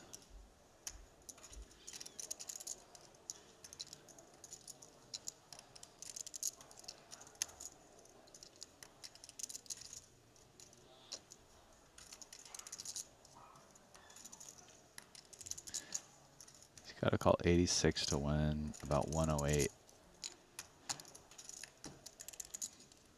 Oh, he's made the call. Here we go. Spin the wheel, chaps. Get back up to 80% of the starting stack.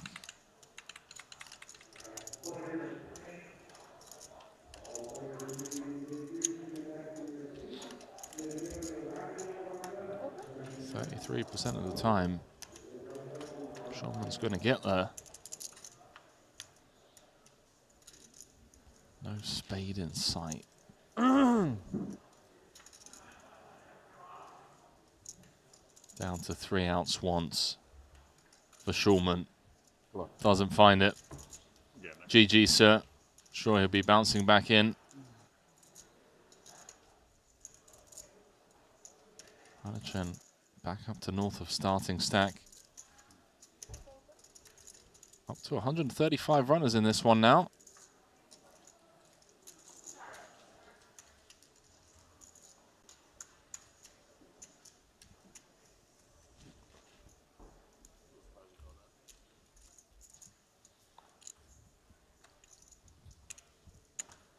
Yeah.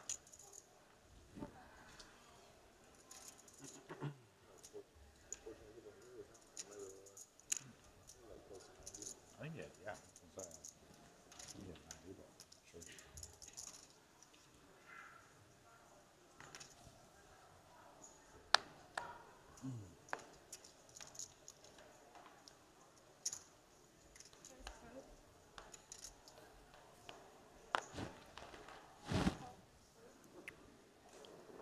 Winter popping it up. Suited ace from under the gun.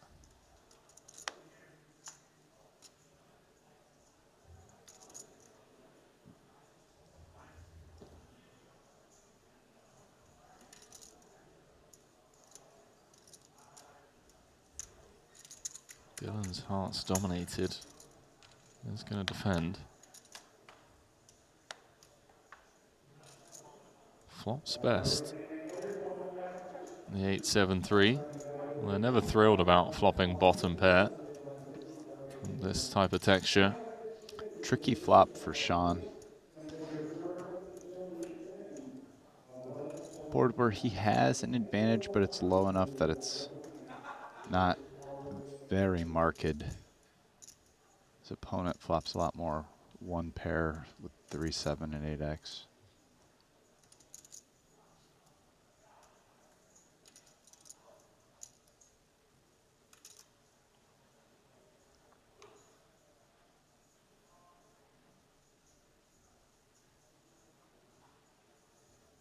$16,000.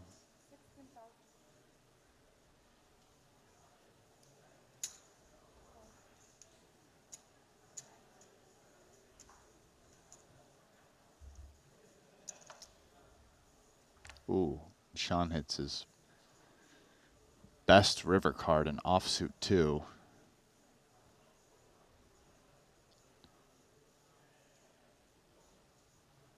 It's a pretty dicey value bet for Dylan here. Sean can have a 5, a 7, and an 8 all played this way. Sean's loving this. It's such a disguised straight. Both flush draws brick. Unfortunately for him, Dylan's just got 4th pair. Very quick bet from Winter. Yeah, he acted quickly on the turn as well with his call.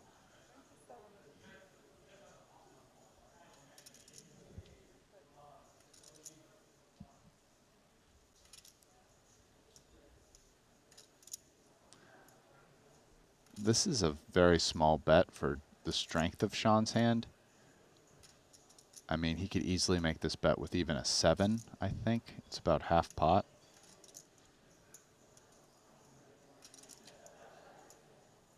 Actually, less than half pot. So.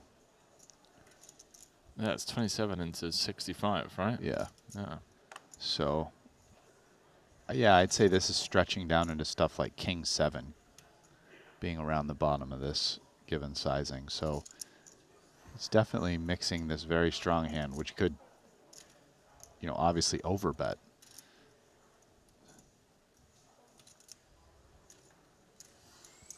Dylan gets away from it.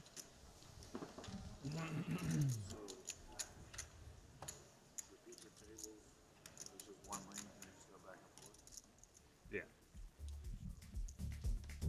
Sounds like Honey's just trying to get insights as to how And when the cameras operate, well, I mean, whenever there's action going down, we jump between tables, of course. Sean Winter leading the field on the blue table. Tomas bossing it up on the red. Tournament chip leader is the Bulgarian Dimitar Danchev. Kyan Mokri's in second. Lucas Greenwood is in third.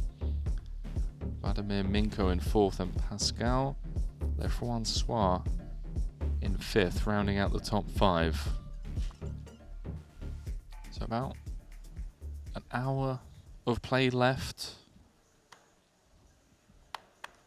Up to 135 runners.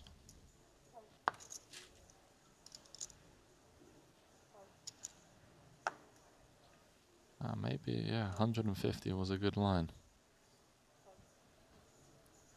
A level left.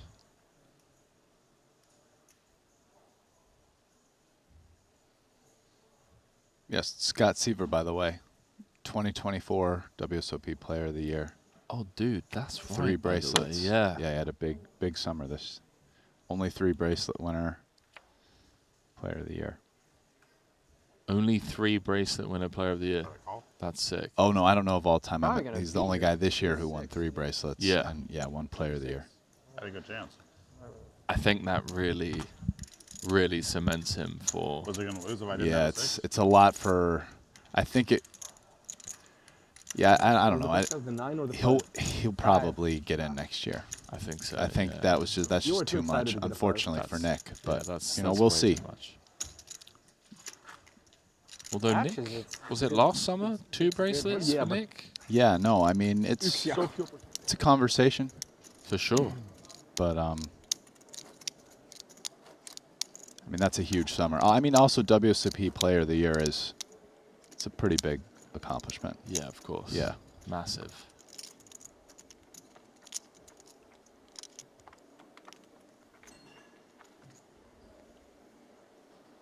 Man, that is some sharp dealing, my man. Shout out to the dealer. I think even Parsonen was impressed by the pace of that. Lun Lun. Same hand, busy. different suit.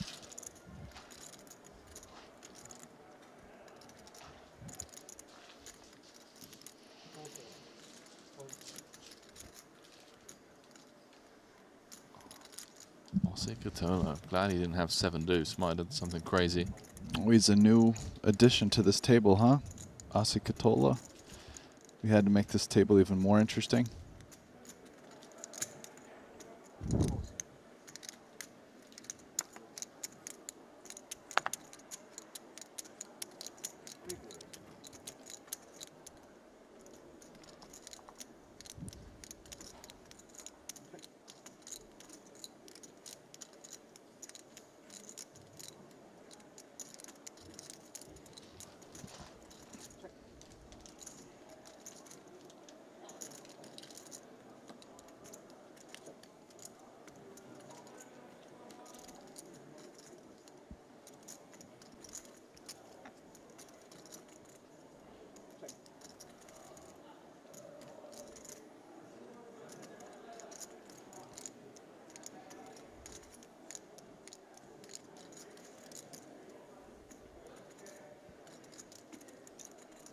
Flop somehow checked through.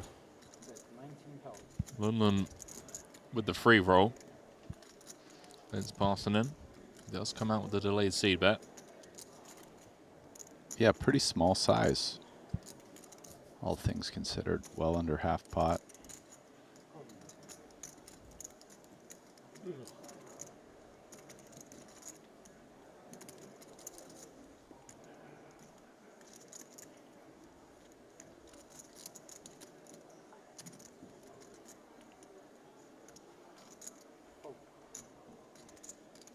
Yeah, it's hard to come out with an assortment of hands that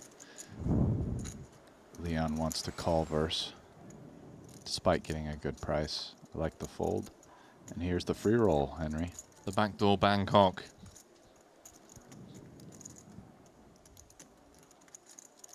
$86K out there. This pot could have been a lot bigger had either Parsonen or Lun Lun bet on the flop.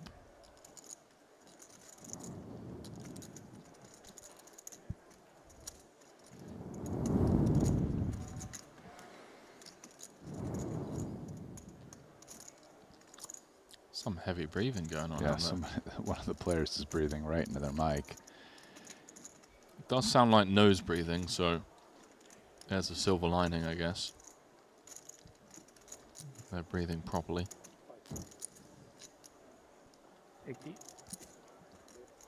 That reminds me of a pretty insane Twitter thread.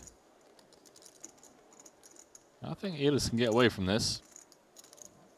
Can, but you can put Loon Loon on some bluffs here. Hands like Queen 10. But yeah, Elis No doesn't. nonsense. Just folds it pretty quickly.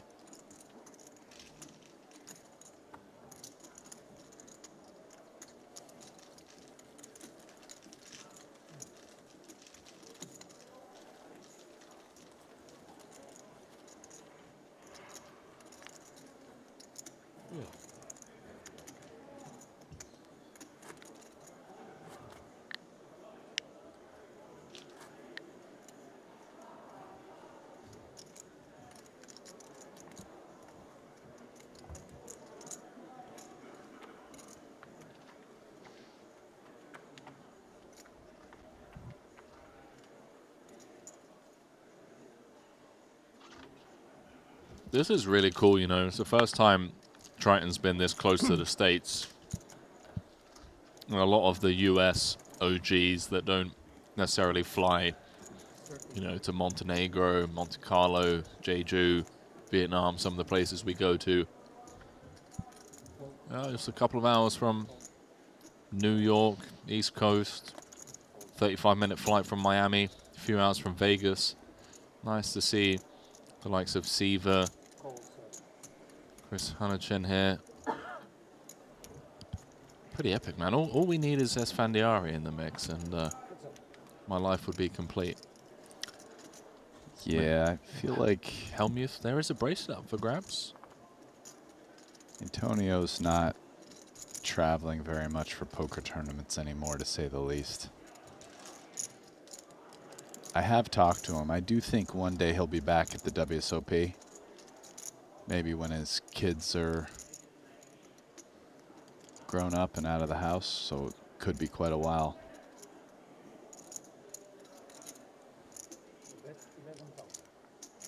But he's just got a good thing going on in LA and 3 young children, so. Enjoying the dad life, man. I mean, I think that's what life's all about. Yeah. So enjoy it, mate. I mean, he did everything one can do in the game, right?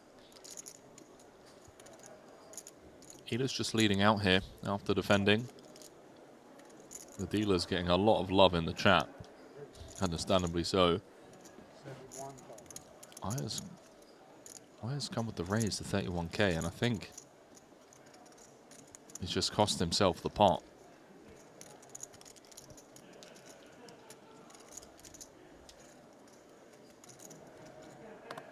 Who, Oya? Yeah. No, what do you mean cost himself the pot? Wow. I thought Parson was going to get a bit, you know, frisky there. Oh, yeah, no, I didn't think so. 8-3 of hearts. I mean, I think you just let that one go.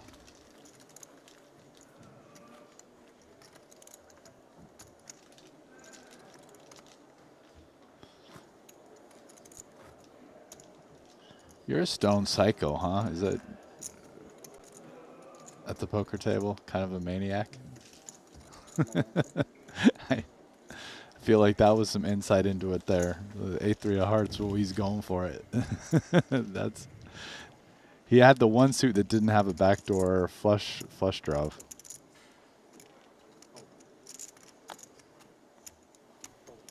Yeah, honestly, I didn't realize that he didn't have the back door until I'd said what I said. But I stand by what I say. I have a lot of PTSD as a commentator. See some crazy stuff. All right, I'm getting taught how to pronounce Chris's name. Oh, yeah? Yeah, so I've been saying, I think I've been saying Honichen, and then now saying this Unichen. Unichen. Well, this one guy saying Hooney Ken. Ah, Is Hooney Ken. Is that right? Do apologize, Chris, by the way. Oh, without the H, so Uniken. It's definitely not intentional. No, I've gotten dinner with Chris multiple times. Well, you should know that, bro. And I don't usually call him, I never call him by his last name, but I had no idea. I've been saying Hooney Chen as well. So,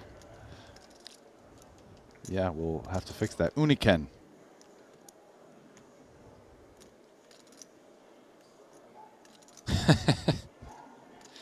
Domingo saying, Henry, Ali pulled the candy bar. Oh, Henry, and said you're always at the baccarat table. Is that true? That is not true. I have played baccarat once in my life. It just so happened to be 3 nights ago with a couple of the Triton guys, and we won big. And now I might have a problem.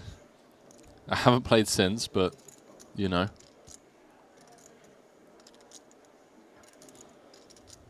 You unfortunately got the positive reinforcement for a potential bad habit. No, I'm never playing again. Riding off into the sunset. So you're saying you're going to cash out those 20K in chips? Yeah. Okay, man. Love it. Love to hear it. John's saying it's a very hard name to pronounce it if it hasn't been spoken to you. Thanks for backing me up, man. I was getting a bit, you know, flustered there. Oh, Leon flicking in the call. Lun Lun getting paid. Up to 138 runners. We were way out with this original guess.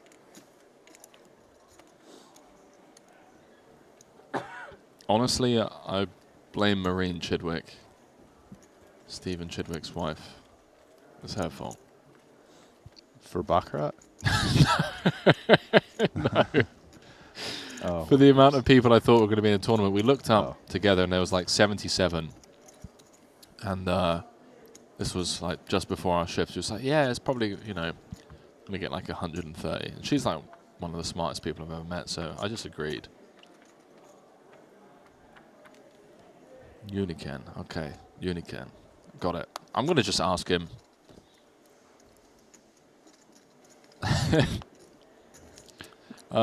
There's one of those comments, you know. Wait, hang on. Ossie's got the 7 deuce, bro. He's just open ripped. Hold on. This is 100K buy-in. My man Ossie has 24 big blinds. We got king queen suited to fold. And he's just open ripped from under the gun. Is he going to show it? Surely he's going to show it. 7 deuce. It just shows the 7 deuce. Fucking hell. What an absolute boss. Look, Elis knew what was going on. He did, yeah. Leon Sturm folding king queen suited. I mean, damn, that's a big laydown to a guy who might be ripping that wide. That is hilarious.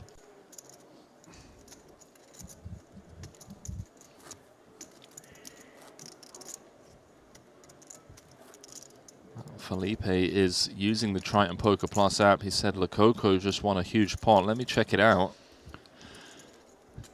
Well, he doesn't appear to be in the top 10. Oh, another American OG. I just saw him is here. David Peters. D-Peats. Oh, yeah. 10th in chips. He doesn't come to all the Triton stops. Wait, where's Lococo? Comes to some of them once in a while. But oh, okay. So Lococo was down to 180K.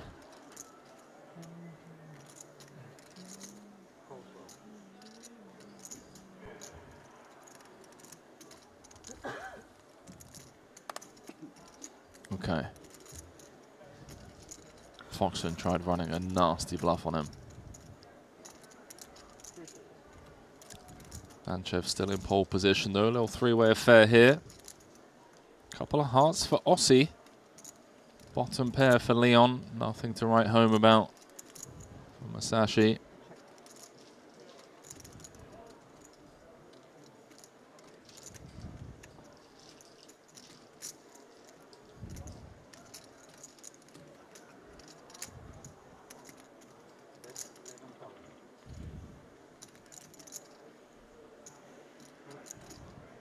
Leon's going to clear the field. Quarter pot. Oh, Nossie's having none of it. Immediately wags the finger in Sturm's face. And honestly, one has to ask, when you're playing against someone as crazy as Aussie, do we really, I mean, Brian, we're in really uncharted waters here. Like, c-bet, check raise, call. 72. What do you do now with ace deuce? I mean, it was tough for it to improve in any fashion other than an ace or a deuce.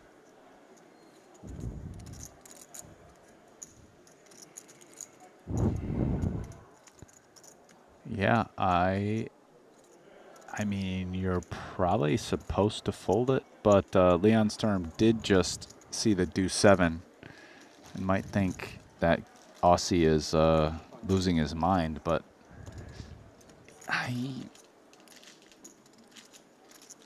you're just behind a lot of stuff, and even draws have decent equity versus you. The other problem is, like, what if Aussie's just kind of losing his mind with like a 5? I mean, you're actually behind that. So this is, I mean, that deuce 7 hand is earning him this tank, because otherwise I think it's going in the muck. I mean, Sturm is quite simply one of the most talented players of the younger generation. I'm talking, you know, under the age of 25 to have emerged in recent years. It's going to be very good at adjusting to this type of player. I think the decision is all in or fold. All right, lets it go. Mulled that one over.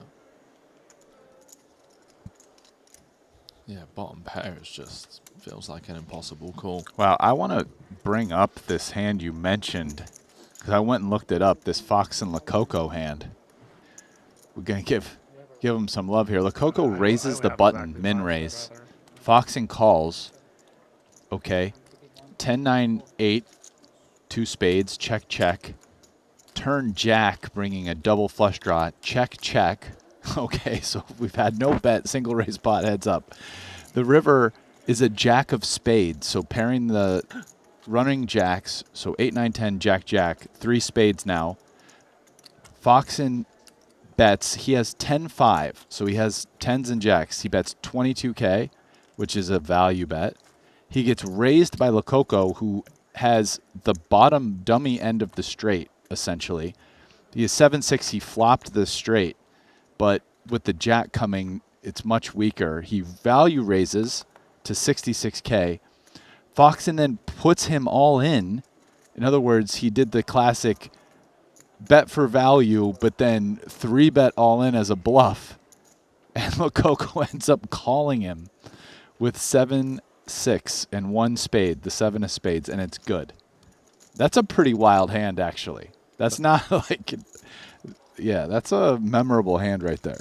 You can check that out on the Triton Poker Plus app. I did not make that up. Epic, epic hand. That's some real out-of-line shenanigans between those two. That's what happens when two balls lock horns. For those of you just joining us, this is day 1 coverage The Triton main event, part of the 2024 WSOP Paradise schedule.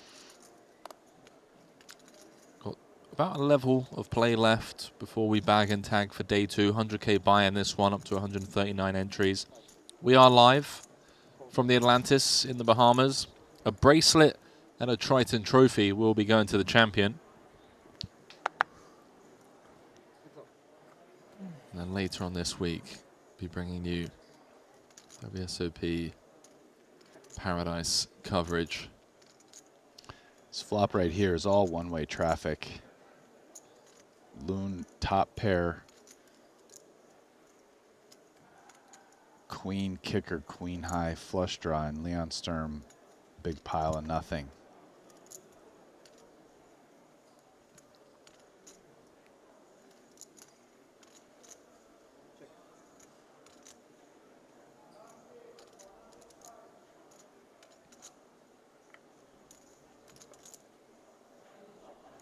Wow, and Loon with the double check back.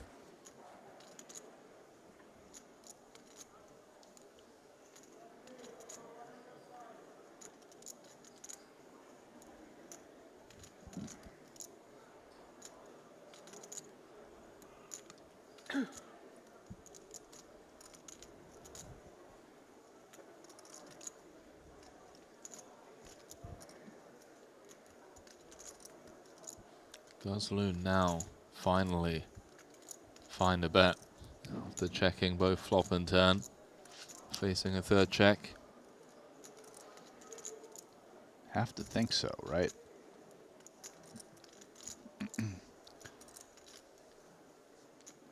Leon has kind of an interesting hand in the sense that a hand that plays this way that then value bets river would be 3 jacks. And he's blocking that. And he's not beating value. Manages to get away from it. I mean, I say manages to get away from it. No, fold is... I meant more in the terms of actually check raising. So I don't even know what you're supposed to play that way, but I don't know. Jack 9 suited struck me as a hand that might make sense.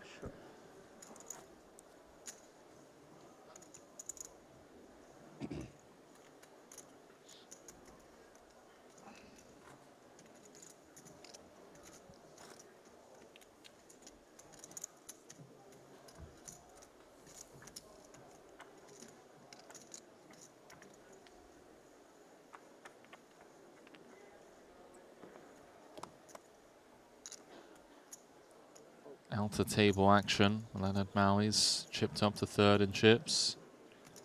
Mateos is second in chips. Alex Kulev breaking into the top 10. Aussie in the mix with the 6 deuce suited. How does Seaver play against this madman? 4.5 big blind open on the button. We've got King Jack for 35 bigs. Yes. Yes, my man. Have at it. Leave it to Seaver, Rusty. He's seen to enough. Find the right play. See if Aussie Spike calls it off.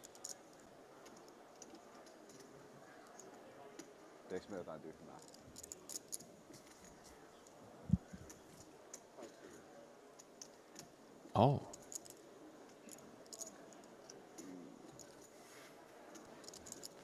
Really chewing on this one. Oh, using a time bank increases the chance of a call because now he's invested something. I'm not sure about that. Oh, really? I thought that one would have called.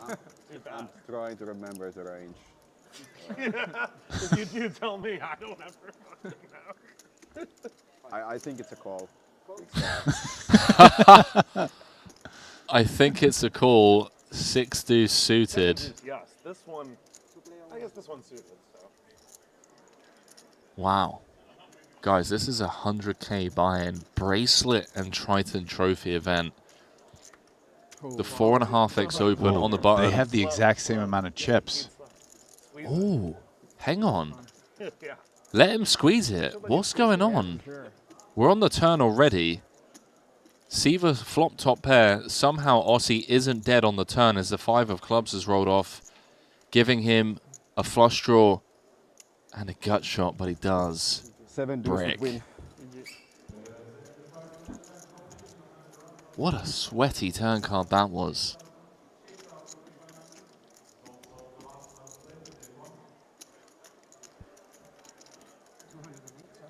Christmas come early for Siva.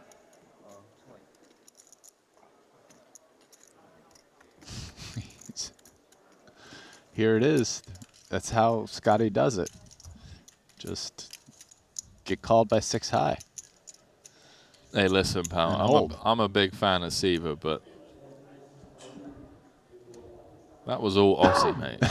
Okay, that was all Aussie. Yeah. Just.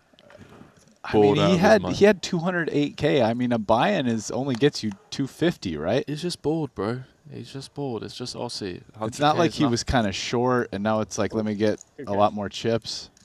The guy gets bored easily. Yeah. 100K is nothing for him. Yeah. No, because U.S. Must be nice, Henry. No, I don't think we'll ever have a Triton anything in the United Must be nice, pal. I heard they Yeah, might I agree. do something in the U.S. though. I would be surprised. Legal reasons. Yeah, but I heard that they still might, even with that. It'd be interesting. I don't know if it would be as good. It's just certain people wouldn't go, obviously. But. Enter with the raise and take. So we have entered the final level of play. I mean, like, look at the London one, right? Like, the London one is way worse. Yeah, because London, well, too many regulations for London. Yeah. And the U.S. like also, I mean, not as bad. No, that's not nowhere close to London. London, everyone has to prove where they get their money. U.S. you don't really have to do that. You just show for cash. Like a lot of the regulars. You can't be both. Are in that category where they Sure, fair. We got like one. Yeah. One or the other.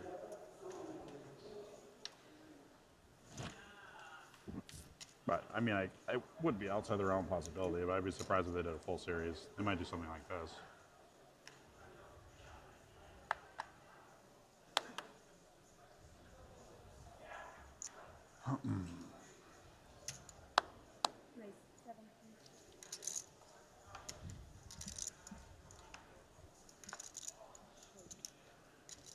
I have to ask, Brian, you know, this 500K Invitational, the success that we had, 96 runners, and now 100K main here with 140 already entered. Is this just going to become a regular part of the WSOP Paradise schedule where they do this, you know, Triton, WSOP collab, bracelet, and Triton trophy up for grabs? Because the fans seem to love it, and the players have shown up in force. Yeah, I mean, it's a pretty strong combo. Stephen Song, the man who seems to win every tournament he enters, with the open ender.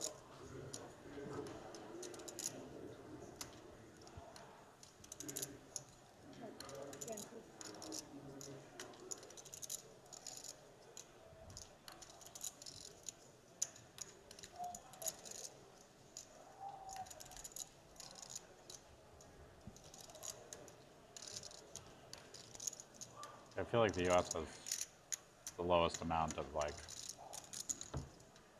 VIPs interested in a high stakes tournament these days.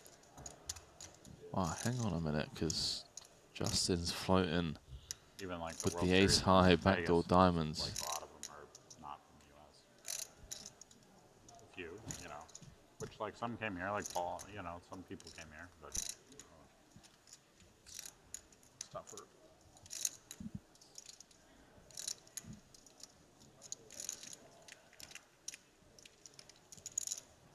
Action turn card as it does bring the diamond draw. Don't know. I'm sure either noon or one, probably one. Steven follows through, which seemed pretty likely after his decision to bet flop with such a robust draw. But that Bonomo, who was floating pretty light, now picked up some real equity. Have to think he's going to call again. And then the question is, will Steven fire that third barrel? That makes sense.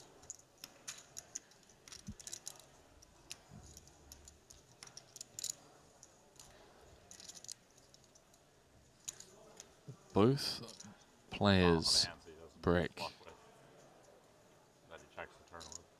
If Song can find the triple barrel here, that's a somewhat decent hand to do it with. It would work.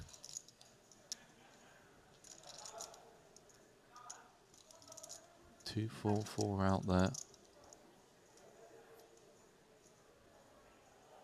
Oh, you sicko. This is why, Brian. This is why this man seemingly seems to be winning all the tournaments as of late.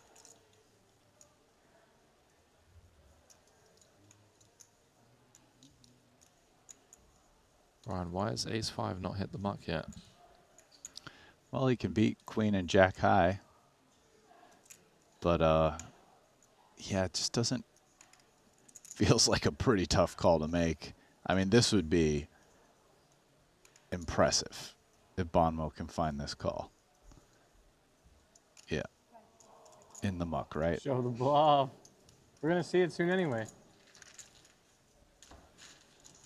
Welcome to Triton. 100K. My first 100K, buddy. Welcome to Triton, Mr. Song. This is my first. I popped my cherry. Well, I'm always going to be nervous, right? No, I'm kidding. You're handling it very well. Wow, it's his first 100K, I guess. First 100K. Winter with the immediate needle. One of the things you can't do on GG Poker is needle your opponents, but you can in the form of emotes. Use the D-Negs or the Greg Goes All In emotes to, you know, throw needles your opponent's way when you suck out on them. Hopefully in the weekender, which you'll get a free $50 ticket to if you use the code Triton_2024. Does require a min deposit of $20. Good luck. And, you bluff with a pair of jacks. I'm like, Oh, yeah, you check raise nothing? yeah. Oh, yeah, that's right. Sounds about right. Yeah.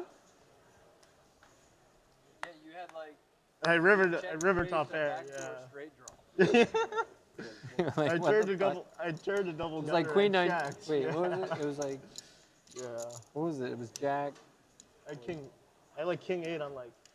Jack... Jack 7. No, jack 10 6. Yeah, jack 10 6 turn. King 8 on jack 10 6. Turn 9, right? Yeah. Oh, yeah.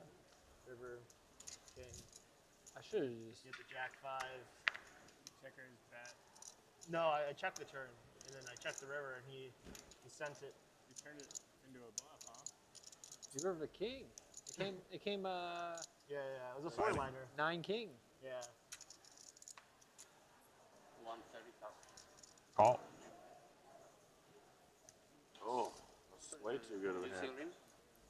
Well, he's got lots. He's got lots. Mm-hmm. He doesn't have to pay that much. Chris jamming from the small, fill it up. running into the 9s of Dylan. I felt like I should just shove Short the stacked, ball. 7 bigs. Probably would have folded. 54.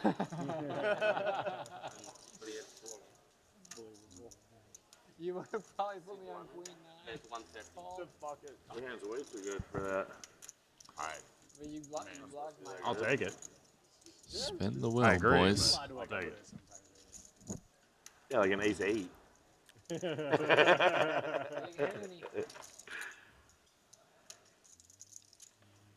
Oh my goodness. Never easy. You pick up 2 outs. Chris goes from 3 to 8 outs. That wasn't one of them. Needs to find a queen or an 8 to do the dirty on Dylan's set of 9s, which he does. Good luck. There you go. GG, sir. Dylan is going to have to pony up That's 5 time 8. an additional 100K. I never got one of those. I didn't get a 5 either. You just got a stack of blues. Yeah. But I only got 5. I only got 5 also. yeah. Yeah. Maybe it depends on your. Yeah, well, that's what they said. Okay. Which is how it always should be, right? Yeah. It's not fair for people in level 1 in all these tough spots waste a bunch, and then people come in. Showers for Dylan. Good 40 luck on your bids in next these bullet, sir. spots, and then they just get the same amount, right? Like, Yeah, I think that's good that they do it that way. also incentivizes people to reg early. Right? Yeah, Want more of that. Steven Song, by the way, first ever recorded live cash, October That's how you do it, huh? 2016. You just complain, whine about it, how unlucky. $570 buy-in in Verona. Shipped it for 33K. I feel like that should be the big hoodie, quite the the King year. 7-0. Seems like a fitting hand.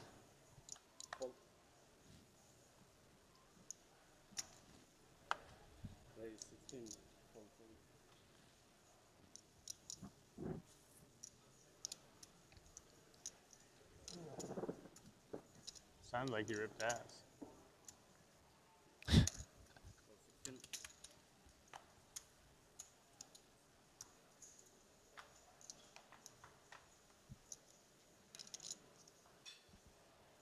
Wow. Sean Winter flops Broadway, although there is a flush on board, and after the fastest check of all time, it's now 1 card straight as well.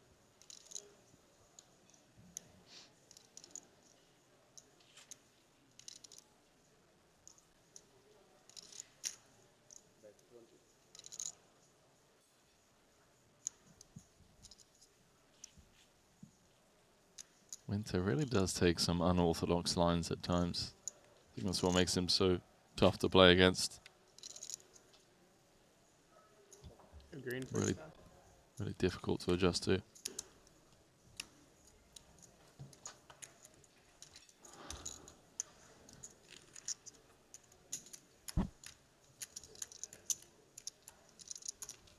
Wow, So David polite. Yan is up to like 1.4. He got in 1.4. Cowboys versus Makita's 9s. E5. Button versus small blind. And held 1.4 is insane. for about, what was it, like 460 each? So we're talking 60 big blinds each? Yeah. Not quite, but almost. Average stack is 400k, so he just has 3.5x average with 35 minutes left on the clock. Like 375. Mateos is making a run too. He's almost got $1 million. He's in second. 380 behind, Arthur. 380 behind. The Francois opting to 3-bet the ace-jack-o out of the small.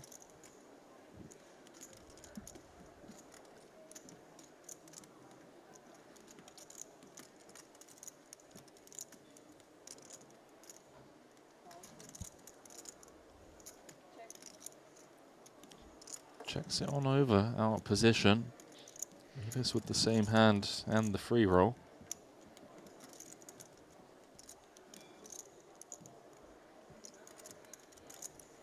Elis probably checks this back with ace-jack suited here.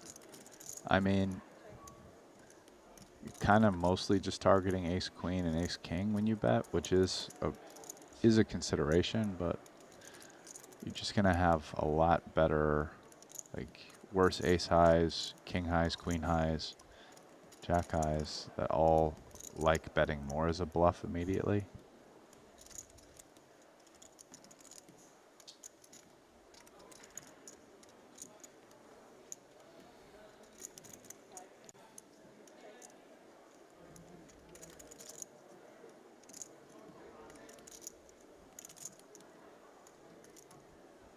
Curious to see how Elis responds to 2 checks in front of him. One would have to assume you know, the suited Broadways of the world that Pascal could potentially hold. Would try and bluff at some point. The king high, queen high type holdings. Yeah, Elis is beating worse ace highs, even potentially king queen. Would king queen check down? Possibly.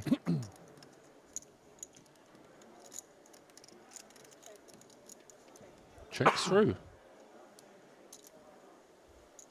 Chop it up, chaps.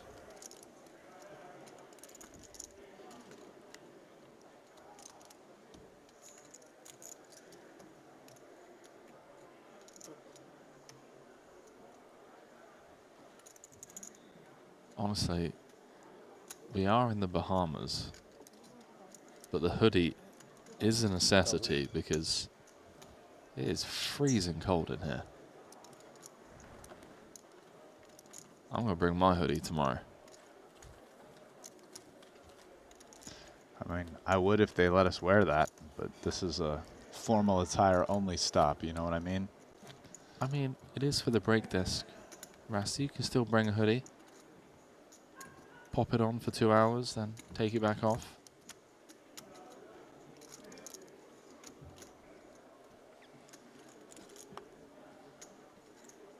This is too much work, Henry. It's kind of like accepting the $100 chip.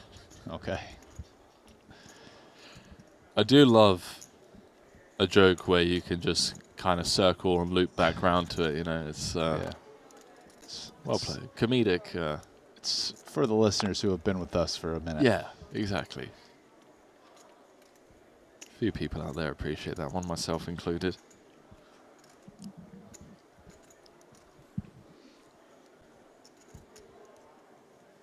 I guess Masashi is just deliberating. I don't know, he wants to just 3-bet, get it in against Sturm. Does he want to flat against the under the gun open? This stack depth feels a bit dusty, not going to lie. Sturm opening off of 15 bigs. Yeah, I think under the gun, how many are they? 7-handed? It's probably a little ambitious, ace-9 suited. What do we know? He's flopped top and bottom. Backdoor nut flush draw. No, I mean 3-bet getting it in. And from cutoff versus UTG 7. Flat you're okay with? I think so, yeah. I haven't seen you forever. Doing good? Yeah, doing well. And you? Yeah. Good. Glad to hear it. Still playing a lot in Vegas? Not a ton, but every now and then, Still in yeah. there. Yeah, I'm half my time in Vegas and half in New York City now, but mostly Vegas.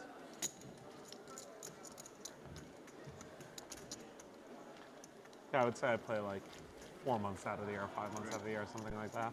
Yeah, I mean your game seems like really intense, but by stretch. Yeah.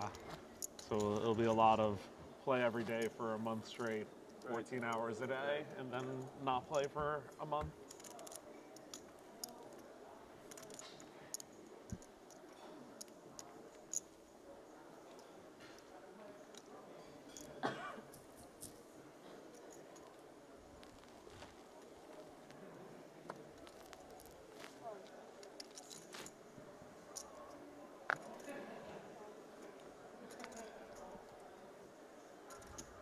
I kind of feel the same as Scott.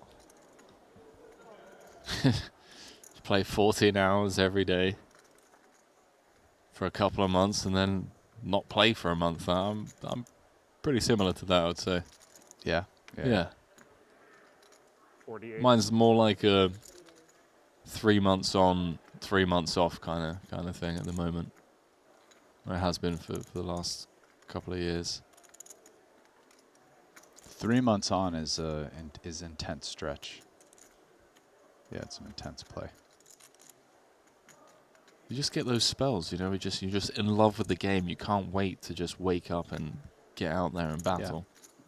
Yeah. And then there are months where you wish you had finished your high school and college degree and, you know, explored something else. It really depends. on the season. What will Oya do here? Really fun 4-bet hand. Yeah. Comes with flat, out of position. 116K in the middle. We already saw King 10 folded. Top for Sievert. One would have to imagine this hand is over and done with unless Sievert continues really small and Oya gets incredibly out of line.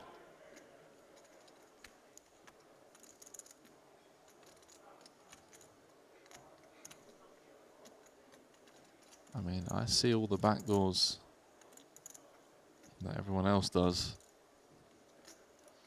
He does have 60% of a royal flush, although we can see Sievert's blocking that.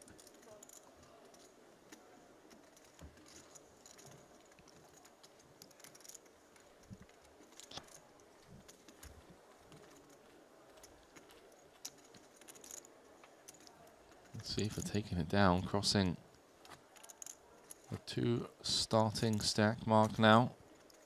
Late regged, I want to say start of level 9. Got that double up courtesy of Ossi Katola.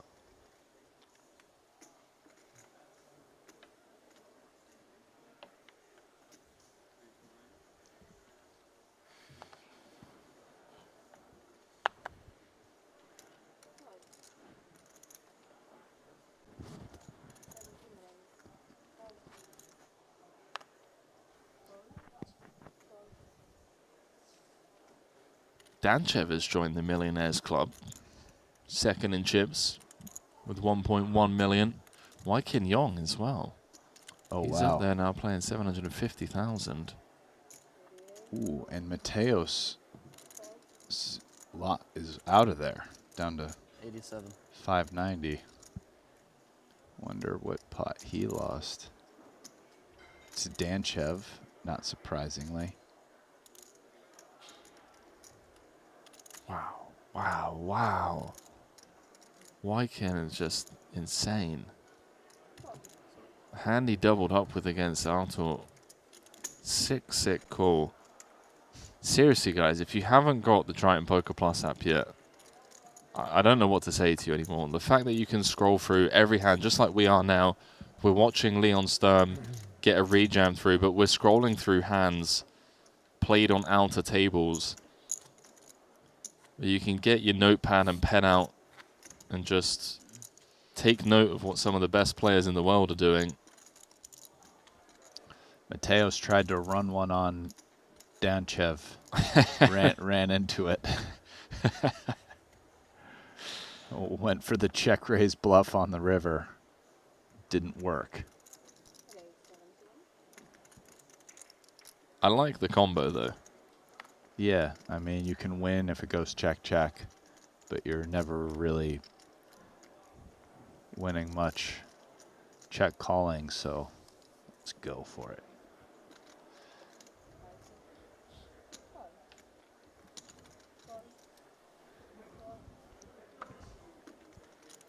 Two playable hands up front. Sturm on the button, 7-handed. We're going to be flipping for his tournament life. Musashi's been having a bit of a bad run of it, to be honest with you. The last few hands feels like he's the one getting picked on. A couple of 3-bet pots not going his way. So we see one ace dead, one queen dead. No, he's not folding. No, 9s definitely isn't folding. I think ace-jack off will be out of there, though, after shove and call.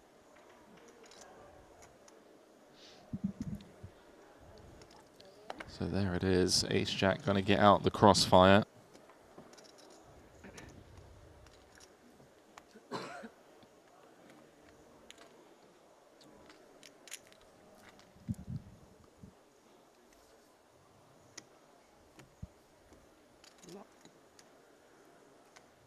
Spin the wheel back up to starting.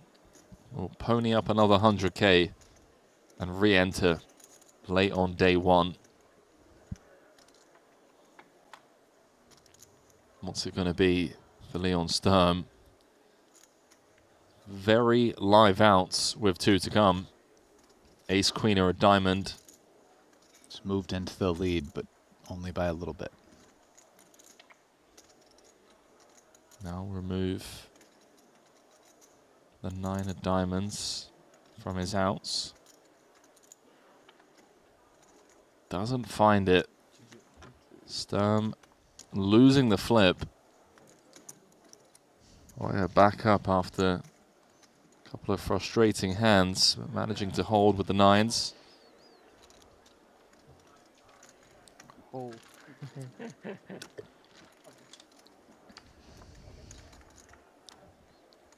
Ross is saying Negreanu's playing the 25k dealer's choice.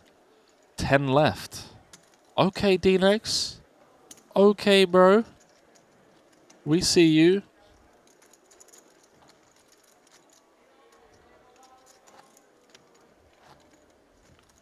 Let's have a little look, Ski.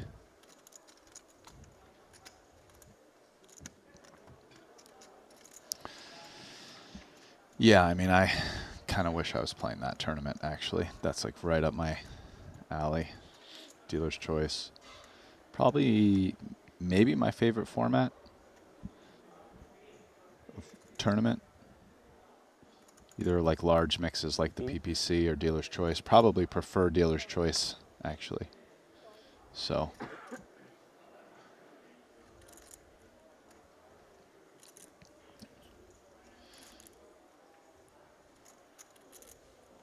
It's hard to see a 25K. I mean, the WSOP in Vegas only puts out a 10K dealer's choice. I actually didn't even know they were running that tournament here. Would you have jumped in? Well, had I known they were running it, I might have tried to work in something where today I was able to play, and if I did well today, I would have maybe tried to negotiate that into the deal. But seeing that I didn't.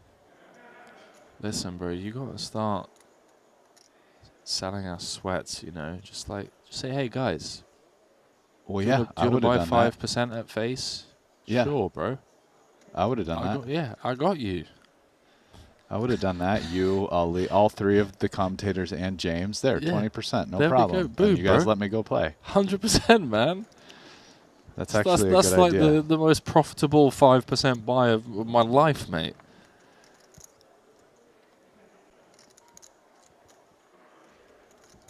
But no, Negreanu has just been showered in that 25k.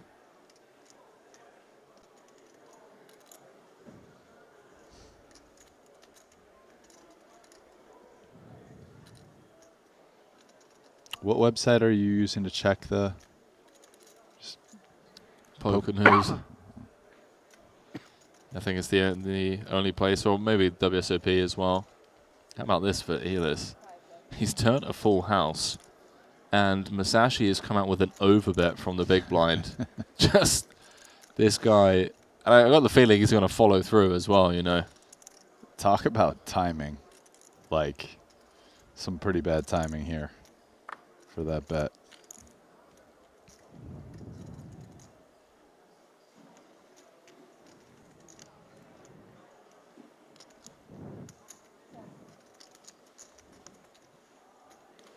Makes the call. 216 out there. Oh, yeah.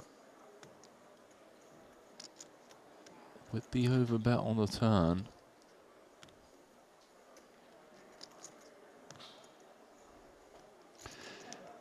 A little bit of a tougher ask to get like a 6 or a 8 to fold here. Well, I guess we'll find out. I mean, no, 6s, we're not going to find out because he doesn't just have a 6, he has 6s. No, I mean, if he's going to go for it or whether he yeah. thinks that it's tough to get a 6 or an 8 to fold. See, you can't really have overpairs much, right? You're kind of just representing maybe 6s or 8s and mostly just quads.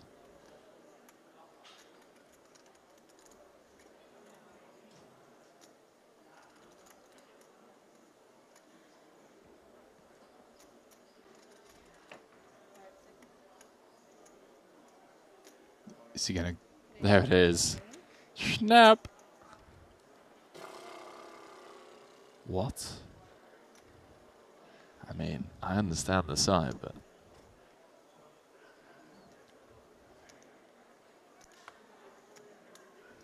ooh.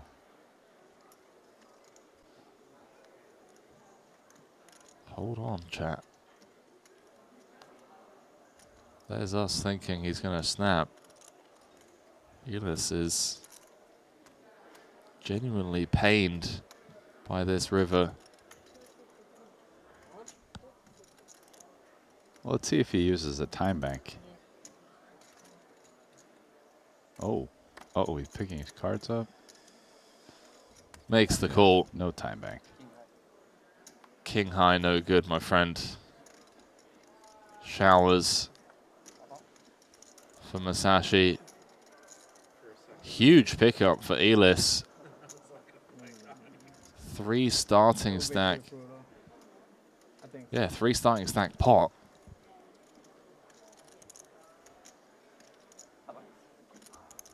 Is it a slow roll?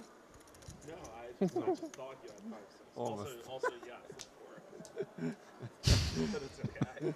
It's okay. Yeah. Do you like Scott's answer? He basically answered both. It's like Too much PLO. Yeah, for sure. Like, you forgot. Yeah, that's true. That's true. That's brilliant.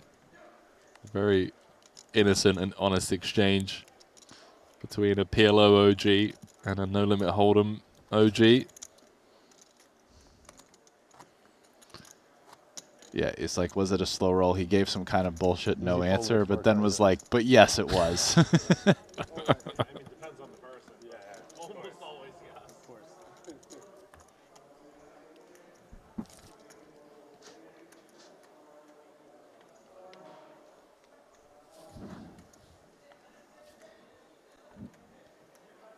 At first, I thought you somehow like had it straight, and then you're still just like fucking call. I'm like, oh, it's a call, king high. Yeah.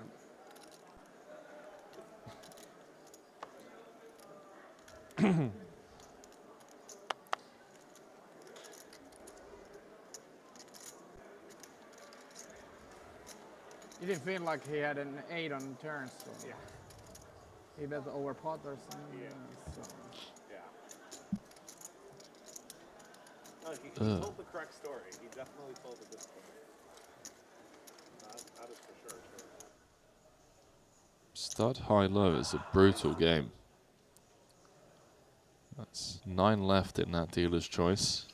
Gordinsky Oh, brother. up to second in chips. That bluff got the Seaver seal of approval. Seaver said he told the correct story, that's for sure. Did indeed. Tough to get third nuts to fold though.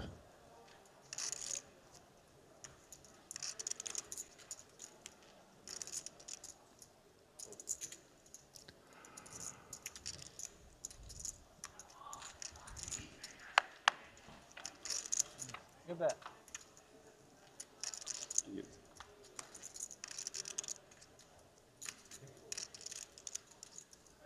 Trouble for Corneth. Big hand. Open +1. Can't have been that big. Decent middle pair. Earned an open ender. Bonmo's got him out pipped. 1 up. Jack 5 suited? You got 1 right. Did you? I mean, I beat a lot of bluffs.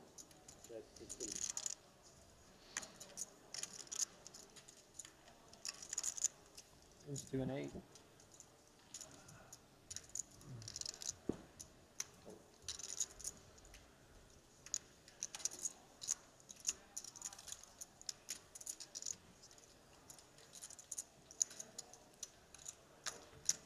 Against this size, Corneth's going nowhere.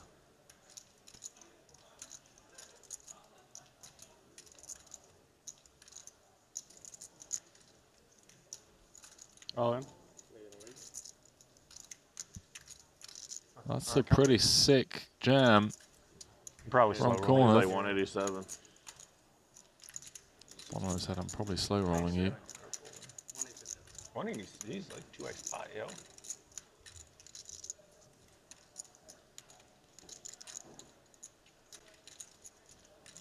Yeah, it's a pretty big jam with the middle pair.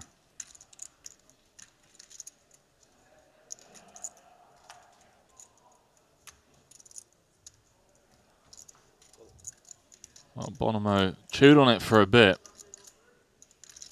Ultimately, See if the slow roll gets punished. Does it still count as a slow roll if I announce a slow roll? Makes it worse. Depends if Chance was his hand or not.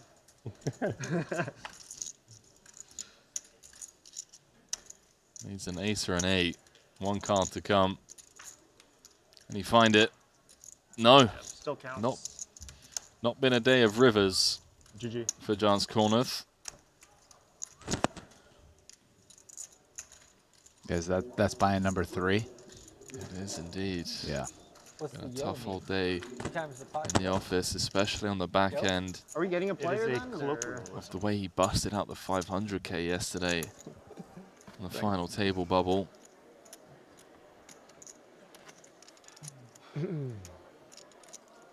Final table, but that's post-cashing.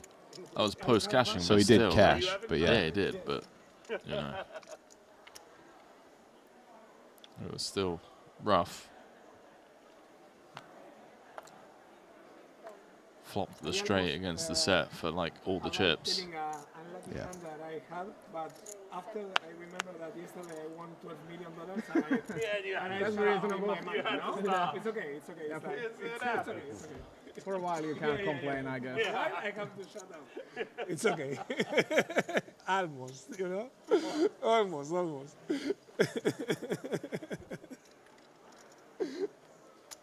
Lococo humbling himself. Just saying that he's not allowed to complain about bad beats for the foreseeable future. He just won $12 million. 95.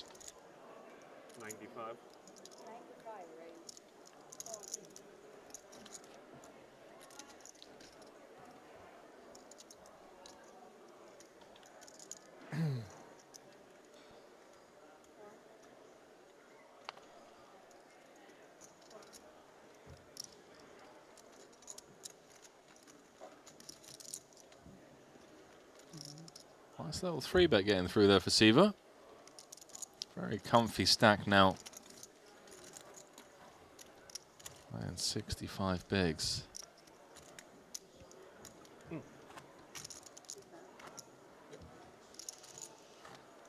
So great to see Siva at a Triton event.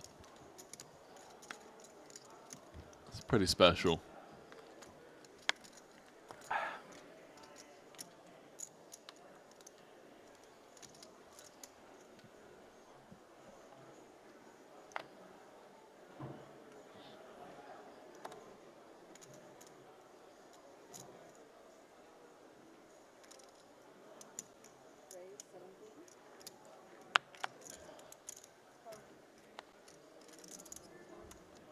Yeah. Do you know how many Tritons he's played? This is his first ever His Triton. first ever, yeah. Yeah. That's cool.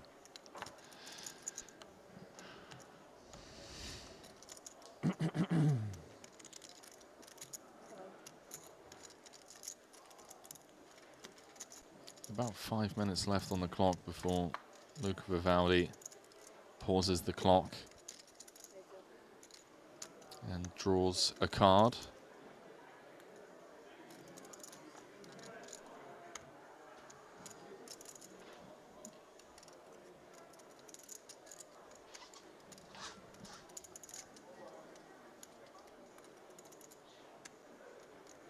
No nonsense from Lococo, doesn't even wait for Elis to fire out the chips.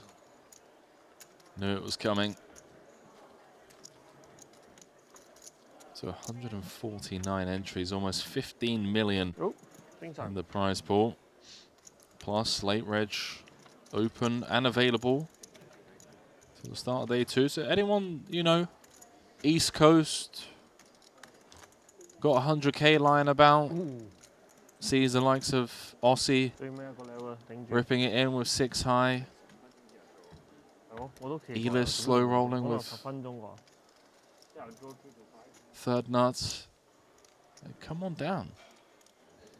Probably going to be 4 million for first tomorrow. Announced. Day 2 kicking off 1 p.m. local time.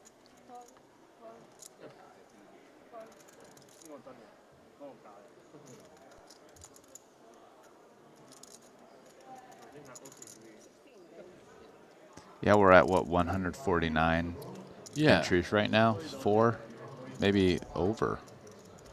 Or sorry, over what? 4 million. I mean, do you remember what it was in Jeju for the 100K? 60. That was even more than this, right? That was like 170, or I mean, that was like the That was record. 213. Yeah. Oh, even okay. 216. Sorry. Oh, so a lot more. Yeah, and that got 4 something for first. Okay, so yeah, maybe 4, maybe not more than 4. Tamas getting a bit fruity.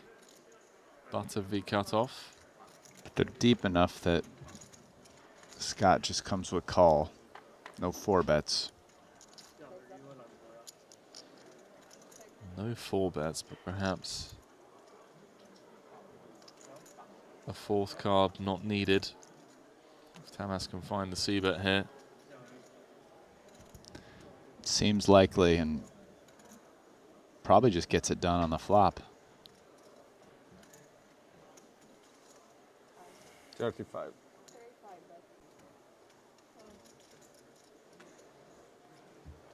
Job done. A Hungarian. It's been quiet at this table. Was chip leader for a few hours throughout the day. Very healthy stack here. It's currently in the top 10.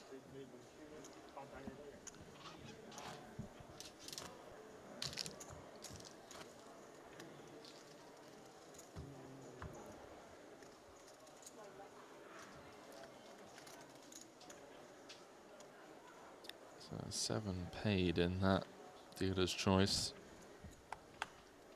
that Negreanu was eliminated from. Don't think he's going to jump in today.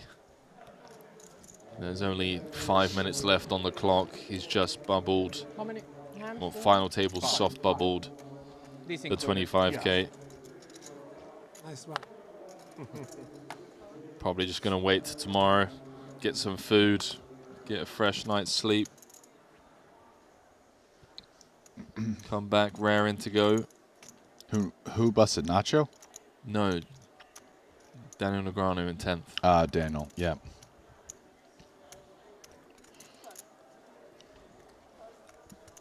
This could be a fun one. Queens, Jack 10 suited, suited ace-X for Lun Lun. Out on the big. My guess is the final table bubbles probably, they probably only go to the final table at 7 for dealer's choice because of the draw games. How about this? Top and bottom for Loon. Webster does not want to turn a set. So that would give Lococo Broadway. 60K out there. Alejandro not one to shy away from an invitation to potentially steal a pot away. See, it's not going to work for him here, but he is reaching for chips. This is a pretty good combo to do it with. Insta put pressure on Queen 10 and Queen Jack. You also have backdoor diamonds to be able to keep betting turns, diamond turns.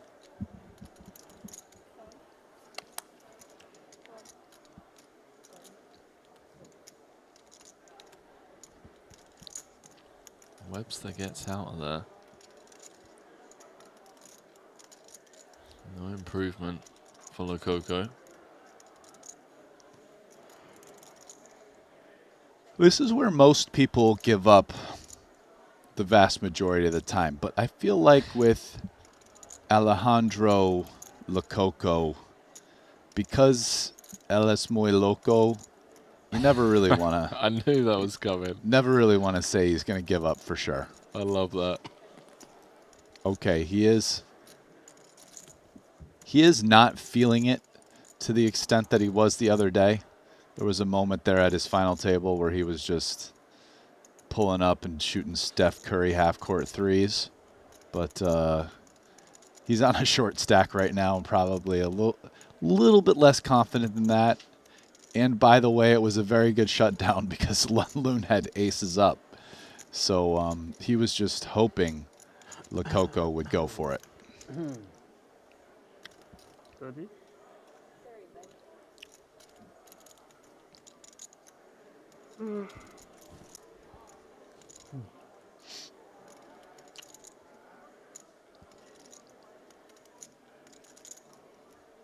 Surely not. Not like this.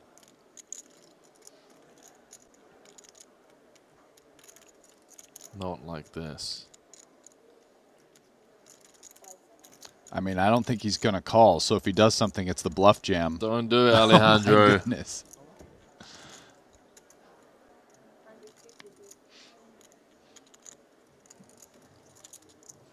I love it. I absolutely love it in theory. Yeah. No, it's just unfortunate to run into this exact combo. A bluff that makes sense.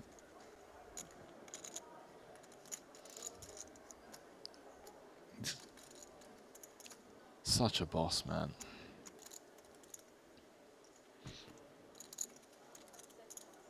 And just the bluff catcher makes the call. Oh, slow roll. Yeah. So, back to back. Not going to be on this bullet. I'm sure we'll be seeing more from Lococo tomorrow. So he will have to re-enter. Don't believe he can re-enter tonight, as Luca has already announced the pause of the clock, if I'm not mistaken. So they're going to draw for hands.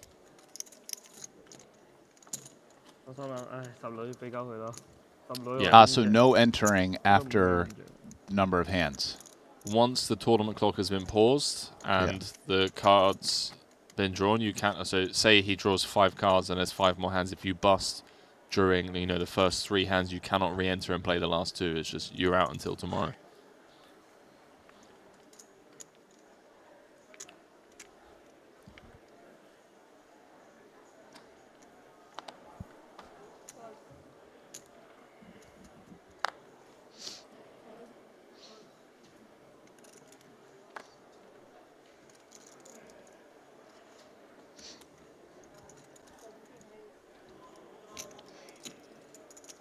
Passing and bossing it up, eh?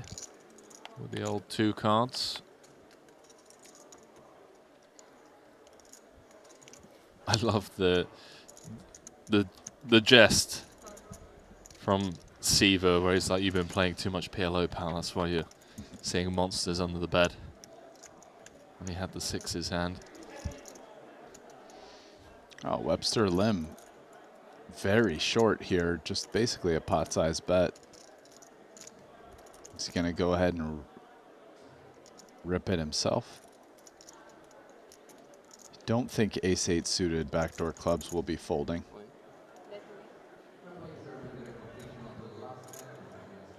Yeah. There's the call. 50 total. Here we go.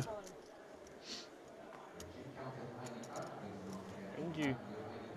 So for Lim to get back in this one.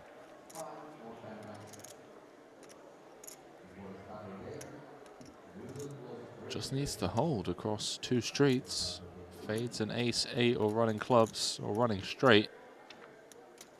And I mean, immediately delivered on the turn.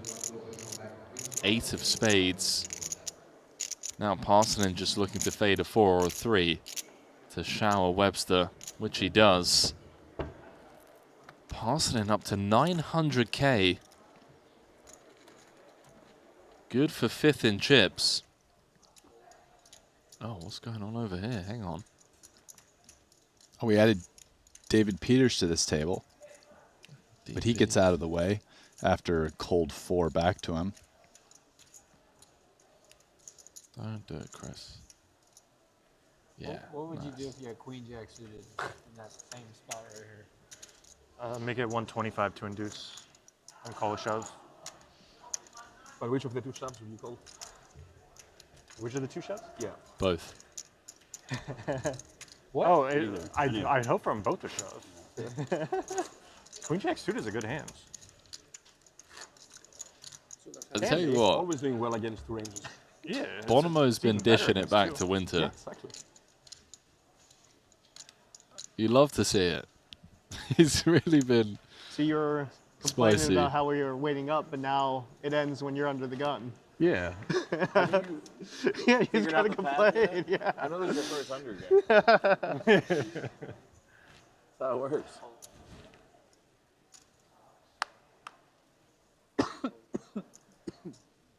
Are we gonna get the second battlefield of the day? I mean, this table has some OGs at it. Guys who have been playing for a while. Bonomo's been playing for poker, high-stakes poker tournaments for a long time. David Peters, Vogelsang.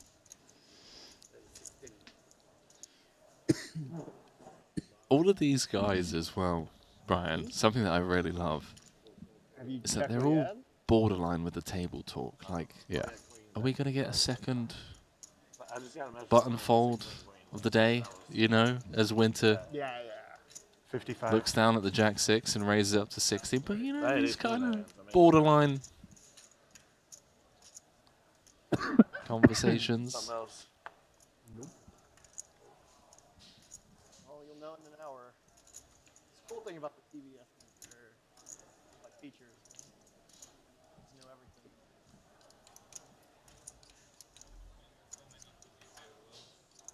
It's know everything. Well, that too. Yeah. When there's 3 of them, they switch even for like big hands. What if I say yes and then you just call? King 5? What's going on? I feel like you see my card. I know, it's always the dumbest, like, I'll be like watching it. Is this like the first time I've 3-bet you all day?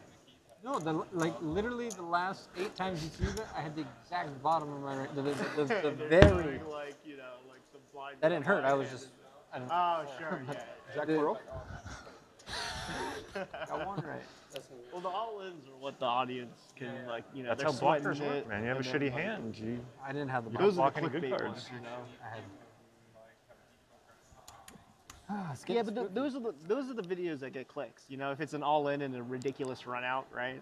Like, 4-bet shove, light. You know, that's getting spooky. Brilliant I'd be TV, spooked if I were this you. table. Vogelsang is gone in hiding. He's undercover now.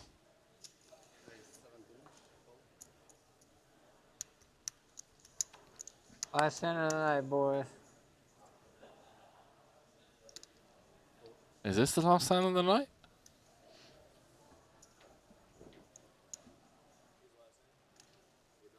It very well might be.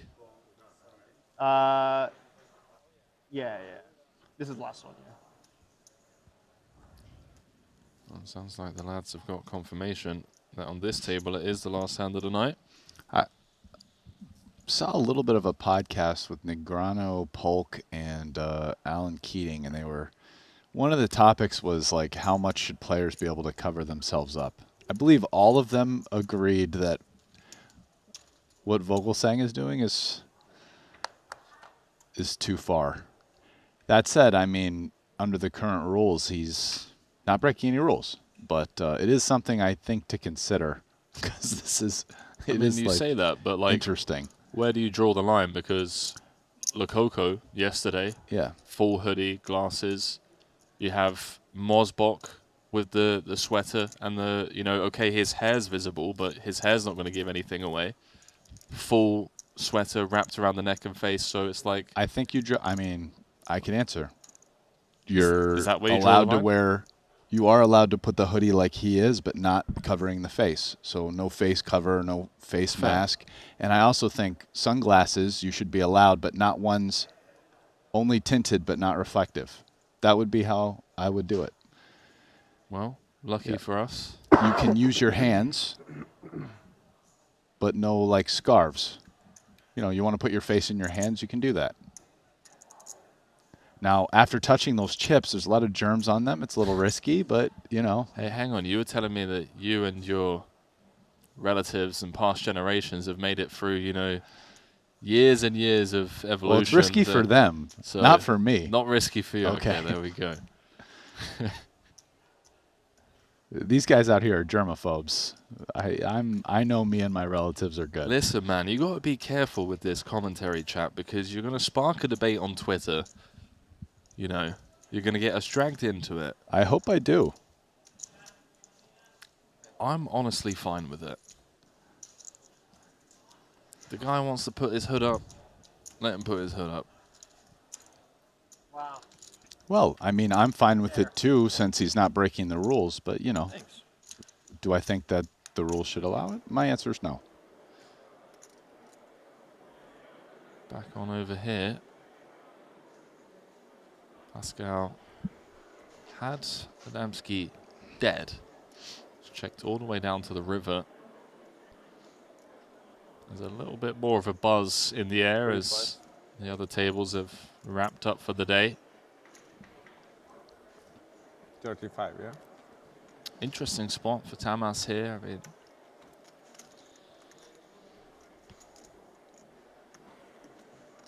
it's checked all the way down. Hijack versus small blind.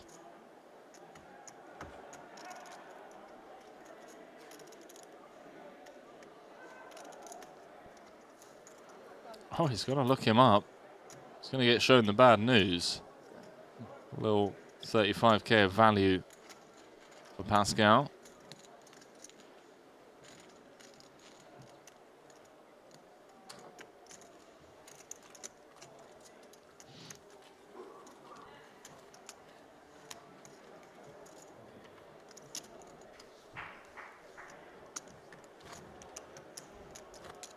So the lads on the other table, Sean Winter's table that is, have finished their total hands. Last one on this one before we bag and tag for day 2. 149 entries. Like I said, late reg open until the start of day 2. So hopefully get, you know, 160, maybe 165. Is David Yan likely to go into day 2 as chip leader? Danchev in second. Ding Biao in third. We've got Ossi Katola on another bullet. He's spun it up to 700k, so hopefully get to see more of him tomorrow. Bring Kenny on 600k, Jason Kuhn on 600k, Soiser on 640. Some massive names in the mix, understandably so. Same time, same place, 1 p.m. local time. Be kicking off, and I believe, I mean, the plan of action tomorrow is to play down to the FT. At least in theory, whether we get there in practice. So it falls to variance.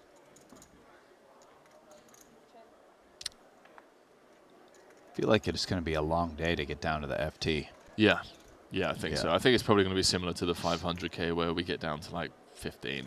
Yes. 15, 16. Like play 10 levels, but don't make it to the FT. Yeah, exactly.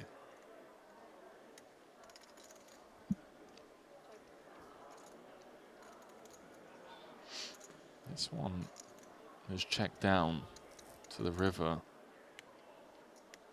Surely value to be extracted now.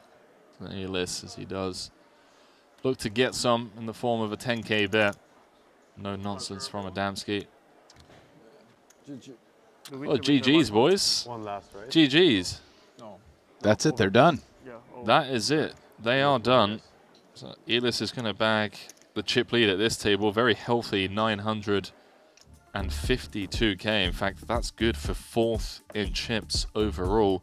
Not bad for a 4-card specialist here at the WSOP Paradise Triton main event.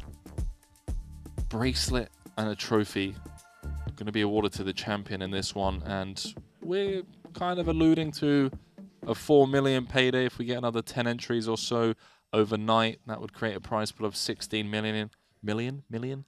As we're walking back to the break desk, Ryan Rass alongside myself, Henry Kilbane. That was a really fun frame, that one. The Scott Seaver, the Sean Winter, you know, the back and forth there with Bonomo, Seaver and Parsonen, you know, the fun, light-hearted kind of banter at the end of the day. I really enjoyed that frame. So fun, in fact, that it feels like it's time to go back and have the Triton, the people that made that music, the production team here, just put that on loop. You guys can amp it up in the sound at home, have a few drinks, and head off on out to the club, the bar, wherever it is you like to get down and have a good time. I mean, I didn't expect that outro, but hey, cue the sound technician, get it done. I'm not just here for the poker. Brian and I will be back tomorrow alongside Arlene Najad and Randy Lou for day 2. 1 p.m. tomorrow, as Brian said earlier on, 10 levels of play, hopefully getting down to the final 2 tables or so. And, well, yeah, gold bracelet and a trophy in 2 days' time. From us here in the break room, good night.